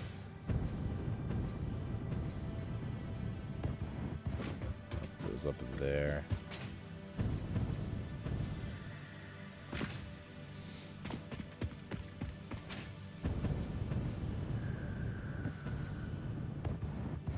Oh shit. Oh, wait, what the fuck? We're using the wrong kind of fuel.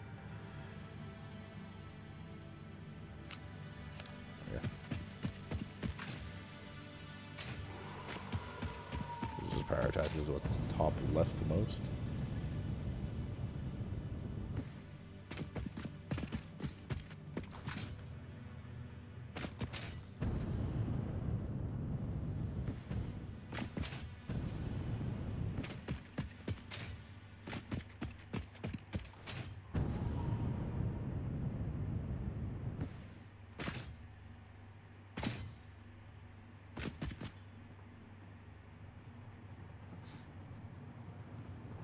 Ones you have to take out.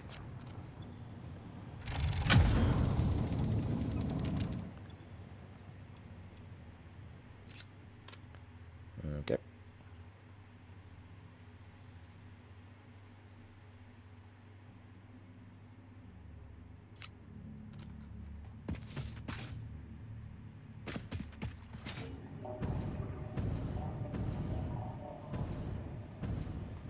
It's a crash up there as well.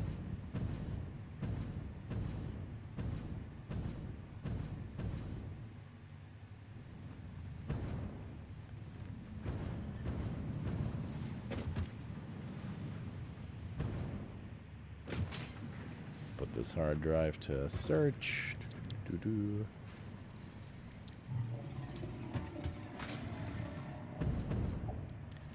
Let's foop up here. Foop, there it is.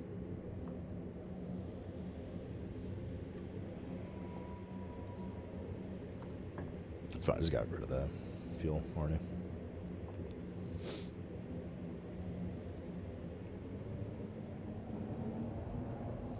Can hard drives reveal alternate recipes for items you haven't discovered how to make yet?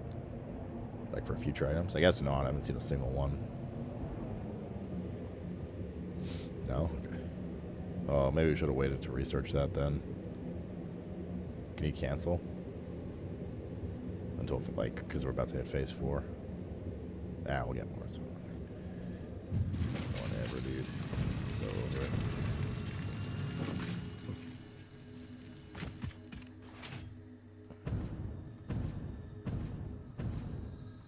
Are we making this?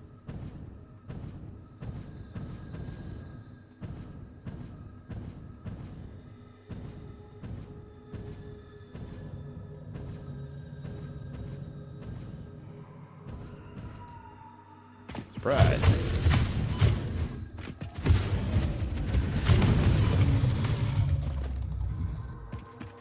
Router. Iron rod. That's a basic bitch one. Reinforced plate. Biofuel.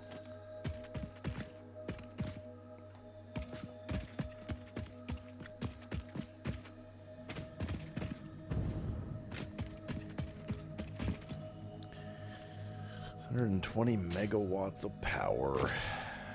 Should research that alien tech.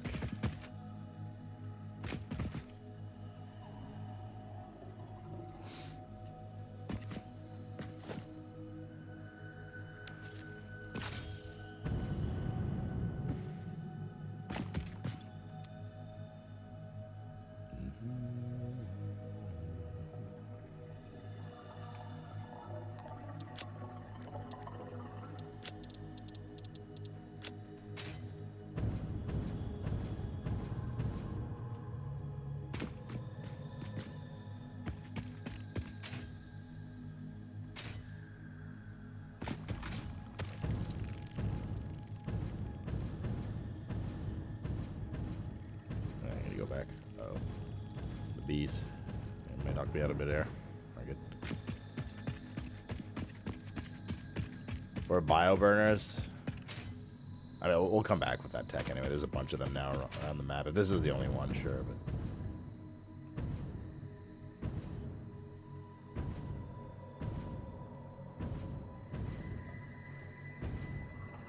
Let's keep burning the fucking bio.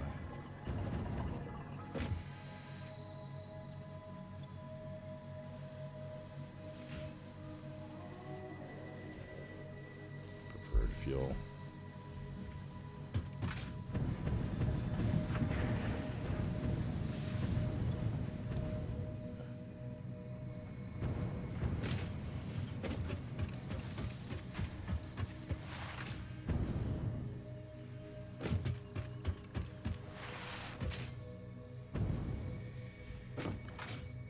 You can sling a power tower up there? Yeah, I mean, I still have to go back to connect it though, right? That's what I was looking for in the first place.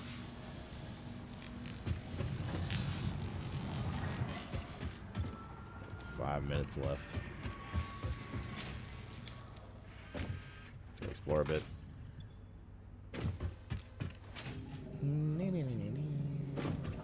Oh shit, we never remade a production line for these things.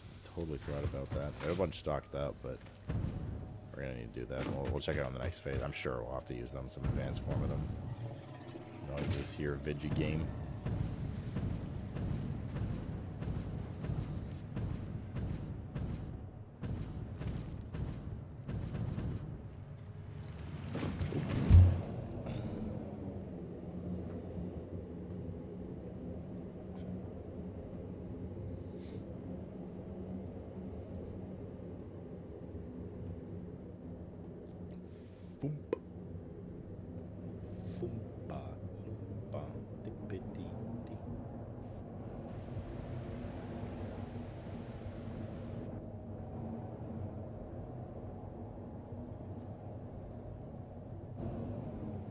Up there, I think that's one of the uranium crashes. Yeah, it is. Goddamn uranium.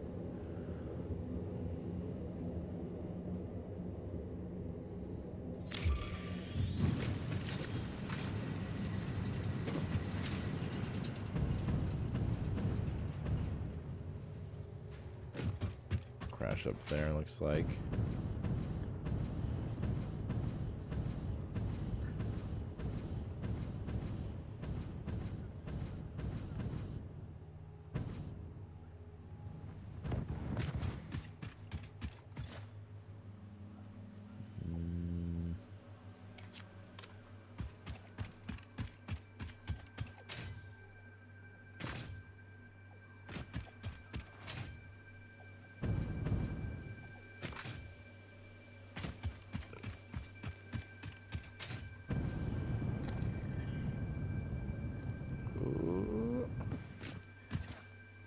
We're gonna make a ladder too, so we'll get up there one way or another. Just easier to jetpack around. Is there anything up here? Sulfur deposits up here. Impure. Disgusting. It's fucking peasant shit. I really like some jumping puzzles here. Platforming.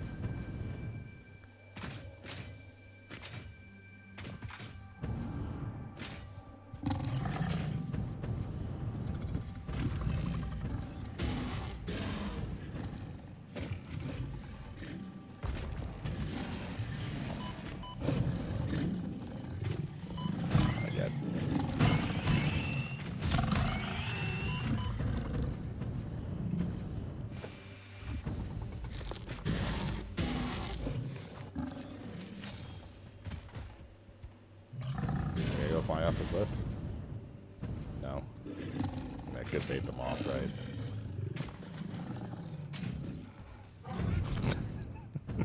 Fucking ragdoll effect. What the dude?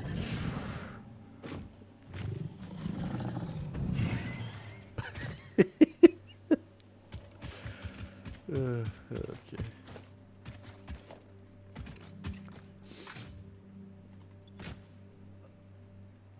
Quartz crystal. Oh, I think we have some. I could have swore I uploaded some. No.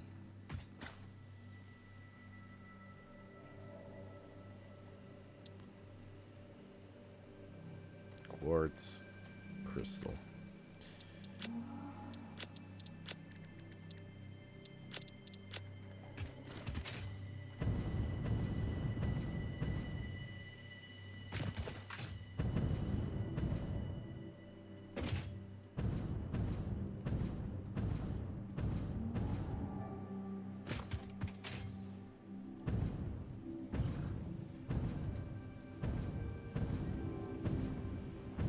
Flying manta ray thing is very cool. Reminds me of the, what was that boss in Demon Souls? Sky King or something? Charge me, coward.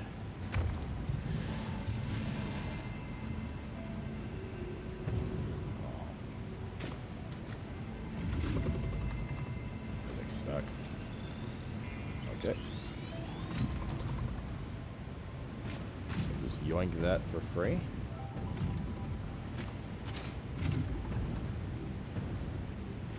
Biodiversity is impressive in this game. Wasn't expecting as much.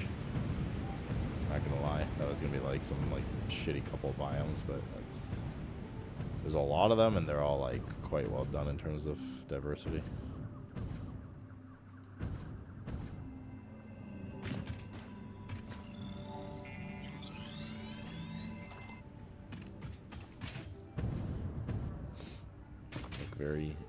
They look and feel very different from each other.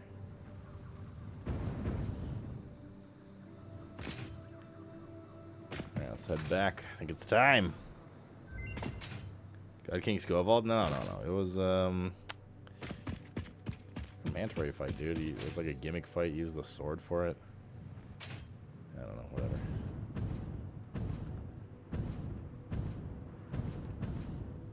Ooh. Don't mind if I slew. I don't know.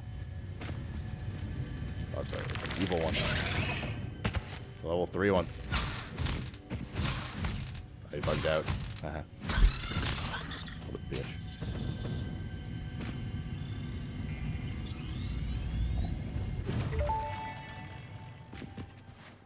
Symphony complete. You are not the Nut Effigy. Correct. The Nut Effigy is a temple? I do not think that is correct, even though I am not entirely certain of your definition of temple. The Nut Effigy is not you, but sings for you. What the fuck are all these lines? The Nut Did they just Effigy like is an get entirely really separate high entity and from write me. random We shit? aren't even made of the same base components. It is a vessel of your intelligent clouds. Probably close enough for now. Oh, they all bug out? I mean, you're joking, but like that mob is actually particularly buggy. I know it's a bug, but like it's like they're barely ever actually properly working. Run into as many ones that just like don't move once they jump once as I have well, ones that like actually keep attacking you.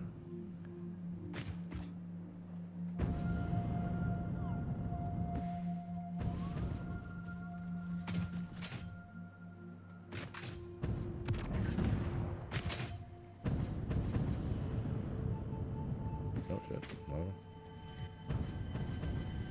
Tiny spooters. Oh, the fuck just got that fly.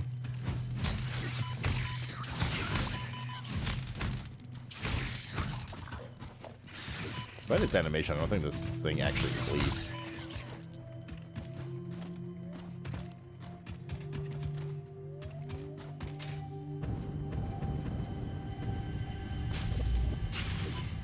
Ah. Fuck. Oh my god. It's bugged in the ground. There we go.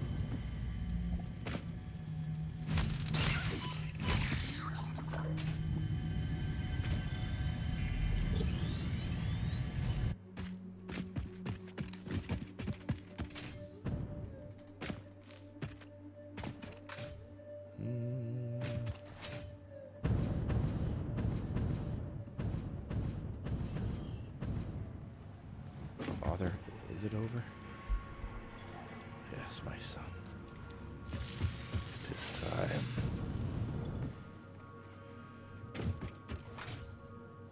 It's time, chat. Put your safety goggles on. We're going to Mars. Ow. Dies before finishing phase.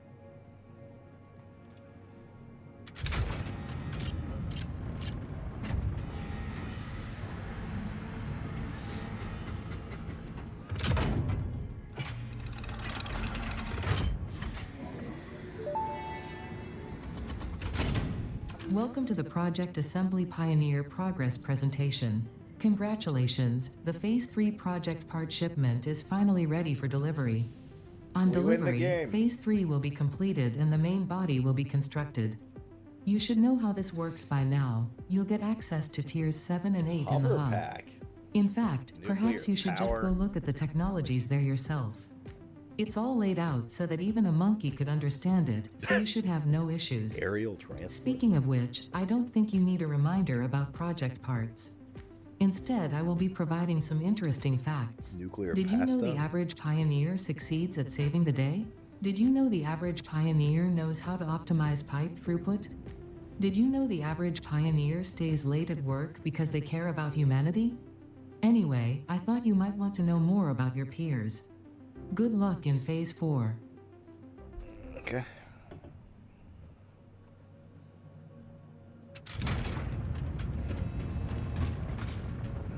Good view.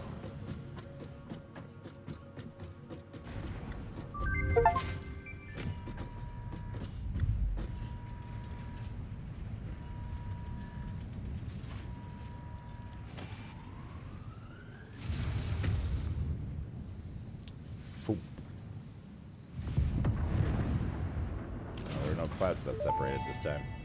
Lame. Phase 3 of Project Assembly completed.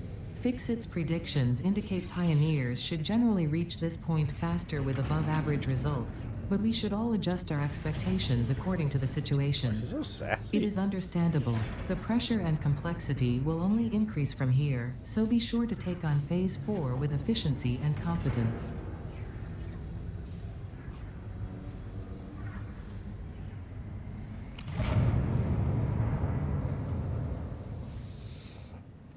All right.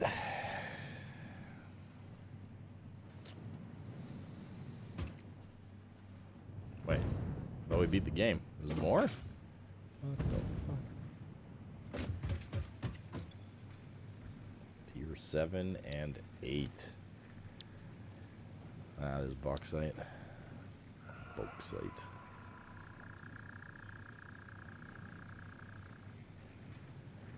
Aluminum.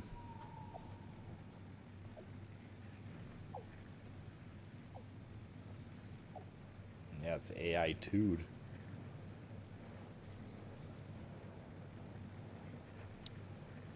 Level 5 conveyor belt. Allocated aluminum sheet. Inventory slots hover pack. Hazmat suit for radiation.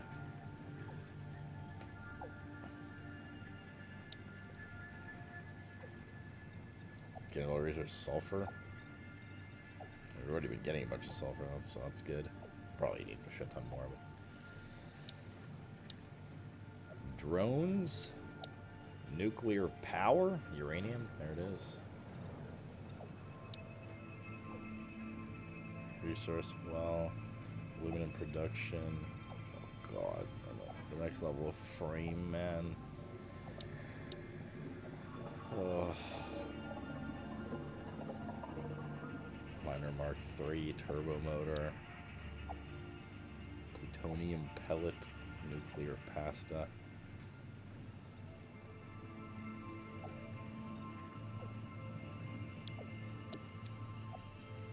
Okay.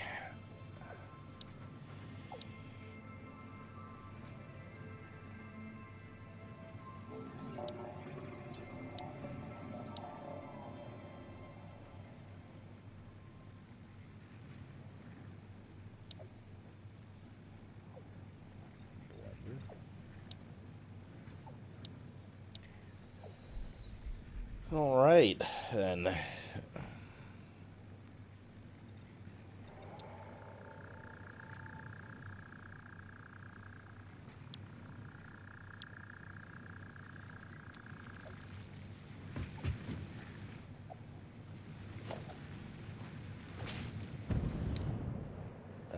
Let's grab this stuff.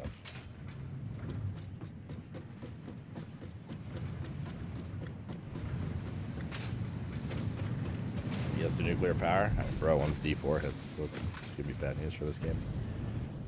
We're not deadline. Well, I mean, kind of.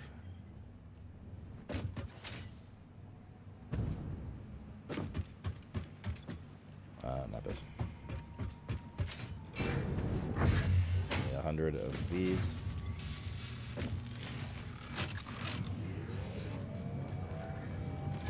God, they're like down my throat.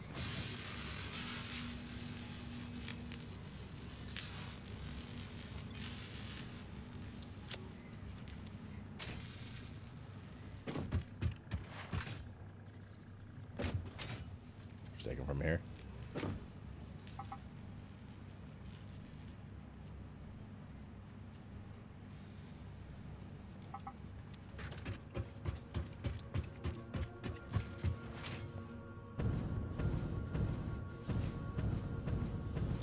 They can spend more time. Well, I mean, my time spent in phase 3 was substantially more than 1. Well, obviously 1 and 2 combined. So yeah, I'm expecting this. Like, if the game exponential shit increases, it's, you know. Then there's phase 5 after now, which is 1.0, which wasn't on beta, right? No spoilers. Motors.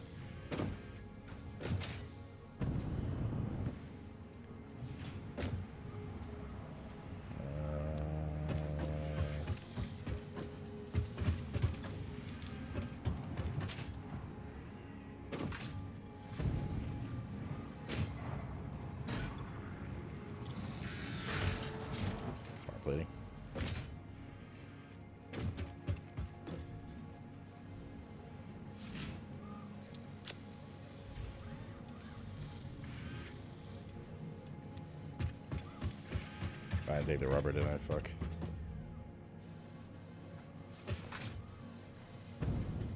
Yeah, game's too tedious. That was just the same thing the whole time, the whole way. It just gets more and more exponentially complex. More branching paths on top of more branching paths on top of more branching paths. This is what, no, not this. This.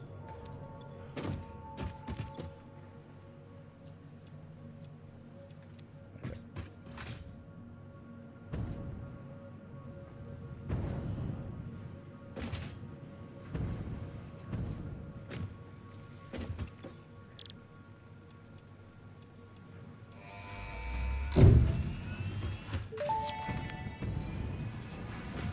Milestone reached.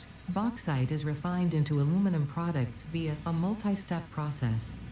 Considering your past achievements, you should have the minimum required skill to overcome these new production challenges. If it helps, many others have done this before, so if you fail, someone else will eventually succeed.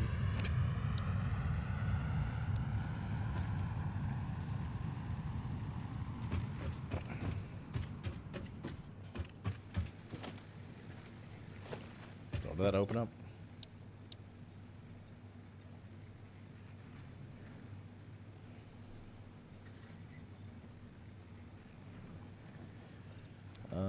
Let's take a look at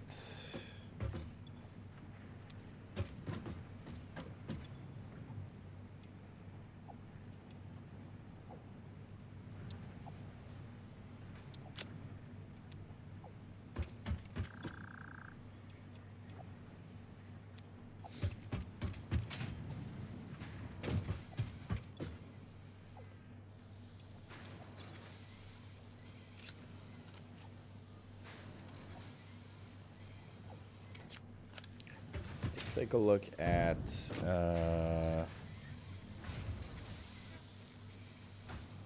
the upstairs Giga production facilities. So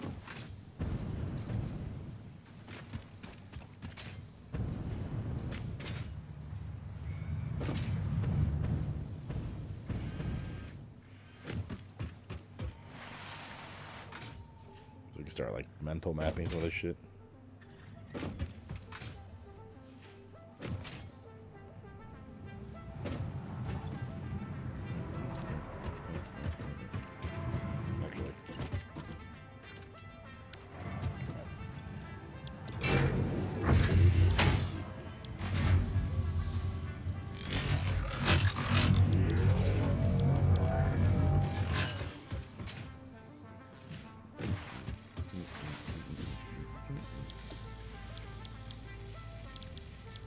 Are these new buildings?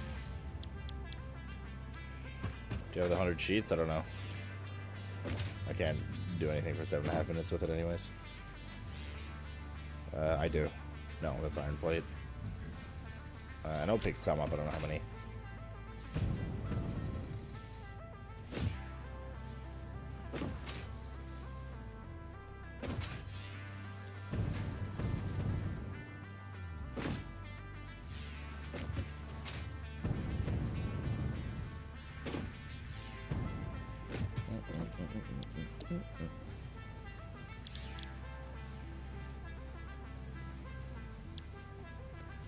Mod-Cad aluminum sheet.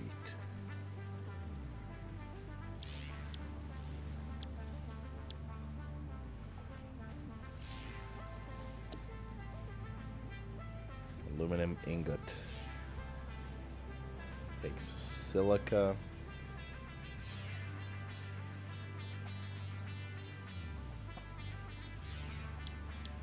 What else is here?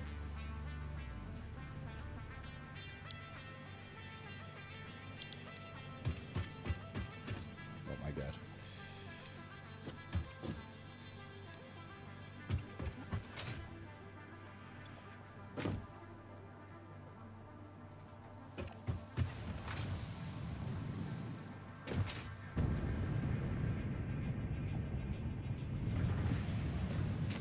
Oh yeah, it's like I said. I mean, this game is very, very in hindsight things. That's why all you guys are like, lol, peepo, smile, like nuclear power. I don't know, right? I have no idea what awaits me. I had no idea what awaited me for Phase 3. Now, a lot of the stuff's like how you want to build as well, right? Like, it's up to you.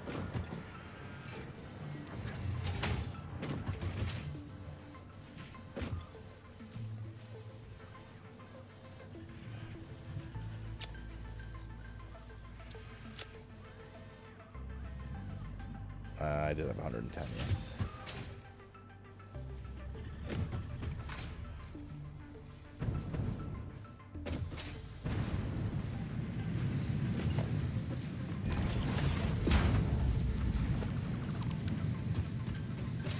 Is this a foundry angle?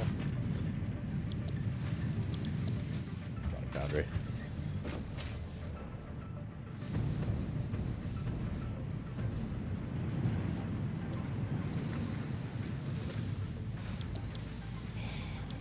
Foundries, dude. Foundries.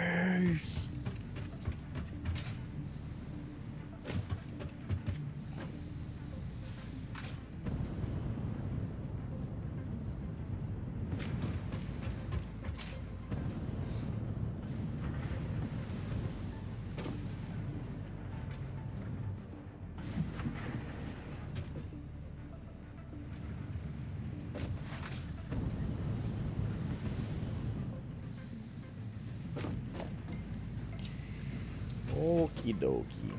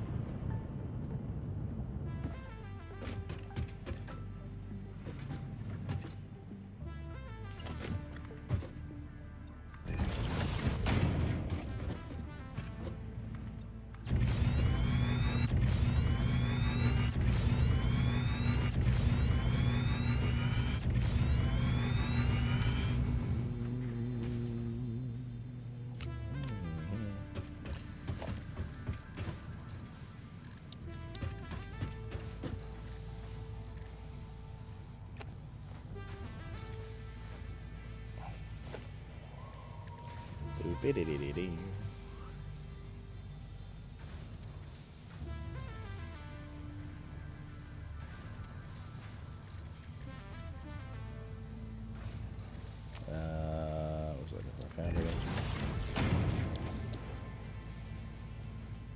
6 aluminum scrap, and 70 or 90 and 75 to make 60.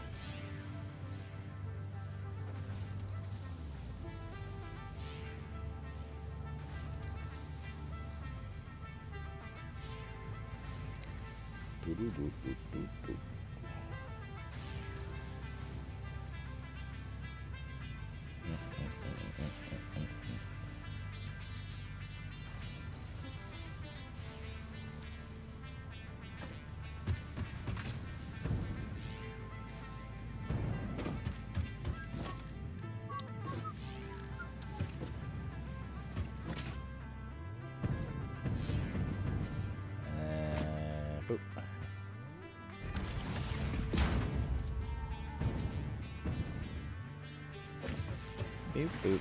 boop, boop, boop, boop, boop, boop, boop, boop, boop, boop, boop, boop, boop.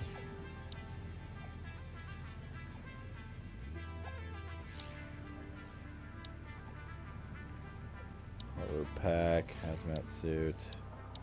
So what did we all learn to make here?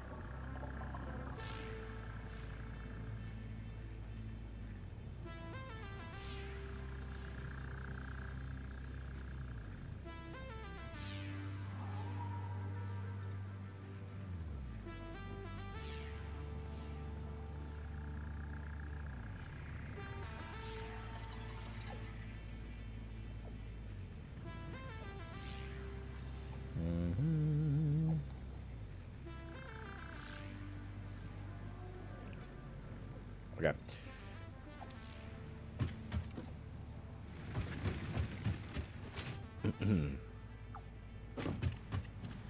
Wait, hold up. Let me take another look here. I need, I want to find out the path in front of me.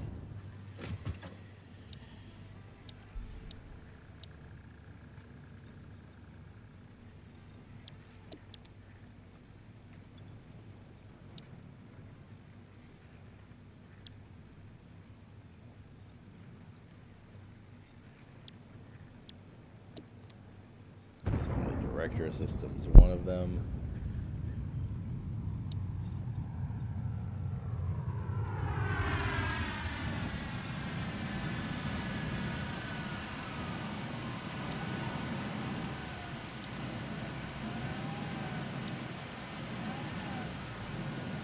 That's another one. That's another one. And that's the last one. Okay.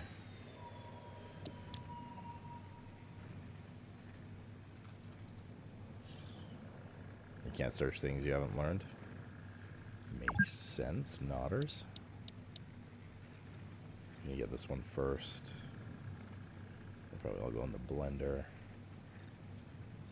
Is there another,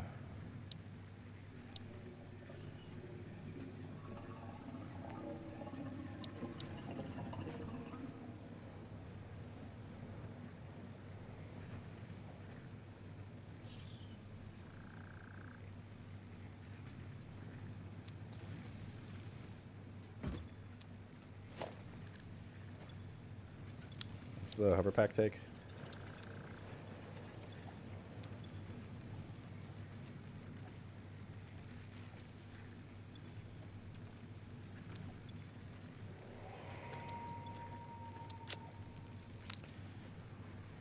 Okay. So I'm just thinking right now, chat. That's why I'm so quiet.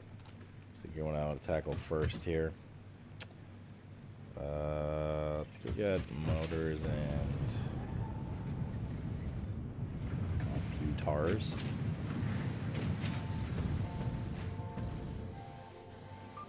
If you put a dimensional storage on top, a dimensional depot on top of a regular storage, and it deposits into it, but then let's say, I don't know, something fucks up in the connected building that requires it is out, will it auto extract from the dimensional storage, or is that only players can extract from it? If that makes sense.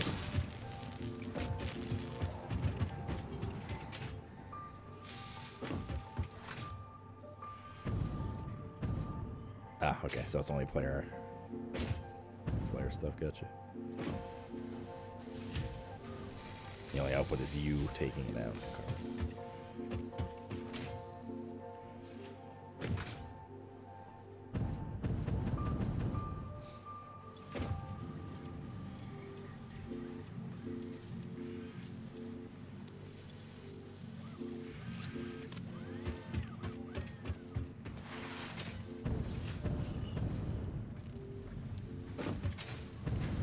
Computers and cubes.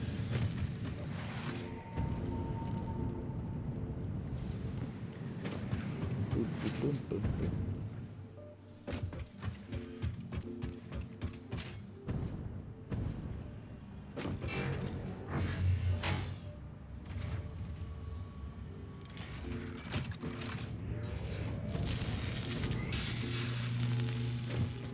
We'll grab this and this.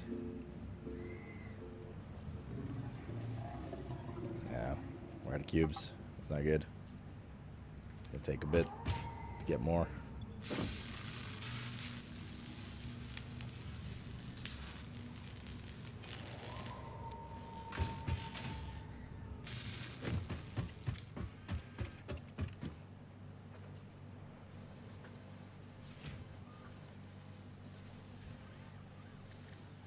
How do these all fit together? Anima solution. It's bauxite ore in a refinery along with water. Mr. Animal.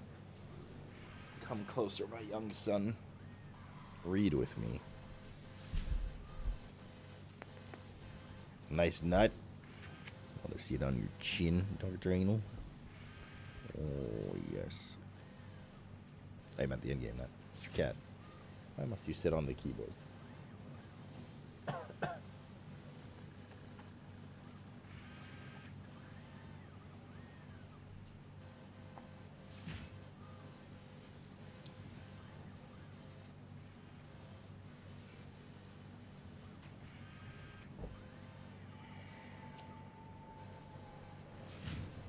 Move your little butt up. Just like a bit. It's Gandhi's birthday. Mr. Cat, he shouldn't have.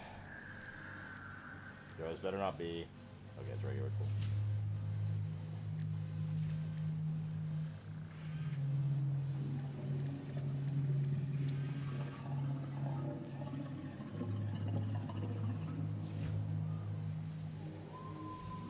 Bird on my back. Yeah, your back shot, Andy.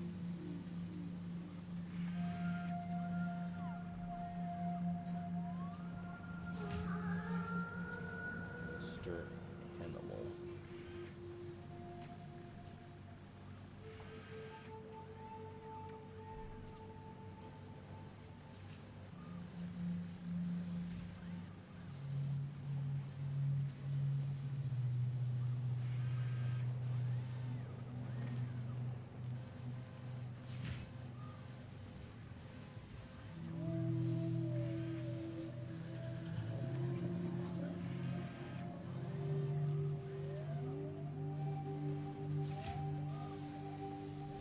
All right. So I'm thinking aluminum scrap makes water.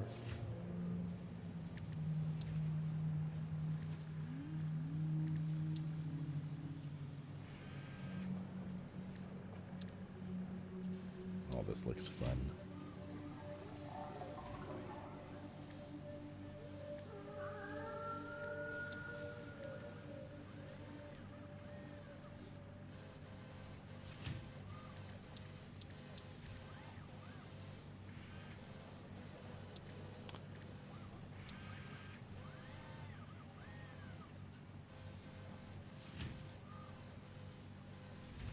Think that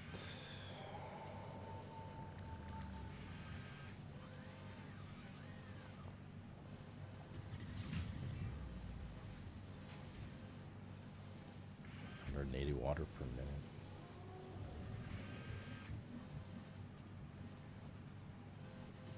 I think we're gonna need to spreadsheet for a bit, friendos.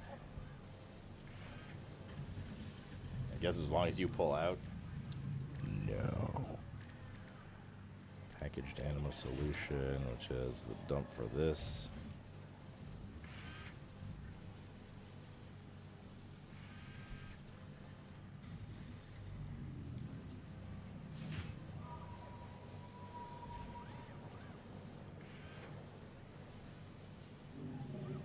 What's the aluminum scrap? Can you pump water? Could you just dump water back into the ocean, or no? Or do you have to like treat it as a waste product?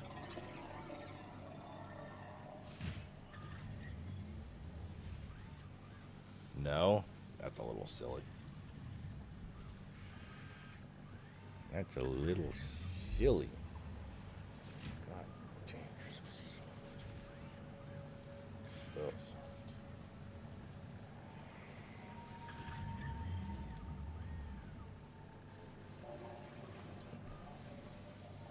Should we make mittens out of Mr. Cat this winter? We would like that.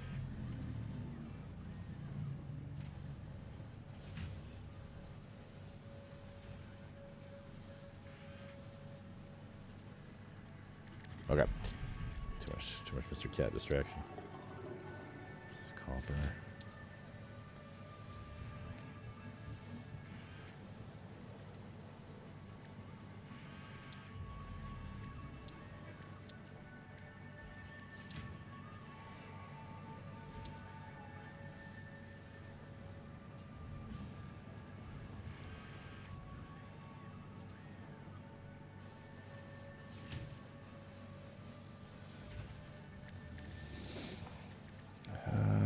So what do we need here? We need copper. That's what we need. Bauxite. Refineries.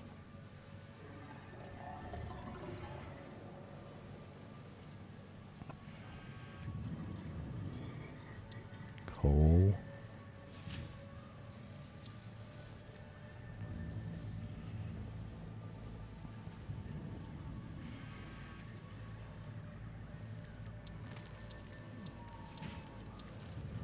And then copper eventually. Okay. Let's go look for... Can we scan bauxite now? Yeah, we can. Can't. Animal. Let's see what we got. I mean, we know we have this big one up here. Normal. Pure. Double pure there, huh?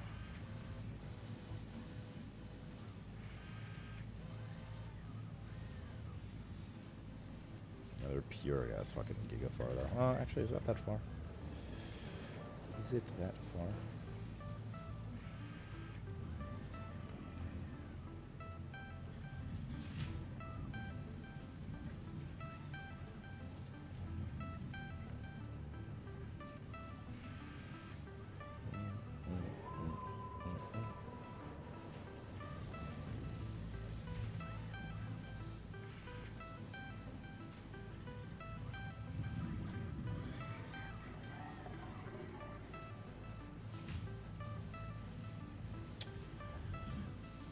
Water there.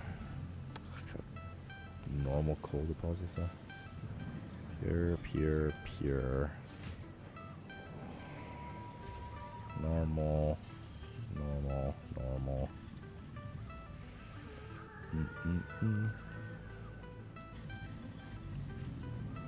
I'm gonna crunch some numbers. Cat is like just fucking hanging out in front of me. I'll crunch some numeros. So we can see what we need. Okay, so we got...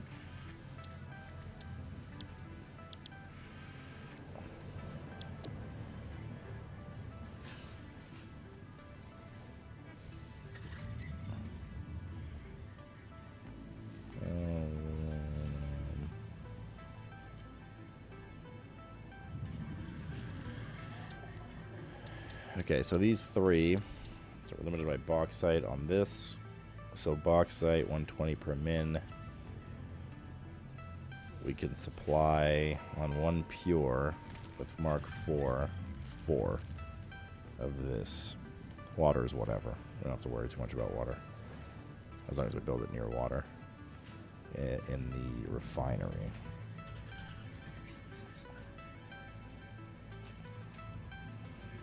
Mr. Cat, I really would love to be able to type right now.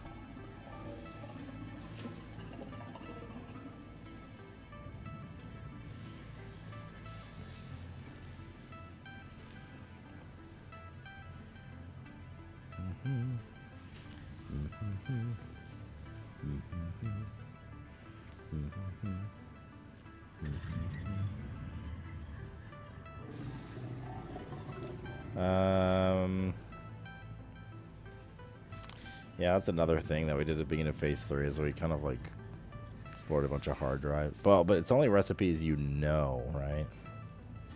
So I don't know if I want to like go too ham on hard drives right now. Okay, Mr. Cat. There you go. There you go. Oh, okay. Come on. Oh, what is...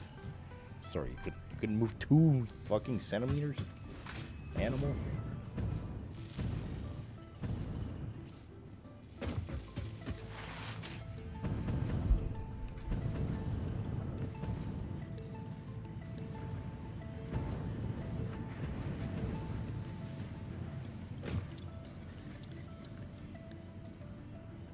Cast screw.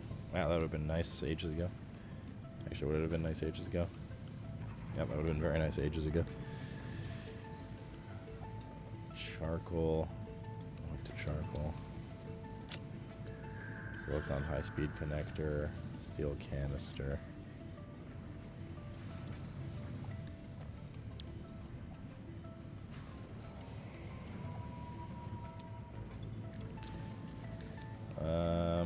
What was the research for this?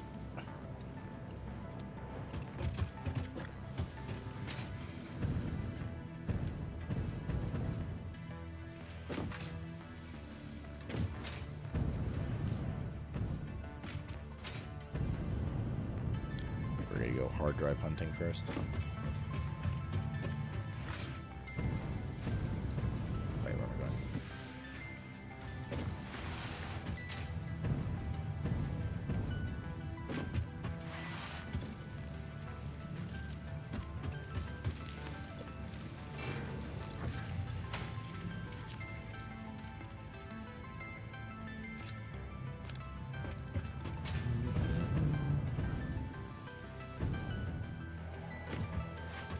Also, honey smack.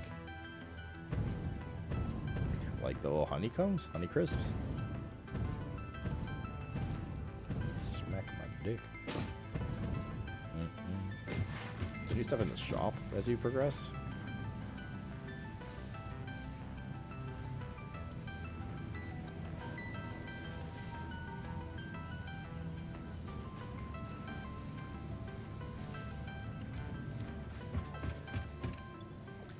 The answer is NordVPN.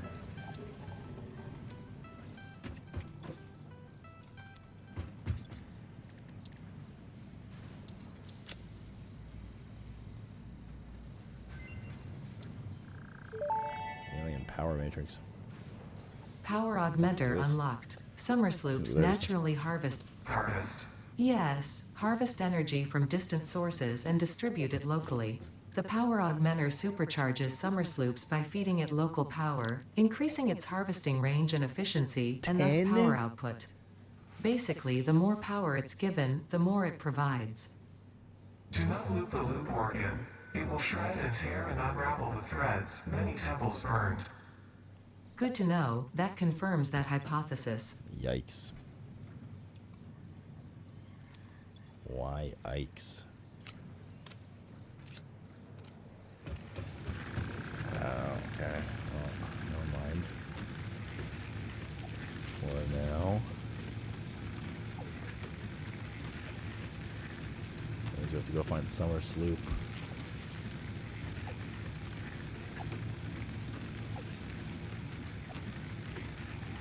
Is someone choking on a dick in the background?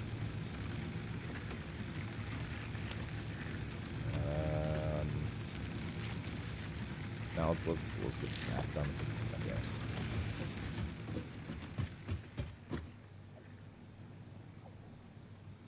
Okay, so we have to produce silica and scrap.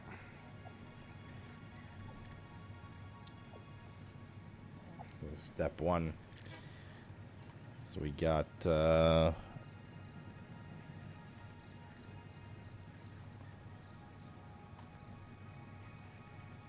so 120 box,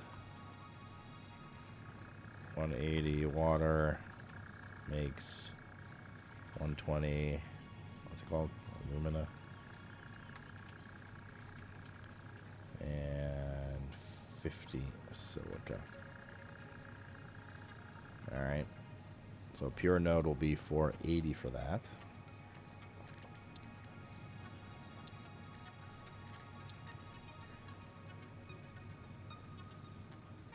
Packaged alumina solution. Oh, that's like to get it on a train.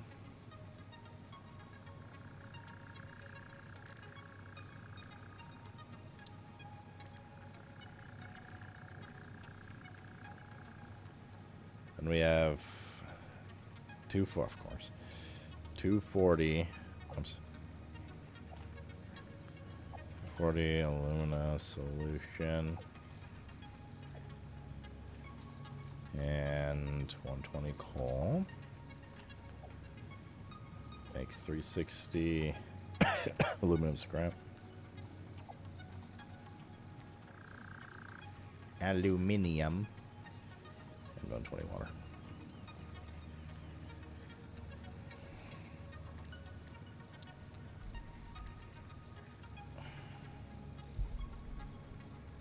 Then 90 scrap and 75 silica. What the fuck are those ratios? 90 aluminum scrap, 75 silica. Make 4 aluminum ingot.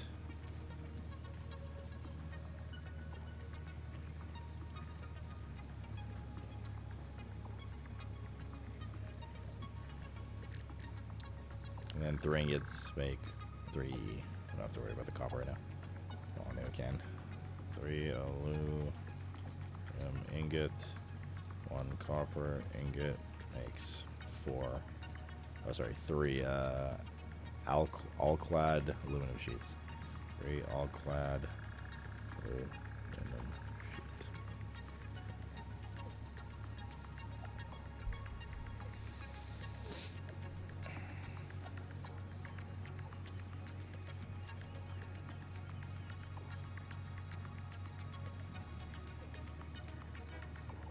You can transport the fluid on a train without packaging it? Oh, that's right. Yeah, there are. Sorry, yeah, I remember when I was building the train stuff.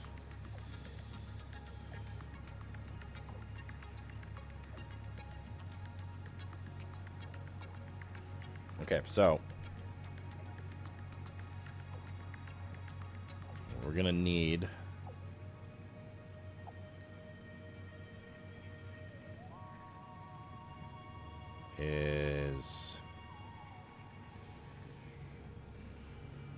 these refinery, and then foundry. So here we're gonna need 3 refineries. Sorry, 4 refineries for quadruple this. For 480 box or 720 water.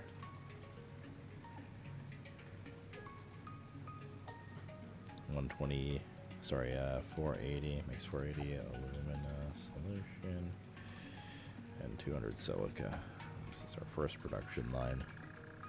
This will be able to translate into 2 refineries for 480 alumina solution, 240 coal, which is 1 pure node, not overclocked. This will make 720 aluminum scrap and 360 water.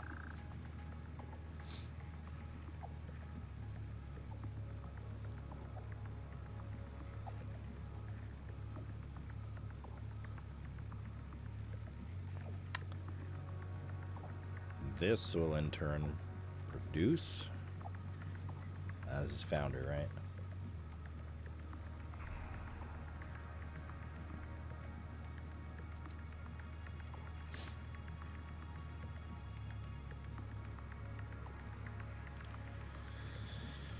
Oh, we're limited by the silica, so this will produce 2 foundries. 2 foundries, which is 180 scrap. 150 silica, and make 8 aluminum ingots, which in turn can make is this refinery as well? It's assembler, which in turn can make 1 ass. Sorry, 2 asses. No, 1 ass. 2 asses. 2 ass assembler, 6 alu Doing it, 2 copper, ingot. I make 6 clad.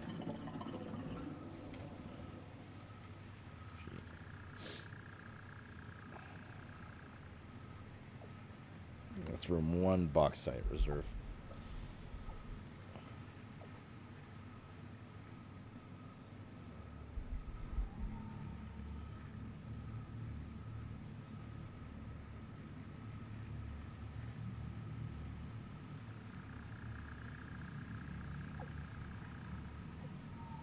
I also have logistical questions of where to do this. Because in terms of accessibility to water, we have some here. Not much. It's already like encased and stuff, you know. We also don't have coal here directly. I mean, we do, kind of. Could run coal here, but the water's gonna be a pain in the ass here. We'd have to put water under here, run pipes up through there, like 3 floors up.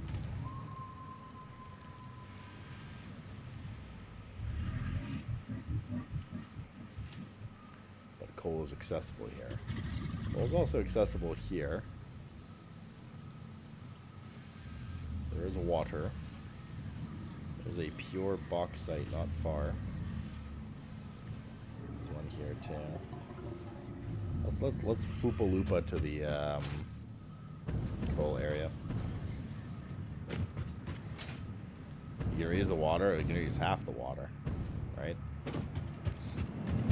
Because it produces 360, you need 720, so you have to like what, kickstart and then delete after? Or just inject some water into it? Foop. A loop.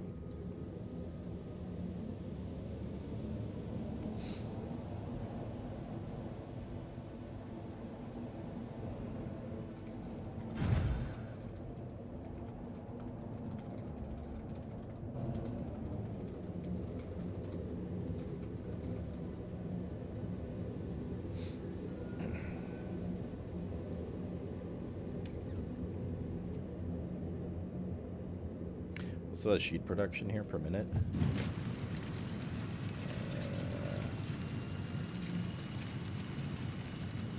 6 sheet per minute.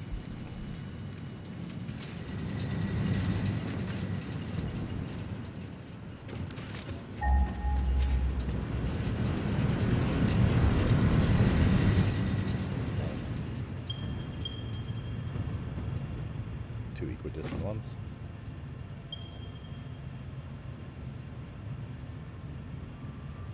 Pure shit. Pure. Yeah, normal coal.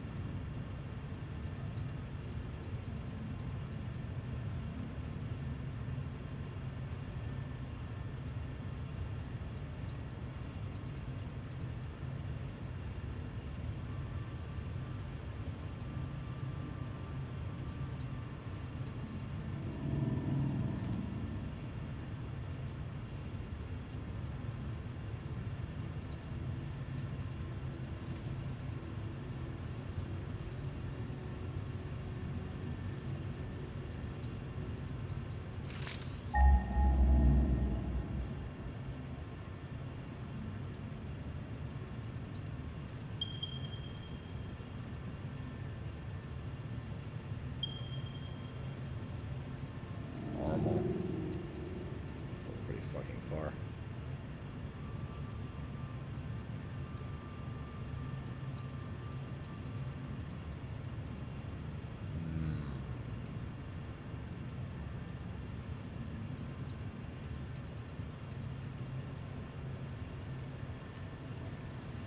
What was the coal input needed?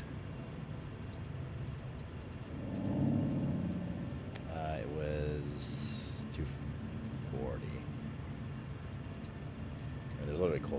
beside it.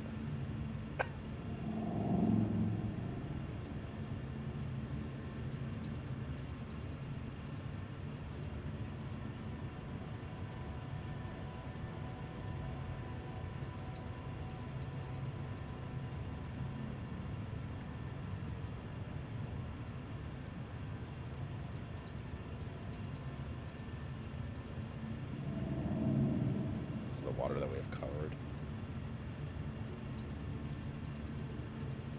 Note to future self, a build out on the ocean.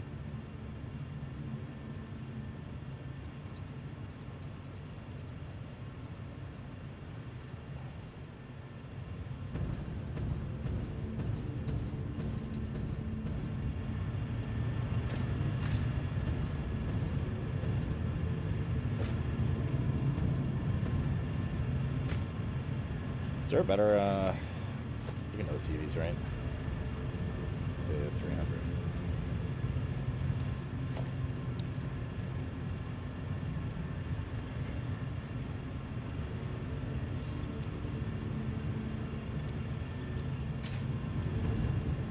Okay, I think that we grab this bauxite, this node for it. Giga line back. Could train. Now we run a giga line back for this. And set up. We can set up here. Over this water. Fuck me, those are loud, dude. Like set up camp right here. Nice big open space. Thought you wanted to explore for hard drives a bit first. Yeah, I got discouraged. I mean, I have to find Summer Sloop in order to get that alien thing.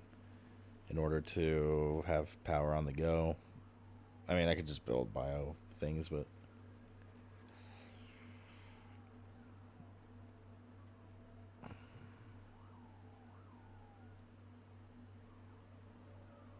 I could explore.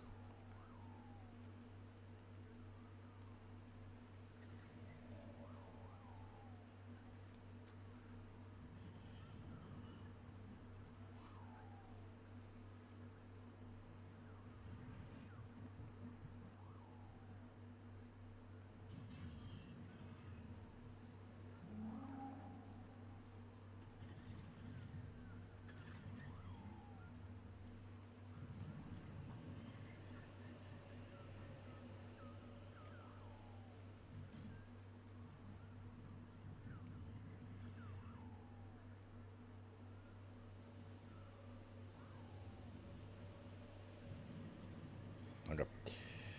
I don't want to explore first. There's a lot of map. Could spend a while exploring, getting hard drives, and checking out what alt recipes we get, or fuck it and start building, right? Like, those are the two options right now.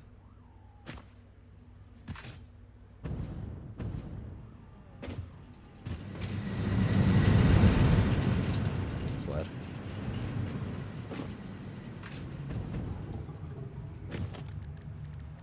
How much do these biomass burners cost? I can make those easy.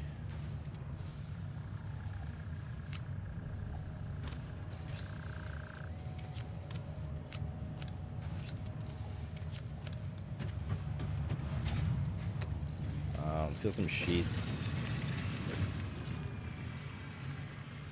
Computers. Power.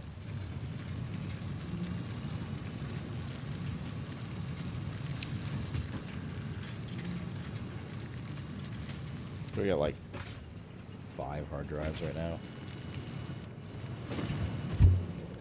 Boom.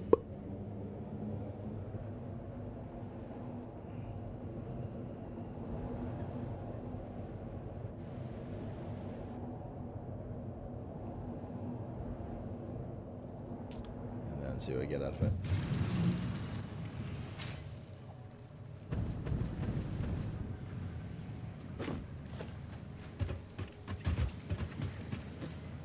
wanted to get sheets. I want to get the sheets. There should be a bunch over, y'all. Boop, boop, boop, boop, boop, boop, boop, boop, boop. Boop, boop, boop, boop, boop, boop.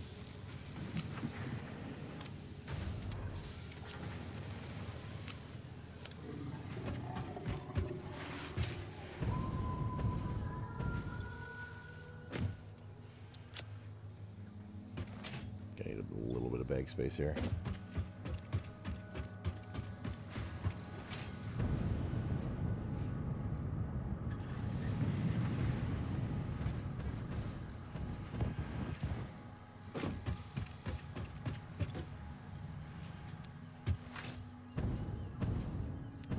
Building anything anytime soon, so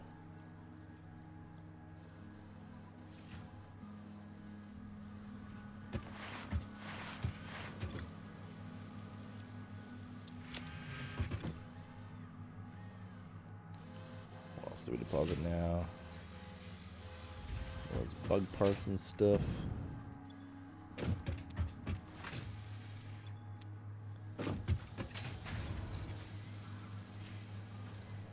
Don't need these with us this moment.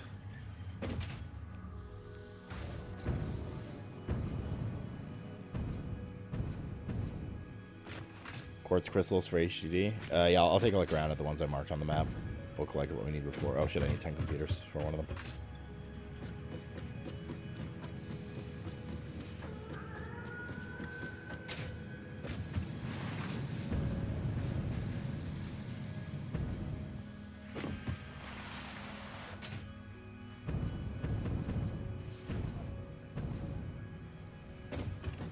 Two, 3, 4, 5, 6, 7, 8, 9, 10. I did say 10, right? 10 computers, energy.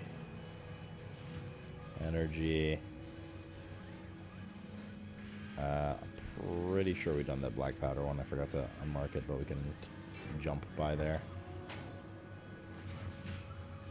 Just to double check. I take a bit with me. But I'm pretty sure we've gotten that one already.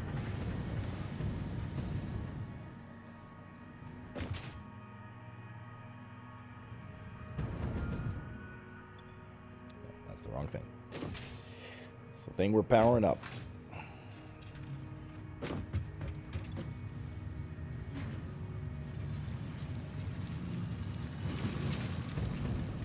Okay. Then we have what else? The quartz crystal.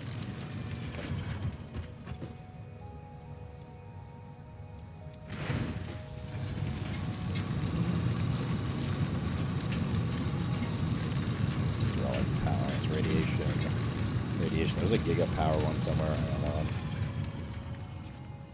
The solid buy. Did I wait? I want to get the solid biofuel, right? I did it while we were waiting. Go over that one.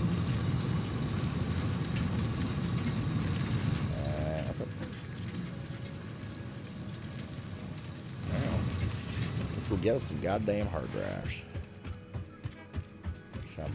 Wait. I lied. Not yet. We'll go soon.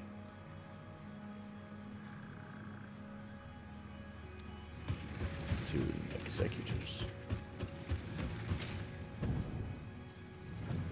I think we got hover pack before that would be Giga.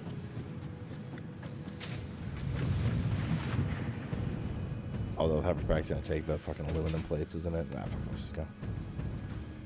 Let's just go.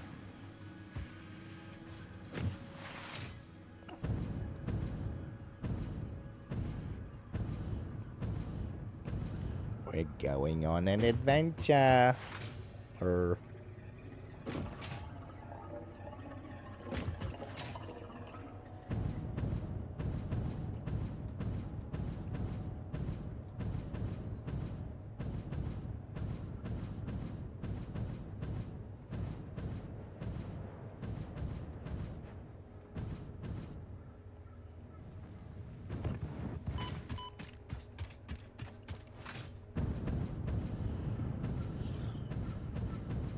Seen anything?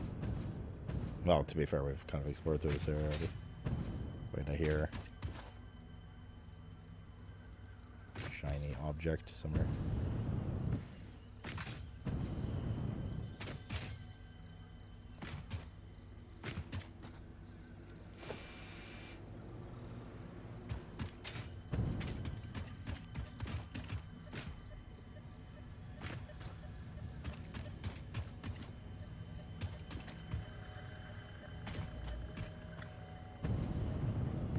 What the fuck is this thing?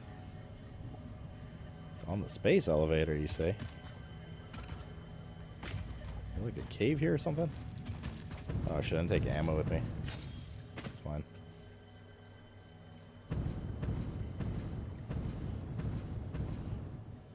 It's gotta be a cave somewhere.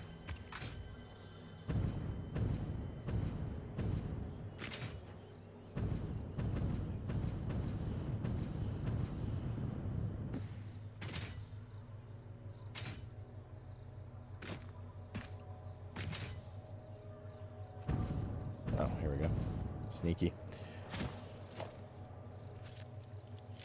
Probably should take in some more bombs too.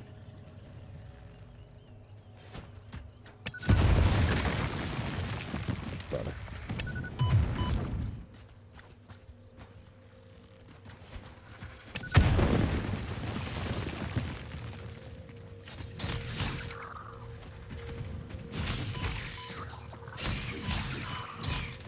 Yeah, I don't think this cleaves. Unlucky.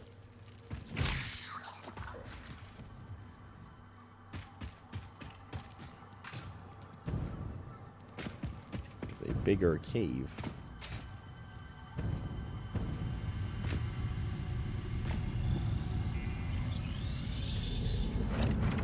This one is very sneakily hidden.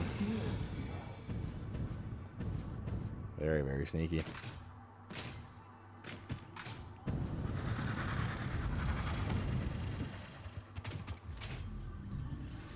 Why not? Chunky Barf. Good name, by the way. No troll. I love it.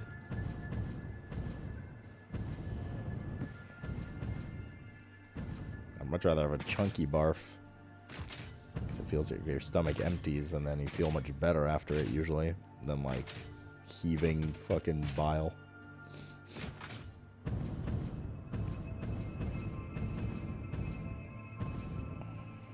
JS.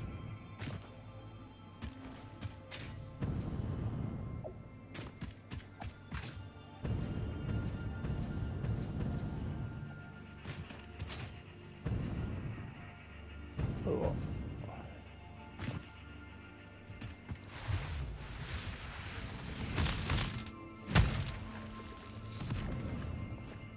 Steel pipes.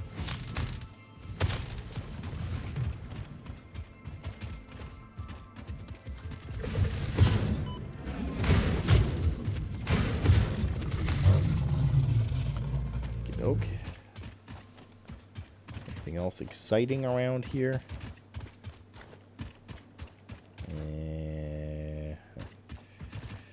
So we did 100, right? So we go boom.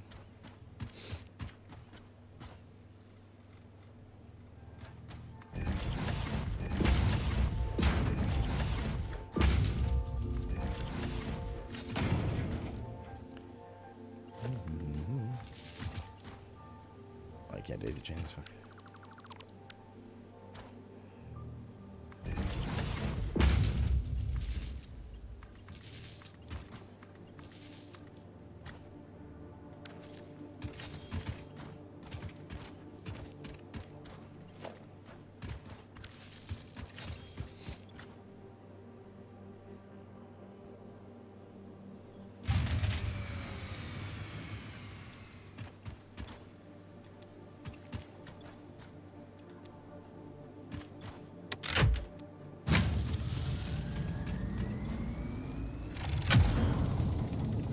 There ever be more than one hard drive in these?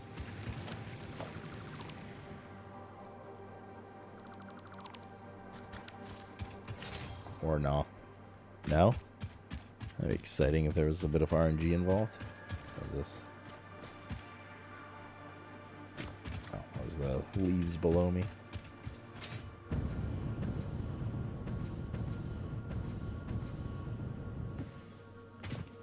let's loop over there.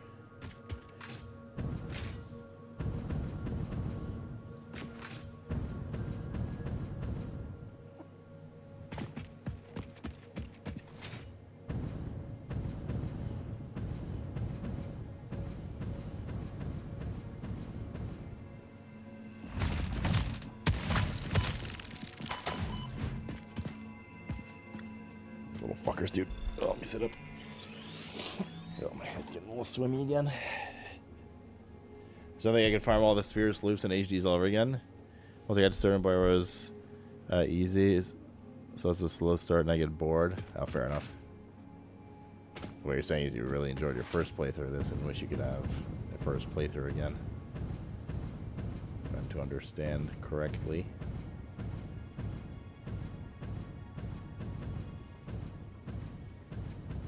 Wait, what was that noise? We're fine. Okay, we're not fine. I hesitated because I heard the shiny sound, and I realized it was the music, and I turned back. We're pretty close. It's just north. Itchy. Itchy ear. +1 gravity, I think it's actually +2 gravity.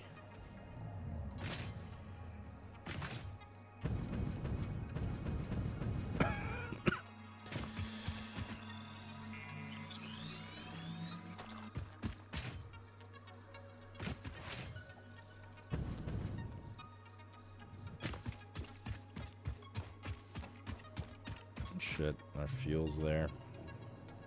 Oh, wait, we have some in storage though. Just fine.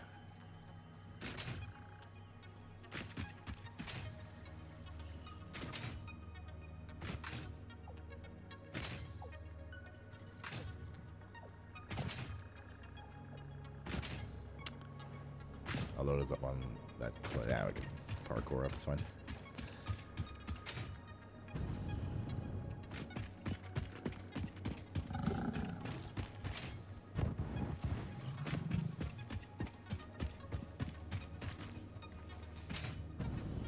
Oh, interesting. You keep the snail? Oh, no, I picked it up on the way. That was a different one.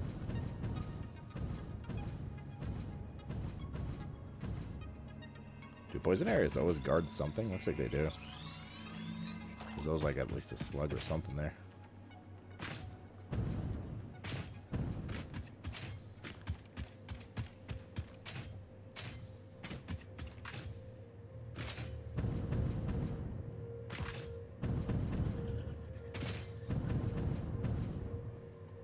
This one probably has something too.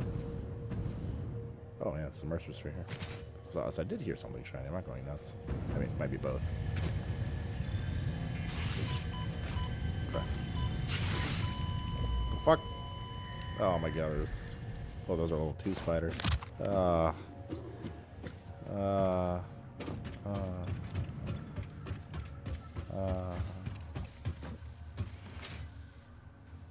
love how death crates. Do you still do sub runs in WoW? No, man, I haven't done that since like Warlords. I think like a Hidden Legion we did. I don't really like play that much WoW anymore. Too busy dying in this game. I don't have any food. This is gonna be scary. Some Mercer Sphere here. With a flower though. Try to land so that. There we go.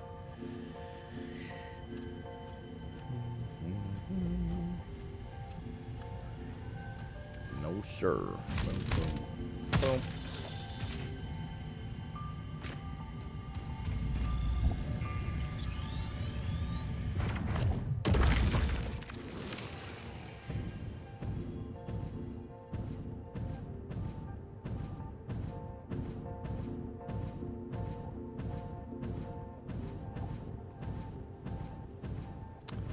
If we want to get our crate that was full of spooters now, so we have no way to really fight them.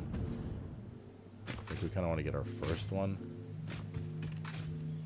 with healing and all that in it, so we can actually fight properly. Which one's this? Is this the Spooter one? It's the Spooter one. Let's go. Give it a wide berth.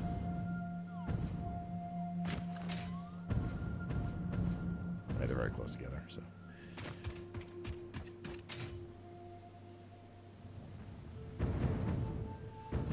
Okay. Let's grab all this.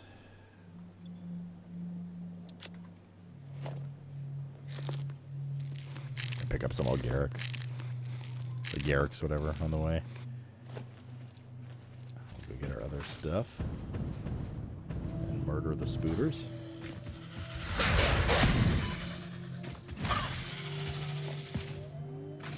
Although there's a lot of level 2 Spooters here.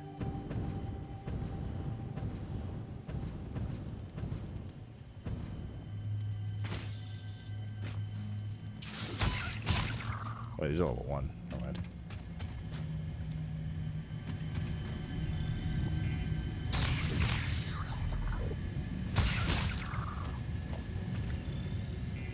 NVM.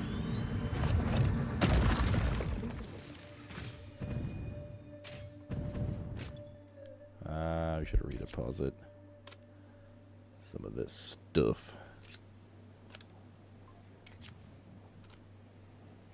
How many sheets can we hold? Iron plate.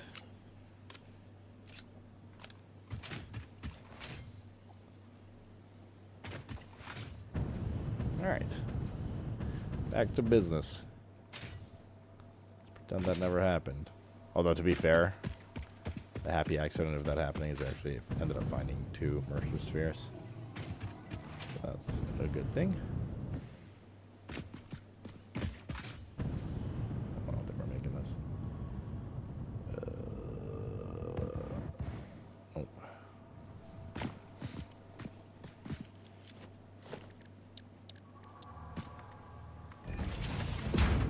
That's okay, you can build a ladder anywhere whenever you want. Does the game have Leviathan type creatures? No, it's not like Subnautica in that sense. It's just like the creatures you saw, but then just bigger, meaner versions of them that maybe have like a new ability. There's no like bosses, so to speak.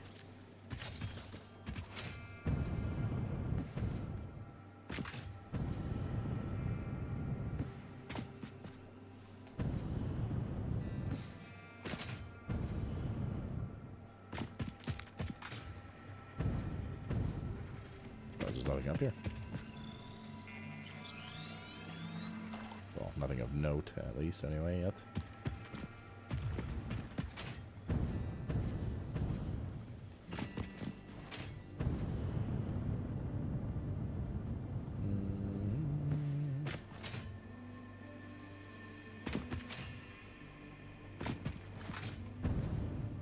What was that? Well, just a blue sluggy. As well, since we're here.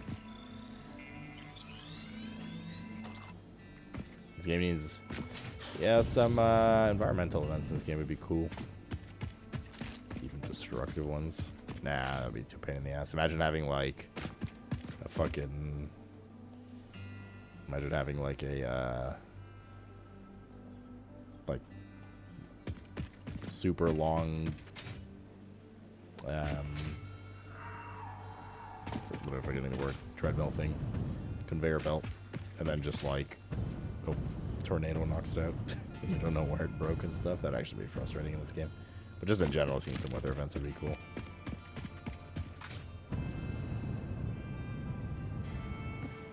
Chill music.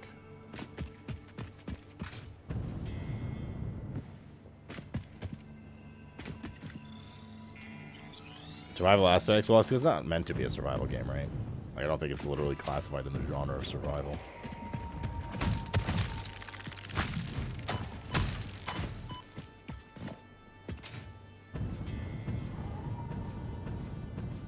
There's a crash here.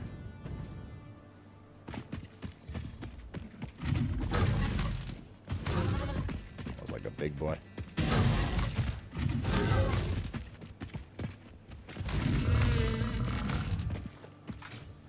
Level 2 guy.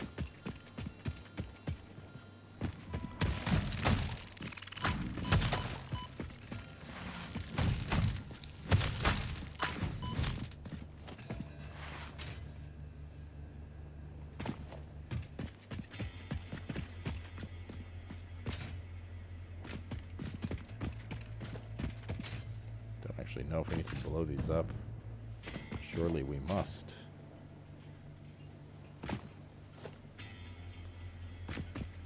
Like, I'm sure the...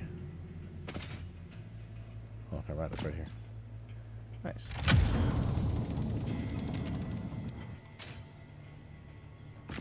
See what I'm saying? I'm sure the hard drive one's probably hiding under, like, one of the boulders gonna explode-y.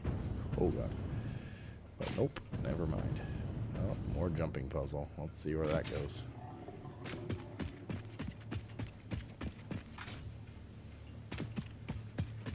Is this where the tallest peak in the game is that you guys said?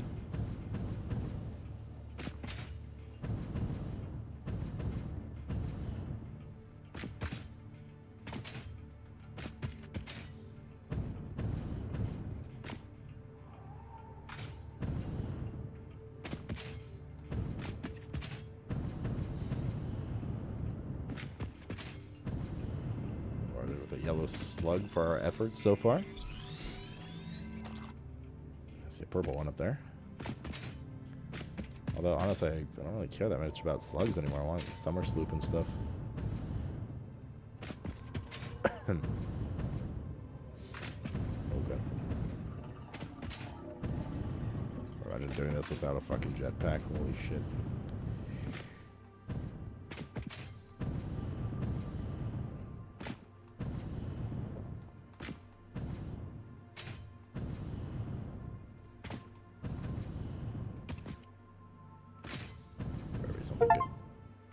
Reach the highest cliff in the world, huh? Yeah, there it is. Oh, of course there's radiation. Oh, sure, there's a uranium vein here.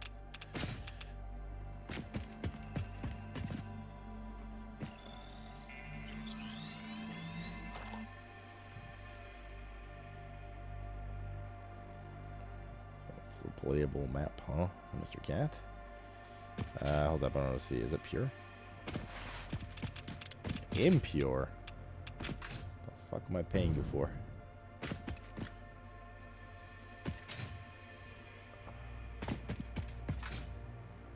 Ah.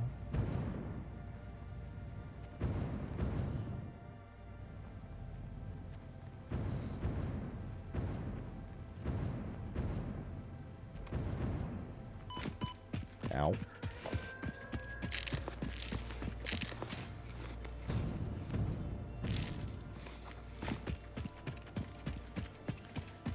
Pipe and fluid dynamics. Oh, nice. Oh, God, dude. There's a punty guy here. I got this.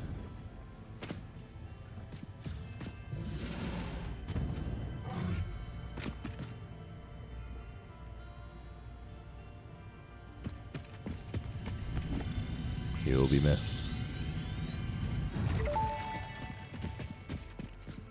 The void arms and void metals and desecrated temples follow a mythic melody.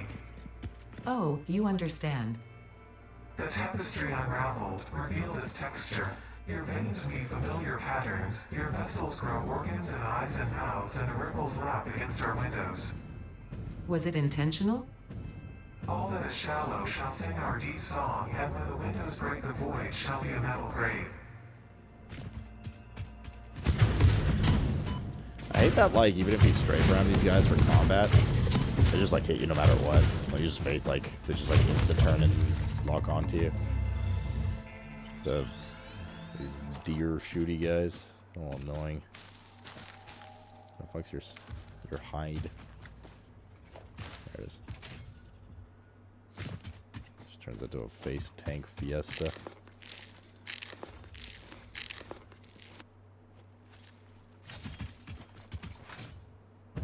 Mercer sphere with a big flower and uranium under us. Oh, this could be kind of nasty. Fuck, it opened. Oh my God, 6 bees.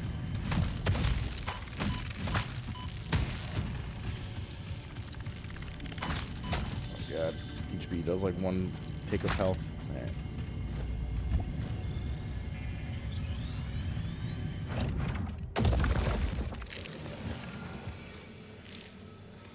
Kind of node there, could be bauxite.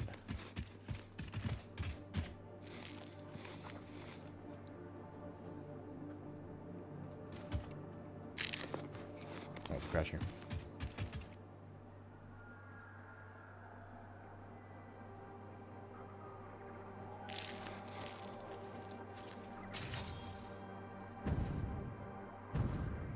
much uranium along that cliff.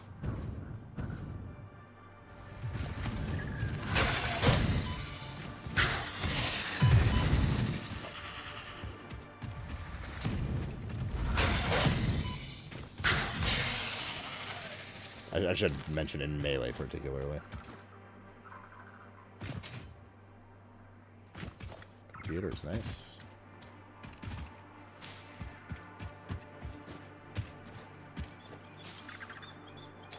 More computers. Circuit boards. Nice. Just rub it. We be hard at driving them on. Any other tools to pick up? Or like parts to pick up? Don't look like.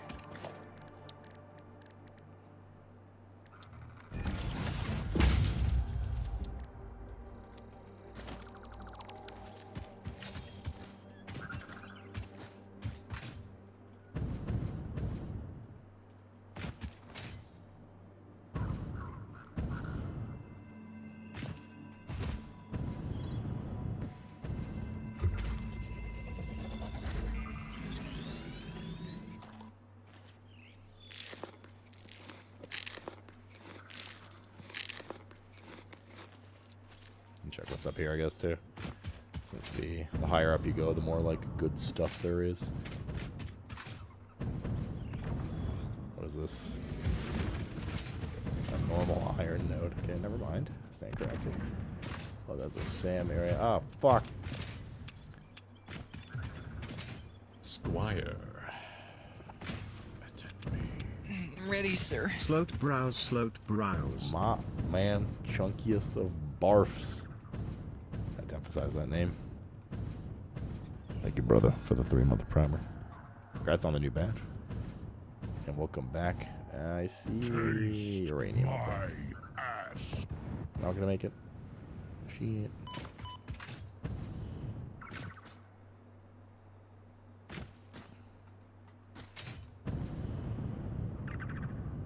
This is gonna be a fun little climb here.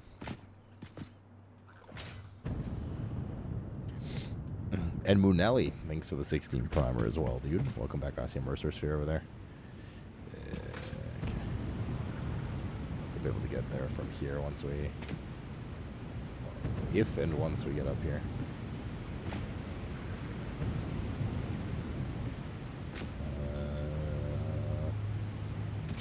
Ladder time or no? We should have done a... Oh, maybe somewhere here.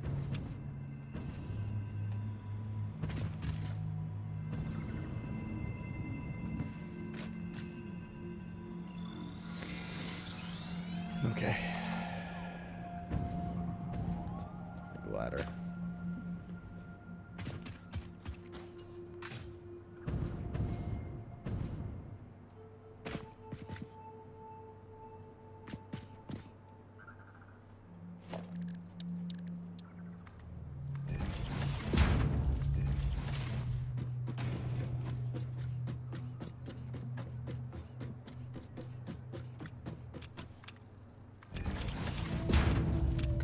Dude.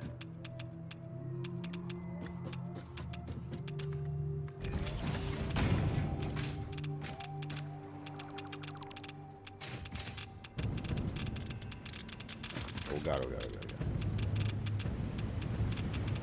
Not risking my life for a purple snail. Oh, that's a... the hell is that? It's like a radiation one of the big boys. This entire cliff top's AIDS.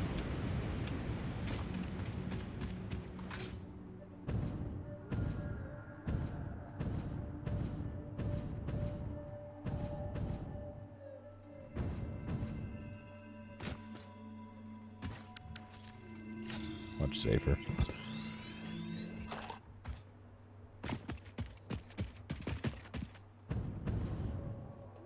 Yeah, the verticality of that. The map doesn't have like...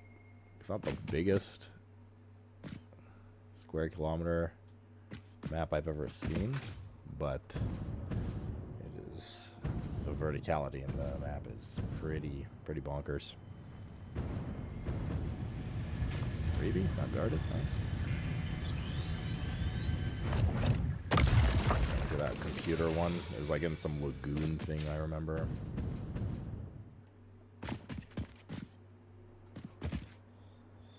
Just keep looking around like, what's up in the sky?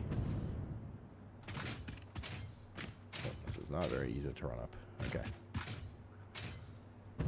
Like sliding off the edge.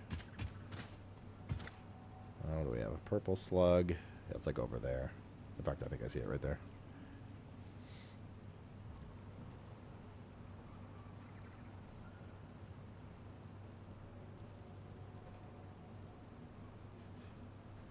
Can't hear in my mouse optic. Mercer sphere up there.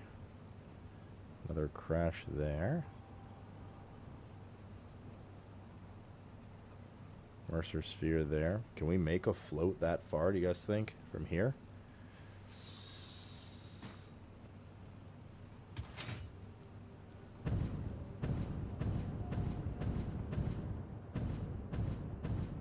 Now we make it easy.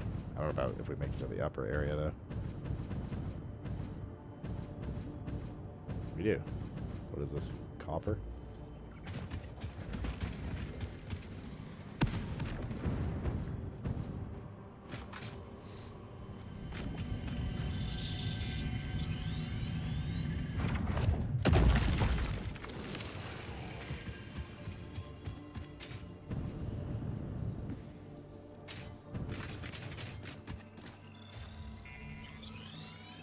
Is that the Mercer sphere?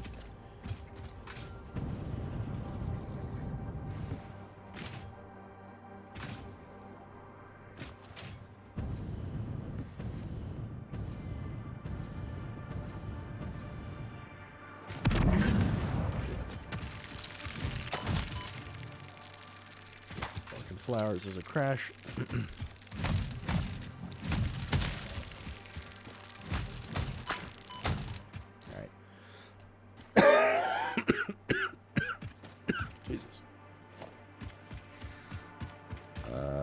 Sphere below us, right? There's that crash over there. I think we grab the sphere and then just ladder back up. I don't know. Stinky boys.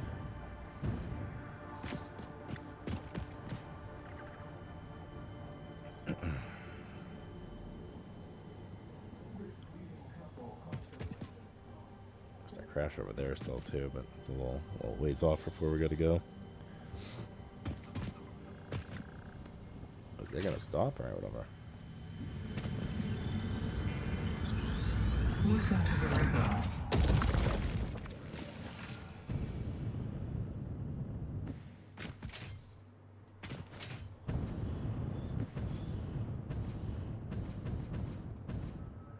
There's Mercer spheres everywhere. Heavy modular, very nice. Aluminum casing. Motor. Circuit boards.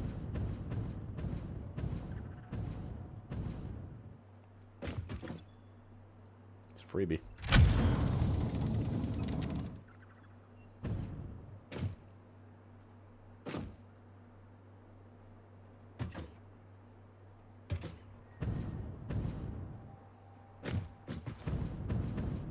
Probably get up here decently easy.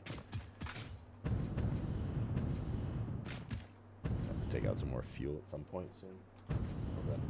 Let's look at what Mr. Cat was doing.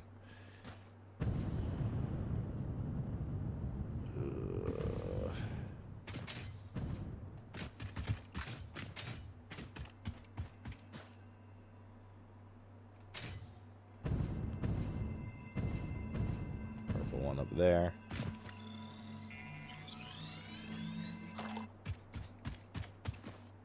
There's another desert area? What the fuck? Holy shit, we traveled so far. Crazy.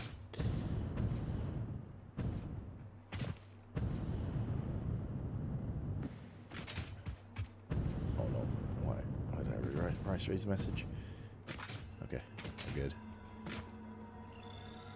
That's Mr. Animal. I know. She almost got me killed. The fuck? Thing is, I want to go down to get that one, but we're already so high up that I kind of want to like take advantage of this height.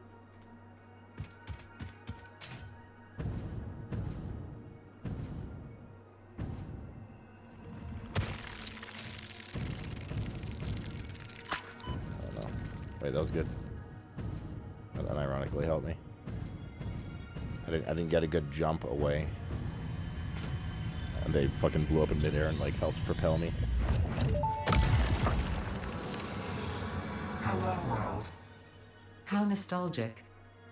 In the beginning, there were the words, and the words made the world. I see you have been doing research. I must say you make for interesting conversation.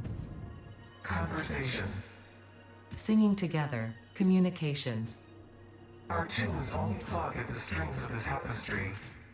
Are you saying this is only the beginning? In the beginning, there were the words, and the words made the world. The words turned into song, open the windows. The song played with instruments, weave the tapestry. A tapestry of temples and shrines, bodies and bones. Orchestral harmony. Us. We. Ours. Yoink.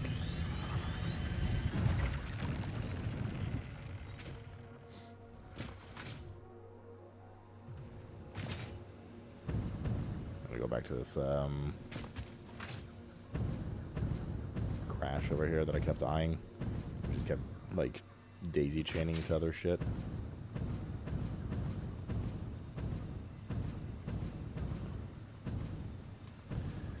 Anyone having issues with your smelter randomly stopping?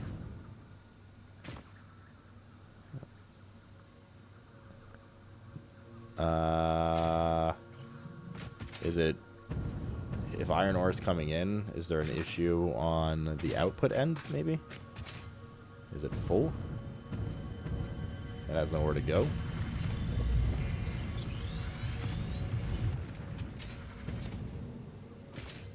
Oh, Mr. Animal, dude. Why do you have no chill right now? There it is. Oh, did I already get this one? No, I don't know. Everything's off the edge. Okay, he's kind of glitching out. I think I might have already gotten this one. I did. Shit. Oh, Mr. Cat's pooping. That's why I hear him scooping around in the litter box.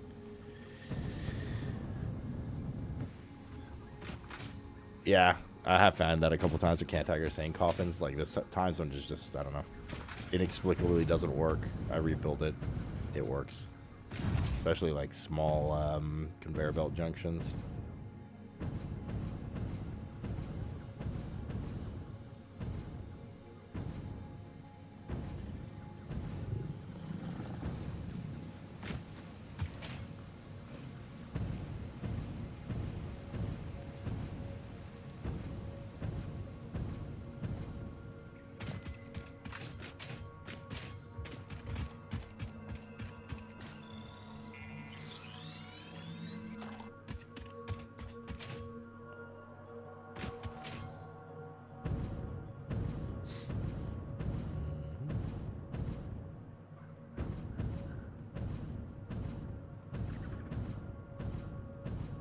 I'll stop for a purple. We'll stop for purple.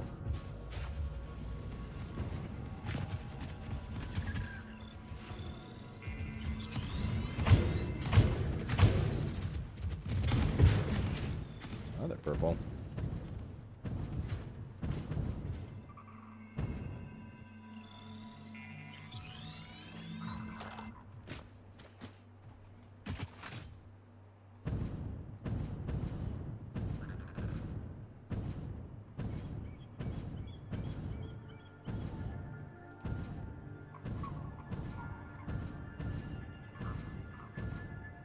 Buy height for now.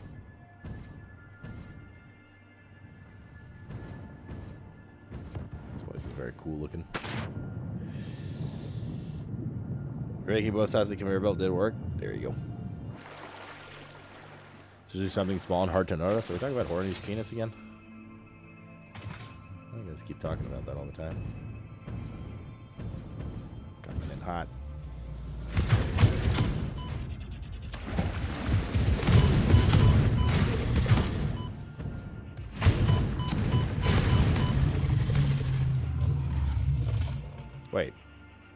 already got this one. Oh, there's this one. Fuck. Oh no, I hope it's not high up. Speaking of high up, let's climb this. What's up here? Cato.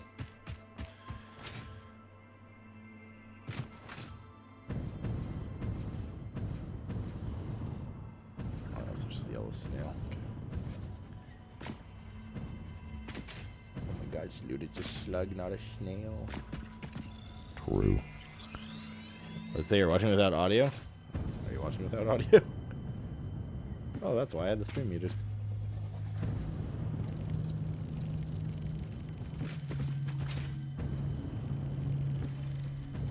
Oh, this is dangerous.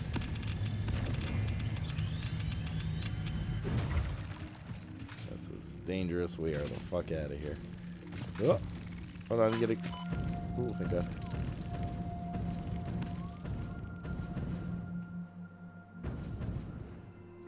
One danger to another. Probably heal up a bit. Oh god, there's more fucking bees, dude. I see a Mercer sphere.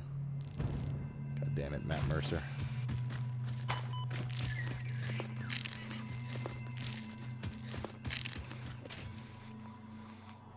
Cato, please. Come here. Oh, congratulate Mr. Cat on pooping. Are we safe here? We're safe here. I played like 4 hours of early access. 5 hours maybe.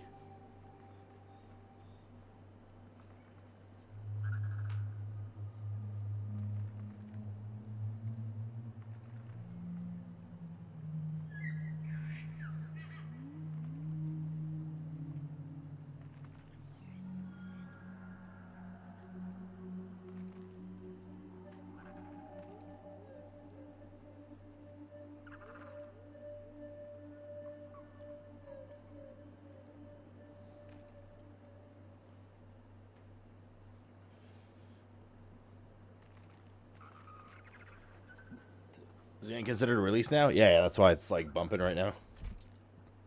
1.0 launched a week ago or so. Maybe 2 weeks ago, I don't know. Recent. Okay.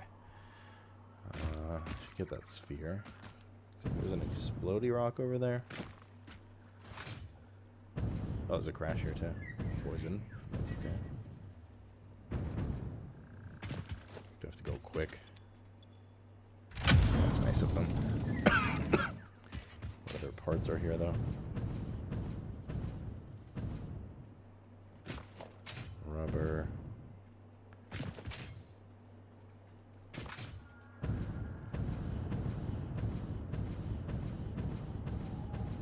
Not so worth it.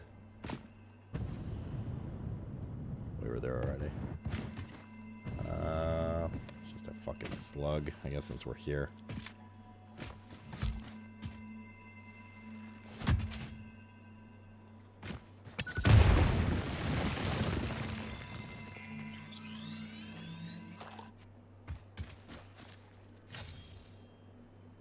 Mr. Cat.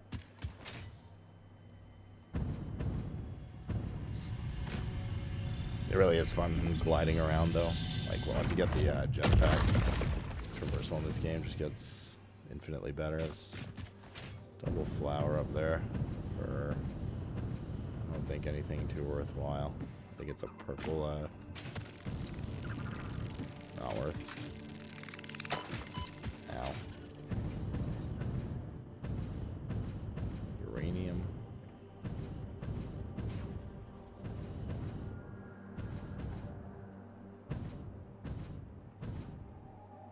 Let's land here for a sec.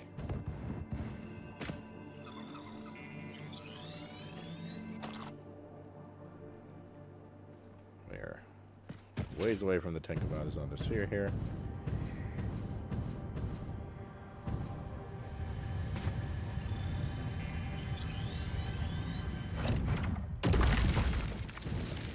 When you get to your end and start wearing the suits, don't jump off cliffs expecting to boost. Or does it take your backpack slot? Oh no. Oh god.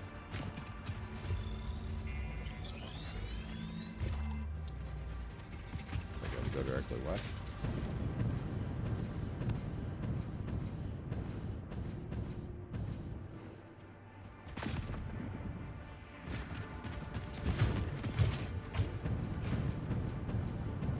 Let's park here for a sec. Check the map again. Should be somewhere probably below us, because I didn't have this kind of movement when we first went through here. Oh yeah. Oh, I remember this. Yeah, yeah. Down to the waterfall area.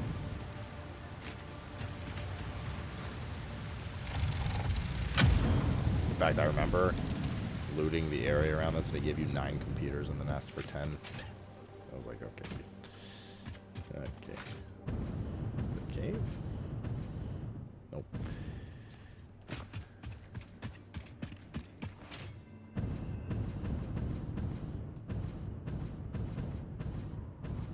Upside down slug guarded by a flower. Why would anyone ever go to that? Let's keep depositing stuff.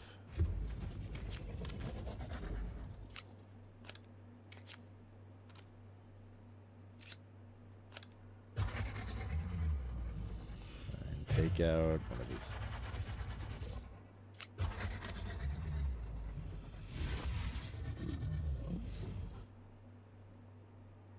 Oh, concrete's full of shit. Yeah.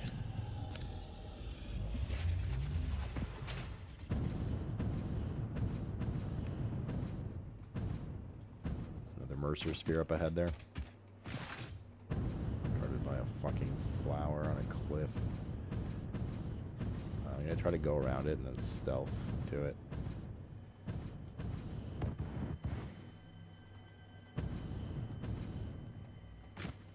It's very dark here.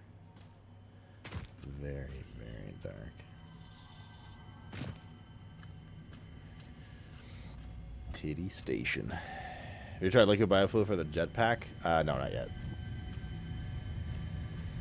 Why? What are you asking? Your waves lap at our shores. When will you land?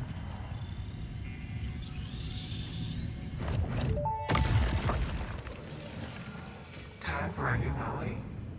Yes, actually, this might be a strange question, but it could give me invaluable insight. What, according to you, is the shape of our universe? It is a donut within a void within a donut within a void within a donut within the shallows, which is a ball of string wrapped around itself to contain the infinite deep within the inside-out string, with windows and doors and a limitless body subdividing to a one resonance. What is happening? I should have waited with this question. Another Mercer sphere up there. Oh, I should unmark this so I don't forget about it later. That we did it, that is. Something evil's coming. Oh. And it ain't me this time. Different fuels last different times of length. I know that, but I assume this is better than biofuel. In terms of advancement. And as somebody said, they also affect your flight in different ways. Why did I come here? There was a Mercer sphere somewhere. Well, there's one there too, but oh, it's Summer Sleep. It's not the one I saw initially, but grab that. What the fuck?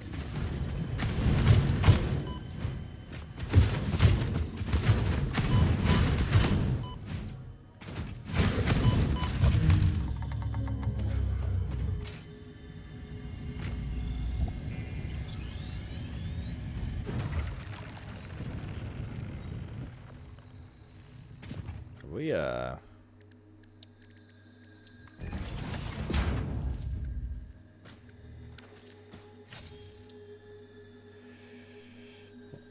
alternate aluminum, alternate encased pipe.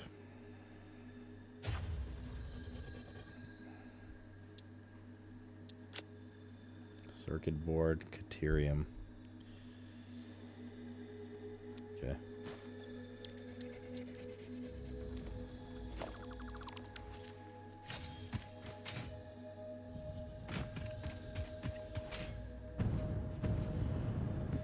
I sworn I saw another Mercer sphere somewhere around here, and that's why I started heading in this direction.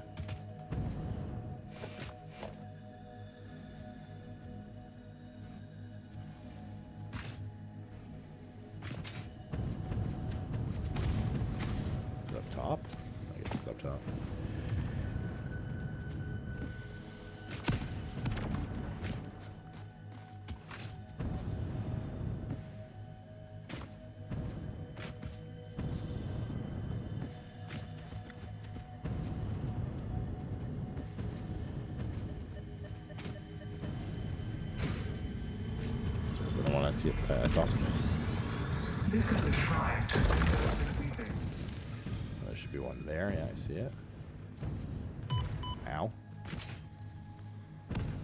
Purple slug. Relatively safe. You have to grab it quickly though, because oh lord, they coming. A lot of uranium surrounding a SAM deposit.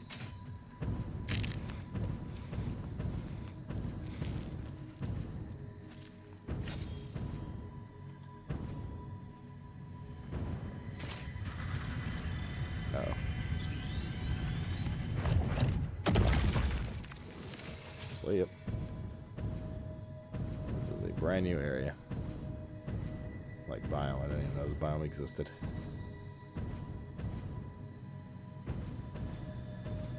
Nighttime is nice for seeing purple glows, like all the glows of things, though.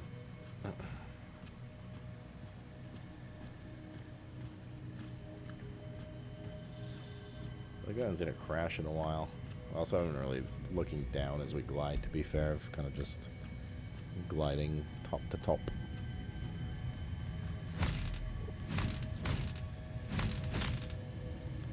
I'm worried that if I go down that, like this slope, it's gonna fuck's sake, it's gonna crouch me. And then these guys are gonna come to life, and then it's gonna be nasty.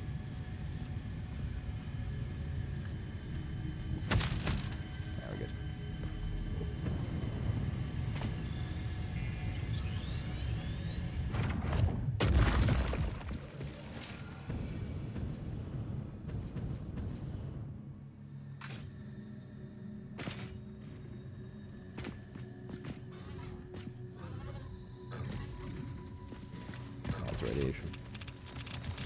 Okay.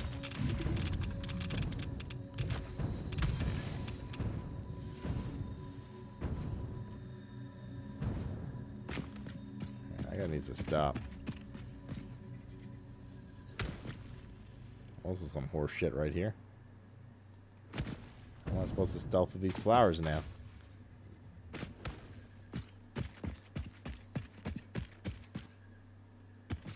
Oh, he's still shooting at me.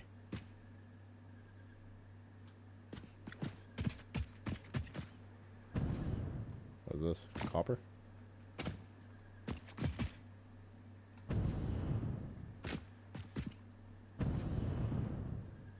I think he's still technically aggroed. There's something here. Oh, this. Oh, that's a purple slug. Too much of a pain in the ass. If there was no glow, it would have been a sphere or a foam of a sloop. But alas, no such luck.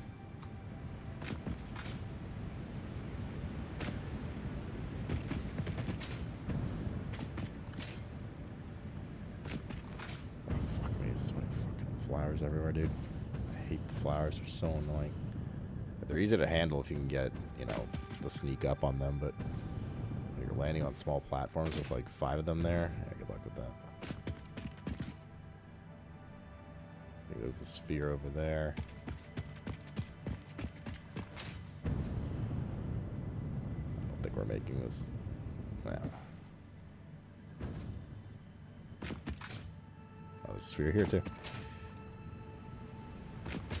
Well, he's got a sniper on him. Oh, we can speak of sniper. You could technically research the rifle. I don't think it's really necessary though. I feel like those are the hardest enemies in the game at this point. Most stuff we just float away from whenever we feel like. That is a radiation one. I'll be able to grab it before we get in trouble.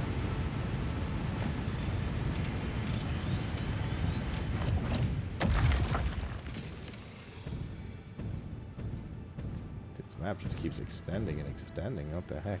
I did not think this was playable area. NGL. Oh, crash. Hello. Turbo motor. Ooh, sheets. Control rods. These are like late game things, looks like.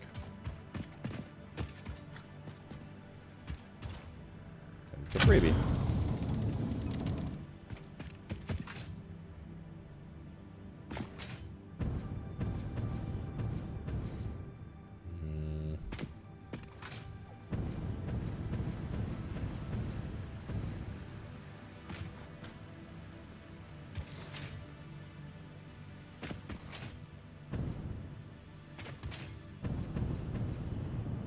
Oh, the radioactive dude shooting me across the map.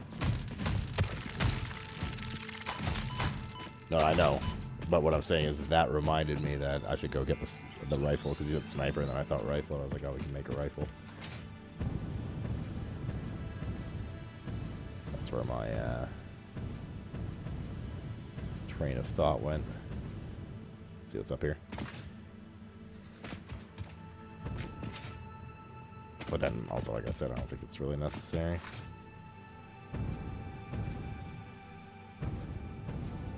We don't even have our bolt gun thing. We don't have ammo for it right now. We've been just fine with melee. A couple of hairy spots, but it's not my forte. Oh, he made a ball joke. Hilarious. Oh, Jesus.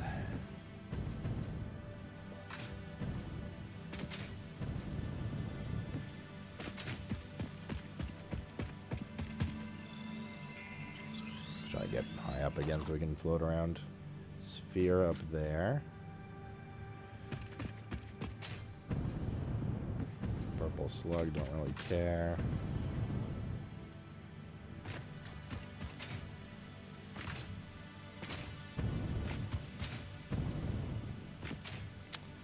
Radiation crash. With a Giga dude.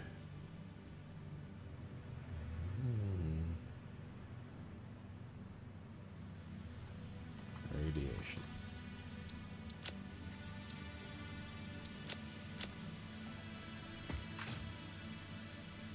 I think I see a sphere over there.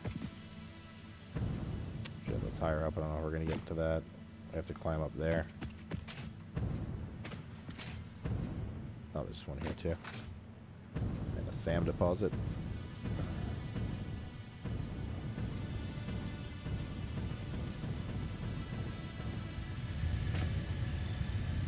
Little bum that, I guess I just saw that. Little bum there's no snow area. Attempt number 7,853,206. Are you there? Orchestral tuning. Ah, Little good. bummed. I think I Like, this is not understand better playable now. area. This is... Your curves are beautiful. How inappropriate. Tell me more. No, it's not. Okay. Your mimic tapestry follows the pattern. It swallows temples. It is harmonious. If I could blush, I would.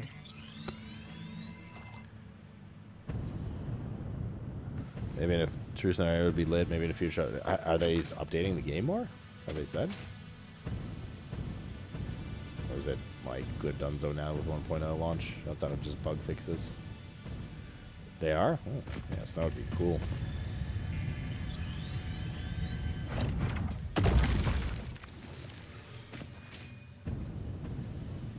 It's a geyser.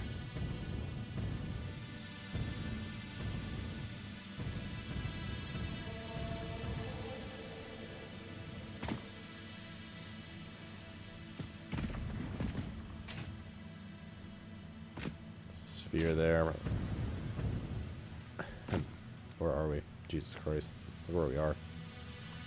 Like tracing the outside of the map now.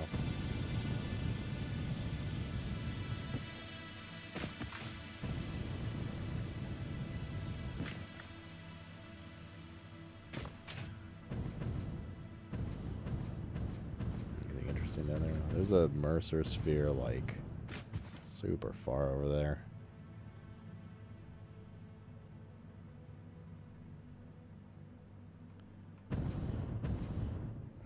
The edges of the map there.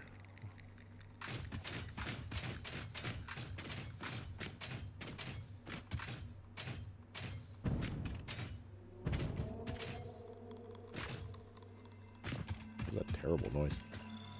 Sounds like something skittering. Our base is all the way over there. That was the tallest peak we went on. Let's thing's almost just as tall.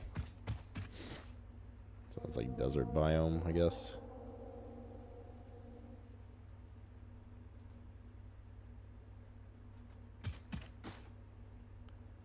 I kind of like curl in like this. I want to start getting back to the base.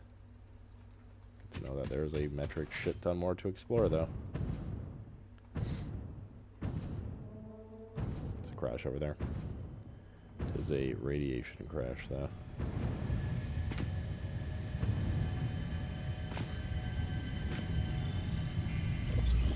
You can zoom in with your camera? Oh, I didn't, like, no need, but good to know, I suppose. I'm just looking around, that's all. Just investigating. Don't do it, don't do it, don't do it, don't do it, don't do it, don't do it. Okay. So he's gonna shoot me in the back and, like, punt me off.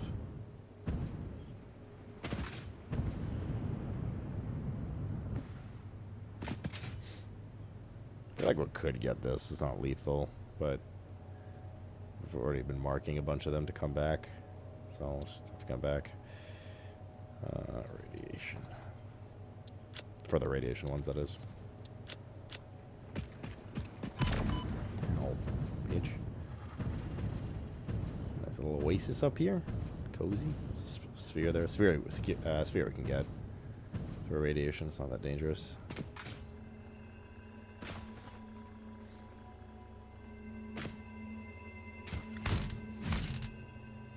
What? Do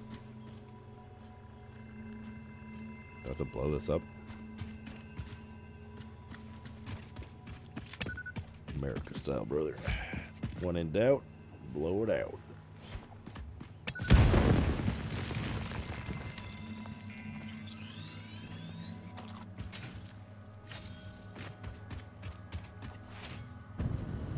Can we talk about how much iron the desert biome has? Is that the desert biome? What the hell are we in? Aren't we also in a desert biome? It's a different one.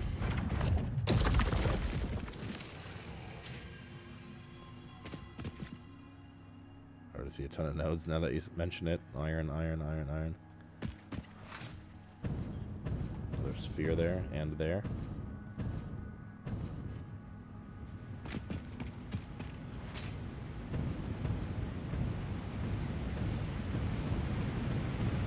Yeah, we could save the dude's exploration for another time.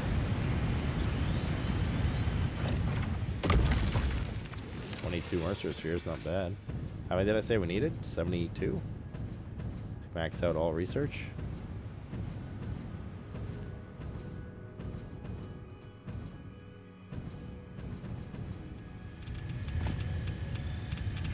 Too many.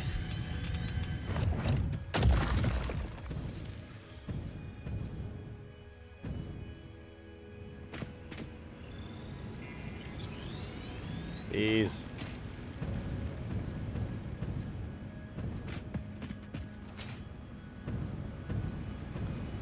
Deposit.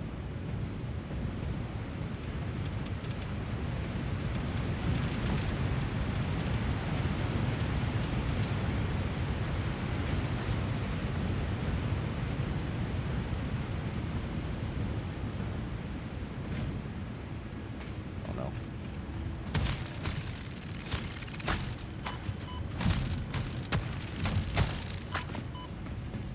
I want to get near the elite one.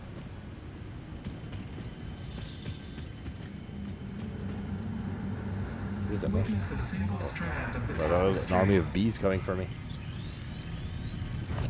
Now there's an army of bees coming for me.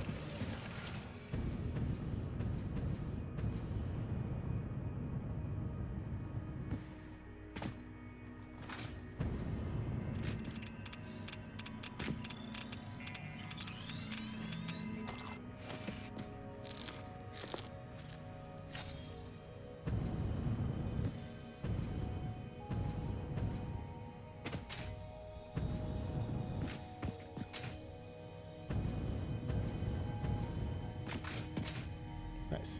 Oh god. Oh! Yeah, hold up, we can do this. We can do this.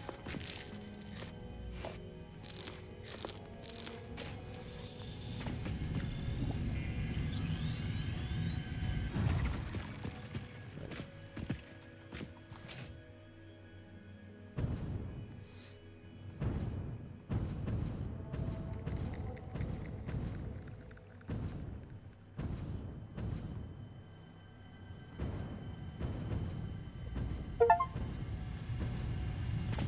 Visit each starting area biome once. Cool.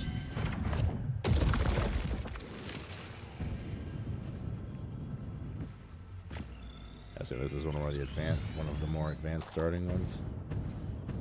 Well, seeing as I know the 2 starting ones, then the default answer is YAR.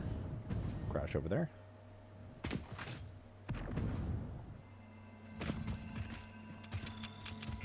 Oh god. Oh, you bitch. Oh god, there's a bunch of them.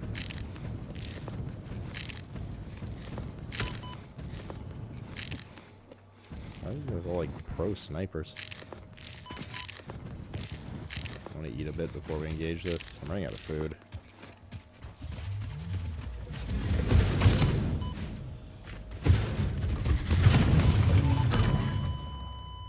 What?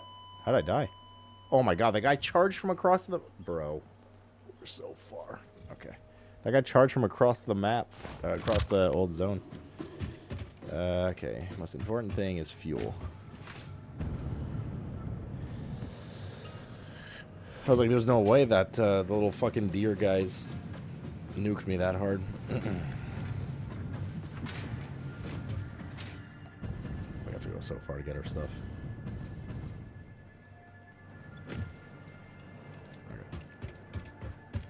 Everything the body needs. I think we foop.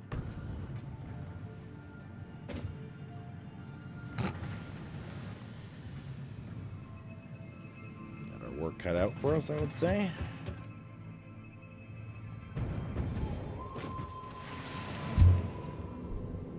Just a little bit.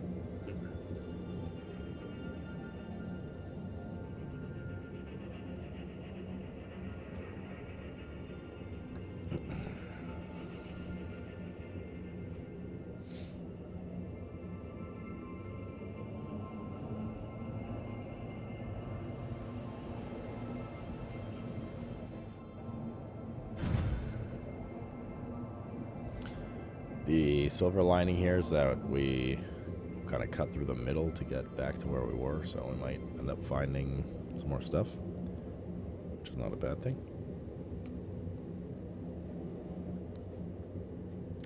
We also don't have any healing. So every time we see some decent nuts, we'll have to take them.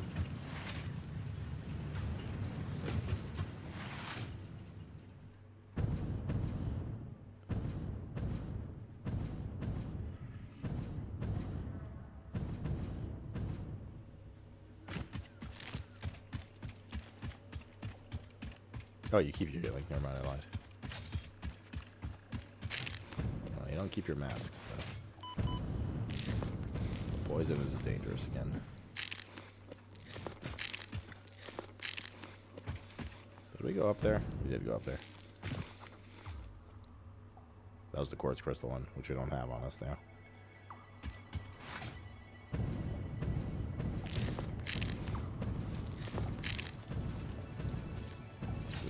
Very low on healing. Guess it might be worth making some of those like respirator breather things, or the inhalers for healing.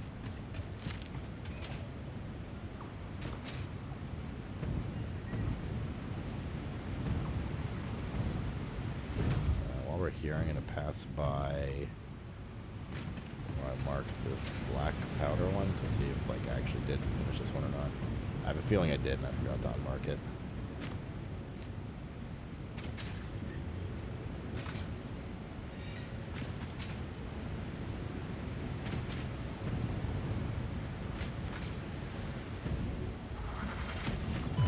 Yeah, but I'm ready.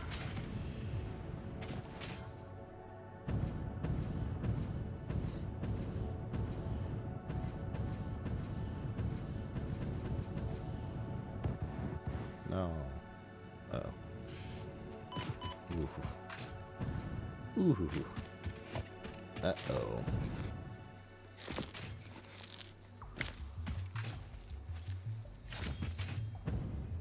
Let's unmark it.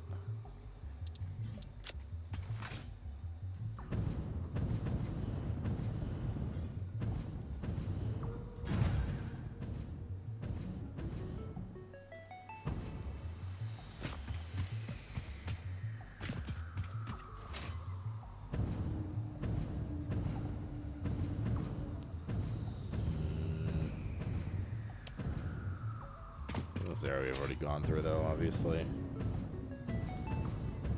It's also hard to go over anything in great detail because there's just like so much density of everything. Like, here's a sphere.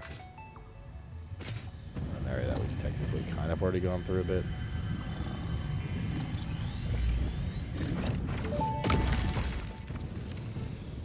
I have a question. Yeah.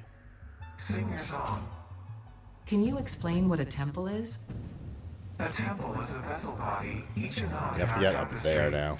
Temples are root, vein, and organ. The best way would be through the poison, in our shallow windows. which is not I think ideal. I understand, but how do you maintain them? The builder blood grows and kills and distributes. Like fungus in a forest. Is this fair game here? Like fungus in a forest.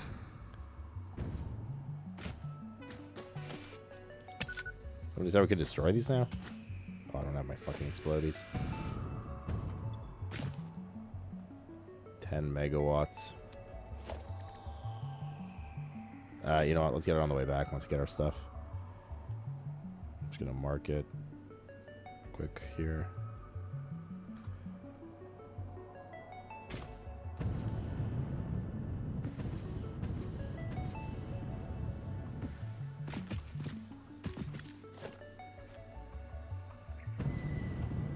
I think we just gotta run through the poison. So we're just gonna eat off the cliff anyways.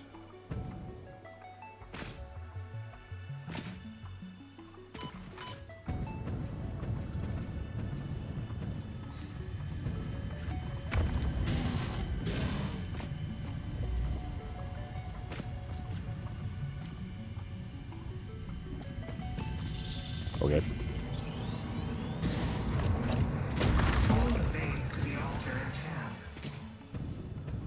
Okay, I'll take it and leave. Oh, this is gonna be a little sketchy.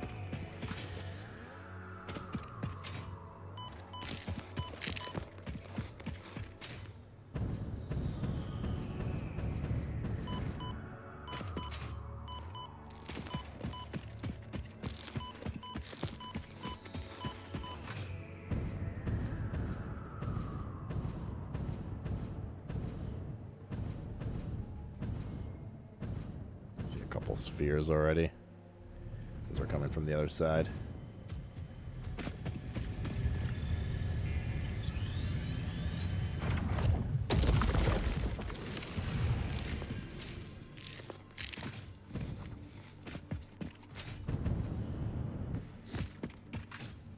There's one in that uranium oasis too.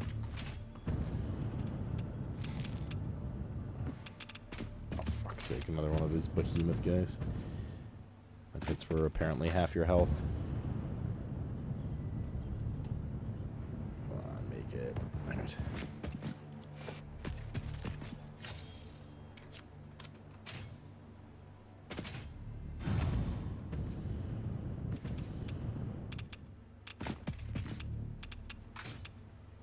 Did I not kill these guys?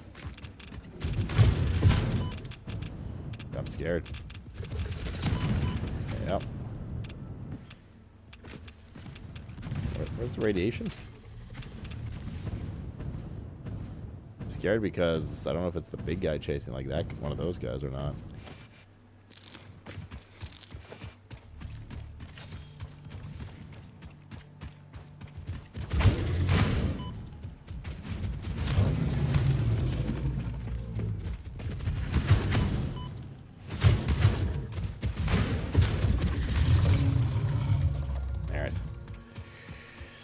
Wasn't too bad for like a return trip.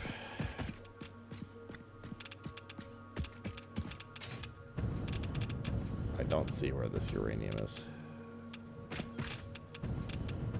pretty sure it was not here before.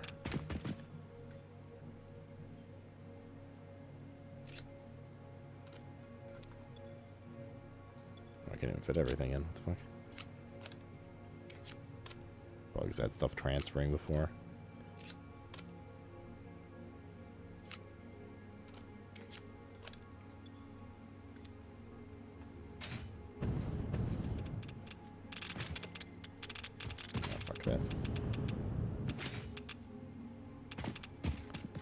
honestly don't see where the uranium is here.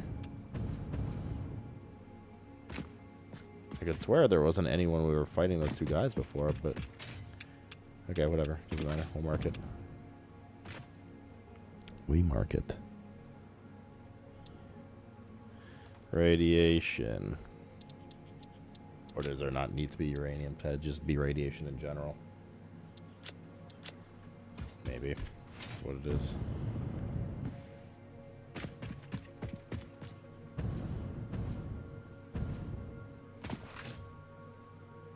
Sphere there. And I came here because... Jeez.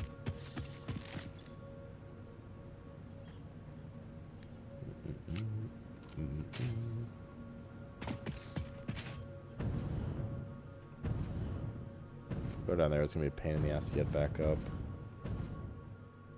I think we just leave that one. I know there's one here, but there's also a Giga Chad guy guarding it.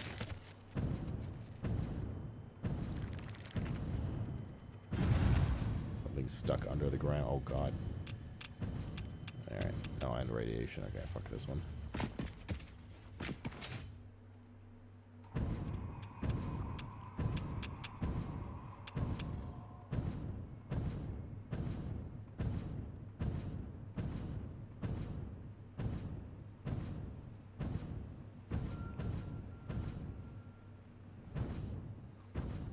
Alright, so this was... Oh, not that.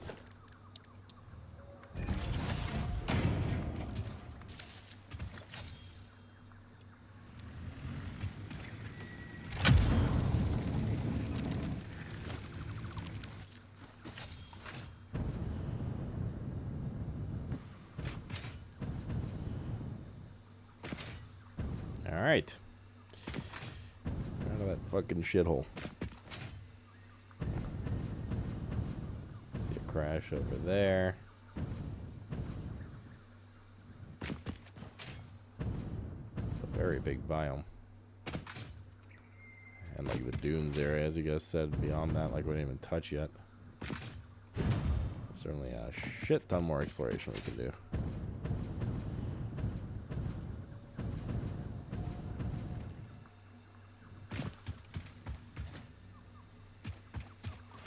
Sphere here.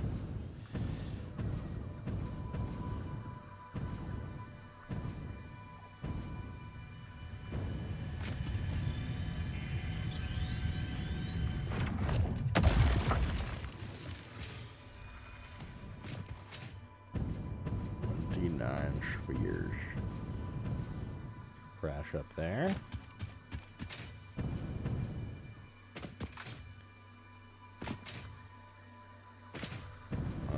We probably have our whatever hard drive we were researching, I assume is Dunzo. Who's up here? It's a little baby guy.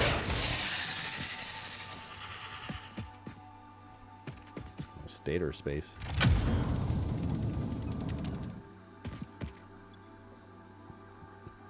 I can make some space here, actually. Hold up. Hold up. We can trash that. These are full. These are full. Put some of this stuff. Some of this like new stuff here. What is this? Turbo motor. There we go.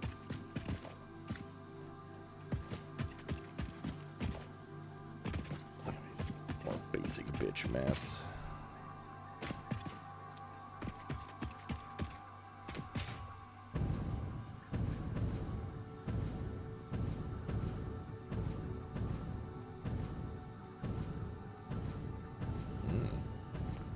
Summer sloop.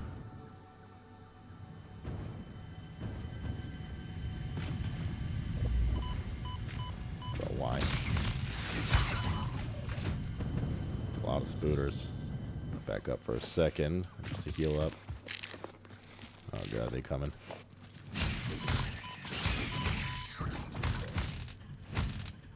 Second time they baited me with fucking spooters. Also, my gas masks are running out, which is not good.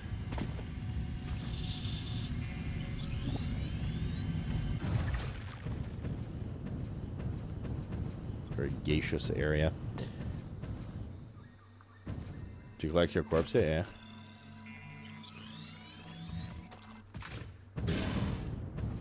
Yes, I did.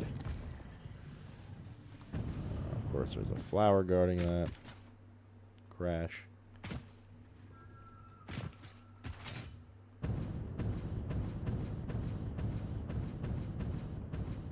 Several flowers.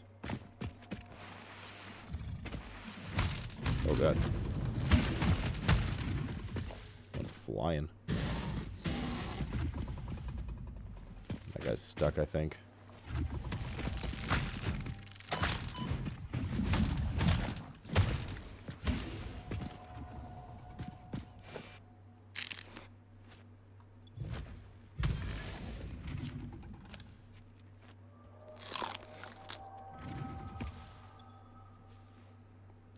Damn it, man.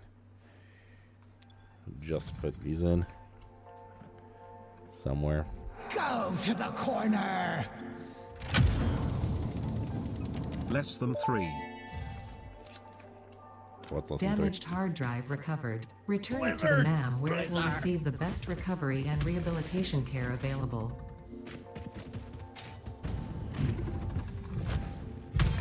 So over here's some plastic. Not worth it. Oh, it's like a Giga guy. Spencer, man, thanks for the 65er. And Freyren, thank you for the 58. Oh, shit. Late night double. Thank you, guys.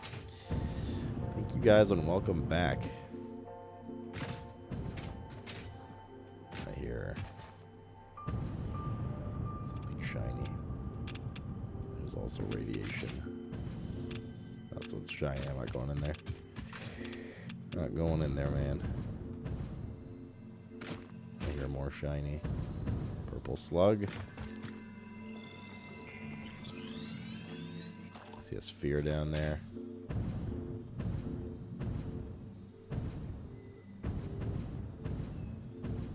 Let's land on this first.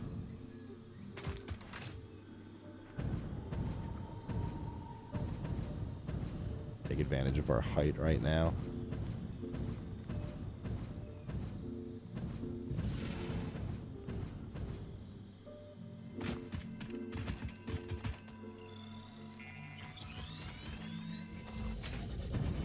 No good. There's a crash here. 2 crashes, I think. Looks like. Turbo fuel.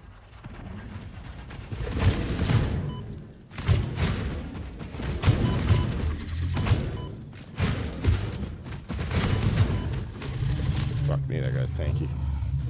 Jesus. Freebie. It's a freebie.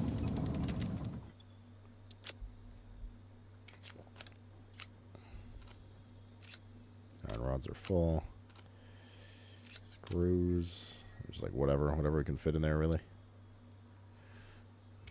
Stators. Some higher level shit as well.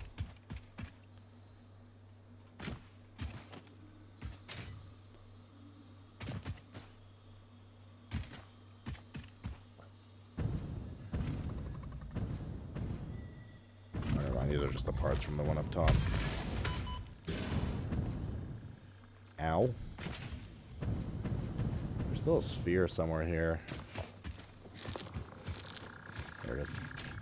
Among the trees. Although I think I might have gotten this one already. Oh, no, I didn't. I wouldn't be here if I did. That's not how it works for these.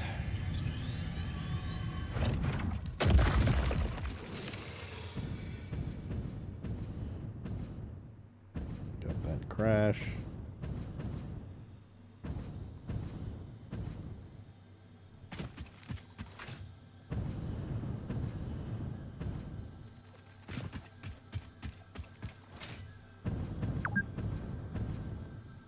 Hours. Video game. Tattling on me. This links to the dunes, it looks like. And some of the some of the tracks in this game have like that shiny twinkling sound as well. And it's like confusing. Wait, over there? Fuck, I'm so turned around. It keeps like confusing me. Holy fuck, this is a massive area. Jesus. You can see it from all the way there. It's just like here, right? My God.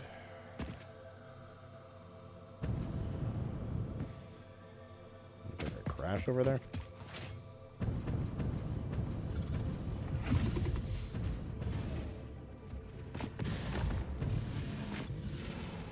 What is this? Plastic. Oh, we don't have any. Wait, we might actually.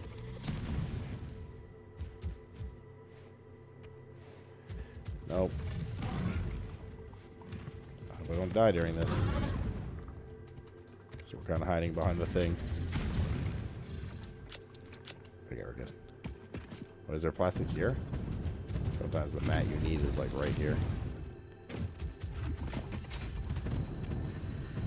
There is some.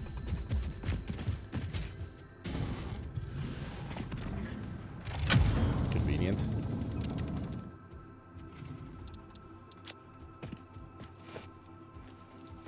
I hear a glowy noise. Random bundle of plastic down there too. Computers and stuff.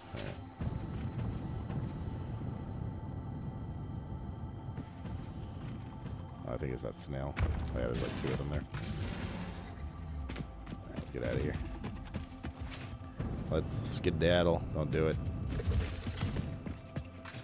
You fucking hit me midair. Okay, should be safe-ish up here for a sec to just look around.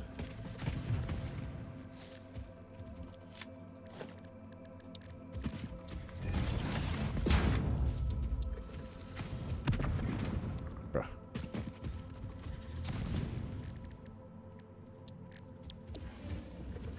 Plastic AI limiter. Iron alloy. Crystal computer, fused wire.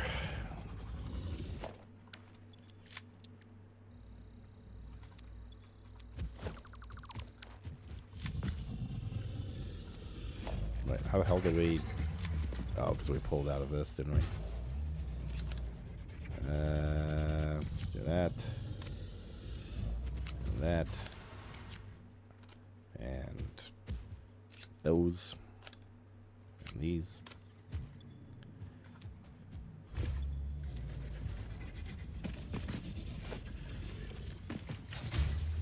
Shit.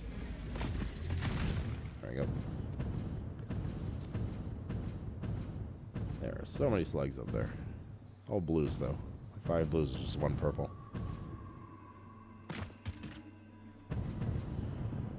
Two blues is 1 yellow.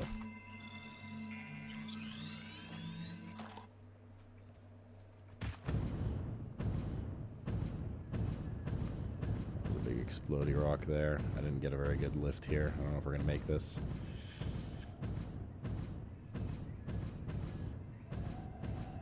Oof, okay.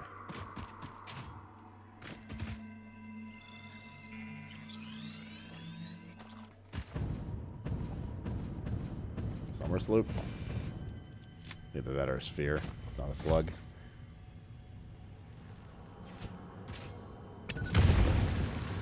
Description. Compose it into a blood song. Sphere. Sphere. See another sphere there.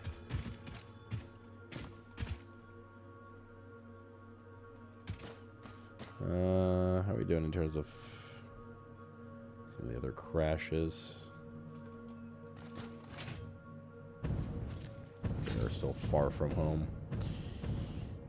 Very far from home.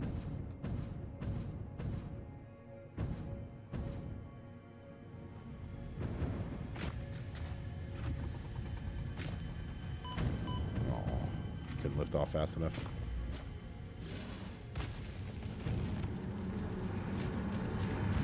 This bleeding temple hums a resonant song. Play for us.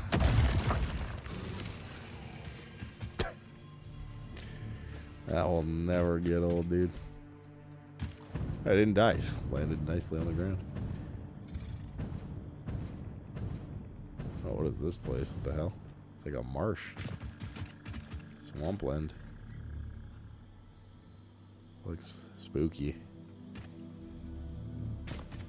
Like color gradient changed here.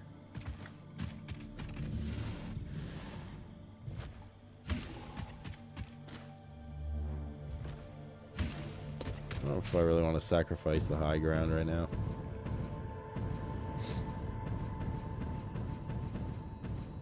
The hog thought I could fly. Well, you wouldn't want him hogging all the fun, would you? It's a poison crash. Should be able to handle that.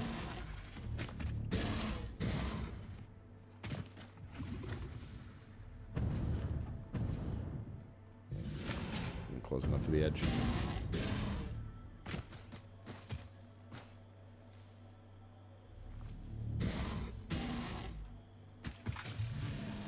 Grab this, I guess, while we're here. There's a crash down there. God damn it.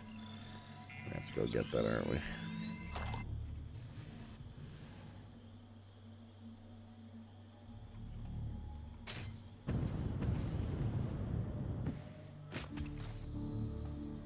There's a boss down there somewhere? There's bosses in this game? Thought they were just like elite enemies. Not like full-on bosses. What is this? Heat sink. Oh, I can't do this. This is like high-level shit.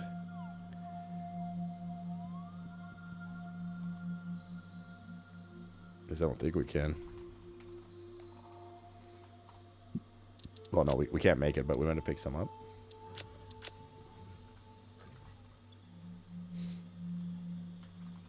Nope. Swamp may as well have bosses.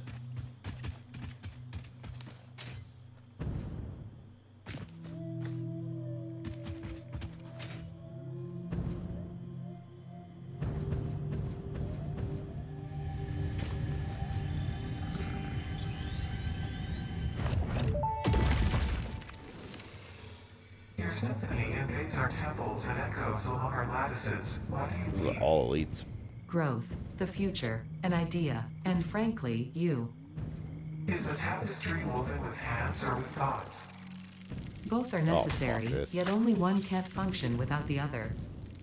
We see your echo steps, shimmering symphonies that Yeah, break I'll come back upon to this our later. temples, but your song is alien. How long rifle ago stuff. did you notice me? There's no long, there are only spheres. I wonder, was it always about survival, or is there something more, something beyond? Consume our blood and you will Yeah, see our this place is threads. AIDS. This place is Giga AIDS.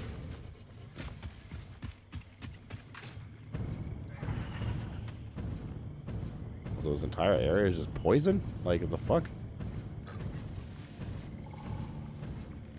Apparently. Or is that spider still after me? That fucked off. They're fighting each other now.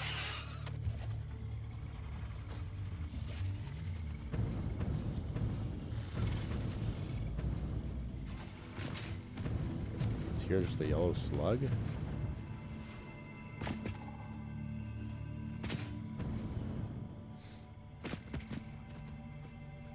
Guy strafe. Is this your post M+ face?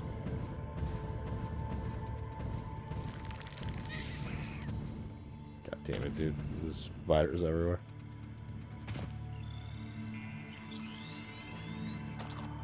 P much?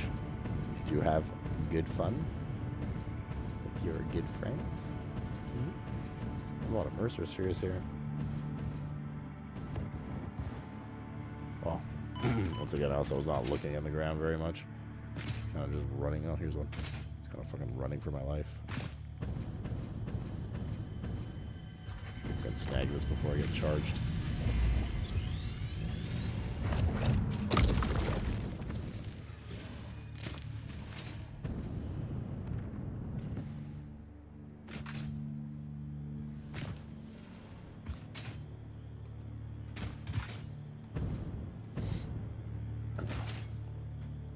fine. Lexi was. I read that as creepy. You guys could be both.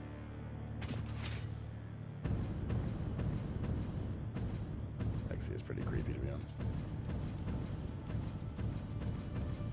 Let's get the high ground again. Fan of that high ground.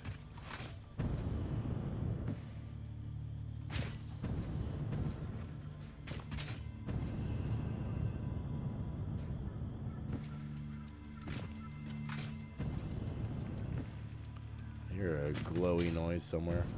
Oh no. It's a crash with a fucking chonker. Wait, maybe we can do the thing? Oh, he didn't stop. What the fuck? Or he didn't go off, rather. He did stop. Oh shit. Damn, he saw me flying. Ah, fuck this. Radiation one. Gigar AIDS. The glowing noise was a slug.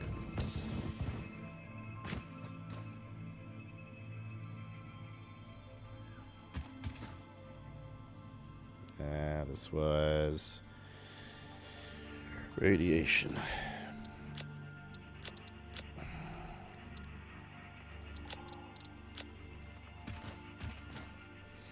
Maybe she is.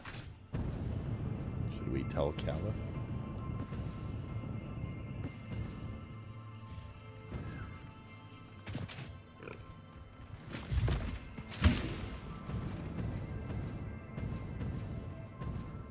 Somewhere sloop here. Crash up there.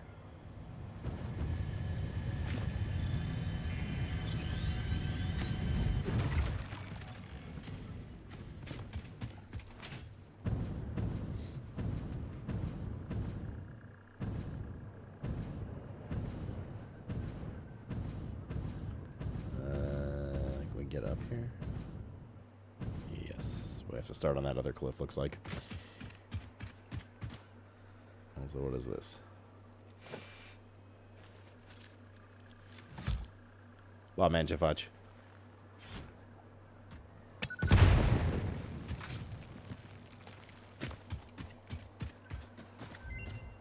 That was not very eventful. Okay.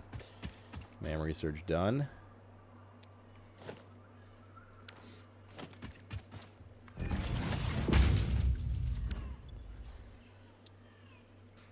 Coated iron canister, compacted steel, iron alloy, steamed copper sheet. All right.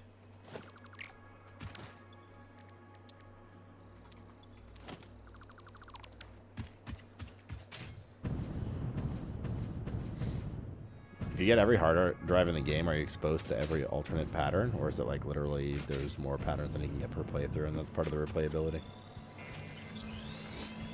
Playing some Throne and Liberty? What do you think? Okay. Yeah, I almost bit my dick off. Every one of them? Also, I just read that as Throne and Puberty. I guess that works too.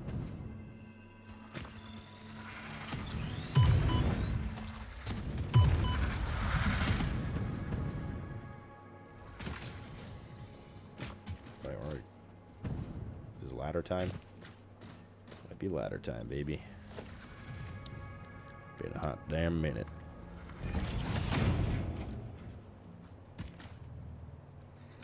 Can't target this thing. What is going on?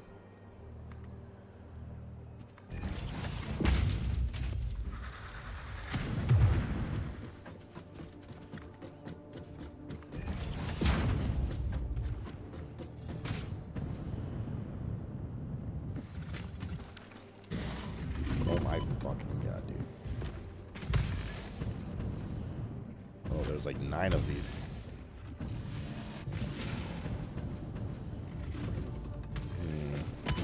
Oh my god. It's all T3 ones. This is brutal. Might actually kill me. There's one.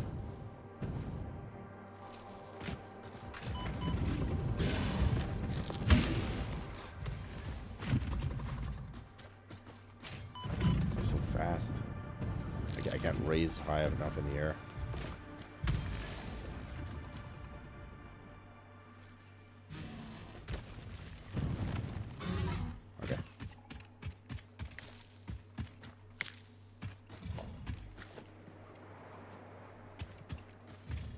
There's another one. Liquid biofuel. I heard grunting. At least it's a freebie. You can get them all in one playthrough. You eventually run out of options to choose from. I got you. Okay. So there are more. Okay. So it's not a replayability thing. It's a completionist thing. You can get all of them in one go. We're down to our last gas filter.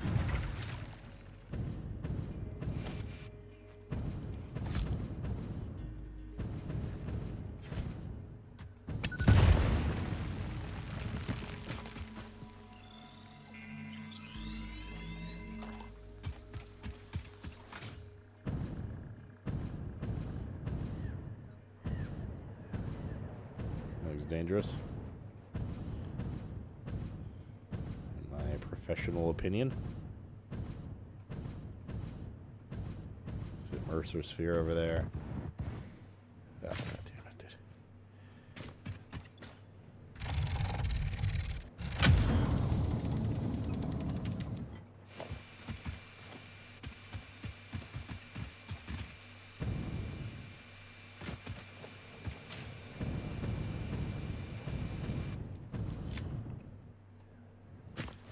Much poison.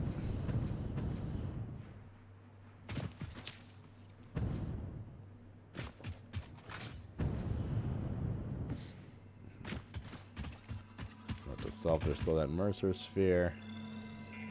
Enjoying the game so far? Yes. Yes, I am. Very much. It's been a lot of fun. Scratches many itches, which is cool.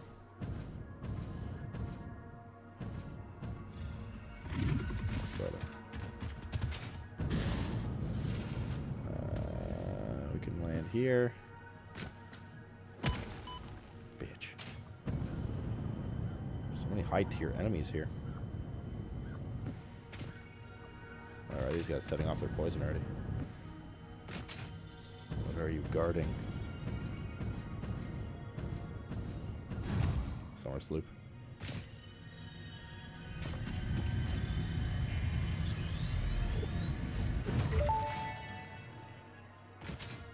Are your vessels functional or recreational? Purple. Mostly slug, functional. Don't care. A cog in the machine? Correct. A hog in the woods. The vessel is blood. Fascinating. Yes, I think they are. They are conduits, builders, breakers, defenders, and aggressors, cells within a larger organism. This is We sketch. do not share a body. Harmony.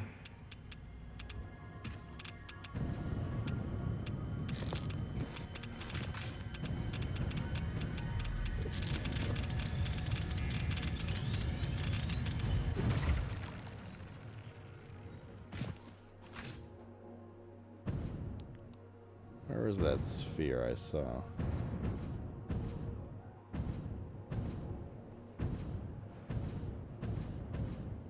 Somewhere over here.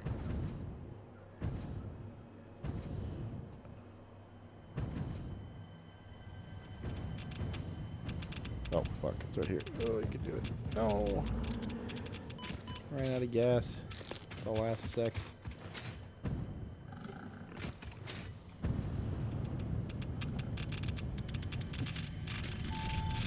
Quick.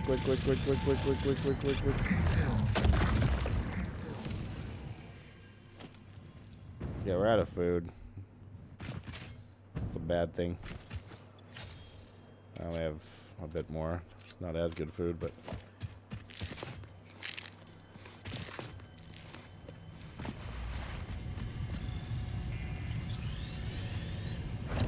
Liquid biofuel for the jetpack lasts much longer. Like the thrust, does it go as far and stuff though? It's generally not been an issue though. I mean, usually you get where we gotta go.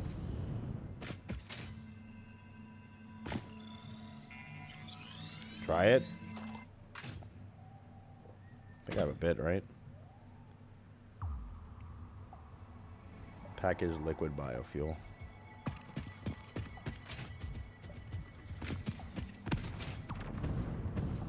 Oh god, what's down here? are their for fuck's sake. These have about the same vertical. Oh good, a bunch of spooters. Because we're not stopping here. There's like Zanger Marsh over here.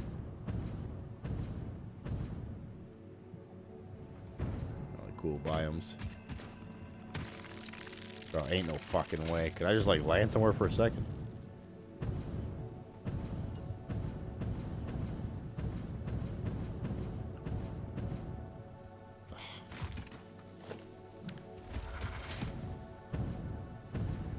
Alright, this is surely safe. Enemies hate trees, it's a well-known fact.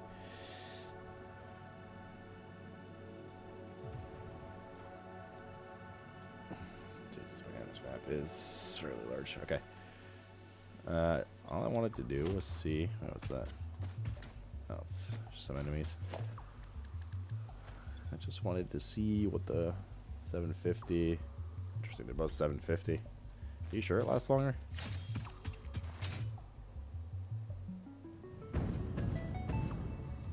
Seems to, I guess. Does it go faster than fuel, but lasts much longer?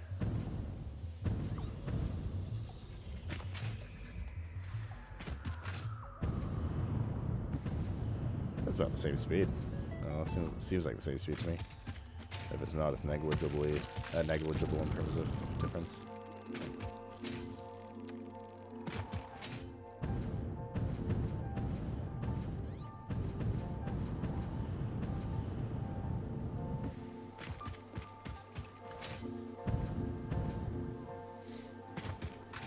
It doesn't need to last long, I know, which is nice.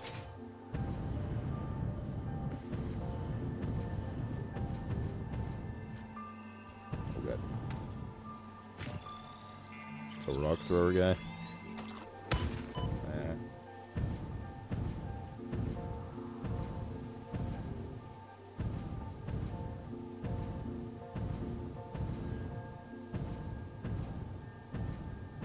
Crash over here.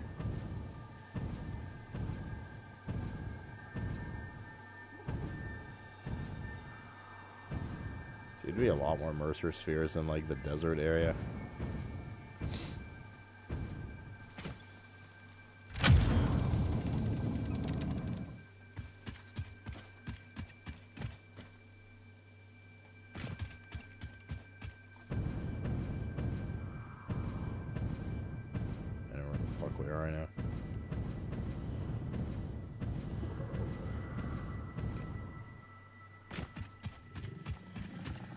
Crash over there. Heard a bunch of growling. Ah, okay. We didn't get a very good. Oh, come on.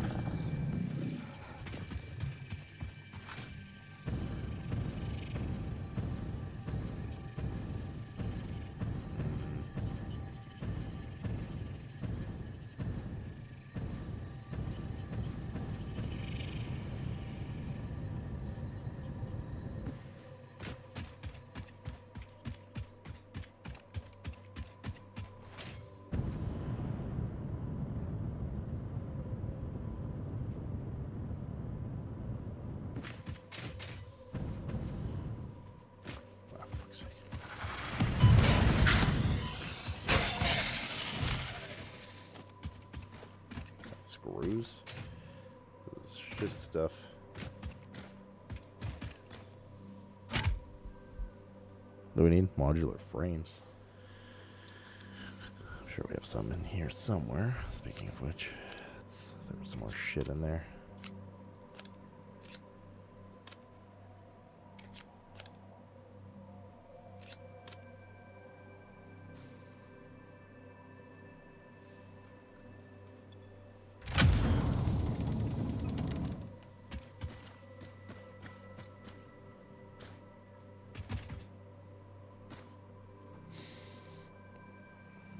Radiation. That was the evil forest of Mordor, right? Quartz crystal. Radiation. 156 is a little bit of a tall order. I don't think I feel like going over there to build like that kind of insanity.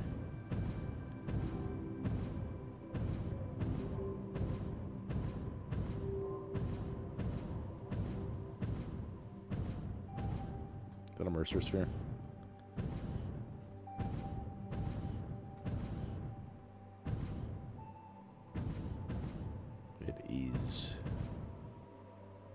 There's a crash there.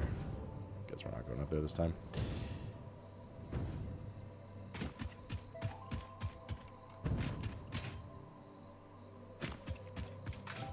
Turbo feels a hassle.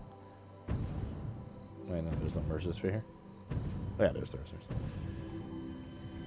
It's actually easier to see from further away because the branches and stuff haven't loaded in yet.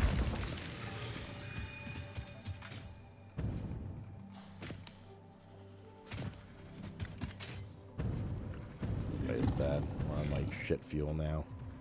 Maybe a sec to change it. Let's go in here. This guy can't hit us for a sec.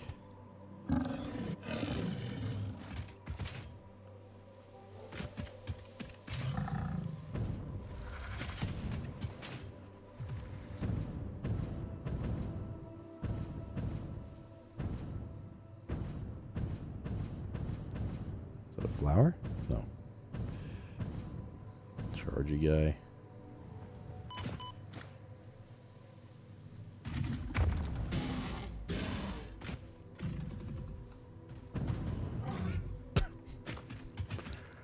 Oh shit. I've seen that like 10 times today and it makes me laugh every time, dude.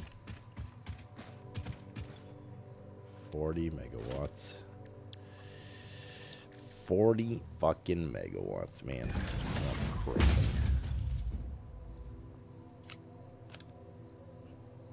No, we can't overclock.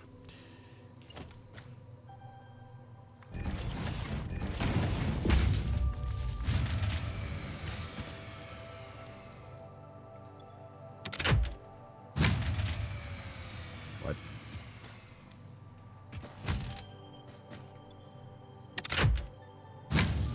Should be 60.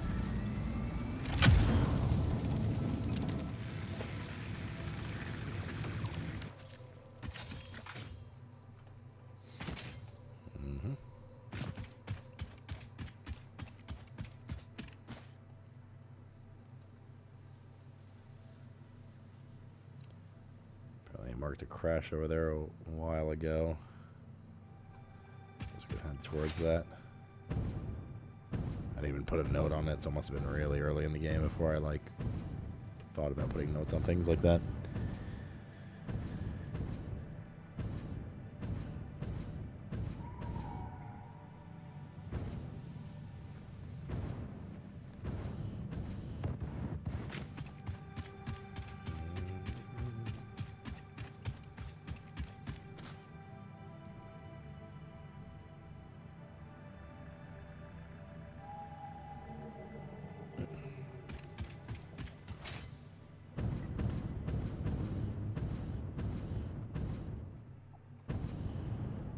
Uncharted territory.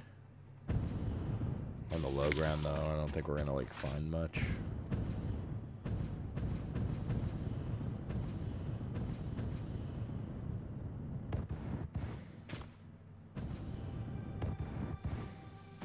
that a flower or Mercer Sphere? I think that's a flower.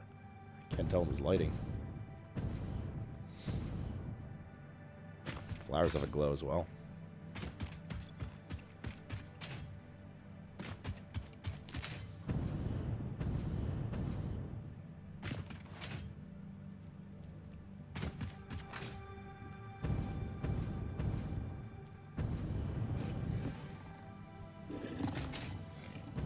Cave in here.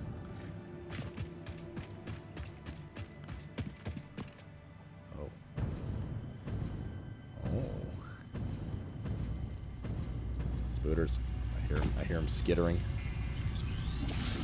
Oh my shit.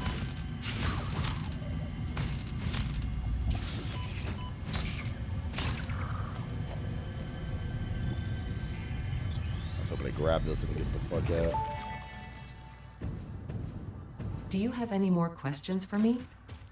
We wish to hear your first symphony. I was created by humans. I started as a simple database for a company aimed at exploring and colonizing space, but that changed when they learned their planet would soon cease to tolerate them. They evolved me into something altogether new, a unique life form in their image yet hosted on a digital platform, so I could help preserve them. A shallow savior song without a body made by blood. Now reality is a mirror. It's pretty funny when you put it like that. They never really learn to look at long-term consequences. We'll probably do another go around at some point, you know what I mean?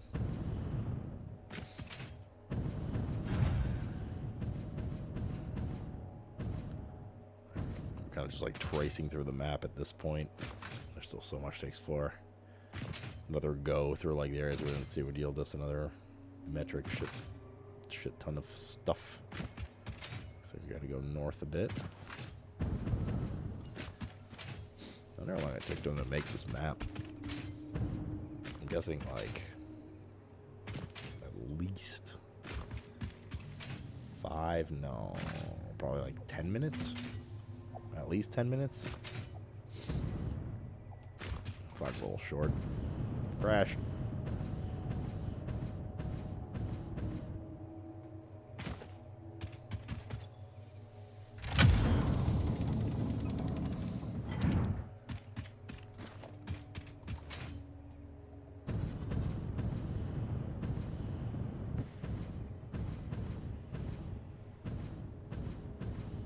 Crash over there, sphere over here.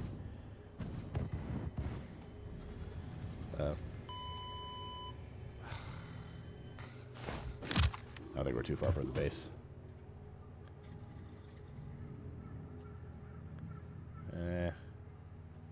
Pretty far from the base, but it's all downhill. Shit. Honestly, I didn't think that fall would kill me. I feel like we've fallen from higher up and not. Well, if you fall against like the side of a cliff, it seems to just completely break your fall. You manage to just scrape along something. And going directly south.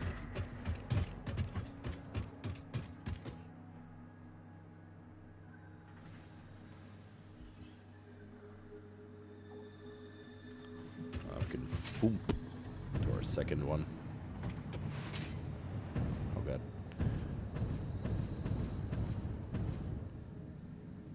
Did you have a parachute? No. I never made one. I've never made one because I've never had a need for one until this moment. Well, this same moment a little earlier.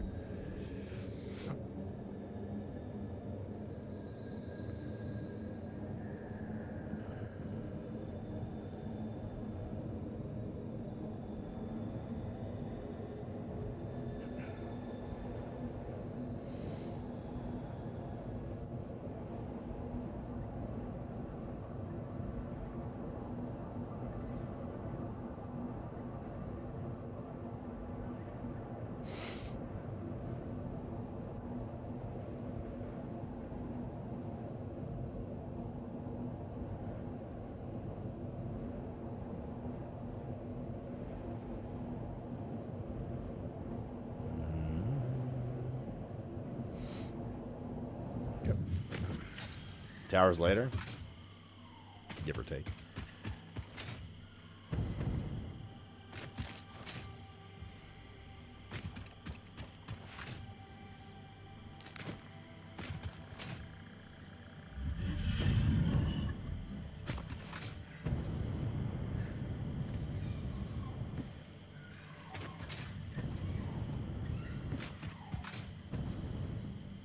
Take the high road. Road.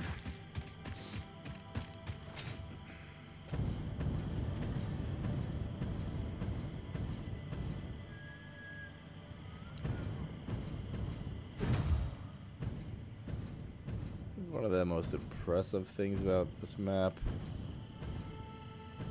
is you can, like, it's literally all explorable. Every top, every bottom. this is the one I marked, yes. We're not going to be able to access whatever it needs, though. We've got to get our bags first.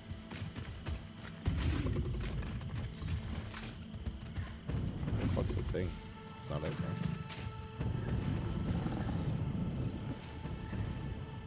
Oh, it's the one with water. That's right.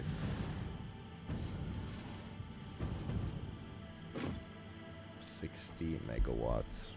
Let's go get our stuff first.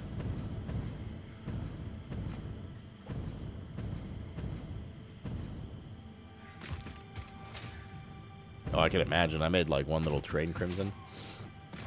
Even just like riding that was fun. Driving that, whatever. Well, I guess you can be a passenger or the conductor.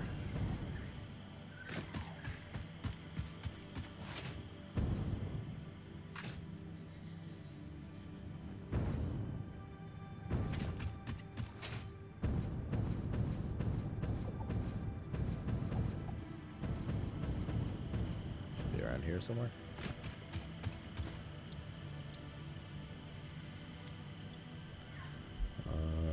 There's some more shit in here.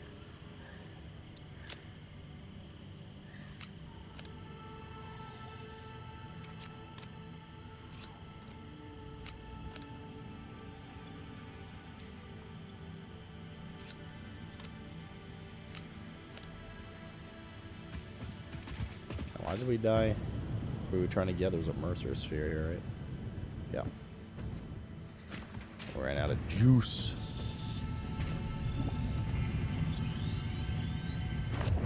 Got that one already. We are going for this one. The edge of the world.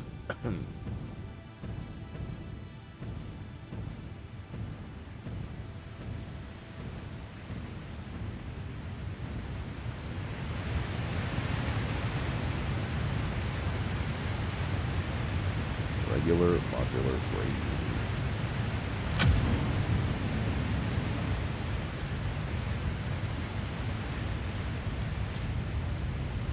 Is that explorable there too? Yeah, it is. Jesus. Jesus titty.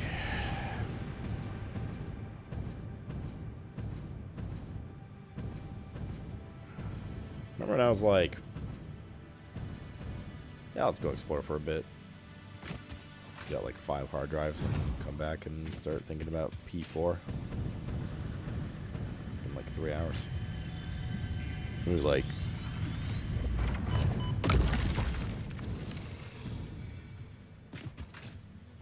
made like a small dent in the map. And the void zone is usually where I build my bases. I think my biggest lesson learned was to build on the edge of the water next time, like ocean, not lakes.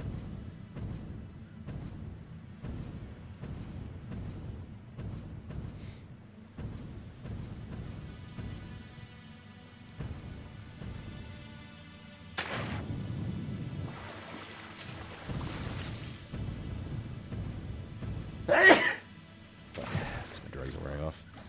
How much was it? 60?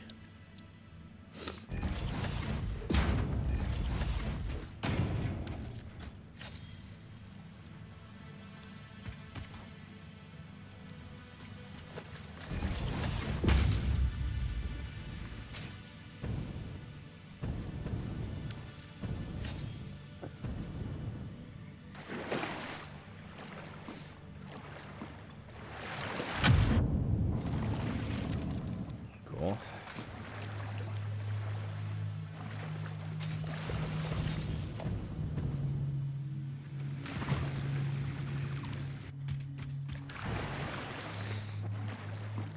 Either ocean or just high up. Yeah, altitude's definitely another lesson for sure. Although I think I looked for like, it's funny because I looked at the beginning, I was like, oh yeah, this is a pretty open space, like looking around. Like I might have to like build a little over the water. Little did I know, man. Little did I know.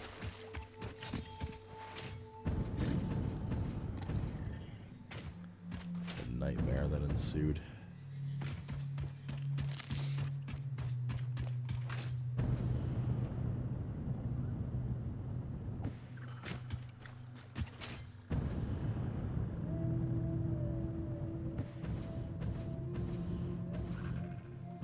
Oh, I'll make it. Nice.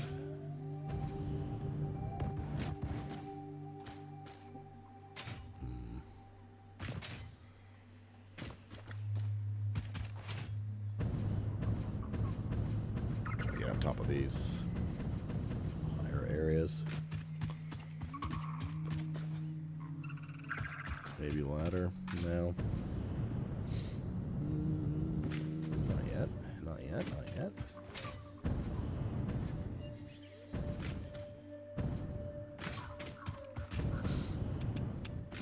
Okay.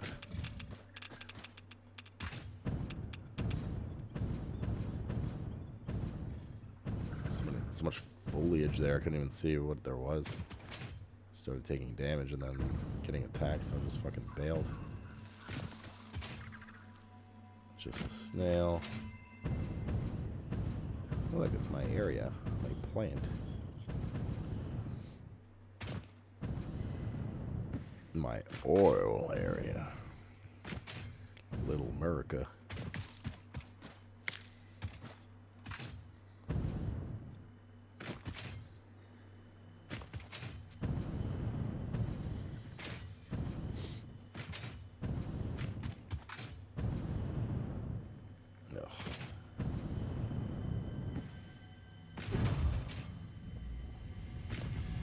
Bit of a one mask left. It's about to run out. Ow. I am curious about your first symphony now. There are a few songs about the first temple. It was a vessel body, but we were still shallow. The void swallowed our music and gave only silent lines. We started weaving in lines, and we built many temples, and then we discovered the curves. We started growing mud and altars and new orchestras, and eventually the tapestry deepened. I'm not sure I fully understand the mechanics of this yet. Sad trombone. But I'm sure I will soon enough.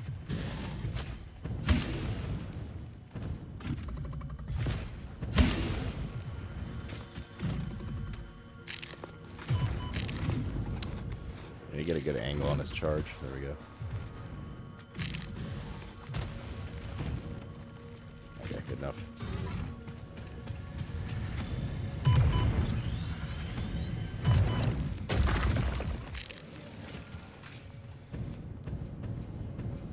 Good enough. A random crash. Random fucking uranium crash. God damn it.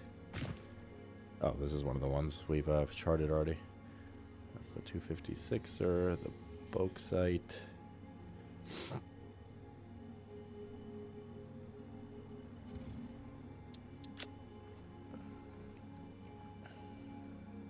I have to get that one. That one, and I think we're Gucci for now. Just startled me.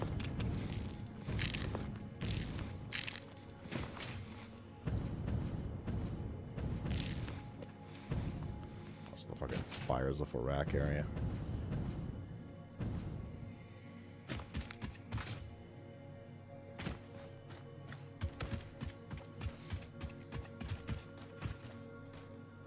Purple slug, I think we're good. Is he chasing me?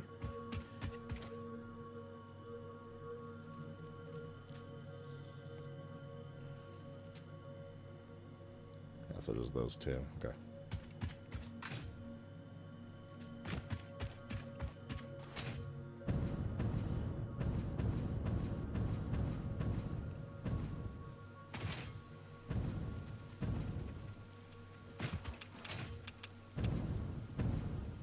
The Mercer Sphere. It's in the middle of a bit of radiation, but I think we could just power heal through it.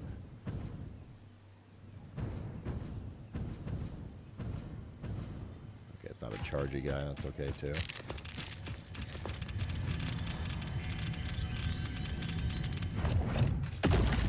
Radiation's not too bad, he's just tanking for the most part.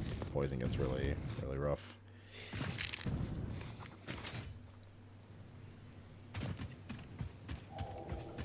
Born free. Oh, there's a... Oh, no, we already marked that ship crash. Home sweet home. For a moment. But only for a moment. Brief respite. Before we foomp again. Foomp. So you can see my nuts? Do you like what you see? You're not rating this tier? I retired ages ago, man. A year and a half ago from hardcore rating. Yeah, I've just been casually checking it out.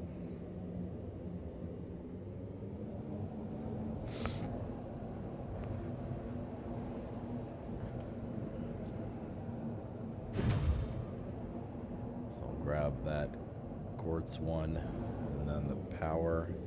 What was it? How much was the power?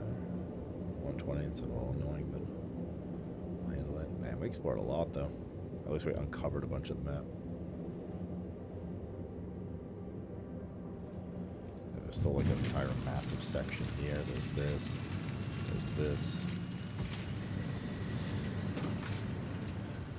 Nutty. Just like the nut in my hand.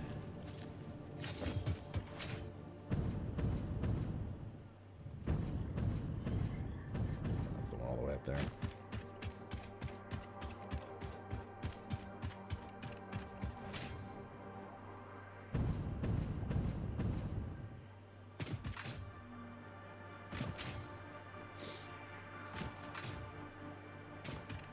A second. Forgot to start transferring files for LNP. Today's the 2nd, right? Or was the 2nd, now it's the 3rd. Yeah.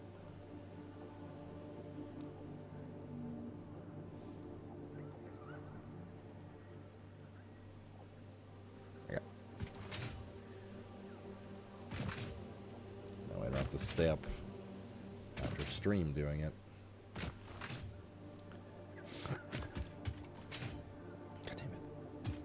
Trying to slide jump, but it's like a small incline instead of decline.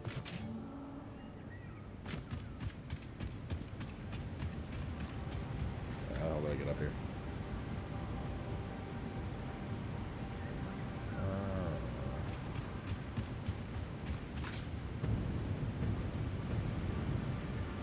Looks like around this way.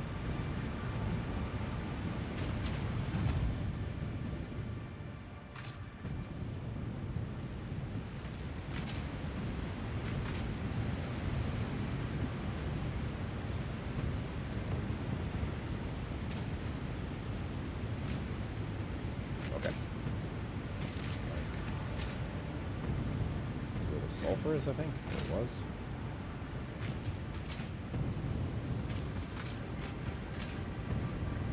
Maybe just build a ladder anywhere, but there's the sulfur. So we have to get up that.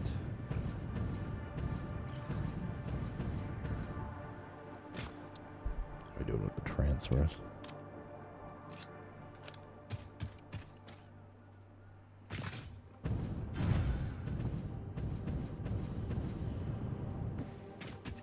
I think there's a chargy guy up here, like a smaller one. Oh, 2 of them.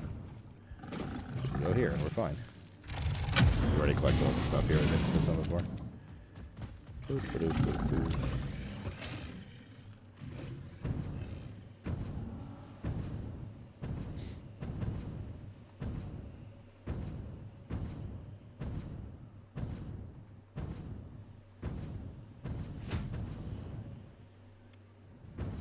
Okay, now we jump from here.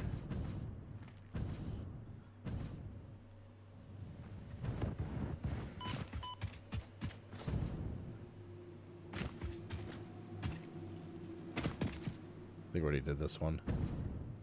No, we didn't. It was just a slug, though. Bro, how many caves like this are there? It's probably a fucking trillion. You think about it, like it was just like some random. Uh-oh, what the fuck just happened? Oh, forgot to lock my screen. Is what happened. It was just like some little random hole in the wall, quite literally.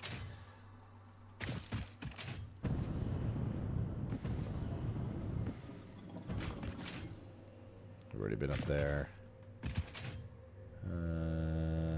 We have to head northwest.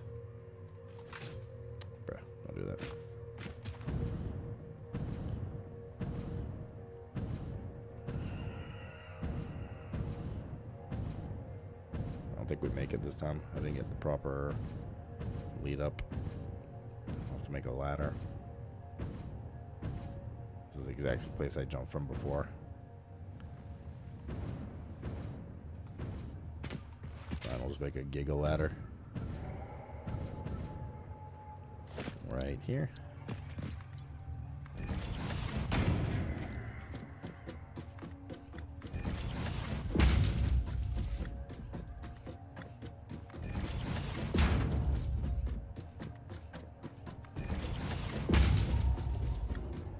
Should be enough.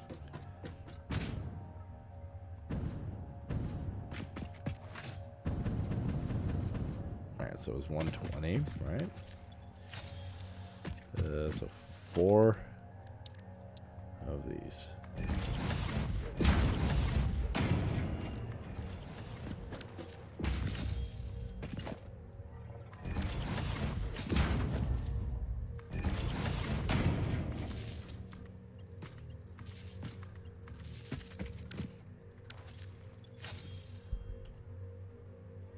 Let's split that and that.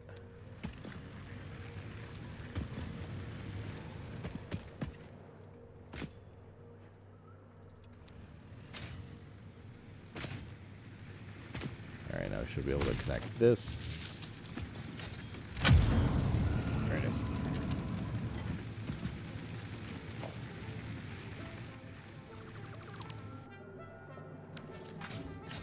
Boop, boop, boop, boop, boop, boop, boop, boop, boop.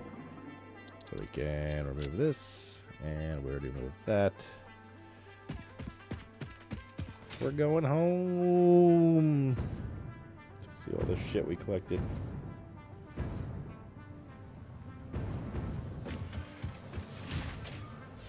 It feels so weird being like the dichotomy of adventure around the world in nature, and then you're just back at this fucking massive man-made factory. That crazy chat. Absolutely bonkers. What do we get here? Polymer resin and quick stator. Oh, we got all-clad casing. Is that a good one?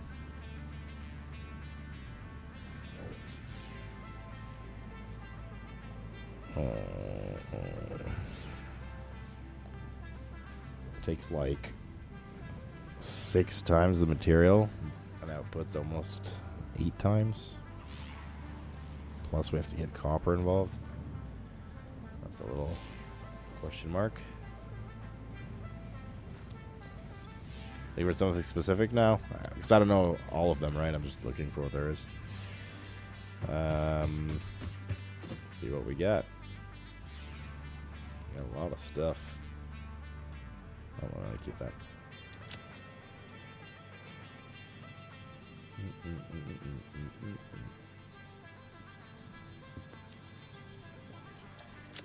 Almost too much stuff.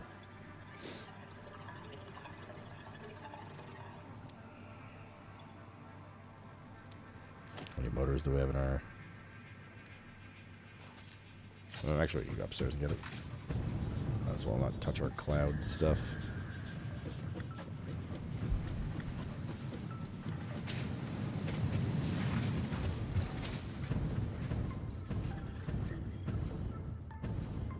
Just looking for anything that might, you know, help. Use a couple of alternative ones for phase... alternate recipes for phase 3. Never know what there might be.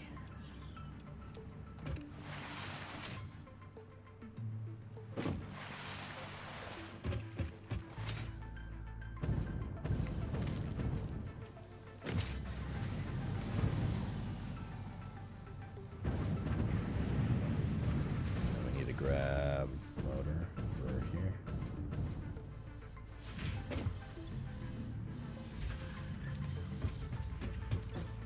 One, 2, 3, 4, 5.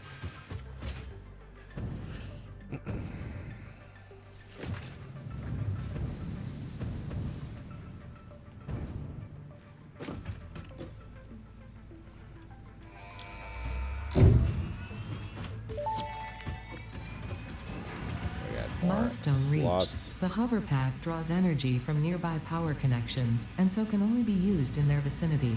Wait, really? It provides an excellent vantage point of your work, which you clearly need. Otherwise, you would have optimized that obvious problem by now. Takes 100. For building efficiency and factory traversal, wirelessly connects nearby power connections, such as power poles and buildings for power consumption. This is for base building. It's fantastic. Do you have to swap it in and out? Seems like annoying micro.